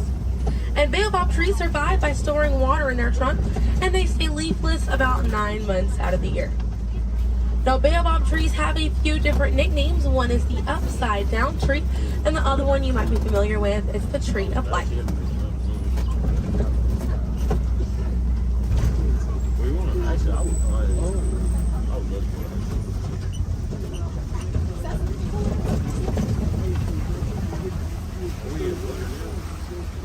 And we're coming up here on a group of flamingos.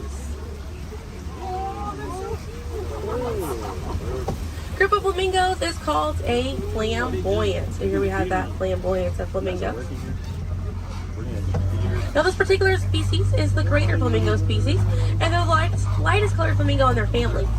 They get their color from the brine shrimp that they eat, and over time it turns their feathers pink. It takes about 1 to 2 years to get that full pink coloring right there. When they're born all gray and fluffy.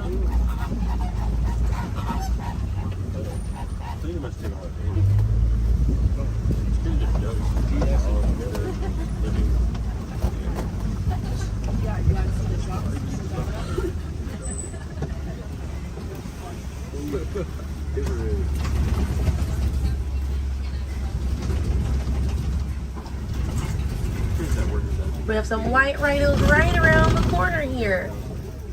So they're going to be hanging out by a mud wallow on this left-hand side, and they'll use this mud wallow to cool off it. And they'll coat their skin in the mud to act as a natural sun protectant, sort of like how we use sunscreen. Now elephants do something very similar, and they'll fling dirt and mud on their backs as well. Just how important it is to protect ourselves outside in these environments by wearing hats, sunglasses, sunscreen. Very, very important, as well as staying hydrated. Now that white rhino right there, they weigh about 4,000 to 5,000 pounds. A group of rhinos is called a crash, and they can run at 35 miles an hour. Now on the right hand side, those are some ostriches way back there. Ostriches are the largest bird. They have wings, but they do not fly. They use those wings for balance and to help them change direction. Comes in handy because ostriches can hit speeds up to 40 miles an hour.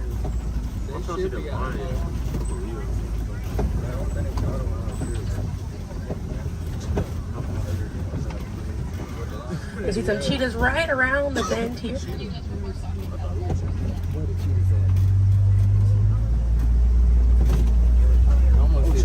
That's a good view of that cheetah here on the left. Now cheetahs are the fastest land animal. They run a little over 60 miles an hour. And they have 2 black lines on their face, Those black lines are called tear marks, and they help reflect the sun. Benefits cheetahs because cheetahs are daytime hunters. Now, cheetahs do not roar. Instead of roaring, they'll meow and they'll purr. And their claws are not retractable, so they're out all the time. Now we're coming up here on some Kopi rocks. And Kopi rocks are rocks that jut out from the savannah. And a lot of times animals like lions will use these Kopi rocks as a vantage point to kind of scope out their territory and their prey. Really beautiful view of that male lion right there. Now at full volume, their roar can be heard up to 5 miles away. And they can sleep about 16 to 20 hours a day. Really impressive view of them posing right there. Now, female lions will do most of the hunting for the group, and the male lions will stay back and kind of guard the territory and guard their cubs. And the Swahili word for lion you're probably already familiar with. The way that you say lion in Swahili is Simba. Now we're going to see some more ostriches.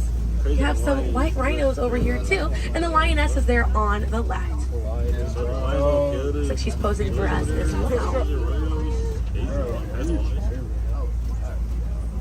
Really cute view of that white rhino as well on the left here. Excuse me. Yeah, right hand side. That's how they have it like that. I think that's why they have like wild rocks, so they can't even get up. Yes, they can. But they really try. Not really. They kind of. I can see some warthogs right around the corner because it wouldn't be a safari without them. Few of them over here. Warthogs are in the same family as domestic pigs. They're really intelligent animals and they're the largest burrowing animal as well.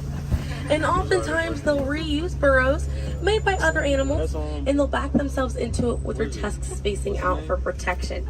They're pretty fast. They can also run at 35 miles an hour. They're kind of rooting up over there. And they also have a mud wall that they use to cool off and to coat their skin in it to get some relief from bugs and insects. We also have a really good view of these white rhinos again on that right hand side. Now the white tail difference between a white rhino and a black rhino because they're both the same color. So the shape of their mouth. White rhinos have a wide mouth and black rhinos have a V-shaped or pointed mouth. Original word for white rhino was vite. Vite means wide in Afrikaans, but over time it was misheard and mispronounced and it turned into the white rhino. Another view of those warthogs as we're passing by on the left hand side, but on the right we're going to see some ostrich eggs in that tall grassy area. And each one of those eggs right there weigh 3 pounds and it's the equivalent of 2 dozen chicken eggs. Now those shells are so strong that the average man can stand on them and they will not break.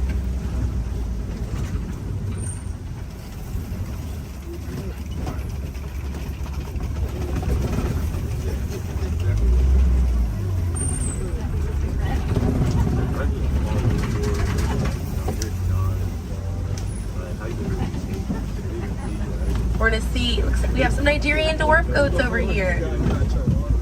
And these goats are used for their dairy products, such as milk and cheese. So they take up a lot less land than cattle, so they're a bit easier on the environment, and they're very cute. Now their milk is considered high value, so selling that milk helps take away the need to rely on wildlife. Now if you do want to see some more goats today, you can head over to Rafiki's Planet Watch.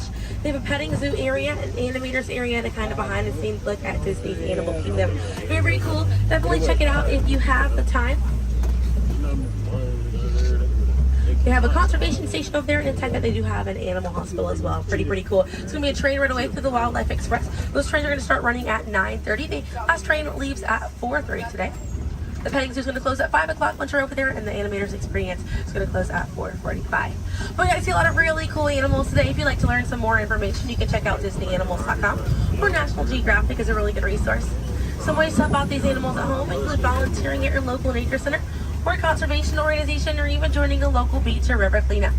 Some more simple ways to help out at home include turning off the water while you brush your teeth, or using reusable water bottles instead of disposable ones. Now, those small changes really add up to make a big difference. And on behalf of Kilimanjaro Safaris, my name is Selena. I'm from Pensacola, Florida, and it was an honor to be your safari guide here today. I hope that you were able to see the importance of these animals and the environment that they live in. Now here in the reserve, we don't like to say goodbye because goodbyes are far too sad and far too final. So I will leave you with the Swahili word, kwaherini. And kwaherini means to go well with the intentions of seeing each other again one day. So kwaherini, my friends. Another word that we say here on the reserve is asante sana. And again, that means thank you. So thank you for joining me here at Kilimanjaro Safaris. I'll be dropping you off right around the bend here, right where I picked you up, so we still have a bit more of a journey together. My name is Skipper Melanie. That's first name Skipper, last name Melanie. And for the next 5 days and 8 romantic nights, I'm going to be your skipper, your guide, your lion tamer, your dance instructor. And if you don't laugh at my jokes, your swimming instructor. Off to a long ride.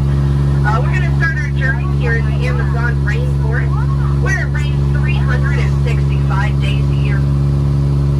Or only 2 days if you have Amazon rainforest Prime. That joke's all about the delivery. If you look on either side of the boat, you're going to see our beautiful margarine flies. And I know what you're thinking. I can't believe they're not butterflies. Yeah, me too. Me too. Right over here to the left, we have Inspiration Falls. Now, you know, a lot of people wonder why it's called that. And that's because the longer you stare at it, the more it inspires you to go. Yeah, that's our #1 joke here. Well, we're now turning down the Congo River, so we'll see how far this boat can go. Probably not very far with my driving. Has anyone ever seen The Jungle Book? Yeah? All 4 people. Wow. And if you haven't, don't worry. It's right there. Yeah, that's the 3D box set. Yeah, it's pretty great, I know. And up ahead, we have a great little boat rental place. Although I can't see anyone over there. Canoe. Cannot. Something must have scared them off. Might have been the giant snake over there. Does anyone know what kind of snake that is? It starts with a P. It's a good guess. It's actually plastic. Sorry, kid. Oh no. Looks like I have some uninvited house guests. But you know, it's not all bad. I could not get that Jeep started this morning. Yeah, looks like they got it to turn over. Yeah, probably called AAA. I should have thought of that. Yeah, or used a monkey wrench, I don't know. But we're now turning down the Nile River. It's the longest river in the world. It goes on for miles and miles and miles and miles and miles and miles and miles. And if you don't believe me, you're in disbelief. Right over there, we have an African bull elephant.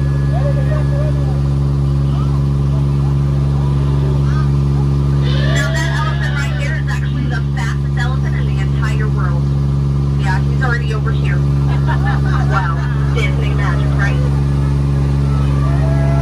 And right in front of us, we have the star of the new Jungle Cruise movie. It fades away. Yeah, we're really excited about it. And we're now in the African belt where all the animals came together. We have some long-necked cheetahs, some 1970s impalas. Oh, look at those lions protecting that sleeping zebra. He's dead. Tired, dead tired. You know, it must be hard to eat a zebra. Yeah, because it's like white meat, dark meat, white meat, dark meat, white meat, dark meat tail. You know? Oh, but there's the lost safari everyone's been looking for. You know, I tried to tell them that they could not outrun the animals here in the jungle, but what a rhino, right? I guess they'll get the point in the end. But that's my best friend right over there. Her name is Ina. Everyone say hi, Ina. The jokes do not get better from here. But that was a great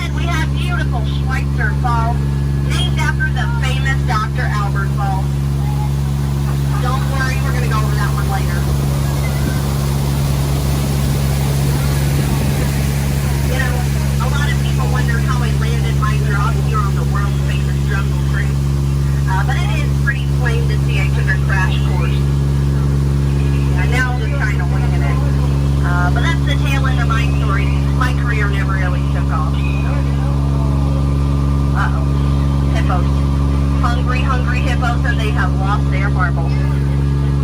These hippos may look cute and friendly, but they can actually capsize a boat just the size of this one. But don't worry, everybody. I have a great technique that'll scare off anyone. I love you. I work at the Jungle Cruise. Yeah, that normally does the trick. I just wanted to live happily ever after, whatever. Someone once told me that my job was so easy a monkey could do it. Yeah, I only halfway believed him. I didn't really find it too appealing, so let's just banana split out of here. And if you look right over here to the right, you're going to see absolutely nothing. Well, guys, stop monkeying around. This right over here has been really bugging me. Those butterflies are just not what they used to be. Yeah, caterpillars, But now for the moment you've all been waiting for. It's not the exit, it's the eighth wonder of the world. It's the one, the only, the amazing, the stupendous. It is the backside of heaven!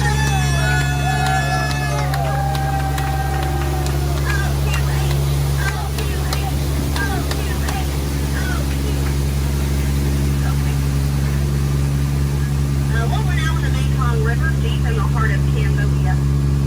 Oh, look at that, a pair of Crocs. I always wanted a pair of Crocs. Said no one ever. I don't know, it looks a little scary. What do you guys think? Should we go in? Yeah. Good answer. 3 people. Alright. I don't know what lies ahead. Could be treasure. Could be a dead end. Knowing Disney, it's probably a gift shop. Although it might be painful. It's a root canal.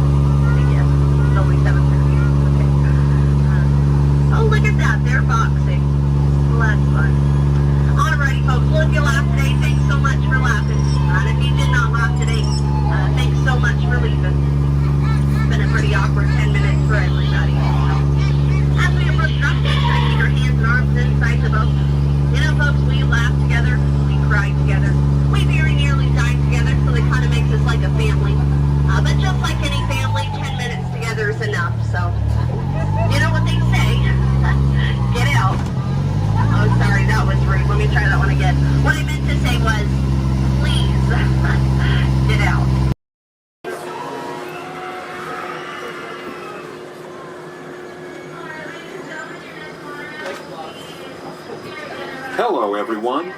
Welcome aboard the Disneyland monorail. We are now beginning a 2.5-mile journey to downtown Disney Station and back. For a safe trip, remain seated, keeping your hands, arms, feet, and legs inside the cabin. Be sure to watch your children, and no smoking, please. Bienvenidos. Para su seguridad, permanezca sentado y mantenga las manos, brazos, pies y piernas dentro del tren y cuide a los niños. Por favor, se ruega no fumar. You're riding aboard a March 7 monorail, the latest generation of Disneyland monorails. When Walt Disney introduced this attraction in 1959, it was the first daily operating monorail system in the Western Hemisphere. Just ahead is Disney's California Adventure, where you can live the ultimate California dream through attractions and live shows that are as diverse as the Golden State itself. The towering hotel is home to the Twilight Zone Tower of Terror, where you can literally take a thrilling drop into Hollywood history. The bear-shaped rock formation is part of the Grizzly Peak Recreation Area, a haven for outdoor adventures. Beyond it, you'll find the high-energy fun of Paradise Pier. Coming into view on the left are the villas at Disney's Grand Californian Hotel and Spa. It's the first Disney Vacation Club resort on the West Coast and shares the same arts and crafts style as the famous hotel which we are now entering.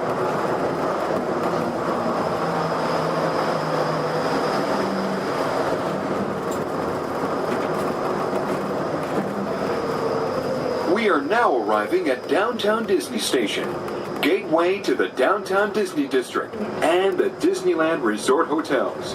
If you will be leaving us here and returning later today, please hold on to your park ticket and have your hands stamped as you leave the station. You may reboard the monorail for a return trip to Tomorrowland up until 1/2 hour prior to Disneyland closing. Please remain seated until the monorail comes to a complete stop and the doors have opened. Then, gather your belongings, lower your head, watch your step, and exit to the left of the monorail. Thanks for traveling with us today, and we hope you enjoy your visit to the Disneyland Resort. For those of you continuing with us, we'll begin our return trip to Tomorrowland in just a few minutes.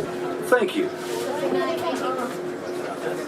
Everybody's to let us know what we need to get done back on the road. Spoiler alert, 9 times out of 10, it's either bodywork or a transmission. Guys, spread on over to this side, left side, left side. People on the left side, step forward, step on up, make a friend. Everybody here looks freshly laundered, okay? You'll be fine. Come on in, right this way, everybody. Keep on coming, folks in the hallway, let's go. I don't want to see anybody end up working on the transmission that doesn't know what they're doing.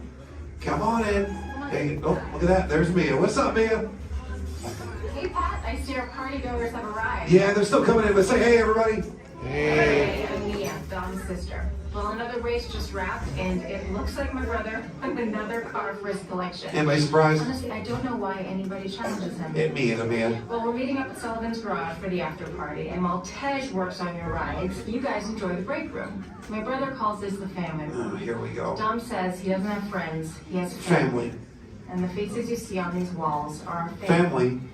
When I'm in this room, I feel like we're all Family. So, welcome to our family. There it is. It's a thing around here. Hey, Tej, how's that Matthew McConaughey impression? All right. What's up, Mia? Get better. It's just welcoming these good people to our family. How are their rides coming along? The rides are ready to roll out and roll out inside. Perfect. Let's get this show on the road. I'll let Dom know. You guys have fun at the party. Bye, Mia. Bye. She just called. Okay. All right, Pat. Yeah. Let's get these people on their way. Send them over to the war room. Sounds like a plan. Are you sure, though, Jamie's kind of a piece of work? Right. And he hung up. Okay, so in a moment, those doors are going to open. When they do, head on into the war room with Jamie. That's Tej's new assistant. First day without Tej, so good luck. Be nice. Don't touch nothing. Thank you. Oh, we got company. Wow. All right. How do, people? All right. Hey, don't mind us. We'll be finished in just a minute. What's hey? What are you guys still doing here? You're supposed to be at a show. I'm working. Now. I'd like to introduce our lovely manager. Yeah, she's usually not like this. Yeah, she's usually worse. I heard that. Where is my limo? Good. Okay, come on, guys. Please, get in the car. Sorry, folks. We gotta go. Come on. Chris, can you grab my blacklist, Paul?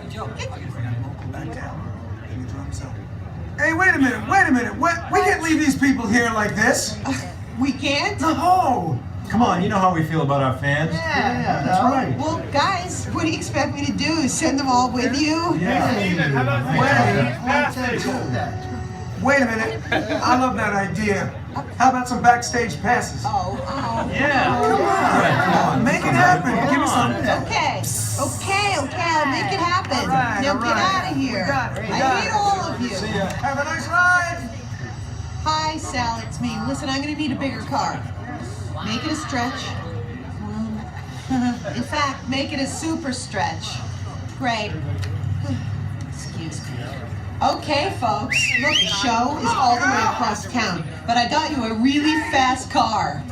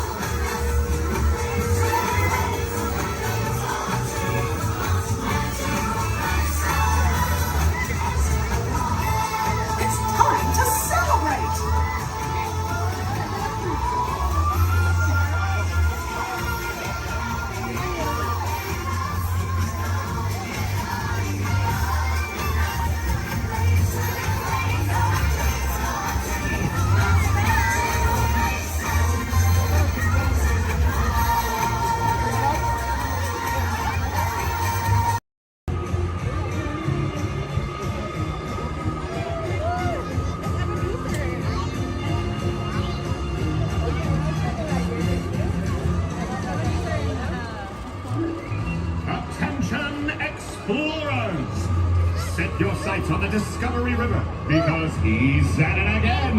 Yes, famed billionaire and thrill seeker Scrooge McDuck is back in pursuit of high adventure. At the navigation helm, why, it's his personal pilot, chauffeur, and travel companion, Launchpad McQuack. This expedition will surely produce a grand ducktail.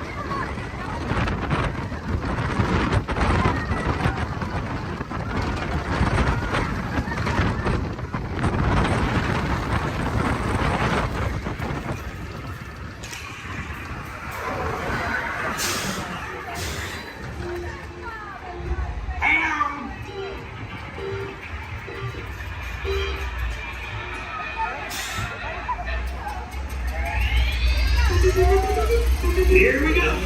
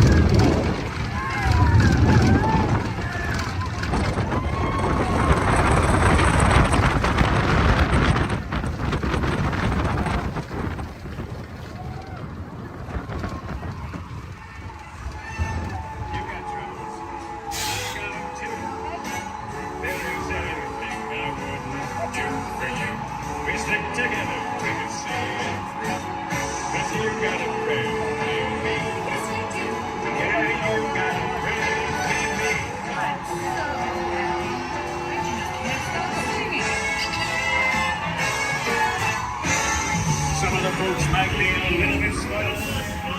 Stay seated till we come to Please remain seated at all times, keeping your hands, arms, feet, and legs inside the train. Please supervise all children, making sure they are seated away from the train openings, either fully on a lap or on a bench. Our next stop will be New Orleans Square Station. Do we want to start? Do we want to stop at Nora? No, do you want to go all the way around?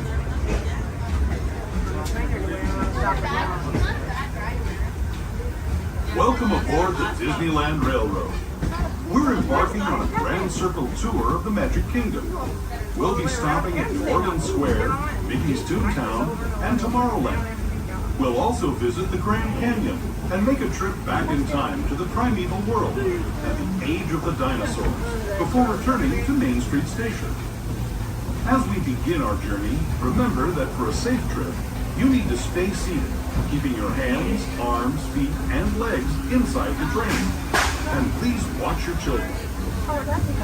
Bienvenidos a bordo del Disneyland Railroad. Para su seguridad, permanezca sentado y mantenga las manos, brazos, pies y piernas dentro del tren y cuide a los pequeños. Gracias. Our first stop is New Orleans Square Station. But to get there, we need to pass through the wilds of Adventureland. It may seem peaceful through here, but trust me, it's a real jungle out there. Literally. So be on the lookout. You just never know what might be lurking along the rails.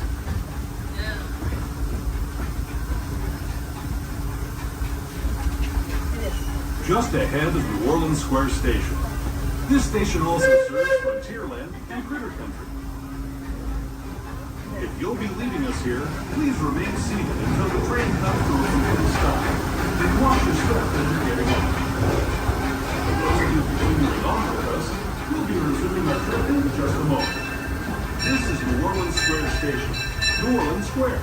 As we make our way to New Orleans Square Station, please remain fully seated until the train has come to a full and complete stop. This will be your stop for attractions such as Pirates of the Caribbean, Indiana Jones Adventure, Jungle Cruise, the many adventures of Winnie the Pooh, Splash Mountain, and Haunted Mansion Holiday.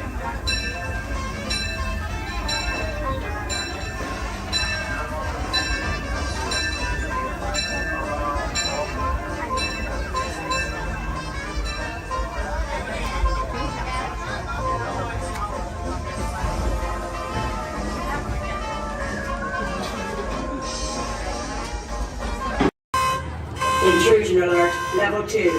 Intrusion. Disarmed. Sensor offline.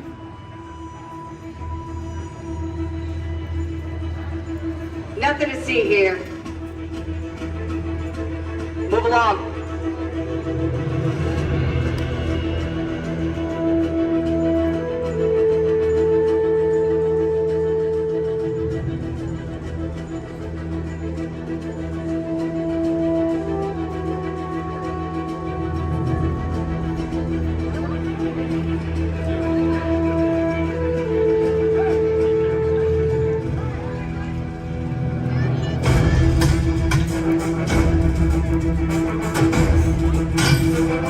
You don't look like recruits. I've got this. Intrusion alarm level 2. All units alerted. My turn.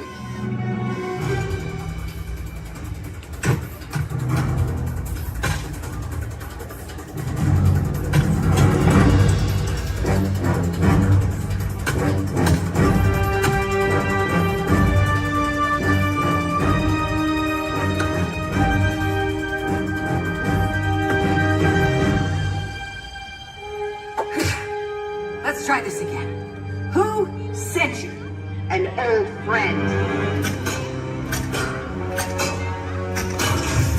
System offline. Assets at risk. Reinitializing. Taskmaster, what do you want? HQ back online. Ms. Romanoff, the Wakandan cargo has been secured safely inside the grid. It's in the jet. Let's go.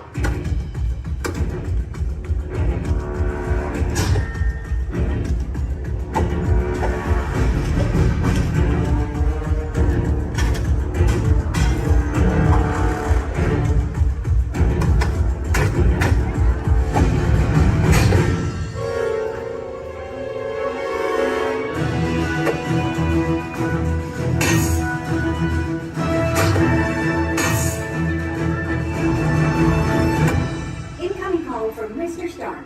Friday, don't put him through! Yeah, she put me through. Hi, Nat. Everything okay? You need help? I don't need help! Yeah, I said help. Intruders, step aside. I won't ask a second time.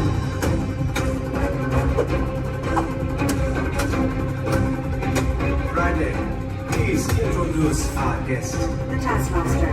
Origin unknown. Be ready. Taskmaster has the ability to master and future fighting skills. It's annoying. This is a fight you cannot win.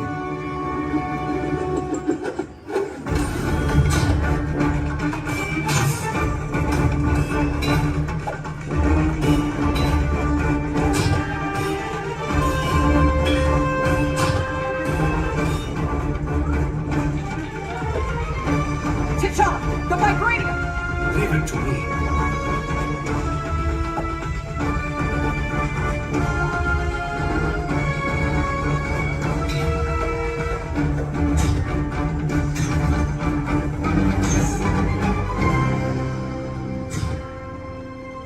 We got it. Let's go. Friday, seal off Bay 94. Yes, Ms. Romanoff. Bay 94 secured. This is not going to end well for you.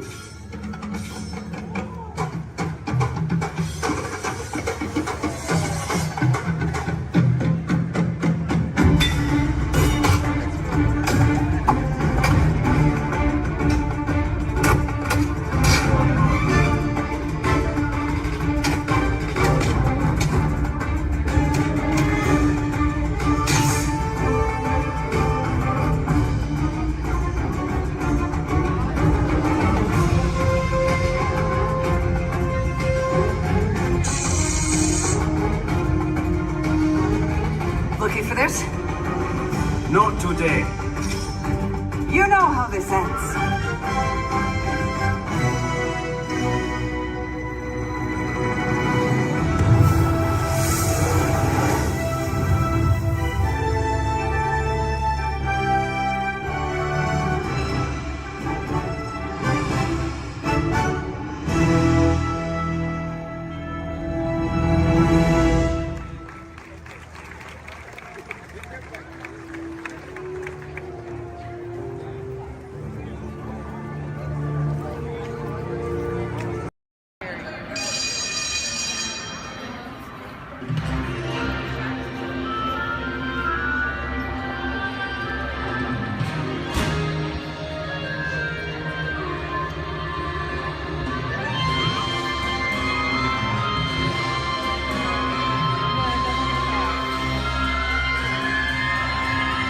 Welcome aboard. At this time, I'd like to ask everyone to please remain seated throughout the show.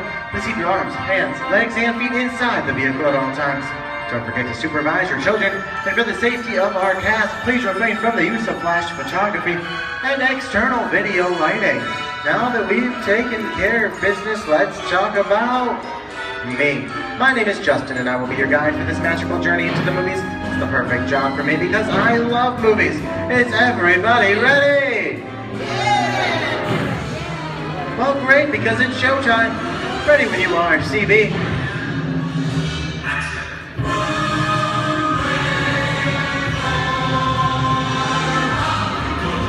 And we are rolling.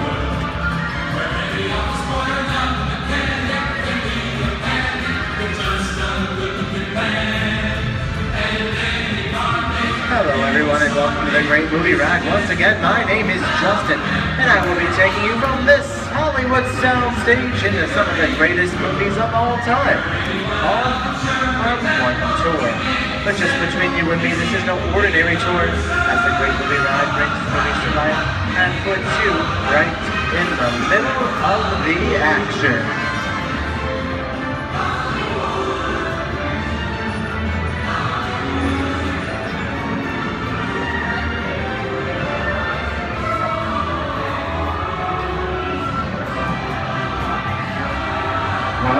I don't know about you folks, but I just love the great Hollywood musicals of the 1930s.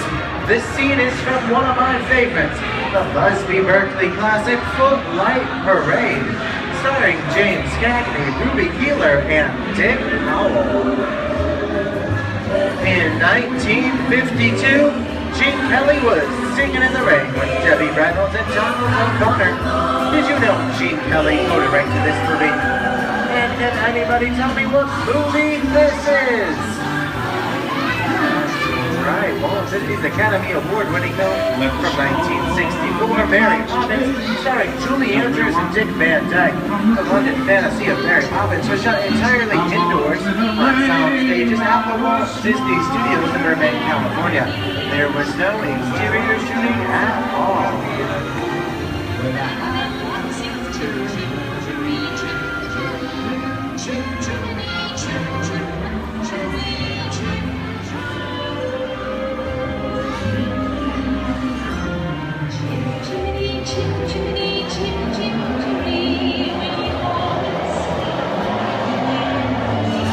Hold on to those wallets and purses, folks.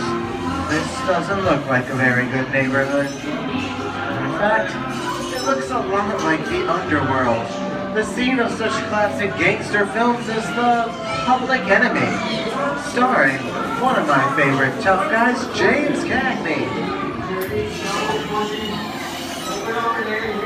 The working title of the film was Beer and Blood, and in the United Kingdom it was known as Enemies of the Public. In one scene, Cagney shoved a grapefruit in Meg Clark's face. She could never look at breakfast the same way again. Kick in with the dog.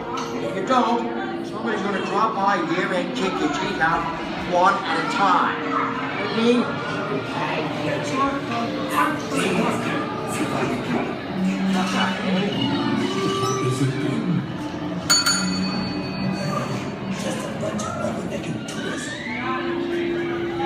Sorry about the delay, folks, but I don't want to run a red light, even if it is just a movie. You talking to me? You're talking to me?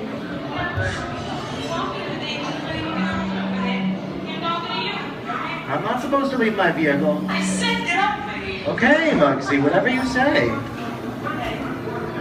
How'd you know my name anyways? I've seen this movie before. Well, the heat sun. See, you fancy. Congress might to get out of here, so be it.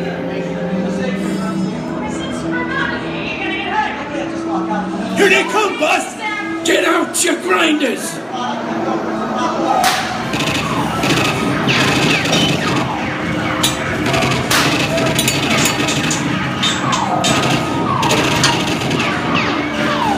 I'm hit! Hey, I'm hit! Moxie! They got squid! Moxie! Moxie! Squid's hit bad! Real bad!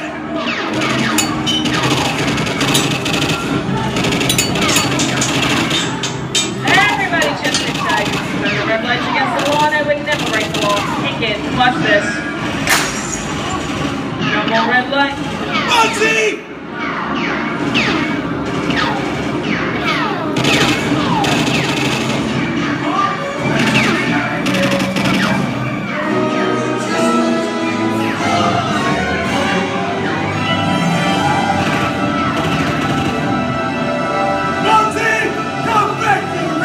Sorry, boys. I'm making my getaway.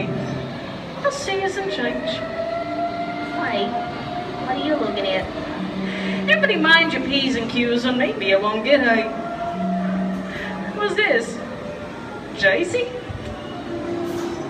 And now, the Old West, and two of Hollywood's legendary stars, Clint Eastwood and John Wayne.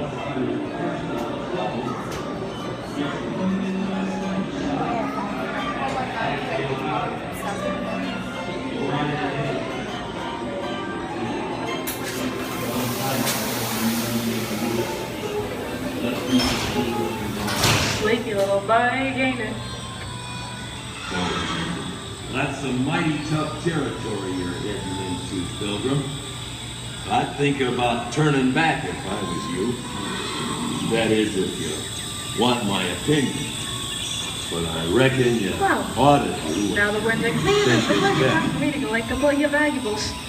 We'll start with the jewels.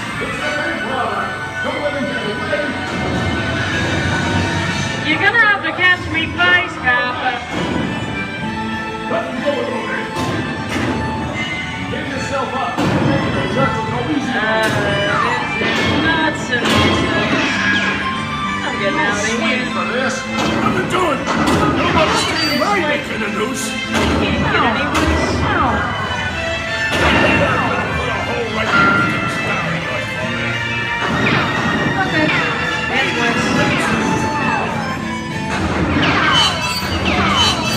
I don't know about you guys. This is kind of creepy. What is this? This is Alien. You are with the Thorny Reaper aboard the spaceship Nostromo.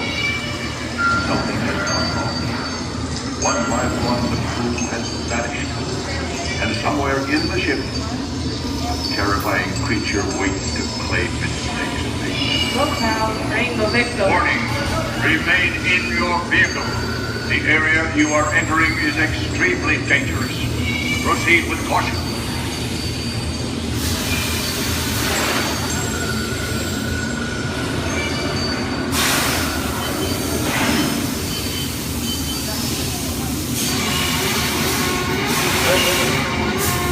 The emergency destruct system is now activated. Ship will detonate silent 10 minutes. Option to override automatic detonation expires silent 5 minutes.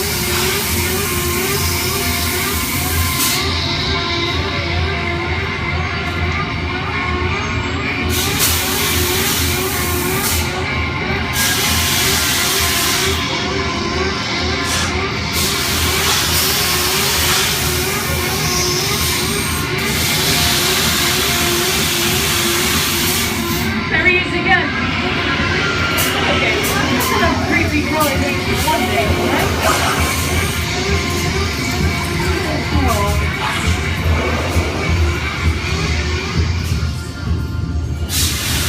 Here in Raiders of the Lost Ark, amid 1,000 deadly snakes, Indiana Jones unearths a great treasure. Will Harrison Ford escape with his discovery? And what will be your fate? Beware. Snakes. Why did it have to be snakes?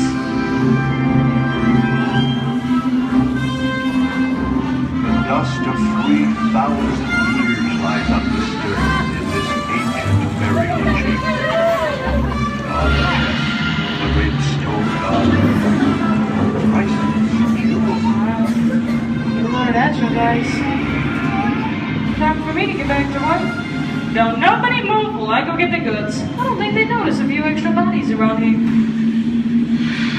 But the jewel is guarded by a curse, and those who dare defy that curse must pay with their lives.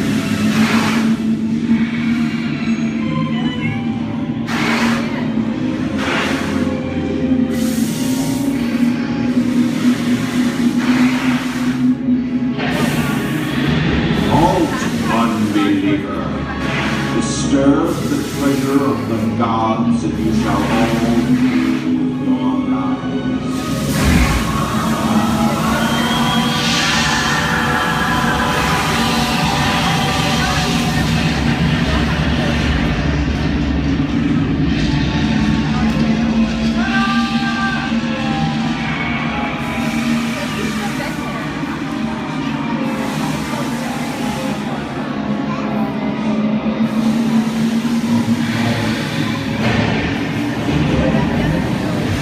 I told you folks I was just going for popcorn.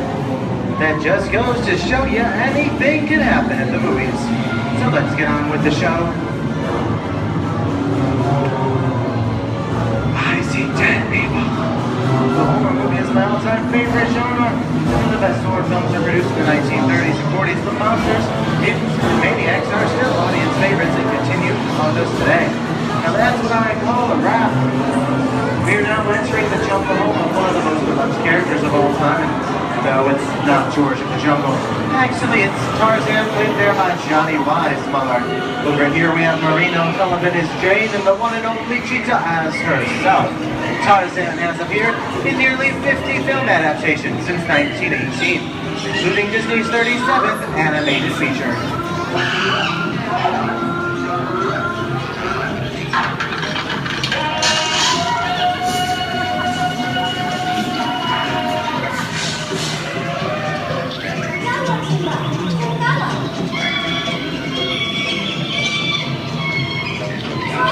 Louis, I think this is the beginning of a beautiful friendship. That's the last line of a movie ever.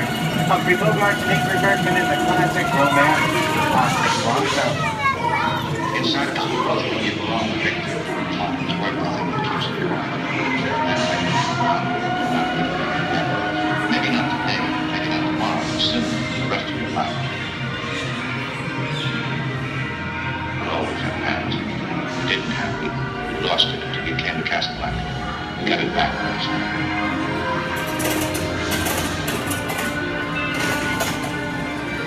I've got a job to do too. Where I'm going, you can't follow. What I've got to do, you can't be any part of. Those I'm no good at being noble. It doesn't take Here's one of my favorite movie stars, Mickey Mouse in one of his greatest roles, The Sorcerer's Apprentice in Fantasia. When the movie came out in 1940, Walt Disney promised to add new musical sequences in the future. His nephew Roy kept that promise 60 years later with the release of Fantasia 2000. The sorcerer in this sequence was named Yensid, which is Disney spelled backwards.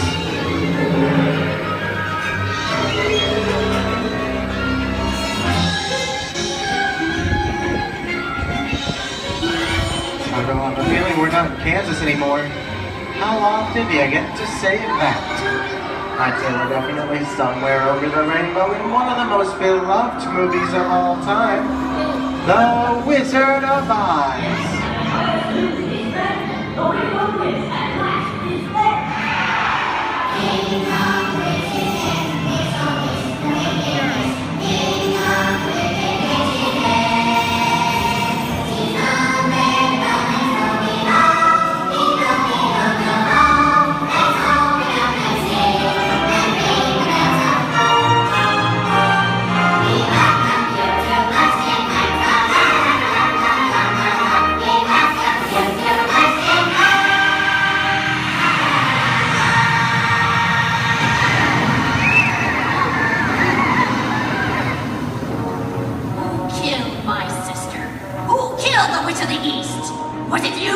No, it was an accident. I didn't mean to kill anybody. Well, my little pretty, I can cause accidents too. Oh, rubbish. You have no power here. Be gone before somebody drops a house on you, too.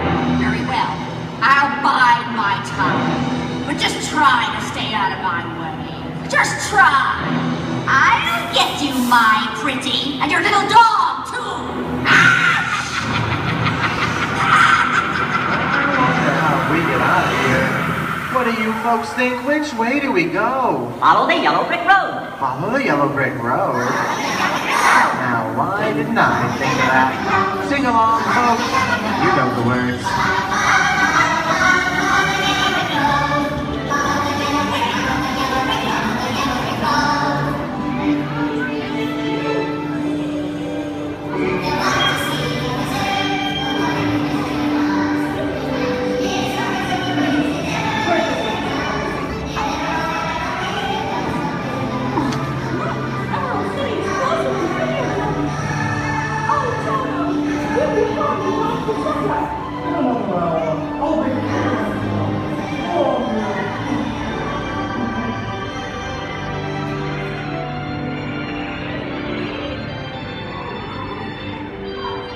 I hope you've enjoyed our tour through these great moments at the movies. but we've only scratched the surface of what Hollywood has to offer. There are thousands of other great movies out there just waiting for you to discover. And here are just a few of my favorites.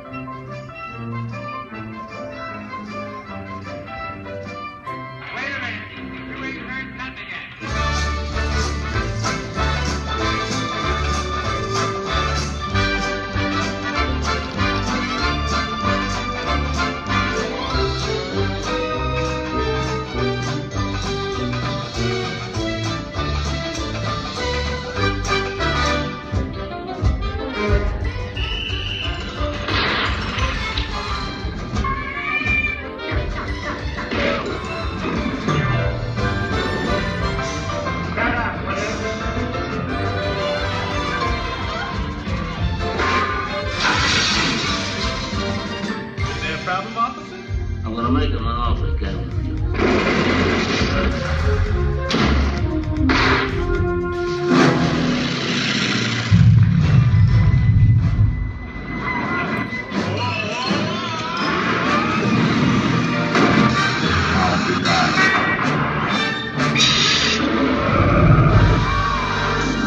We're not in Kansas anymore.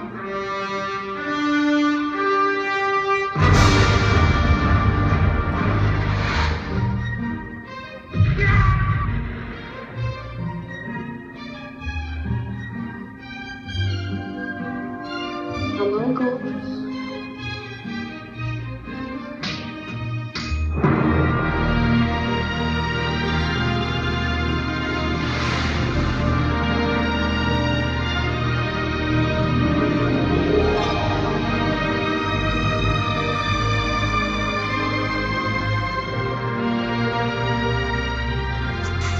I want to go. We didn't need that. We had faces.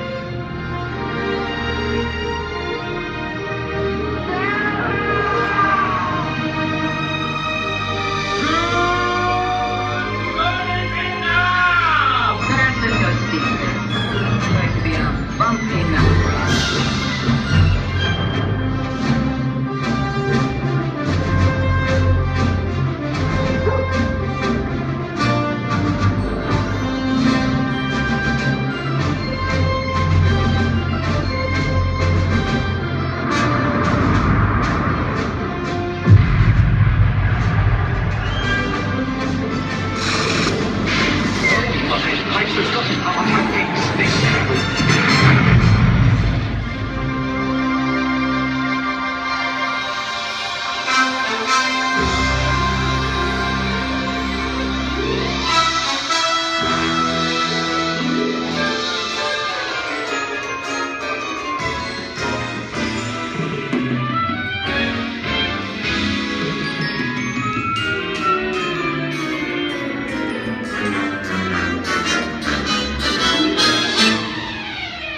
On behalf of Disney's Hollywood Studios, I'd like to thank you for joining us on the great movie ride.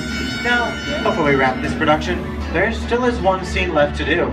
It's called The Exit. The action begins with you remaining seated until the vehicle comes to a complete stop. Then gather your belongings, take small children by the hands, and when these doors open, rise dramatically to your feet and make your grand exit directly to the rear of your vehicle. Oh, and one more thing. When I yell action, don't forget the thunderous applause for yours truly. Okay, places everybody, and action! Thank you. Have a wonderful day here at Disney's Hollywood Studios, and also to you and the movies the stuff dreams are made of.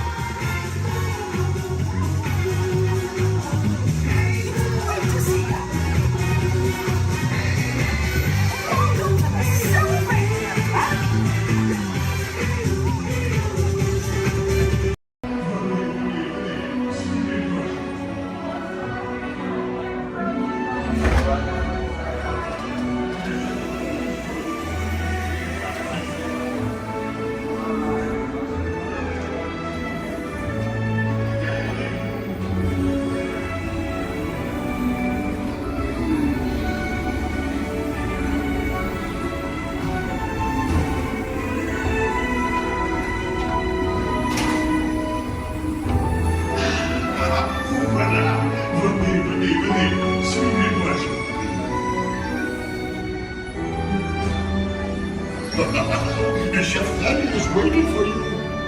This way. Qu'attendez-vous?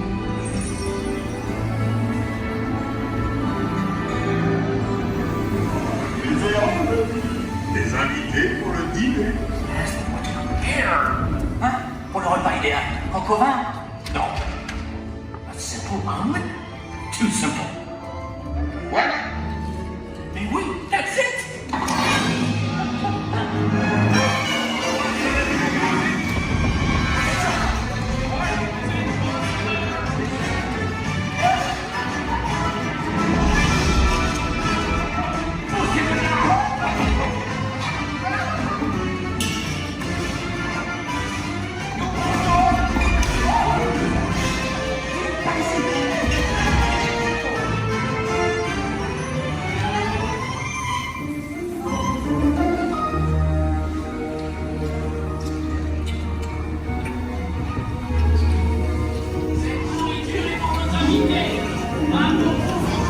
Hey guys, the food is for them, not you.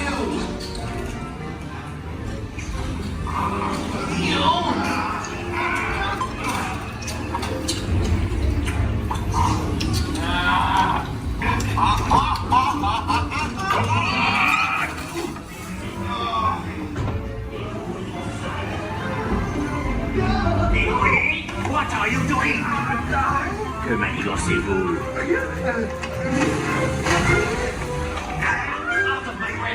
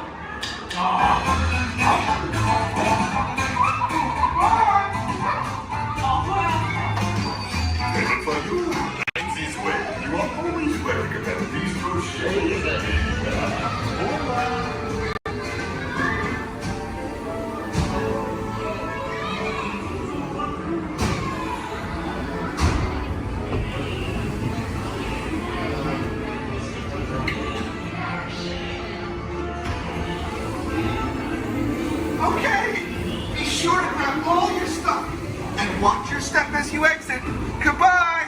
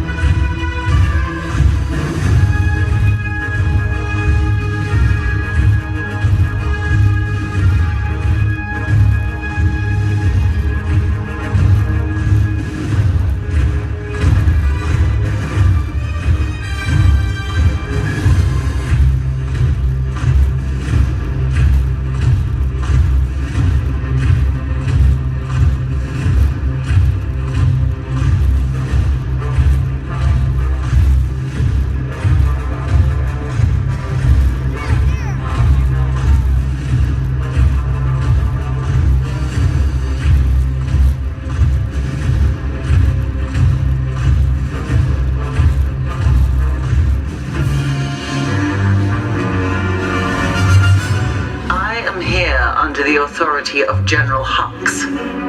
You are here under the authority of me. Stand proud.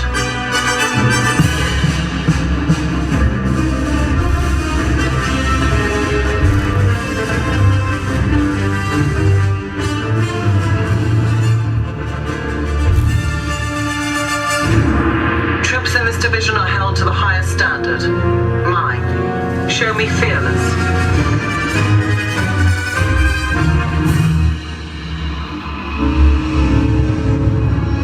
Under my command, you will be proud to wear the armor of a stormtrooper. You will learn discipline, loyalty, and what it means to be a stormtrooper. Battle starts.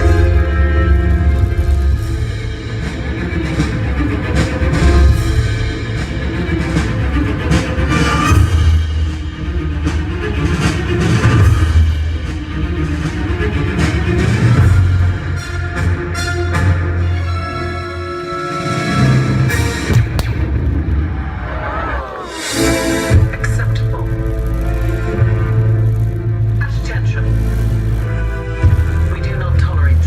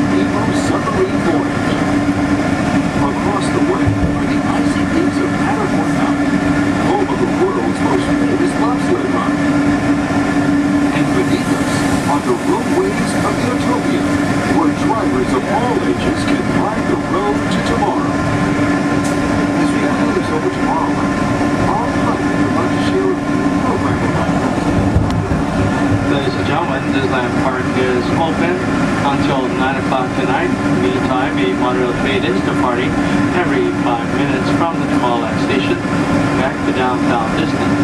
If you would like to leave the park and return later today, please make sure you have with you your valid Disneyland passport ticket and a hand stamp so you can re-enter the park anytime up to 1/2 hour prior to Disney Park's closing. You can get your hand stamp whenever you depart today. Today here at Disneyland Park, we'll have Celebrate a Street Party down Main Street USA at 5:30 p.m. And also tonight, as part of Halloween time at the Disney Resort, we'll have Halloween Scream, a bonus surprise in the sky at 8 p.m. Thank you, and have a pleasant day here at the Disney Resort.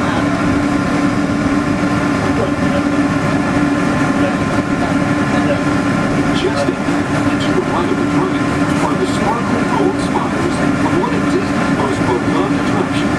It's a small world. Beyond it is the wacky world of Disney's classic cartoon characters, Mickey's Toontown. We're now riding alongside the happiest kingdom of them all, Fantasyland, home to Pinocchio, Snow White, Peter Pan, and other storybook characters.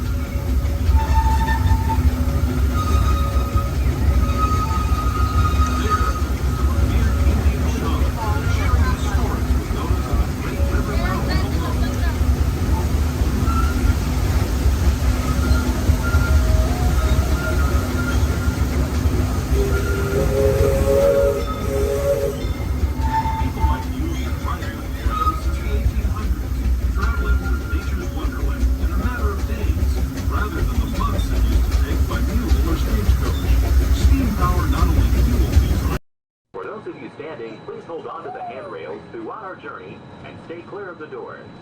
For the comfort of others, no smoking please. Thank you. As we turn south, you can catch a glimpse of the spires of Space Mountain in the Magic Kingdom. Nearby is Disney's 8th Rings Contemporary Resort. Oh no. Oh no. Oh no, no, oh no, no, no, no. Look at.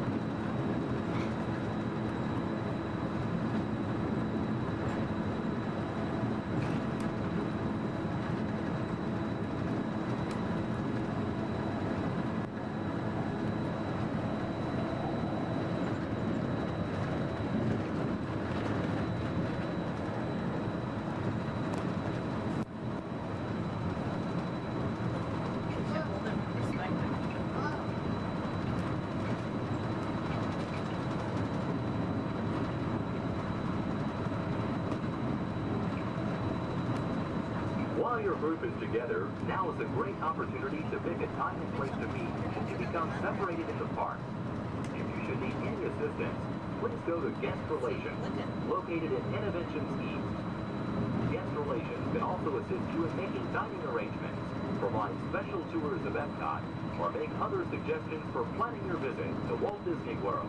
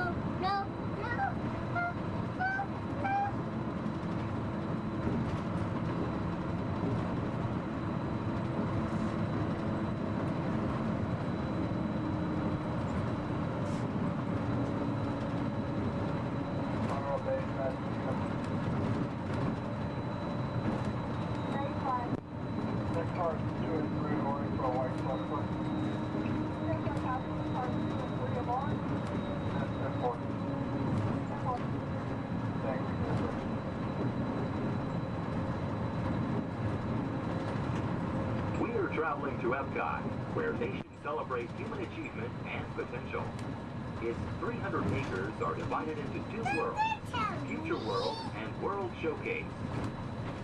Future World offers fascinating explorations into realms of energy, transportation, and imagination. You'll also find adventures in communications, sea exploration, food production, and other vital topics. World Showcase is a community of nations, highlighting the accomplishments and cultures of people around the world.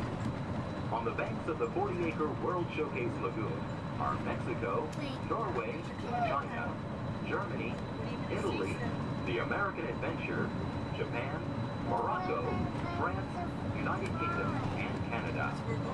Young adults from each nation represented in World Showcase are among your hosts, making this a true international exchange.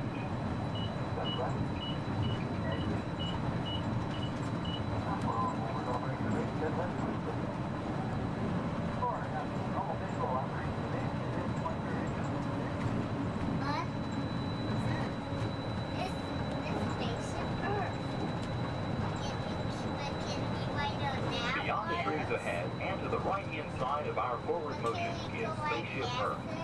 This 18-story geosphere marks the entrance to Epcot. Inside Spaceship Earth, time machine vehicles take you through the evolution of human communication, from a distant yesterday to the dawn of tomorrow.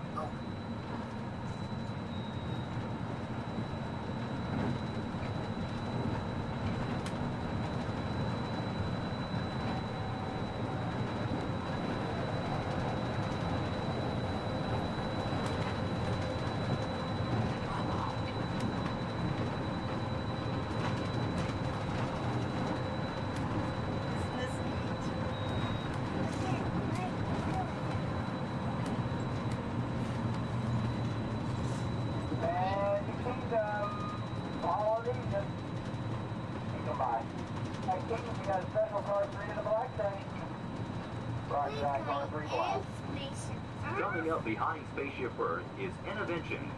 Inside this hands-on area, you can explore and interact with the ever-changing technologies and products for everyday living in the near future. To the opposite side is the Universe of Energy. Inside you'll find Ellen's Energy Adventure, hosted by Ellen DeGeneres and Bill Nye the Science Guy. Next is the Wonders of Life, where you'll discover Body Wars, which takes you on an amazing trip through the human body. No, we are not going to In Test Track, you can experience